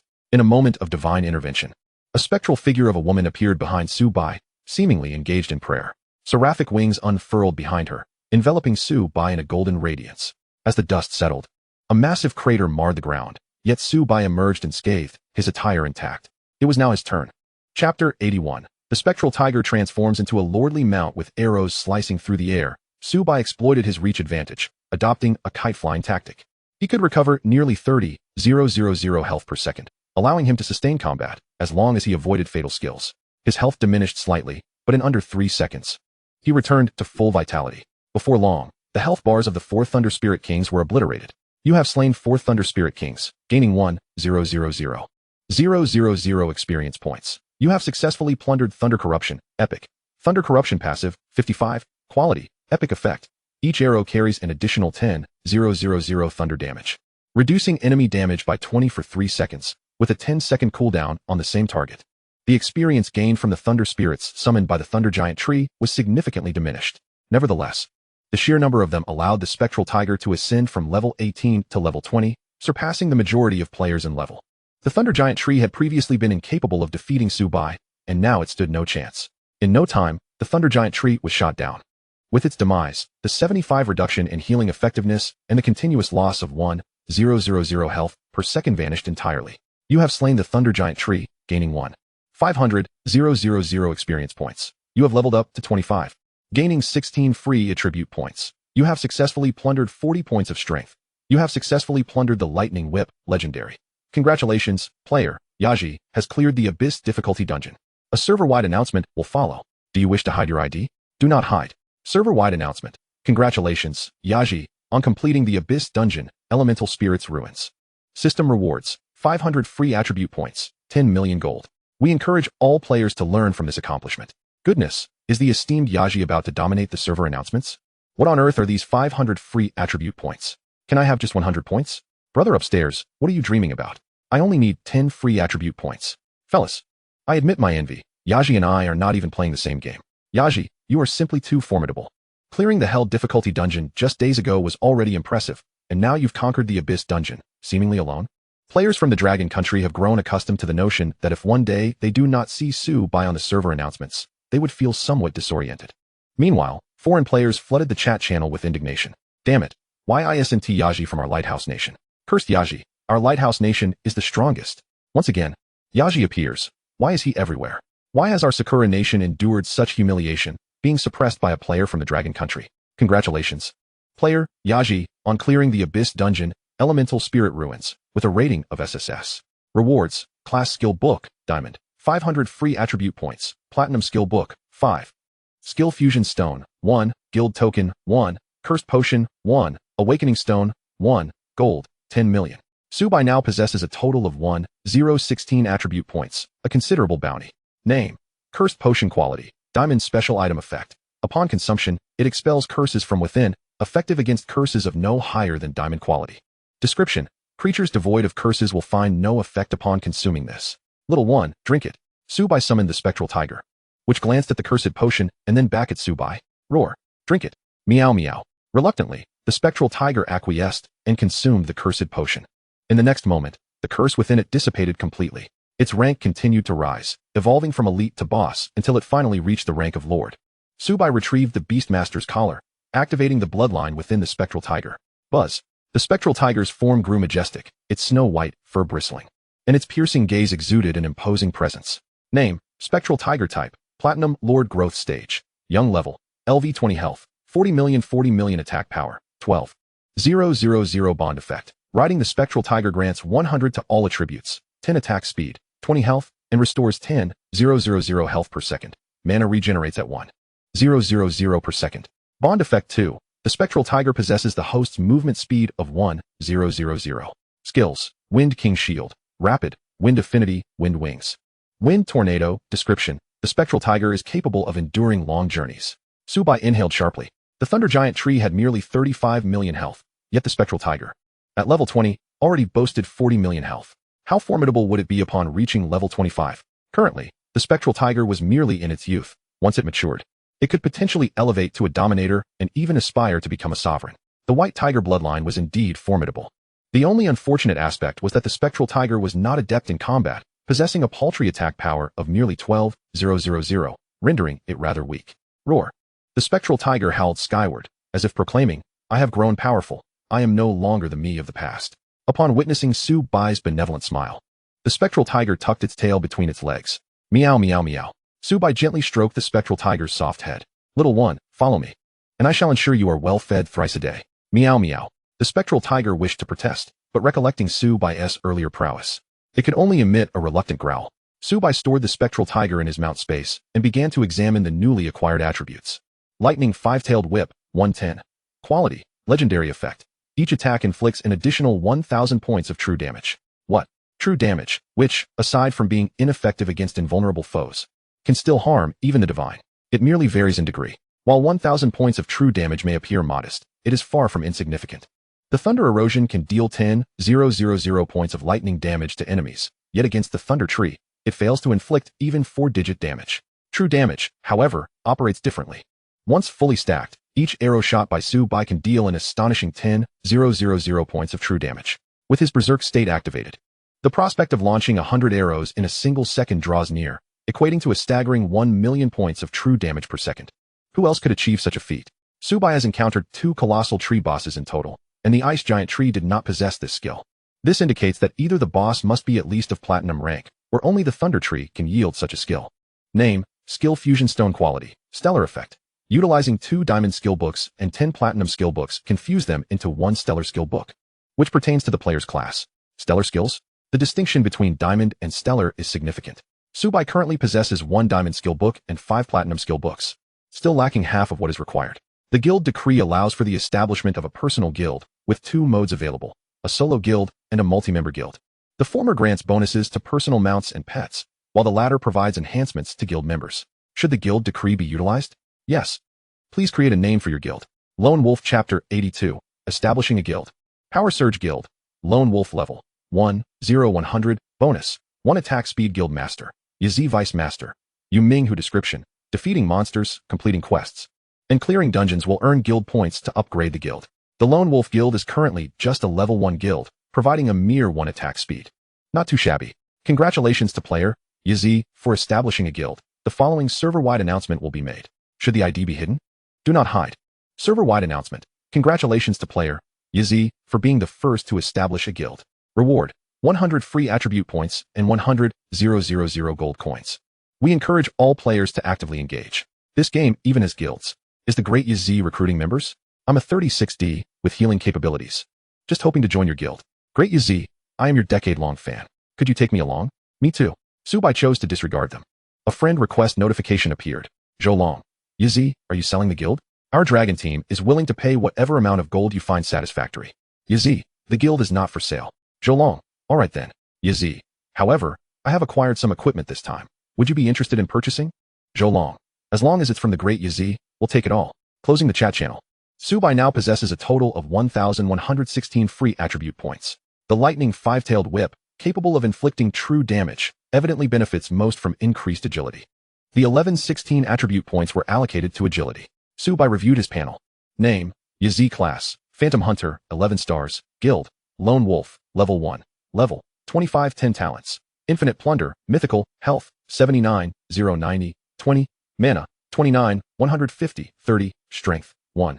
701, 200, Constitution, 1, 519, 200, Agility, 3, 192, 30, Spirit, 1, 939, 30, Attack Power, 3, 802 Attack Speed, 5,847, 30, Critical Rate, 68 Physical Penetration, 60 Armor, 4, 111 Magic Resistance, 1, 604, Equipment, Ice Longbow, Diamond, Thunder Rings, Left, Right, Star Moon Set, 77, Sapphire Earrings, Gold, Frost Earrings, Gold, Magic Necklace, Gold, Lizard Crown, Platinum, Special Items, Energy Pendant, Quiver, Soul Lantern, Death Statue, Holy Grail, Beast Collar, Lucky Coin, Twisted Backpack, Gold. Class Skills, Infinite Plunder, Intuition, Heavy Arrow, Phantom Clone. Shadow Hunting, Active Skills, Hunting Trap, 1 star, Purification, 3 stars, Ice Domain, 3 stars, Blink, 3 stars, Fire Rain, cannot upgrade. Passive Skills, Burning, Wind Whisper, Source of Life. Agility Amplification, Stone Toss, Frost Spread, Archer Passives, Absolute Defense, Ice Mist, Damage Reduction, Retaliation, Flourishing Branches, Life Steal, Toxin Resistance, Poison Mist, Venomous Corrosion, Flesh Hardening, Charged Arrow. Soul Attachment, Corruption, Erosion, Decay, Resurrection, Spawning, Wood Shield, Shadow Strike, Precise Finale, Meteor, Frost Coverage, Body Enhancement, Fire Burst, Soul Chain, Giant Venom, Blood Shield, Blood Magic Eye. Earth Lava, Earth Shield, Earth Stance, Precision, Phantom Eye, Shadow Killing Technique, Magical Shadow Storm, Dark Fog, Endless Fear, Dark Attachment, Water Escape, Water Blast, Water Transformation Arrow, Ice Shield. Ice Blast, Ice Transformation Arrow, Spirit Amplification, Eagle Eye, Berserk, Life Enhancement, Energy Penetration, Toxin Attachment, Toxin Resistance, Will Enhancement, Super Resurrection, Flame Vortex, Water Transformation Arrow, Horseflight, Unmatched. Instant Flash, Intuition, Wisdom Aura, Toxin Erosion, Life Ascension, Thunder Shield, Thunder Erosion, Lightning Five-Tailed Whip, Hunting Instinct, Mount, Spirit Breakthrough surpassing 4,000, Attack Speed of 70 SIXS, triggering Wind Whisper. Reaching 77s, activating Berserk State allows for a terrifying attack speed of 154 per second. It is time to return to Dawn City. Subai intends to upgrade his skills before logging off for a brief respite, ensuring he remains in peak condition. He sits upon the back of Yu Ming-hu, whose back sprouts wind-like wings, with howling gales surrounding them. Yu Ming-hu, akin to a flash of green lightning, vanishes into the horizon. Dawn City, a gathering place for numerous players. Brothers, real men choose the Abyss difficulty for Ascension. Everyone, do not heed this person's deceptive words. The Abyss difficulty is beyond our reach. An elite monster dispatched me in an instant. A kind-hearted individual speaks up. He knows too well how arduous the Ascension task is at Abyss difficulty. Within less than a minute, encountering an elite monster leads to instant defeat. Look over there. That mount is so cool. It can even fly. Wait. ISNT that the Great Yazi? Oh my, he possesses a mount, and it can fly. Why is there such a disparity among individuals? Great Yazi, I'm your fan. Could I sit in front for a moment? Many players gazed enviously, while they trudged along on foot. Subai was already soaring with a flying mount. Subai heads directly to an inn, the rendezvous point with Zhou Long. Though he possesses over 20 million gold coins, no one would ever complain about having too much gold, especially since the costs of skill fusion are exorbitantly high. Zhou Long looks at Yu Ming-hu, filled with envy. It truly is magnificent. What man could resist? Bound by the soul chain. As long as Subai summons Yu Ming-hu, it can alleviate 30 points of damage. And Yu Ming-hu is stored in the mount space. Mr. Yazi, you have arrived. Subai nods. In his recollection, Zhou Long's arrival at the main city would require at least another day. It seems his presence has hastened Zhou Long and others' arrival. Zhou Long gazes longingly at Yu Ming-hu's silhouette, wishing to ask, Great Yazi, is this mount for sale? However, he refrains from speaking, as he cannot inquire about Yu Ming-hu's information without the owner's permission. Zhou Long estimates that this must be a boss mount. A rarity just a step away from a lord mount. If only he could possess one, his prestige would be unparalleled. Chapter 83, Phantom Hunter elevated to 14 stars. This is the equipment.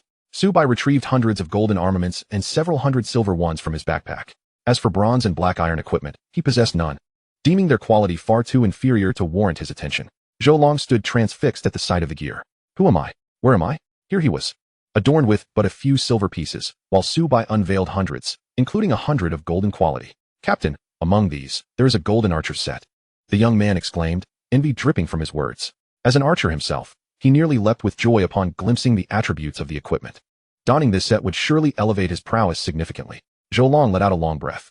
Initially, he believed Subai would only offer a few pieces of golden gear. Yet Subai presented hundreds, including several complete sets. Mr. Yaji, you are selling the archer set, will you wear it?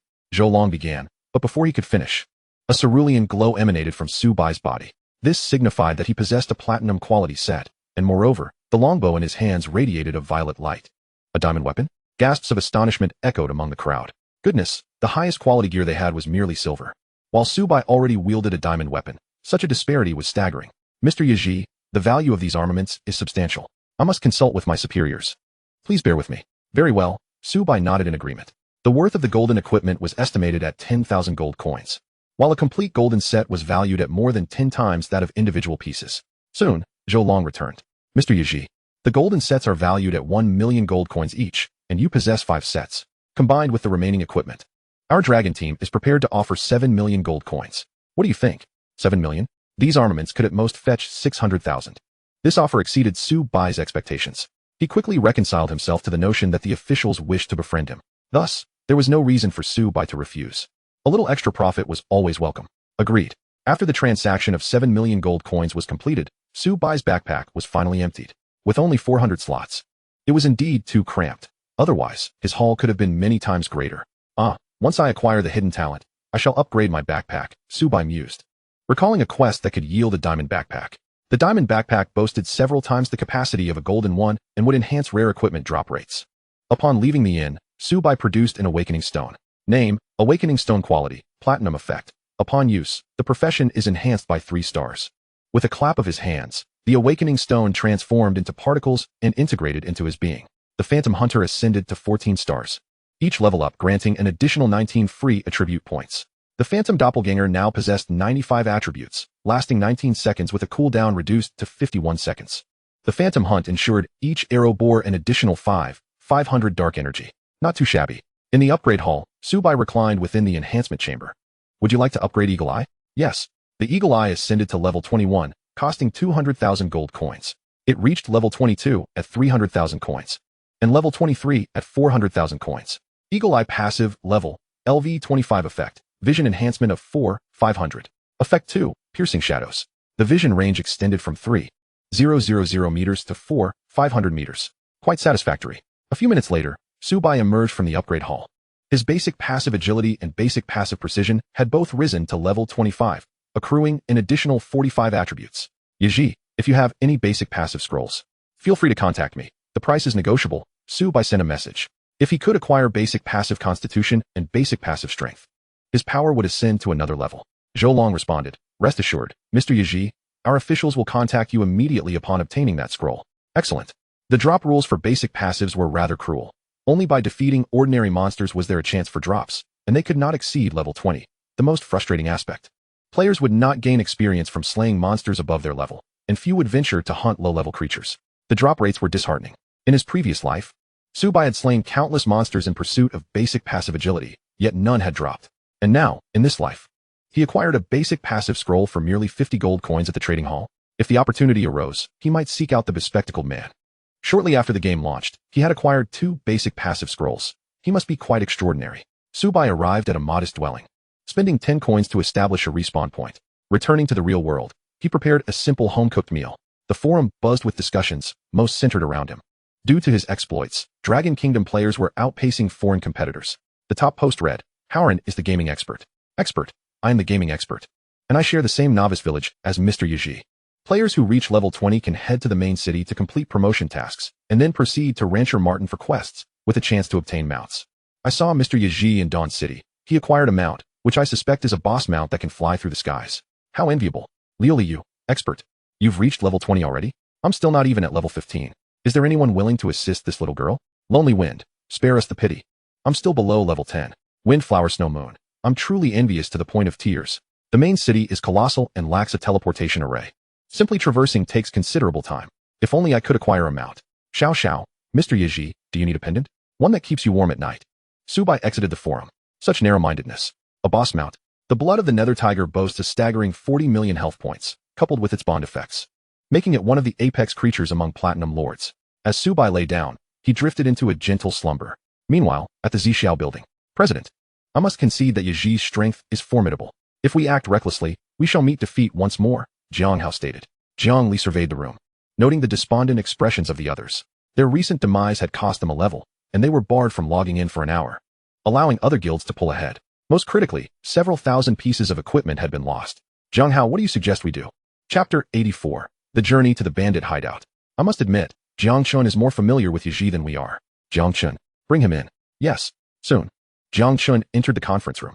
Jiang Chun, please share your insights on Yaji's characteristics and strategies. Jiang Hao requested. Jiang Chun felt a surge of delight. Previously, Jiang Hao had mocked them, yet now they too had been annihilated by Yaji. However, he maintained a facade of professionalism. President, Vice President. While Yaji is an archer, he possesses an exceptionally high health pool. In our prior analysis, his health was over 30,000, and with shields, it must be at least 50,000. Given that the game has only just launched, possessing 50,000 health indicates that his total will continue to rise. He likely boasts a minimum of 100,000 health now. Not only does Yaji have high health, but his defenses are formidable as well. In the last team I led, we couldn't even breach his defenses. However, we utilized a true world scroll in that encounter, wherein all damage dealt was true damage. We nearly defeated him, but his crowd control abilities and terrifying healing rendered us powerless. To eliminate him is a simple task. One merely needs to locate the true injury scroll, and the controlling player must outnumber the previous attempt tenfold. Additionally, an injury scroll is required to incapacitate him momentarily. Jiang Li furrowed her brow and remarked, "What you have mentioned will greatly aid our subsequent plans. However, the quest for these scrolls is exceedingly perilous. Merely vanquishing Yazi once is insufficient. President, to obliterate Yazi, we should identify a location where he can be continuously defeated. Our small team has discovered such a place. As long as we slay Yazi, he shall resurrect at the same spot without the necessity of waiting an hour to re-enter the game. If we can repeatedly dispatch him, it is highly probable we may reduce him back to level 1. Jiang Chun, you shall continue in your managerial role, along with Jiang Wanner and Jiang Chuan. Thank you. President. At dawn, Subai logged into the game, summoning the Nether Tiger as he ventured toward the bandit's hideout, eliciting envious glances from passersby. The Nether Tiger moved swiftly, reaching the destination in under 3 hours. The endless mountain range loomed ahead. It would be unwise to charge directly in with the peacock feather in the hands of the chief. If the chief were to flee, it would spell disaster. Hand over your treasures, or else. Several bandits surrounded Subai, led by a scarred man. And what if I refuse? Subai retorted with a mocking smile. Do you comprehend whom you are addressing? He is Wang Zheng, commanding hundreds of bandits. Offending us will yield dire consequences. Indeed. Brother Wang demands your possessions out of respect for you, chimed in a sycophant nearby. Subai was almost amused to the point of laughter by their reasoning. Wang Zheng, witnessing the indifference of the man before him, felt a tinge of irritation. Kill him. He is seeking death by daring to intrude upon our territory. All right, Brother Wang. I shall handle this alone, the hook-nosed man flattered, brandishing his large blade as he approached Subai. With a swift motion, an arrow sliced through the air, obliterating the hook-nosed man's right eye, an immense damage value erupting from his head as his health plummeted. You have slain an ordinary bandit. The Nether Tiger gains 1,000 experience points. You have successfully plundered 2 points of strength. Due to the bandit's low level, merely 20, the spoils were scant. You killed Li San? Wang Zheng's eyes were bloodshot. The remaining bandits grew wary. If a single arrow could dispatch Li San, this individual was no ordinary foe. Young hero, we may have a misunderstanding. How about we keep our waters separate? Wang Zheng feigned amicability, plotting to report this incident to the chief and have him eliminate Su by once he departed. Misunderstanding? Huh. Subai scoffed coldly. The arrows fell like rain. Before they could react, they were pierced through. You have slain 5 ordinary bandits, gaining 5,000 experience points. You have successfully plundered 2 points of strength. You have successfully plundered 2 points of constitution. Given that Wang Zheng possessed slightly more health than the other bandits, he did not perish immediately. Young hero, should you kill me, the chief will not let you go. Just as, before he could finish, an arrow claimed his final breath. You have successfully plundered Swift, perfect. Swift passive, 1100. Quality, perfect effect, reflects 20 damage back to the enemy for every instance of damage taken. Once fully stacked, it can reflect 2,000 damage. Not bad. Subai navigated through the thicket.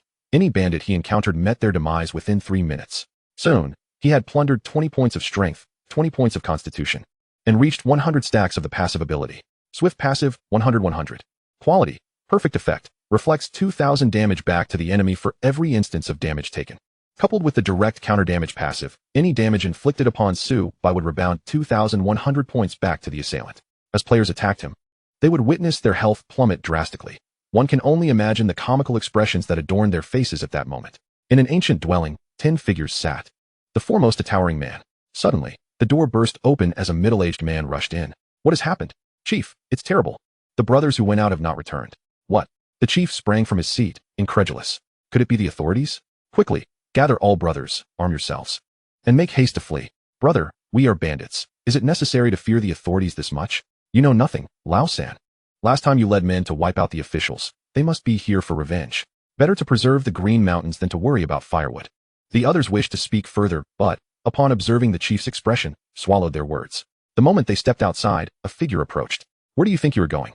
Subai wore a benign smile. In his past life, he recalled that this chief was exceedingly fearful of death, and it appeared he had not changed.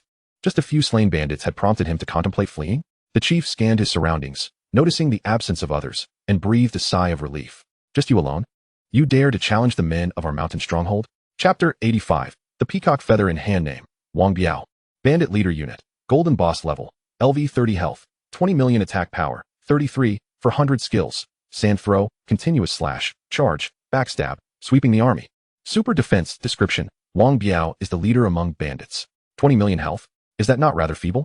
The Thunder Giant tree he encountered previously boasted 35 million health. However, he refrained from attacking immediately. Wang Biao possessed the Peacock Feather. If he were to slay him, the precious item may not drop, which would be unfortunate. I have come to propose a collaboration. Collaboration? You have slain my men, and yet wish to negotiate? Wang Biao's demeanor shifted to one of defiance upon seeing Su Bai alone. The other chiefs felt a surge of anger. Their strength was second only to Wang Biao's. You wish to collaborate with me? Let us see if you are worthy. Wang Biao raised his large blade, appearing before Su Bai, stopping mere inches from him. Quite composed. Are we? You wish for us to collaborate? In Wang Biao's eyes, aside from a few chiefs, the demise of the remaining bandits mattered little. Rather, the individual before him, having slain his men, could be extorted and then eliminated to enhance his own reputation. You possess the Peacock Feather, do you not? I am willing to offer 1 million gold coins for it. Wang Biao produced a feather, swallowing hard. 1 million gold coins was an astronomical sum for him. Had he been wealthy, he would not have resorted to banditry. Yet, he desired more. Young man, having killed my men, 1 million gold coins seems rather insufficient. Does it not? Su Bai feigned great indignation, aware that he would not part with any gold. How much do you desire? I do not seek much. Merely 10 million gold coins will suffice. Wang Biao extended 10 fingers, speaking calmly. 10 million gold coins, is it? That can be arranged. The bandits collectively gasped. Such a sum could grant them a life of leisure. However, I must first examine the feather. Very well. Wang Biao relinquished the feather.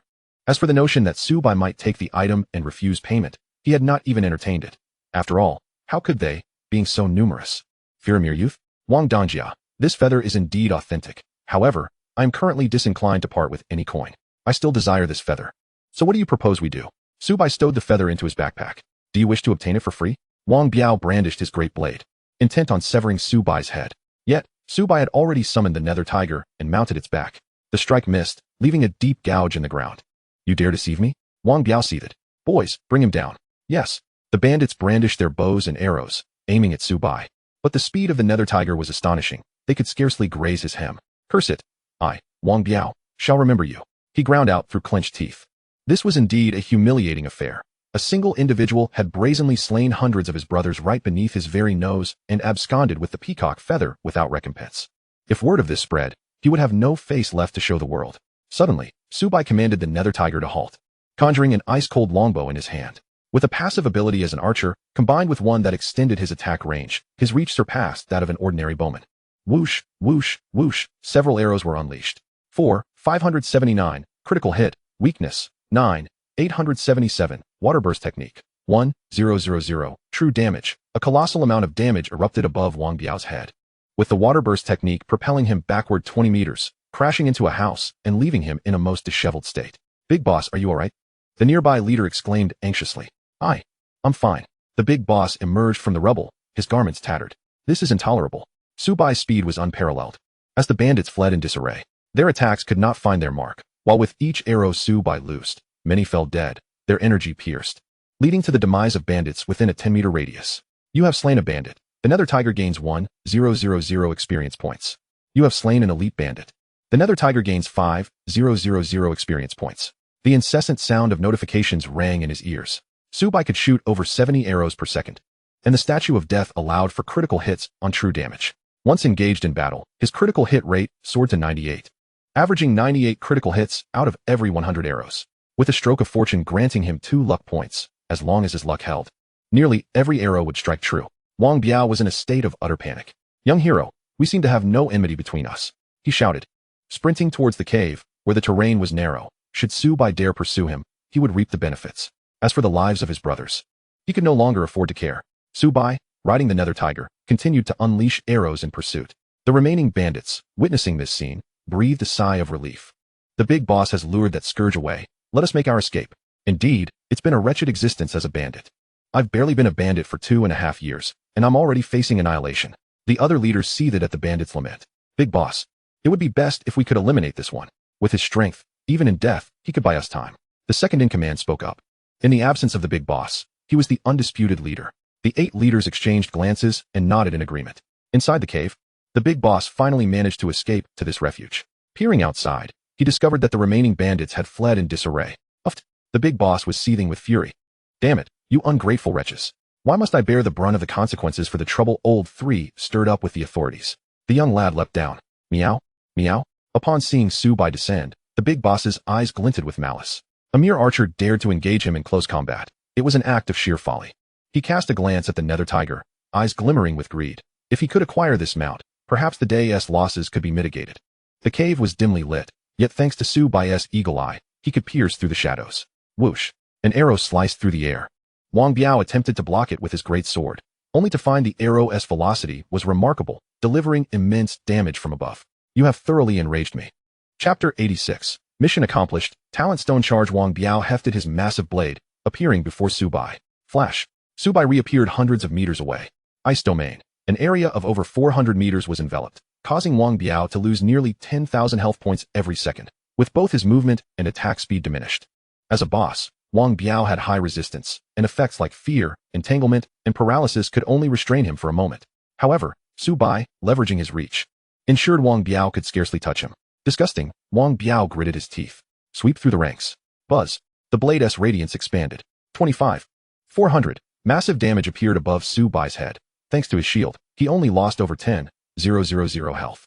With the earthly ground skill, he could heal 3,000 health per second, and with the ability to shoot over 70 arrows per second, he swiftly returned to a healthy state.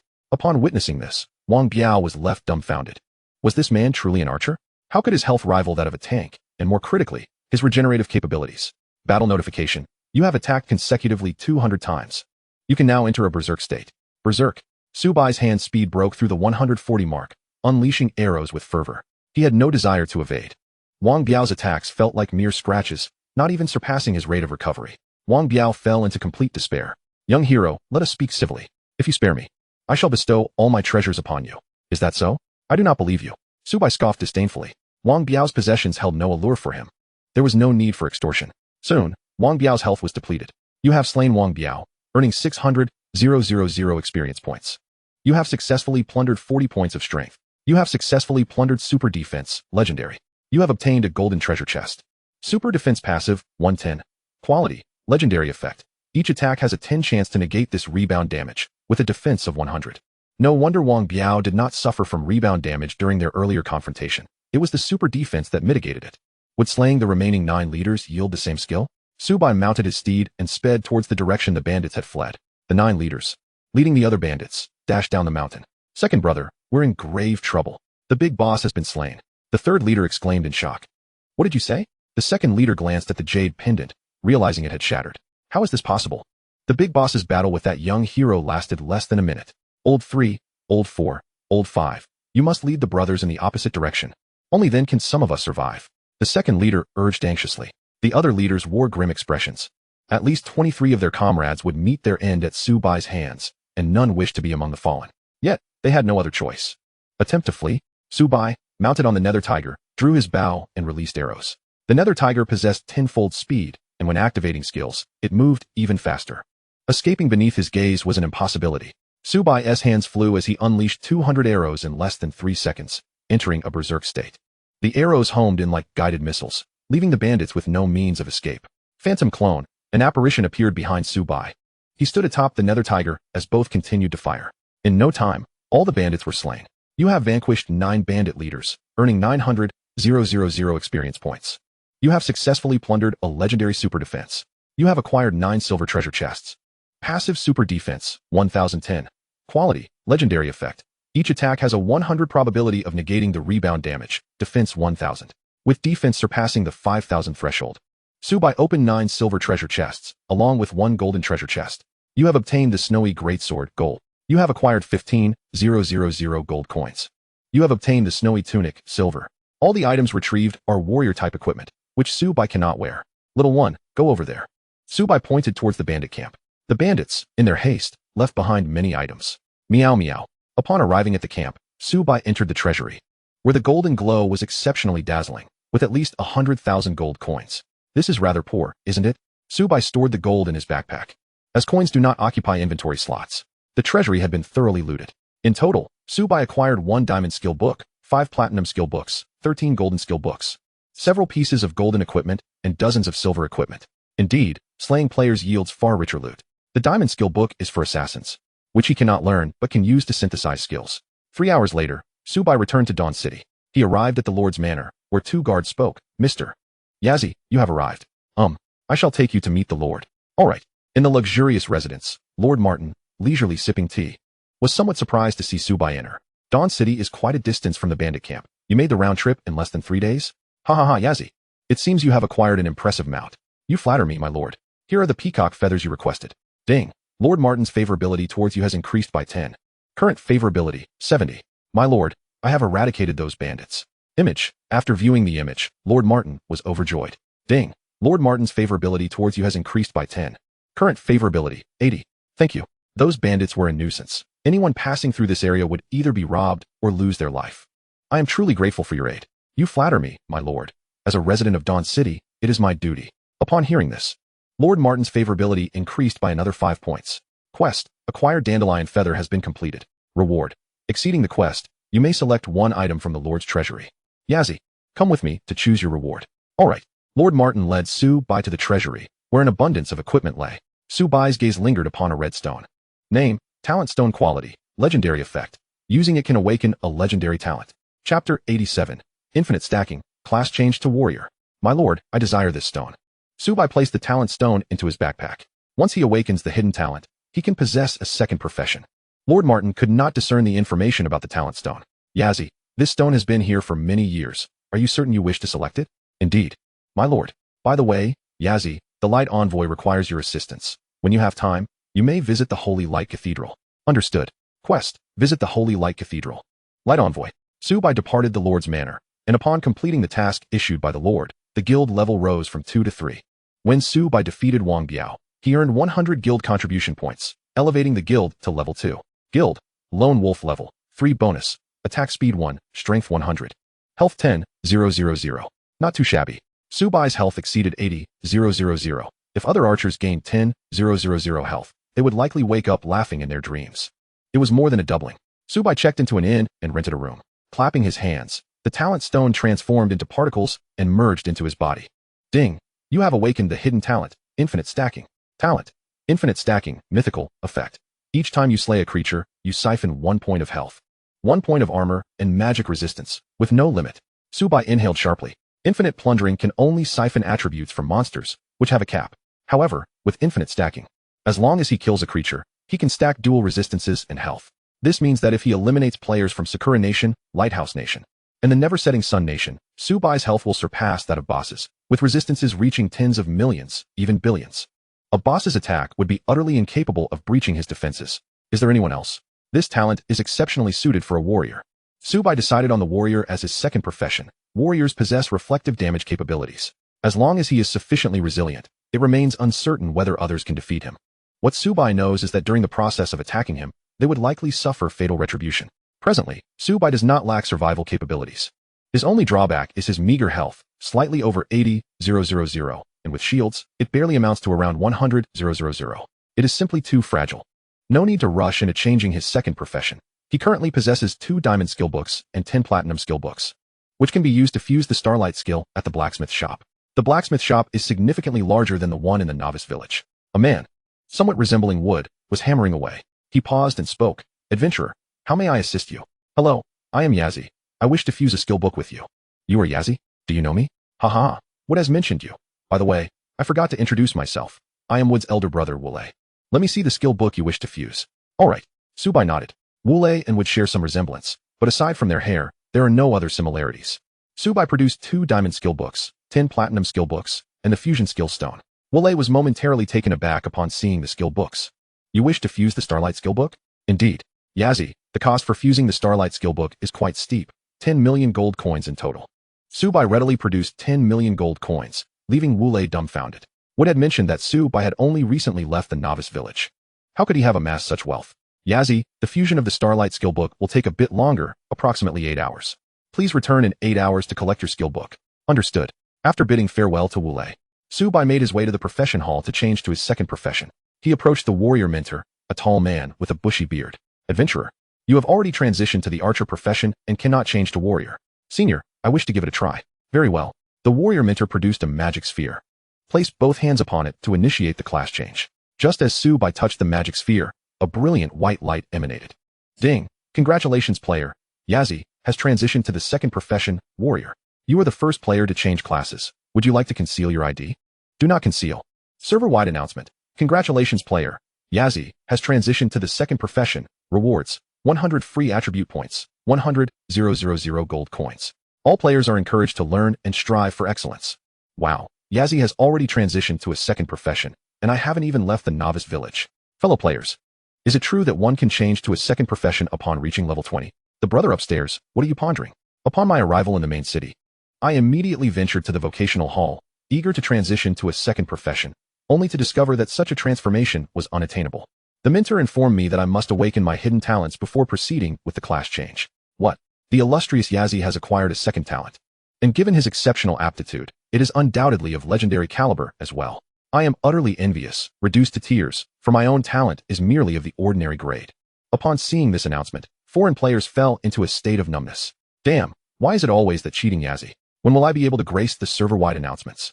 When has our Sakura nation ever felt so oppressed? This Yazzie must be using cheats. We, the Lighthouse Nation, refuse to accept this.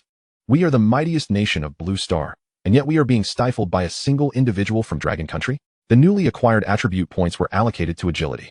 The infinite stacking significantly enhanced my durability, allowing me to plunder vast amounts of health and dual resistances as long as I felled enough beings. My current speed would make even wealthy women shed tears of envy. Adventurer, have you awakened your second profession? The warrior mentor's breath quickened. Senior, isn't it simply a matter of having hands?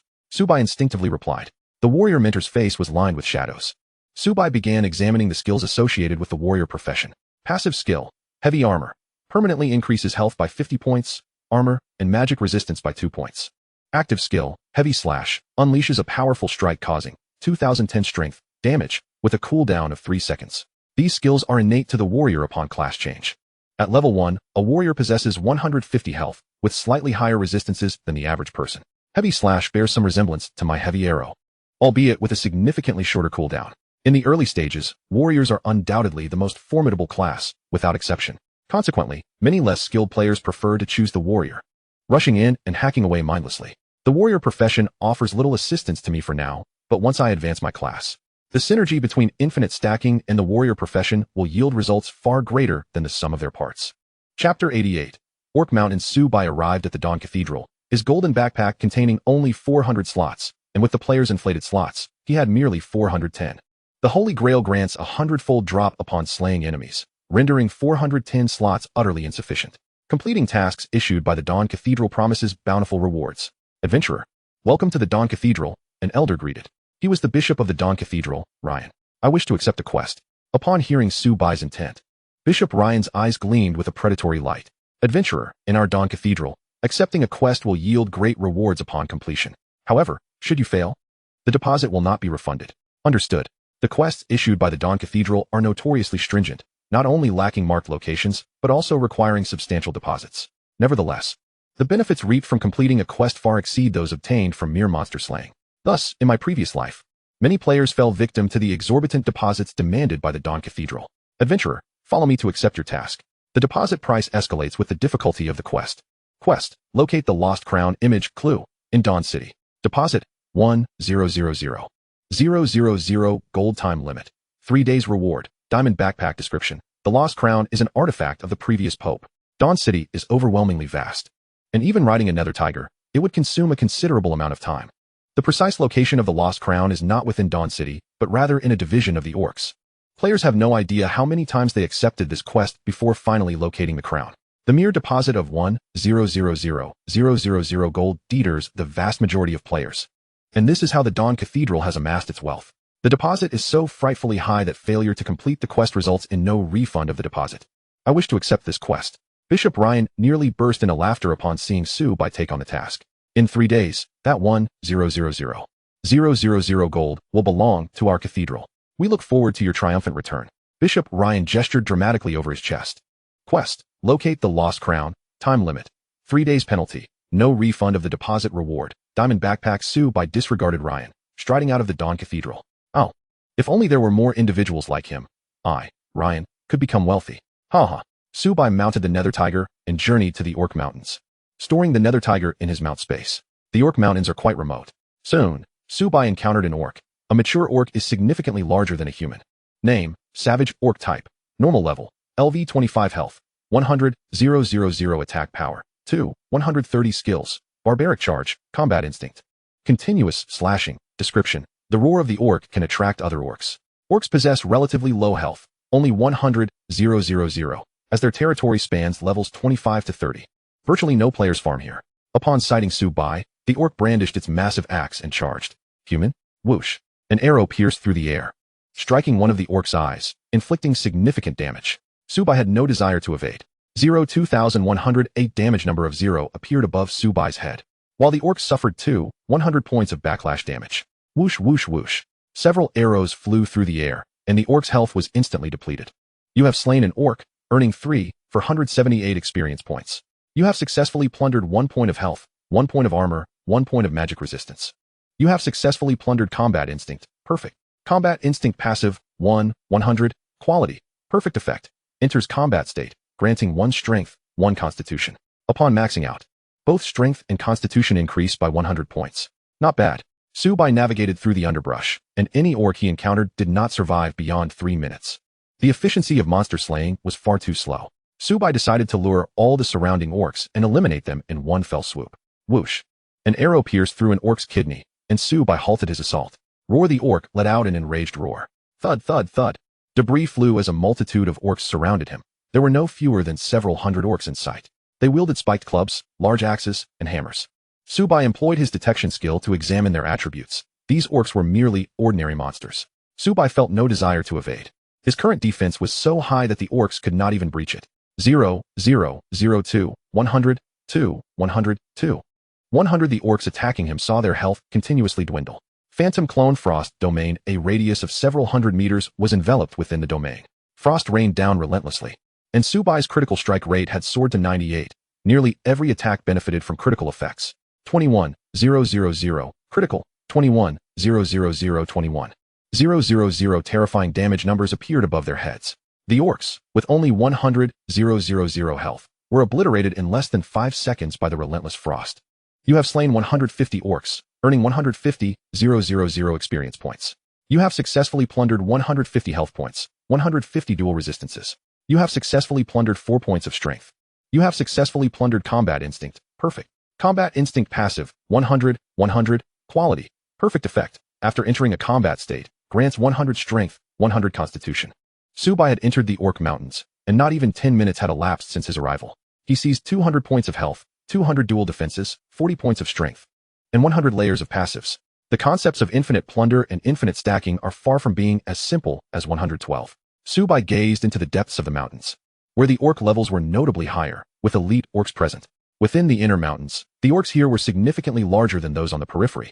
Subai employed his detection skill. Name: Giant Orc Unit, Elite Silver Level, 26 health, 500, 000 500, 000 attack power, 4, 500 skills. Charge, Super Shockwave, Strength Suppression. Silence Aura. Chapter 89. The Silence Aura, with the health of a 30-level Platinum Boss Elite Orc only at 500, 000, had an attack exceeding 4, 000, which even shattered its own defenses. Human, this is not a place for you. Do you dare intrude upon our orc territory? Are you seeking death? You insignificant insect. Today I shall demonstrate the might of the orcs. Kill him. He must have plenty of delicacies on him. Haha, don't you dare snatch from me. The food on him is mine. A fist the size of a clay pot came crashing down, and Subai had no desire to even evade. Bang! The fist struck Subai, yet he remained utterly unmoved, not even a flinch. 2,108 damage value of 0 appeared above Subai's head, while the health of the attacking orc diminished significantly. The giant orc was left dumbfounded. Is this human truly an archer? Frost. Subai was about to utilize his domain skill when he discovered that all his skills had turned gray and were rendered unusable. A silent skill? Subai narrowed his eyes and noticed an orc in the distance wielding a staff, enveloped by an invisible barrier. Everyone remained calm. I have sealed his skills. A mage-type orc declared. The others exchanged glances and nodded in agreement. A multitude of orcs charged forward. Clang, clang, clang. The sound of metal clashing reverberated. 0, 0, 0, 2100. 2100, 2100, are you merely tickling me? The giant orc's mouth twitched involuntarily. The mage orc cast a skill, and 3-digit damage appeared above Subai's head. Even his shield could not withstand it. Subai drew his bow, and the arrows soared through the air. 4566, critical hit. 9888, water burst. 6788, darkness. 2000, true damage. The arrow shot by Subai contained dozens of types of damage. The death statue ensuring that his critical hits could also affect his skills. True damage could also crit, signifying that with every arrow Subai shot, he could inflict 2,000 true damage. Subai's attack speed now reached over 70, enabling him to deal 140,000 true damage per second. This did not even account for other types of damage. Combat prompt. You have attacked consecutively 200 times, enabling the berserk state. Berserk. Subai's speed reached its peak, unleashing nearly 150 arrows per second, inflicting 300,000 true damage. The energy penetration caused the second target to endure the same damage. The orc's health was already pitifully low. Only 500,000. In under 10 seconds, a significant number of them had perished. This human is a monster. Run quickly. Notify the chief. Thinking of fleeing? Did I grant you permission? A benevolent smile crept across Subai's face. Soon, the elite orcs fell under his onslaught. You have slain 20 elite orcs, gaining 100,000 experience points. You have successfully plundered 20 points of health, 20 points of dual defenses. You have successfully plundered 6 points of constitution. You have successfully plundered silence aura, epic. Silence aura passive, 110. Quality, epic effect. Each attack has a 10 chance to silence the opponent, lasting for 3 seconds. With a 100-second cooldown for the same target. Not too shabby. Soon, Subai plundered 6 points of constitution, 10 layers of passives, and 100 points of health and dual defenses. Silence aura passive, 1010. Quality, epic effect. Each attack has a 100 chance to silence the opponent, lasting for 3 seconds. With a 10-second cooldown for the same target. The silence aura had a significant effect on bosses, especially against mage-type monsters. Once silenced, they could only flail their staffs for 3 seconds. One could only imagine how captivating that scene would be. As for players, they would not experience this sensation. For with a single arrow from Subai, their health would be entirely depleted. The equipment dropped by the elite orcs was predominantly of silver quality, with only a few golden items, providing little assistance to Subai. The gear was stored in his backpack, which was rapidly approaching its 410 slot capacity. He needed to acquire a diamond backpack swiftly. In the orc camp, a colossal orc sat upon an ancient stone bench, his chin resting on his right hand. My king. Dire news has arrived. Our orc clan has suffered the destruction of numerous jade pendants. What? The orc king abruptly rose from his seat. These jade pendants were acquired from humans and could sense a person's vitality. Upon death, the pendants would shatter. The pendants were bound to the orc's soul. Who is it that has slain our orc kin? Follow me. We shall vanquish him. Yes, the orc king led several hundred orcs. And those beside him were even larger than the elite orcs. They were all chief-level monsters. No need to search further. Subai rode his phantom tiger, looking down upon the orc clan. Bold human, daring to slay our orc kind. Do not let us catch you, or we shall flay your skin and drink your blood. To act so brazenly before the king, you should descend at once. Perhaps we may leave you with a complete corpse. The orc king, with a face full of greed, fixated on Subai's mount, imagining how magnificent he would appear if he possessed such a steed. Kid, get lost. Whoosh, arrows flew through the air. Trivial skills. The orc king attempted to block the incoming arrows with his massive hand. But the arrows moved with such velocity, reaching 3 times the speed of sound. He was unable to react, and one of his eyes was pierced. The orc king let out a heart-wrenching scream. My eye. 4500, weakness, 4890, darkness. Critical, 2000, true damage. The orc king's defenses were evidently far superior to those of the other orcs, and this arrow only inflicted a few tens of thousands of damage. Name, Orc King Grom Unit, Platinum, Lord Level, LV 30 Health, 39, 970, 00040, 000 Attack Power, 41, 000 Skills, Charge, Life Ascension, Heavy Tank, Taunt, Roar. Bite, Description, Grom is the king among orcs. 40, 000 Health. The Frost Giant Tree only had 35, 000 health. The Phantom Tiger, possessing the bloodline of the White Tiger, now had health equal to Grom S. It is known that monsters within dungeons are generally far more powerful than wild monsters outside, especially in abyss-level dungeons. Logically speaking, even if Grom were a level 30 monster, he shouldn't possess such high health. Life Ascension? This skill must have significantly boosted Grom's health. The damage Subai inflicted, in less than a second, was fully restored to its peak state. Save for the absence of his right eye, the rot effect seemed ineffective against Grom. Human, you have thoroughly enraged me. Boys, kill him. His mount belongs to us. Chapter 90. The fifth world item. Orc statue. The diminutive orc drew back his bow, and a barrage of arrows rained down. Subai had no desire to evade. Utilizing the advantage of high ground, Subai found that the elite orcs lacked sufficient attack power to breach his defenses. Meanwhile, the orc king Grom, a melee-type boss, could only grind his teeth in frustration from the sidelines. It is my turn now. With a flick of his wrist, Subai summoned the ice domain and created a shadow clone that mirrored his appearance. The icy realm began to rain down upon his foes. Subai's mental acuity had elevated the reach of his ice domain from an initial span of over 200 meters to more than 400 meters. 20,000, critical hit, 20,000, critical hit, 20,000, critical hit. The elite orcs suffered a continuous loss of 20,000 health points per second, not accounting for the damage inflicted by Subai's feathered arrows. The ice domain diminished their mobility, rendering them akin to living targets. After upgrading to 3 stars, the slowing effect increased to 15. With a swift shot, a single feathered arrow depleted an orc's health, triggering the ice explosion spell, which froze all orcs within a 10-meter radius for 0.5 seconds, dealing substantial damage. The silence aura activated, graying out the skill bars of each target he struck, rendering their abilities unusable. What shall we do now, my king? Queried an orc nearby. These were the chief orcs, possessing significantly higher health than their elite counterparts. Yet they found themselves utterly powerless against Subai. You despicable human, come down and fight me. I shall show you my true power.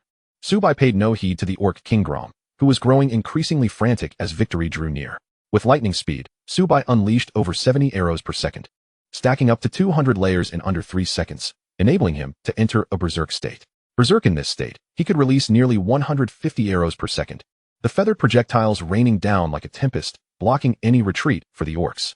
Notably, Subai's arrows flew far faster than those of other archers, making evasion nearly impossible.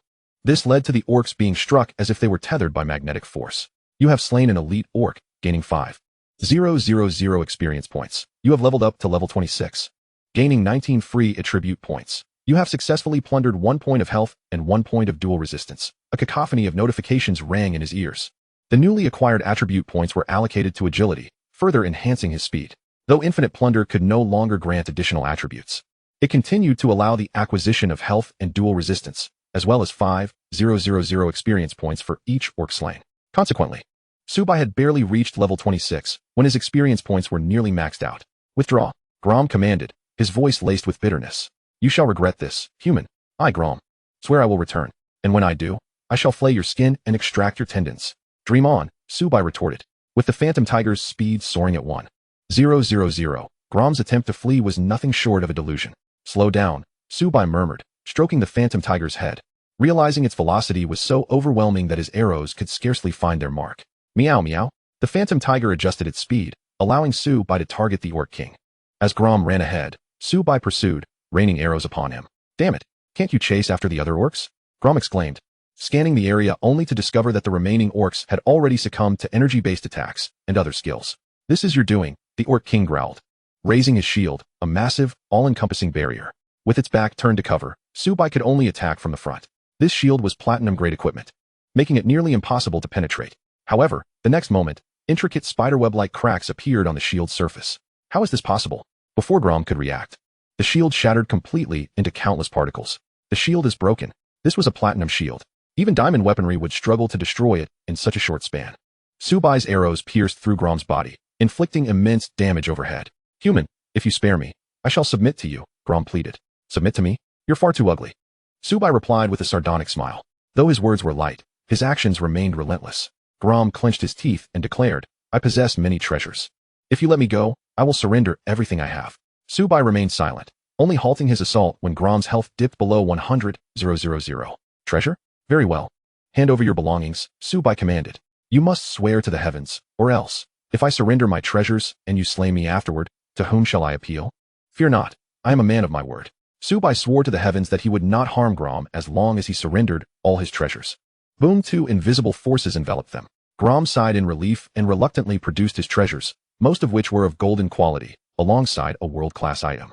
Name: Orc Statue Quality, World-Class, Intermediate, Effect. When your critical hit rate exceeds 100, each critical hit converts into double critical damage. Subai gasped in astonishment. His critical hit rate had soared to 98, and he was nearing the coveted 100. Once his critical hits surpassed 100, any excess would become redundant. The orc statue would compensate for this shortfall, converting surplus critical hits into critical damage. As for the other equipment, they were primarily geared towards warriors. Though he was an archer, he could still don them in special circumstances, enhancing his defenses further. Great human, may I take my leave? Grom fawned. Having mentally cursed Subai's ancestors 1,000 times while maintaining a facade of cordiality. The treasures represented a lifetime of accumulation, and losing them was a grave blow. Of course not. You swore to the heavens. If you kill me, you will face retribution. I did swear, but I never said anything about forbidding my mount from attacking.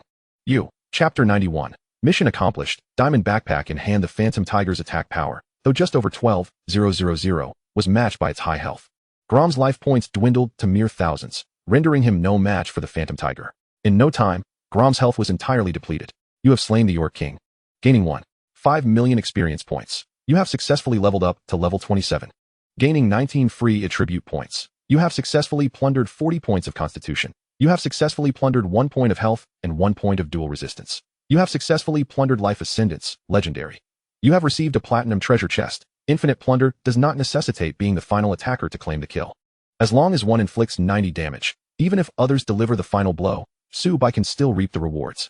Upon defeating Grom, Subai amassed a total of 1.5 million experience points. The Phantom Tiger, now at level 20, could not yet harness such an abundance of experience. Thus, Subai had adjusted the experience to be exclusive to himself prior to Grom's defeat. Phantom Tiger, Life Ascendance Passive, 11, Quality, Legendary Effect, permanently increases health by 20. With the mount enhancing his health by 20, combined with the plundered Life Ascendance, Subai's health would increase by 14 for each creature he vanquished. In this battle, he plundered over 1,000 health points and 1,000 dual resistance points. Subai now boasts an impressive health of 127,913 and has surpassed the formidable threshold of 6,000 in defense. Not too shabby. He proceeded to unlock a platinum treasure chest. You have obtained the Radiant Greatsword, Platinum. You have acquired 5,000 gold coins. Name: Radiant Greatsword. Class requirement: Warrior level requirement. Level 26 strength, 300 constitution, 300 effect 1. Melee damage increased by 20. Description: The Radiant Greatsword is forged from starlight iron. Subai narrowed his eyes. This greatsword was rather underwhelming. As an archer, how could he possibly engage in melee combat? His attack speed currently exceeds 70. And in a berserk state, it can surpass 150. Although his hidden class is that of a warrior, wielding the Radiant Greatsword would inevitably lower his attack speed.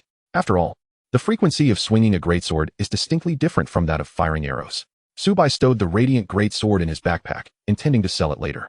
He allocated his newly acquired attribute points to agility, further enhancing his hand speed. Arriving at the Orc treasure vault, a plethora of equipment came into view, predominantly silver gear. With a few pieces of gold, on an ancient stone bench lay a crown. Name: The Lost Crown. Quality: Diamond Effect. The lost crown held no significance for him. Only members of the Dawn Church could don the crown. An abundance of spoils was added to his backpack. Yazi, Zhou, I have equipment to sell. Subai sent a message. In the valley, Zhou and his team were engaged in slaying monsters. Having acquired a substantial amount of high-quality gear from Subai, their team's overall strength was undoubtedly among the top echelons of Blue Star, unmatched by any other. At this stage, aside from Yazid donning a platinum set, the rest of the players were fortunate to have obtained gold equipment, and each of them possessed a set. Captain, Yazid is simply incredible. This archer set has amplified my strength exponentially. Yazid is remarkable. I suspect we're not even playing the same game. Zhou face resembled that of a blooming chrysanthemum, as he possessed an epic talent, overshadowing even legendary talents at this stage. Buzz, buzz, buzz. Zhou eyes sparkled upon receiving a friend message. Zhou, Yazid, the equipment you're selling, we officially want it. Captain, what's going on? Yazid is selling equipment. What? The others were elated. They were elite members of the Dragon Squad, and many still lacked silver and gold equipment. Zhou, that's a bit inconsiderate. We're part of the official team too. If Yazid is selling equipment, we want to share. Wang Hu approached with a broad smile. Wang Hu, what brings you here? Zhou asked, puzzled. If I hadn't come, the equipment would belong to your Dragon Squad again. Wang Hu was a warrior with an epic talent, but his strength was not on the same level. He felt frustrated that he hadn't been assigned to the same starting village as Yazid. After pondering for a moment, Zhou nodded. As fellow officials, there was a sense of competition. However, if the Tiger Squad could grow stronger, it would only benefit the Dragon Kingdom. All right, Zhou Long. You are my best brother, Wang Hu said, draping an arm around Zhou Long's shoulder, nearly bursting into laughter. At the Dawn Church, Bishop Grom greeted Su Bai's arrival with a question. Adventurer, have you returned? Yes. Did you find the crown? If not, the deposit. Before he could finish, Su Bai produced the lost crown from his backpack. Bishop Grom's smile froze. You found the crown? Where did you find this? That is not for you to know. But I have found the crown, Su Bai replied, revealing the diamond backpack. Bishop Grom, with a pained expression, retrieved the diamond backpack from his storage ring. Adventurer, here is your reward. Bishop Grom nearly bit his own tongue. How could Su Bai complete this task so swiftly? He should be elated to have found the crown. Yet he felt an inexplicable sense of discontent. Name, Traveler's Backpack Quality, Diamond Effect. 1, 600 slots. Rare item drops from monsters increased by 3, precious item drops by 1. The slots in the diamond backpack were 4 times that of the gold backpack, with an increase of 2 in rare drops, and an additional line for precious item drops. Su Bai equipped the Traveler's Backpack, increasing his slots from 410 to 1, 610. Adventurer, our Dawn Church has many missions for you to undertake, with generous rewards. Bishop Grom enticed. All right. Su Bai approached the mission hall, casting his gaze upward. Mission, find the lost fate sphere. Time limit, 1 month. Penalty, 10 million gold coins. Reward, unknown, since Su Bai completed the task of finding the lost crown. The previous 1 million gold coins returned to his possession. The lost fate sphere? In his past life, someone completed this mission and obtained an equipment upgrade scroll. If the lucky coin, currently a black iron level item, could be upgraded to bronze, its duration and luck would significantly increase. Would you like to accept the mission? Yes. Tip, player, Yizi, has accepted the mission to find the lost fate sphere, with 10 million gold coins temporarily stored here. Bishop Grom's expression resembled that of a blooming chrysanthemum upon seeing the gold coins. Fool. Do you really think finding the lost crown will lead you to the fate sphere? Grom scoffed. The fate sphere had been lost for a century, and they had expended immense effort without success. How could Su Bai possibly find it within a month? Chapter 92 Main Quest, Dawn Grand Tournament. Inside a small room, several figures sat. Mr. Yizi, allow me to introduce you. This is the captain of the Tiger Squad, named Wang Hu. Su Bai glanced at the burly man. The Dragon Kingdom had 5 military factions: Qinglong, Baihu, Xuanwu, Zhuke, and Qilin. Zhou Long was the captain of the Qinglong squad, while Wang Hu led the Baihu squad. As the game progressed, the Qinglong and Baihu squads would become among the pinnacle forces of the Dragon Kingdom. As for the captain of the Qilin squad, he possessed legendary talent and unmatched strength. However, Su Bai paid little heed. With his mythic-level talent and memories from his past life, he would not concede the title of the strongest among his peers. Hello, Mr. Yizi. I am Wang Hu. A pleasure to meet you. Likewise. Here is the equipment. Su Bai tossed the golden backpack onto the table, causing Zhou Long and the others to twitch their mouths in surprise. The golden backpack was undoubtedly the most precious among items of the same quality. Zhou Long swallowed hard. You just told me that this equipment belongs to our Tiger Squad. Don't go back on your word. What do you take me for? I never go back on my word, Zhou Long retorted. That is good. Mr. Yizi, we of the Tiger Squad will take what's in this backpack. Sure. May I inspect the equipment? Of course. Wang Hu began to pull out items from the backpack, his anticipation swiftly turning to shock. The lowest quality of items in this backpack was silver. He glanced at the bronze quality items he wore and felt his face flush. Did he feel like a beggar? Upon seeing the radiant greatsword, he stood frozen in place. A platinum greatsword? Though Wang Hu could not equip it at present, it would not be long before he reached level 26 to wield such a weapon. Platinum equipment? Wang Hu swallowed again. The weapon he held was of silver quality. The allure of the radiant greatsword was simply irresistible to him. Mr. Yazi, our dragon team is willing to offer 1 million gold coins. Wang Hu was left speechless from anger. Hadn't Zhou Long promised him they wouldn't bid on equipment? Noticing the expression in Wang Hu's eyes, Zhou Long chuckled. This equipment is simply too enticing. Wang Hu let out a cold snort. We, the dragon team, shall bid 1 million gold coins. 2 million gold coins. 3 million gold coins. Su Bai was taken aback. The two officials were actually bidding against each other? Ultimately, Zhou Long acquired the radiant greatsword for 5 million gold coins. Wang Hu's face turned green with rage. Zhou Long, you truly deserve to be cursed. The dragon team had frequently collaborated with Su Bai, so their budget was significantly larger. From this transaction, Su Bai profited by 5 million gold coins. Killing players to obtain equipment is indeed the best. Su Bai mused. Now, with his diamond backpack boasting 610 slots, his stockpile of equipment had greatly increased. Mr. Yazi, may I add you as a friend? You can contact me anytime you wish to sell equipment. Sure. It would be splendid to empower the Dragon Nation further, and besides, if the two of them engaged in bidding, he could earn even more gold coins. Server-wide announcement. Main Quest 1, the Dawn Holy Sea Tournament. All players entering the main city can participate in this competition. Those who achieve a ranking will receive generous rewards. Notice, the competition officially commences tomorrow at noon. 12 o'clock p.m. The chat channel erupted in chaos. Damn it, I'm only level 15. How can I possibly reach level 20 and head to the main city in a day? Wah, I'm truly crying. I'm not even at level 15. And the main quest is slipping away from me. Ha ha ha, I'm so lucky. I just entered the main city and received this quest. With the great Mr. Yazzie in our dragon nation, we will undoubtedly be stronger than other countries. Foreign players, upon seeing this news, wore expressions as grim as coal. Damn Yazzie. Players from the dragon nation possess 2 more pieces of bronze equipment and additional free attribute points than us. The number of players heading to the main city from their side far exceeds those from our lighthouse nation. Fuck. Although the number of players from our Sakura nation entering the main city is small, the champion will undoubtedly be from our Sakura nation. Ah, Asaba. Our great cold nation will surely secure first place in this tournament. In the Novice village, a small team was laboriously battling monsters. Server-wide announcement. Jiangchun and others heard the system notification in their ears, and their joyful spirits were instantly dashed. They had been killed by Su by multiple times and had yet to leave the Novice village. At noon tomorrow, they would be unable to reach level 20. Yazzie, just wait. I, Jiangchun, vow to make you pay. In the Sakura nation, the Duanmu family. President. The number of Dragon Nation players heading to the main city is several times that of our country. I'm afraid. Duanmu Kazuhiro. I know what you want to say. We must admit that it will be challenging for our Sakura nation to secure first place. Contact the Lighthouse Nation, the Sun Never Sets Nation, and the Great Cold Nation to join forces against the Dragon Nation. Otherwise, the champion will once again be from the Dragon Nation. Indeed. President Duanmu Kazuhiro bowed. In the Sun Never Sets Nation, within a luxurious palace, Qiao Ao Li Wei said coldly. Yazzie from the Dragon Nation has repeatedly announced server-wide notifications. In this main quest, even if our Sun Never Sets Nation cannot secure first place, we must not allow the Dragon Nation to claim it again. Understood. In the Lighthouse Nation, Moonlight Guild. President, that player from the Dragon Nation is incredibly powerful, having cleared an abyss-level dungeon all by himself. Yazzie, strong as he may be, is merely one person. I, John, do not believe he can face tens of thousands, or even hundreds of thousands, simultaneously. In both reality and the game, we, the Lighthouse Nation, are the unequivocal first. As for the Dragon Nation, main quest. Zhou glanced at Yazzie, feeling relieved. With Yazzie on their side and their top-tier equipment, it would be utterly embarrassing to lose first place. Zhou and Wang who were eager to showcase their prowess in this grand tournament, just as in their previous life. Subai narrowed his eyes. The tournament organized by the Dawn Holy See offered a ticket for class advancement to the first place winner. The limit for Phantom Clone was 15 stars to continue progressing. Class advancement was essential, as this was merely a golden legacy. I must secure first place. Chapter 93. Life points surpassing 100,000. Dual resistance at 10,000. In the blacksmith shop, Wu Lei spoke slowly. Adventurer, you have arrived. Indeed. Your skill book has been successfully fused. Thank you, Master Wu Lei. Name, Thunder Punishment Quality. Starry Effect. Unleashes the power of thunder. Subai clapped his hands and learned the skill book. Name, Thunder Punishment Quality. Starry, 1 star.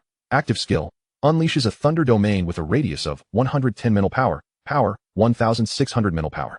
Enemies within the thunder domain are paralyzed for 0.53 seconds, depending on their physique. The same target has a cooldown of 3 seconds. Mana cost, 1,000 mana per second. Cooldown, 5 minutes. The cooldown begins after the thunder domain ends. Notice, thunder punishment can be upgraded in the upgrade hall. His Subai inhaled sharply. His current mental power exceeded 700 points, allowing thunder punishment to affect a radius of over 370 meters, dealing 15,000 damage per second, excluding critical hits. Thunder punishment does not require killing monsters to upgrade. As long as he has enough gold coins, he can elevate it directly to 10 stars. The only drawback is the exorbitant mana consumption. Subai possessed the Wisdom Aura, regenerating 1,000 mana per second. However, in Berserk mode, he would also consume 1,000 mana per second. My current mana is still too low, Subai lamented. After bidding farewell to Wu Lei, he made his way to the upgrade hall and lay down in the enhancement chamber. Notice, upgrading Thunder Punishment to 2 stars requires a payment of 1 million gold coins. 1 million gold coins? Subai's mouth twitched. Considering the 5 million gold coins from selling equipment, he currently had only 13 million gold coins left. He needed to complete the task issued by the Dawn Holy See quickly to reclaim his 10 million deposit. Yes, you have paid 1 million gold coins. Thunder Punishment has been upgraded to level 2. You have paid 2 million gold coins. Thunder Punishment has been upgraded to level 3. You have paid 3 million gold coins. Thunder Punishment has been upgraded to level 4. Notice, insufficient gold coins. Thunder Punishment active level, Starry, 5 stars, active skill, unleashes a thunder domain with a radius of 550 mental power, power, 5,0001,000 mental power. Paralyzes the target for 0.53 seconds, depending on their physique. Mana cost, 5,000 mana per second. Cooldown, for minutes and 20 seconds.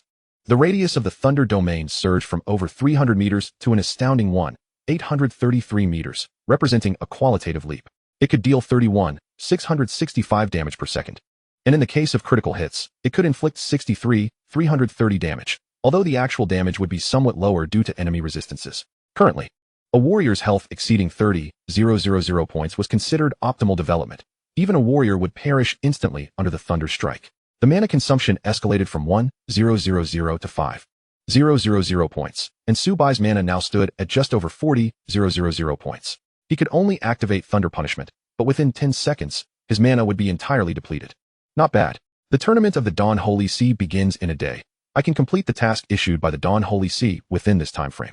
Westlake, teeming with numerous water turtles, frolicked along the riverbank. If Subai remembered correctly, slaying 10,000 water turtles would summon elite water turtles. And defeating these elite creatures would yield a coveted item. This item would grant him access to a dungeon, and by conquering this dungeon, he could obtain the fabled Destiny Orb. In his previous life, players had expended considerable effort to acquire the Destiny Orb. Name, Water Turtle Unit, Bronze Common Level, LV 20 Health, 35,000 Attack Power, 400 Skills, Bubble, Roll, Jump, Mountain Crush. Defense Boost. Description, water turtles inhabit this area year-round and prefer to live in groups. Their health is relatively low, at a meager 30,000 points. Subai gazed upon a vast expanse of water turtles, estimating there were at least 1,000. This was the perfect opportunity to test the new skills he had mastered. A buzzing sound filled the air as a barrage of bubbles surrounded him, yet Subai paid no heed to these attacks. 0, 0, 0, 2, 100, 2, 100, 2. 100. A multitude of zeros appeared above Subai's head, while the turtles attacking him saw their health diminish significantly. He positioned himself at the center of the water turtles. Divine Thunder Punishment. In the next moment, dark clouds gathered in the sky, unleashing a torrential downpour. A radius of over 1,800 meters was enveloped in a thunderous domain. As purple lightning rained down, arcs of electricity twisting through the air. Boom, boom, boom. The water turtle's health was instantly obliterated. 61,000. Critical hit. 61,000. 61,000. Subai's critical hit rate soared to an astonishing 98, ensuring that nearly every strike landed a critical blow. The water turtles possessed low resistance to lightning. Divine Thunder Punishment inflicted over 60,000 damage per second. Within a kilometer, not a single water turtle remained alive, their bodies reduced to charred remains. A tantalizing aroma wafting through the air. Subai swallowed hard. You have slain 1,086 water turtles. The Phantom Tiger has gained 543,000 experience points. The Phantom Tiger has leveled up to 21. You have successfully plundered 4 points of Constitution. You have successfully plundered 1,086 health points and 1,086 points of dual resistance. You have successfully plundered Defense Boost. Perfect. Defense Boost passive, 100-100, quality, perfect effect, permanently increases health by 10,000 points and boosts defense by 500 points. Not too shabby. Subai had plundered a total of 40 points of Constitution and 11,086 health points. Thanks to the transcendence of his life and the bond provided by his mount, had he plundered nearly 15,000 health points? Subai dispelled the Thunder Domain. As long as his mana recovered swiftly, he could maintain it indefinitely. The Thunder Domain transformed to white, and after 4 minutes and 20 seconds, he could use it again. Phantom Clone Subai summoned a clone, endowed with 95 of his attributes, which obliterated every water turtle in its path. Ice Domain enveloping a radius of over 400 meters. The domain was besieged by relentless frost. 22,000, critical hit. 22,000, 22,000, though the Ice Domain lacked the potency of Divine Thunder Punishment. The water turtles could not endure even 2 seconds before succumbing. Divine Thunder Punishment was ready once more. Subai's hands moved at lightning speed. Moments later, he had slain 10,000 water turtles. Your mount has leveled up to 24. Though Infinite Plunder could not seize attributes, its unlimited stacking could continuously enhance his health. He had accumulated a total of 14,000 health points, 10,000 dual resistance, and along with defense boost, he plundered 28,000 health points, 11,500 armor, and 10,000 magic resistance. Warning: due to your extensive slaughter of water turtles, elite water turtles will arrive on the battlefield in 3 minutes. Chapter 94. Water Turtle King. The elite water turtles were considerably larger than their common counterparts.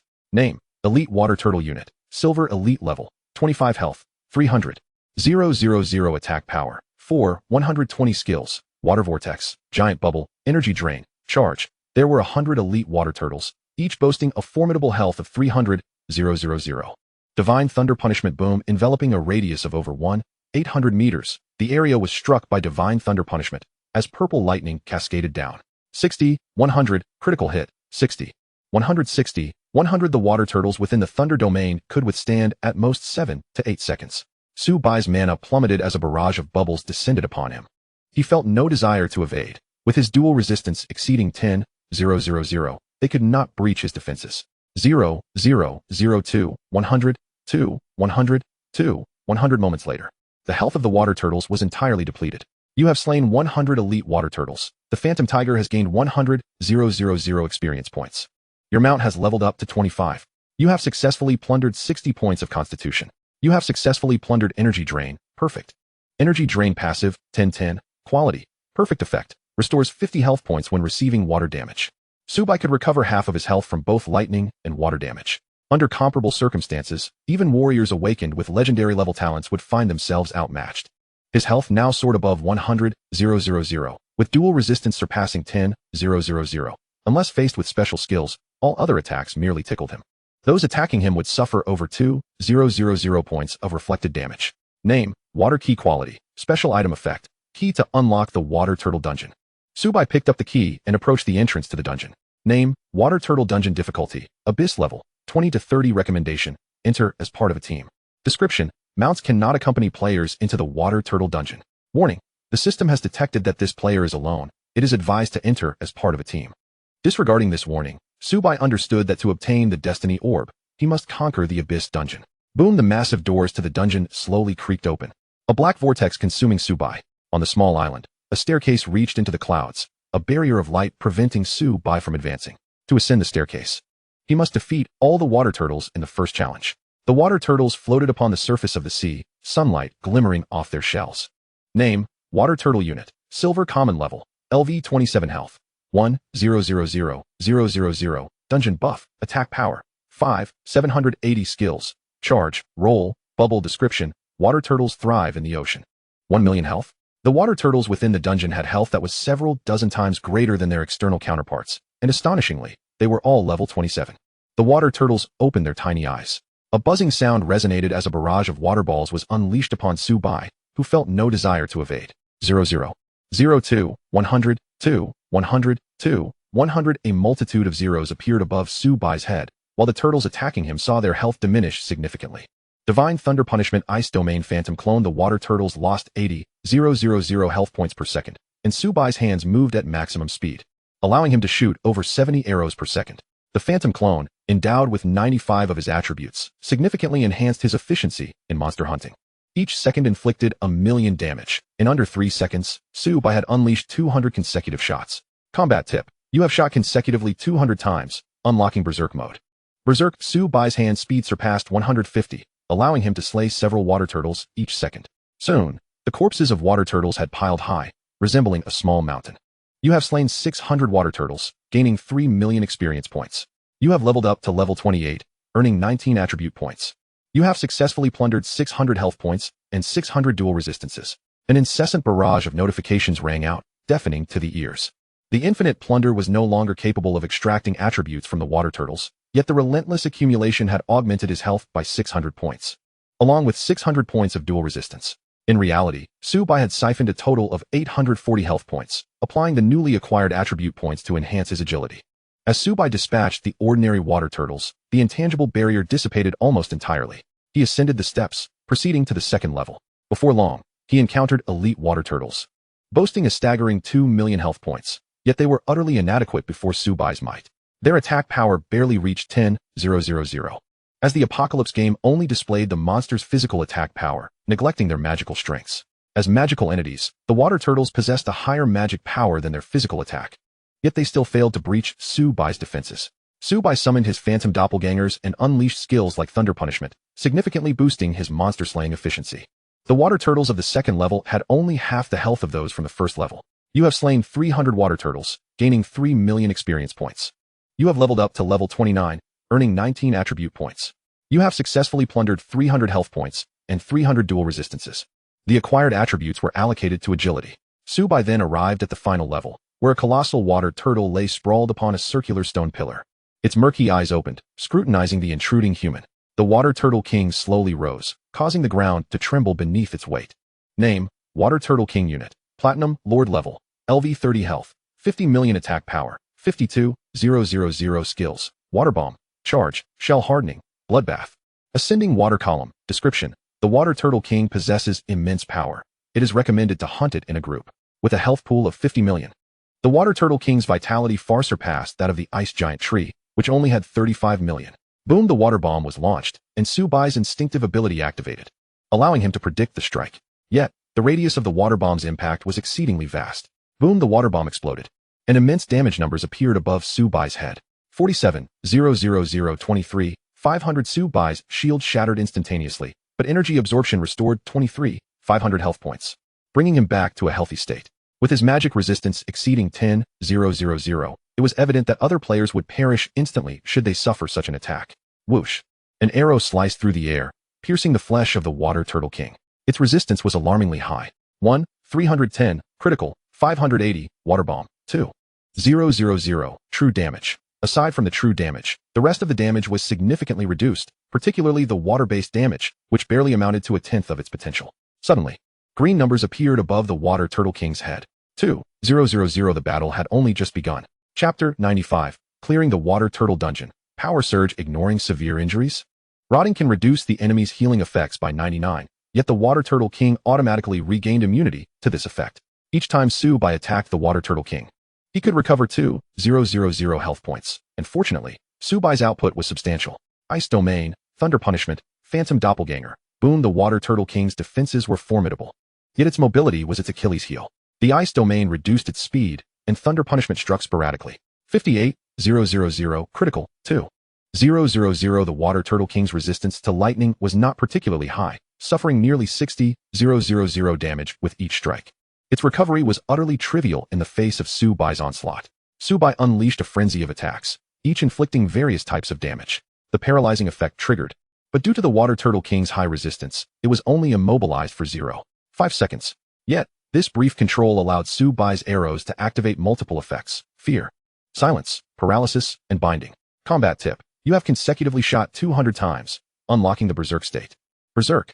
Subai's hand speed surged past 150, and he cancelled the Thunder Punishment, maintaining himself in a perpetual motion state. Subai could recover 150,000 health per second, even standing still. The Water Turtle King could not inflict harm upon him. Water droplets. Buzz 9 segments of water droplets struck Subai, causing a loss of several thousand health points. Yet within a second, he was restored to peak condition. Before long, the Water Turtle King's health was entirely depleted. You have slain the Water Turtle King, gaining 3.5 million experience points. You have reached level 30, earning 19 attribute points. You have successfully plundered 40 points of Constitution. You have successfully plundered Bloodbath, legendary. Your guild has leveled up to level 4.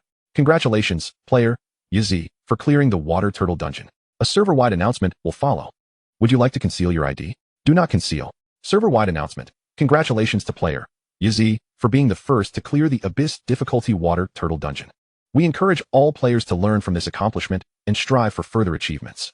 Upon hearing the system announcement, players erupted in excitement. The esteemed Yazi has once again graced the server-wide announcement. How many times has he achieved this honor? Does anyone know? The mighty Yazi. When will I ever have a chance to be featured in a server-wide announcement? The Water Turtle Dungeon. What level of dungeon is it? Brothers above. The Water Turtle Dungeon appears to be a level 30 dungeon. My team was fortunate enough to obtain a chance. It is said that slaying 10,000 water turtles can unlock this dungeon.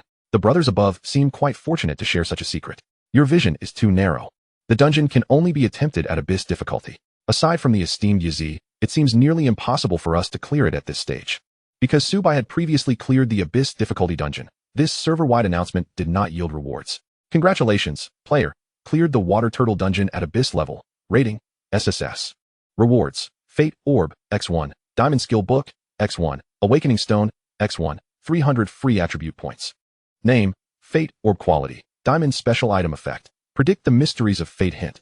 Only members of the Dawn Church can utilize it. The Fate Orb held little significance for Subai, yet it was of great value to Bishop Grom, who could obtain equipment upgrade scrolls. Stowing away the orb, Subai turned his attention to the skill book, which was a warrior-type skill book. He clapped his hands and learned the skill. Provocation active quality. Diamond, 1 star. Active skill provocation. Taunt a target to attack oneself for 5 seconds cooldown. 3 minutes cost. 1,000 mana points hint. Can be upgraded in the enhancement chamber. 5 seconds may appear brief, but in reality, it is quite significant. As a 1-star skill, the duration and number of taunts will increase with level progression. Subai clapped his hands once more and utilized the awakening stone.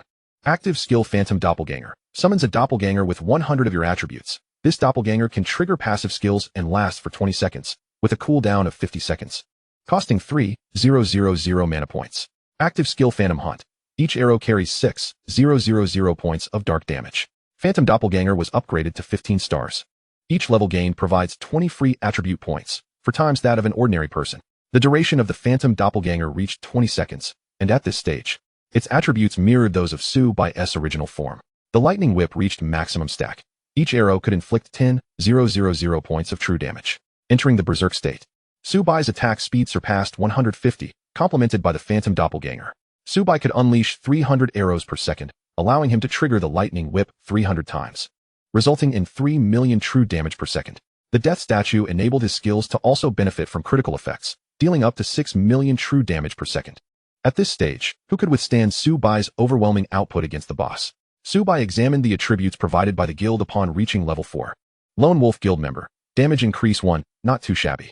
Bloodbath passive, 110. Quality, legendary. Each time he is attacked, he recovers 1,000 health points, unaffected by severe injuries. A sharp breath escaped Subai's lips. Once fully stacked, he could regain 10,000 health points with each attack, and most crucially, he enjoyed immunity to severe injuries. The infinite stacking significantly enhanced both his defenses and health, rendering enemies incapable of breaching his defenses while inadvertently healing him. One could only imagine the exquisite expressions on their faces as they exerted great effort to injure him, only to see his health replenish autonomously. Subai then turned his attention to his panel. Name, Yazi class, Phantom Hunter, 15 stars, Warrior Guild, Lone Wolf, level 4, level 35, talents, Infinite Plunder, Mythic, Infinite Stacking, Mythic, Health, 1, 135, 001, 40, Mana, 29, 150, 45, Strength, 2, 026 Constitution, 1, 864 Agility, 3, 268, 45, Spirit, 1, 839, 45, Attack Speed, 6, 173s, 45, Critical Rate, 68, Physical Penetration, 60 Armor, 18, 562, Magic Resistance, 13, 582 Free Attribute Points, 319 Mount. Nether Tiger among the 4 attributes, Constitution was the weakest.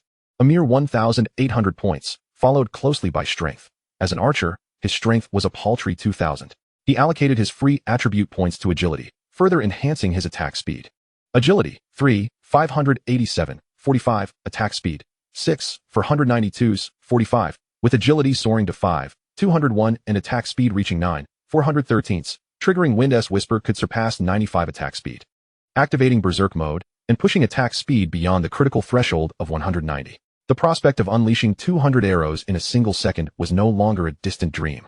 Chapter 96. Bishop Grom faces defeat within the Dawn Church. Bishop Grom gazed at Subai, his expression contorted in disbelief. Adventurer, how have you returned so soon?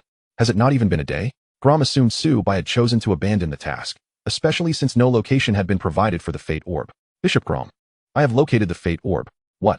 Grom's eyes widened, skepticism etched across his face, questioning if Yazi was jesting. In the next moment, Subai produced the Fate Orb. How did you find it? Our Dawn Church has sought this orb for ages, without even catching a glimpse of its shadow. A cold chuckle escaped Subai's lips. It was indeed peculiar for Grom to locate the Fate Orb in a dungeon. Bishop Grom, that is information you need not concern yourself with. I have found the Fate Orb. Will you honor your promise? Adventurer, you may select one piece of equipment of the same quality, Bishop Grom coaxed. Subai tucked the orb away, feeling no attachment. Diamond equipment might be precious to others, but for him, he desired more. He was wagering on Grom's pressing need for the orb. Bishop Grom, your lack of sincerity is quite apparent. If this is the case, I shall seek assistance from others. I trust the members of the Dawn Church will offer a more generous deal. What do you want? I, Yazi, am not a greedy individual. I wish to select 3 treasures from your vault at will. That is impossible.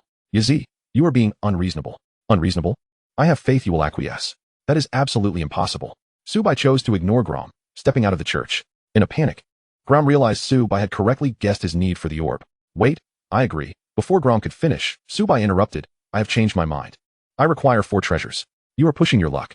I demand 5. All right, for it is. Grom gritted his teeth, his eyes ablaze with fury.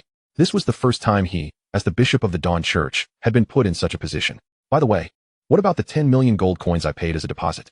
Grom nearly spat blood in frustration. It was far too humiliating. Mr. Yazi, here are 10 million gold coins. Follow me to select your treasures. Grom led Subai to the treasury, where an array of equipment lay before them. One could not deny Grom's wealth. Name, star gem type, gem. Special item quality, diamond effect. Increases critical rate by 10 when equipped quantity. 3 pieces name. Upgrade scroll quality, bronze. Special item effect. Upgrades black iron equipment to bronze upon use in terms of value. Gems far surpassed equipment of the same level. Luna possessed a diamond gem. Yet Subai had yet to acquire one. The upgrade scroll, too, was invaluable and could not be measured by money due to its rarity. Bishop Grom, I want these 4 items. Yazi, my treasury holds many treasures. I believe these 4 items suit me perfectly. Grom's lips twitched. These 4 items were among the most valuable in the vault. Very well, he sighed, consenting to the trade. As he gazed at the fate orb in his possession, its allure diminished significantly. A diamond weapon could accommodate 3 gems simultaneously. Subai made his way to the blacksmith, paying 30,000 gold coins to Master Wu Lei for gem embedding. Yazi, embedding gems will reduce their durability. Understood. Each gem possessed a total of 10 durability points. Embedding it would reduce 1 point, while removing it would also incur a point reduction. With his critical rate soaring to 68, the addition of 3 gems would elevate it to 98. Once engaged in combat, the critical rate could surpass 100, converting additional critical hits into critical damage, further amplifying his output. A few minutes later, Master Wu Lei had drilled 3 holes into the frost longbow, embedding the gems seamlessly. Critical rate, 98, not too shabby. Subai returned to the inn and utilized the equipment upgrade scroll. Name, lucky coin quality, bronze. Special item effect 1. Permanent luck 4 effect 2. Tossing the coin grants invincibility for the next 2 seconds, cooldown of 22 hours. His luck increased from 2 to 4, and the duration extended from 1 second to 2 seconds, while the cooldown was reduced by an hour. After an intense bout of battles, exhaustion began to set in. Subai returned to the real world, prepared a simple dinner, and after eating, lay down to drift into a tranquil slumber. In the early morning, Subai logged back into the game, as the Dawn Tournament was about to commence. Server announcement. The Dawn Tournament is about to begin. Main Quest 1. Clear the Filth Dungeon of Monsters. Killing monsters will earn points. Each nation has its own national points, and the nation that accumulates the most points will receive the richest rewards. Tip. The Dawn Church is selling street lamps and collectors. Street lamp. Illuminates the terrain of the filth area. Collector. Captures the energy within monsters. When facing monsters of equal level, it enhances combat effectiveness. Street lamps and collectors? Just like in my previous life, the filth dungeon is engulfed in darkness. To see clearly, purchasing a street lamp is essential. With his eagle eye ability, Subai felt little concern regarding visibility, while the collector required a player of the light class in the team. They needed to refine the glow within monsters, diminishing the enemy's attributes when facing monsters of equal level. For Subai, this process was far too inefficient. Having a liability entombment waiting for them to finish refining before engaging the boss. It was far more efficient to act alone, as he could dispatch monsters in mere minutes. Meanwhile, the Dawn Church was bustling with activity. Street lamps were categorized into 3 qualities: low, medium, and high. The low-grade streetlight illuminates a radius of 10 meters, while the mid-grade streetlight extends visibility to 100 meters. The high-grade streetlight, however, boasts an impressive range of 1,000 meters. An attendant from the Dawn Church inquired about the pricing of these streetlights. The low-grade model costs 10 gold coins, the mid-grade 20 gold coins, and the high-grade 100 gold coins. The players could not help but wince at the thought of spending 100 gold coins, a substantial sum for them at this moment. Professions such as archers, mages, and priests would find their combat effectiveness significantly diminished with reduced visibility. Consequently, the majority opted for the high-grade streetlight, while a select few chose the low and mid-grade options, primarily warriors who preferred a straightforward approach due to the lower cost. One might wonder if the collectors also come in basic, intermediate, and advanced tiers. Indeed, the basic collector gathers 10 energy, reducing a boss's attributes by 10. The intermediate collector gathers 20 energy, reducing a boss's attributes by 20, while the advanced collector amasses 80 energy, diminishing a boss's attributes by 80. With prices mirroring those of the streetlights. A flicker of annoyance crossed the players' faces, yet they dared not express their frustration openly, for 2 burly men stood nearby. And engaging in conflict here would clearly be an unwise decision. Though 100 gold coins may seem trivial, it is far from insignificant given the number of participants in the competition. It is evident that the Dawn Church has mastered the art of profit-making.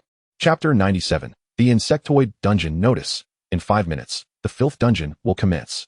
Coordinates: 78914354. The filth dungeon drew a crowd, and as Subai arrived, they parted to create a path. The great Yazi has arrived. With Yazi on our side, victory shall surely be ours. Ha ha ha, the great Yazi is simply magnificent. I'm a fan of the great Yazi. Subai, unfazed, approached the entrance of the dungeon. Name, Filth Dungeon Difficulty, Abyss Type, Confrontation Level Requirement. Players below level 20 cannot enter. Description. This dungeon is teeming with insectoid creatures. 10, 9, 8, 7. An invisible energy enveloped everyone as a black vortex consumed them. The darkened space was devoid of light. Who stepped on my foot? Damn it, someone just touched my backside. I'm a man, you know. You shameless rascals, how dare you? As the streetlights flickered to life, the surroundings became clear. The desolate land exuded an oppressive atmosphere, with the stench of decay lingering in the air. Grateful for the purchase of streetlights, they could now discern their environment. What should we do next, Great Yazi? What is our objective? Great Yazi, I possess a light affinity talent that allows me to gather energy and weaken the boss's attributes. Great Yazi, I can do anything you ask. I'm 36D, seeking a noble companion to guide me. The male players were taken aback. The once lofty goddess-like figure now appeared so humble before the great Yazi. Do as you wish. Subai waved his hand dismissively, opting to ignore them. He summoned the nether tiger, mounted its back, spread his wings, and vanished from sight. Thanks to his eagle eye, Subai could clearly see for several kilometers. The streetlight's maximum range was a mere 1 kilometer, a dimension far inferior to his own vision. The nether tiger soared at an altitude of several thousand meters, allowing Subai to observe every movement below, even spotting an ant with clarity. He detected a snake insect, lurking within its green cover, poised to deliver a fatal blow to its adversary. Little one, fly a little lower. Meow. Subai cast a reconnaissance spell. Name, Snake Insect Unit, Black Iron Common Level, LV 20 Health, 13,000 Attack Power, 911 Skills, Constriction, Venomous Spike, Slap, Concealment. Ambush. Description. The snake insect favors using cover to confuse its opponents, delivering lethal strikes. Whoosh. An arrow sliced through the air. The snake insect was caught off guard and pierced by the projectile, instantly depleting its health. You have slain the snake insect, gaining 0 experience points. You have successfully plundered 1 point of health, 1 point of dual resistance. You have successfully plundered 2 points of mental strength. To his disappointment, no attributes were plundered. The numbers on his bracelet shifted from 0 to 1. He continued his search for monsters. Due to the low level of the snake insect, neither he nor Subai could gain experience. Mounted on the nether tiger, every insectoid creature within his sight was swiftly eliminated. You have successfully plundered 2 points of mental strength. You have successfully plundered Venomous Spike. Perfect. Venomous Spike passive, 1100. Quality. Perfect effect. Increases arrow flight speed by 10 ms. His Subai inhaled sharply. Once fully stacked, the arrow's flight speed could reach 1000 ms. More importantly, he had previously plundered the ability to enhance arrow speed. In no time, Subai had amassed 40 points of mental strength and achieved 100 layers of passives. Venomous Spike passive, 100100. Quality. Perfect effect. Increases arrow flight speed by 1000 ms. Minutes later, he arrived at a nest filled with insectoid creatures, hundreds of bloodlights shooting towards him. Name, Golden Armored Mantis Unit, Black Iron Elite Level, LV 25 Health, 200. 000 Attack Power, 3100 Skills, Golden Armored Stab, Backstab, Targeted Beam, Continuous Leap. Description. The Golden Armored Mantis prefers to dwell in groups. Only 200, 000 health? That seems rather weak. As hundreds of golden armored mantises lunged at him, Subai didn't even feel the urge to evade. 0, 0, 0, 2100, 2100. 2100. The golden armored mantises couldn't even breach his defenses. Their attacks instead caused green healing numbers to appear above his head. Thunderous divine retribution ice, storm phantom clone boom lightning struck down, and terrifying damage numbers appeared above them. The golden armored mantises perished before even lasting 4 seconds. You have successfully plundered 4 points of agility. You have successfully plundered 120 health points, 120 dual resistance points. You have successfully plundered Targeted Beam. Perfect.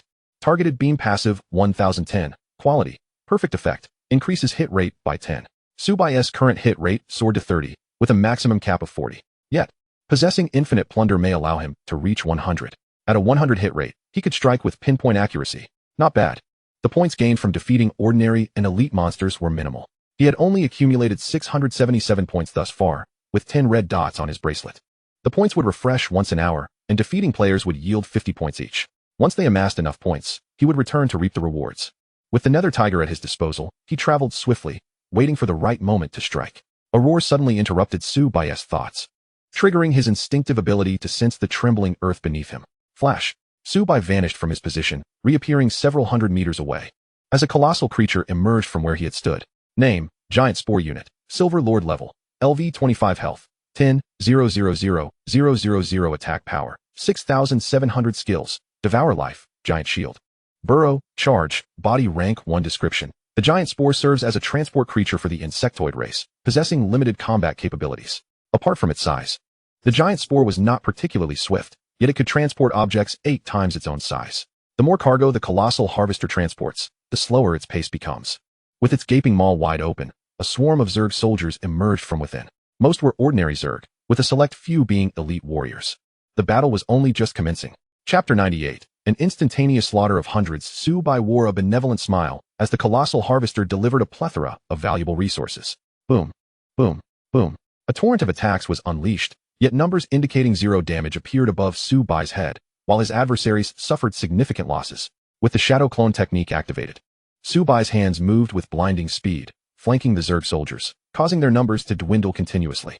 3 seconds later, both the shadow clone and Su-Bai entered a state of frenzy. Each feathered arrow pierced through an enemy, immediately following up by penetrating another Zerg's flesh. As the ice explosion spell triggered, the moment a Zerg fell, the surrounding area within 10 meters became encased in frost. Enormous damage numbers materialized above them, freezing them in place for 0.5 seconds. Every second, Su-Bai was able to slay multiple Zerg soldiers, resulting in a battlefield perpetually shrouded in frost. The colossal harvester charged forward, and Su-Bai felt no urge to evade. 2,100. Su-Bai's hands were a blur, releasing 190 arrows per second. And with the shadow clone, he unleashed a staggering 380 arrows in the same span. In less than 10 seconds, all Zerg soldiers were annihilated. Your mount has successfully leveled up to 26. You have successfully plundered Physical Rank 1, Legendary. Physical Rank 1 Passive, 110. Quality, Legendary Effect, permanently increases health by 4, restoring 1,000 health per second. When fully stacked, Su-Bai could gain an additional 40 health, restoring 10,000 health every second. Coupled with his mount's bond, Su-Bai could recover from a critically low health state to full vitality in under 10 seconds. Most critically, this effect stacked infinitely. Each creature slain granted him 1 health point and dual resistance. Essentially, slaying a single creature allowed Su-Bai to seize 18 health points. To plunder 10 million health, or even 100 million, would result in an excess of 80 million health. The colossal harvester had transported nearly 1,000 Zerg soldiers, enabling Su-Bai to plunder over 1,000 health points and dual resistance. The score on his wristband transformed from 3 digits to 5, propelling him to the top rank. On the other side, hundreds of figures were besieging a boss, a player awakened with light-type abilities. Clutching a collector, he significantly reduced the boss's attributes. Name, Frost Giant Worm Unit, Silver Lord level, 25 health, 2,800,007,000,000 attack power, 3,122 skills, Frost Wind Burst, Energy Enhancement, Ice Shield, Ice Tornado. Ice Chains, total attributes, reduced by 60. Everyone, focus your attacks on this boss, commanded Enmu Kazuna, his face grimacing with determination. He and Enmu Tian had split into 2 groups. If he could slay this boss, it would prove his superiority. Hundreds attacked the boss in an organized manner. Warriors stood at the forefront to prevent the beast's advance, while priests were ready to heal them. Archers continued their barrage from the sides, and mages aimed to interrupt its abilities. Assassins, ensure this beast does not escape, commanded Enmu Kazuna. The boss's health steadily declined due to the 60-point attribute reduction. It was unable to eliminate players instantly. When the tank's health fell short, they would retreat behind, allowing the next line of warriors to replenish their ranks. This cycle continued until the boss's health dipped below 100,000. Enmu Kazuna's expression reflected his mounting frustration. Enmu Tian, you possess legendary talent, yet you remain insignificant before me. I, Enmu Kazuna, am the wisest human in this world, huh? Suddenly, an arrow sliced through the air, striking the frost giant worm. 7888, critical hit. 8111, water burst. 11,300, dark. 2,000, true damage. A barrage of damage numbers erupted above the frost giant worm, instantly depleting its health. The players were dumbfounded. Did the Enmu family truly have such a formidable archer? Congratulations to player Yazi for slaying the frost giant worm, earning 10,000 points. You have successfully plundered Energy Enhancement, Legendary. Upon hearing the system notification, Enmu Kazuna's face turned a shade of deep crimson. Yazi? Again, it's Yazi. Damn you, Yazi. Do you dare to seize what belongs to our Sakura kingdom? Are you courting death? His eyes filled with rage. Previously, Su-Bai had snatched their boss, and now he had taken the frost giant worm as well. He began to suspect Su-Bai was doing this intentionally. It was hardly Su-Bai's fault. Upon his arrival, he had merely loosed an arrow and claimed the beast. The Dragon Nation's Yazi, that notorious player? Why are we so unfortunate? Everyone, remain calm. Last time, we were only 100 unprepared players. Now, we are all level 20. No matter how strong Yazi is, he cannot be our match. Prepare to eliminate Yazi. Those who can defeat him will be handsomely rewarded. A cruel smile crept across in Mukazuna's face. With Yazi at the top of the leaderboard. If they managed to slay him, they could take his place, significantly boosting his status within the Enmu family, potentially surpassing Enmu Tian. A torrent of attacks surged towards Subai, yet he felt no desire to evade. 0, 0, 0, 2100, 2100, 2100, 0. Hundreds of attacks rained down. Yet Subai suffered not a scratch. Conversely, those who attacked him found their health dwindling, especially the archers and mages, whose health was already low. What sort of monster is this? Control him. A plethora of control skills were unleashed, ceasing their offensive. Subai was simply too formidable. Their attacks could not harm him, but rather cause them to lose health. Notification: you have been attacked by Enmu Hui, gaining 1 sin value. You may retaliate without increasing your sin value. The incessant notifications rang like thunder. Are you merely tickling me? It is my turn now. Purification. Blink. Subai materialized in their midst. Divine punishment of thunder. Boom. With a radius of over 1,800 meters, the lightning domain enveloped them. They attempted to evade, but it was too late. Holy Grail. Boom. The lightning struck down. Massive damage numbers appearing above their heads. Even warriors would perish from the onslaught. In the blink of an eye, all players were reduced to dust, unable to die any further. Ding. You have slain Enmu Hui, acquiring the mystic armor. Ding. You have slain Enmu Kazuna, acquiring the magical hat. Tens of thousands of pieces of equipment rained down. A level 4 guild possessed 100,000 slots for storage. These items were collected into the guild space. Predominantly black iron equipment, with a few bronze and a rare few silver items. The Enmu family was truly impoverished. Chapter 99, an instantaneous slaughter of hundreds of thousands of players. Subai examined the newly acquired attributes. Energy enhancement passive, 110. Quality, legendary effect, permanently increases mana by 4. Restoring 1000 mana per second. Subai drew in a sharp breath. Previously, he had been vexed by insufficient mana. When fully stacked, energy enhancement would restore 10,000 mana per second, increasing his mana by 40. Essentially, Subai could maintain the divine punishment of thunder continuously, aiding him in battle. Not only was the divine punishment of thunder powerful, but it also briefly incapacitated opponents. Players with low constitution would be paralyzed for 3 seconds after a strike, with only a 3-second interval, effectively resulting in a continuous state of paralysis. It seemed that contemporary players could no longer withstand the assault of divine punishment of thunder. Were they unable to experience such exhilarating sensations? Notice, player, Yazi, your location has been revealed on the map. Be cautious and conceal yourself. Subai chose to disregard this entirely. Given his current prowess, it would be tantamount to seeking death for players to track him down. Shortly thereafter, Subai successfully plundered 3 tiers of physical rank 1 and also acquired 3 tiers of energy enhancement. Due to his sole focus on hunting bosses, his rank on the leaderboard had significantly declined. Once players severely injure a boss, they must designate one individual to hunt it down. However, Subai remained unconcerned, believing that allowing players to grow stronger would ultimately yield richer rewards when he hunted them for their amassed points. 10 red dots appeared on his wristband, all situated in the southeast, where the Zerg's lair resided. This area was teeming with bosses, providing an ideal opportunity to simultaneously max out his 2 passive abilities while eliminating these players to boost his score. The Zerg's den was surrounded by many.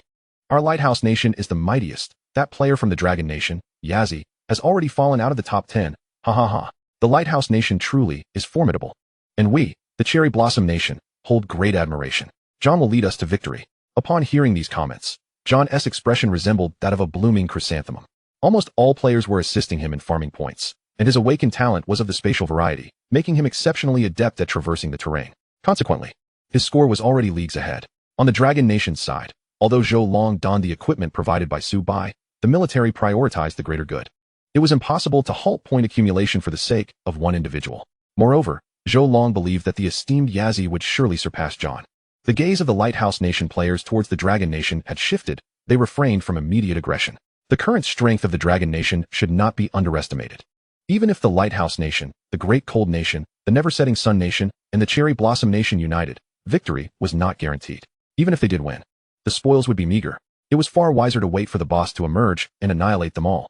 Everyone, I will grant you 10 seconds to vacate this area. A voice, commanding and unparalleled, resonated through the air. All gazes turned towards Subai, hovering in the sky. How audacious, to act so brazenly before so many. Yazi, I concede your strength, but we number in the hundreds of thousands. How will you respond? Yazi, You are but a solitary player daring to seize our Dumic family's boss. Are you courting death? Zhou Long sent a message, inquiring, does esteemed Yazi require our assistance? No need. Stand back and observe, came the reply. The players from the Dragon Nation exchanged glances and nodded, stepping away from the crowd. Whoosh. A barrage of skills was unleashed, yet Subai felt no desire to evade. 0, 0, 0. 2100, 2100, 2100. A plethora of zeros manifested above Subai's head, while those attacking him saw their health deplete drastically. How could this be? Yazi is but one person. His defense is formidable, yet he is not invincible. John commanded, those with true damage, engage. Is this all? Little one, you need to descend a notch. Came a playful taunt. The nether tiger dashed forth like a green flash, appearing amidst the crowd. The Holy Grail. The artifact floated in midair, enveloping all present. Blink. Subai materialized at their center. Divine punishment of thunder. Boom, a radius of over 1,800 meters was engulfed in divine retribution. Boom, lightning descended, obliterating enemies within the vicinity in an instant, turning them to dust, and an abundance of equipment erupted from their remains. The surviving players gaped in astonishment. As though witnessing a monster, Yazi's power was indeed overwhelming. To annihilate tens of thousands in a single strike was unfathomable. Damn it. Can we truly not defeat him with our 100,000? Stay calm. His ultimate move has already been unleashed. We still have a chance at victory. The players from the Dragon Nation murmured amongst themselves. Wow, esteemed Yazi is incredible. Ha ha. Having such a powerhouse as Yazi in our Dragon Nation is a true blessing. Just moments ago, they had been so arrogant. Now, upon witnessing Yazi's might, they were swiftly silenced. Esteemed Yazi, do you require any accessories? I am your fan. Zhou Long swallowed hard, pondering if Yazi might be using cheats. Long who had made up his mind, he would cling to Yazi's leg for dear life. Just the gear that Yazi deemed unworthy would elevate their capabilities exponentially. Phantom doppelganger. Ice domain. Subai's figure flickered like a specter, returning to his mount. Soaring through the skies. The nether tiger boasted speeds several times that of his own, making it exceedingly difficult for foreign players to land a hit. The ice blast continuously triggered. For every player he eliminated, those within a 10-meter radius would suffer 10,000 damage. Most players at this stage had not even reached 10,000 health. Subai's health and dual resistances surged. With each arrow he loosed, 2 players would fall, the energy penetration resulting in the second's health being entirely depleted. Battle notification. You have attacked consecutively 200 times. You may now enter a berserk state. Berserk. Subai's attack speed broke through the 190 threshold. And with the Phantom Doppelganger, he could unleash 380 arrows per second. He could eliminate 1,000 players each second. The foreign players were stripped of all fighting spirit. They could not even land a hit on Subai. In stark contrast, his arrows decimated vast swathes of them. Soon, the foreign players were all vanquished. And the ground was littered with equipment, forming a small mountain. How bothersome. My inventory can only hold 100,000 slots, Subai lamented. The foreign players numbered over 100,000, and his score skyrocketed to 8 figures. First place, Yazi, with 13 million points. Second place, Zhou Pejuan, with 182 points. Zhou Pejuan, the captain of the Qilin team, earning over 100,000 points was certainly not surprising.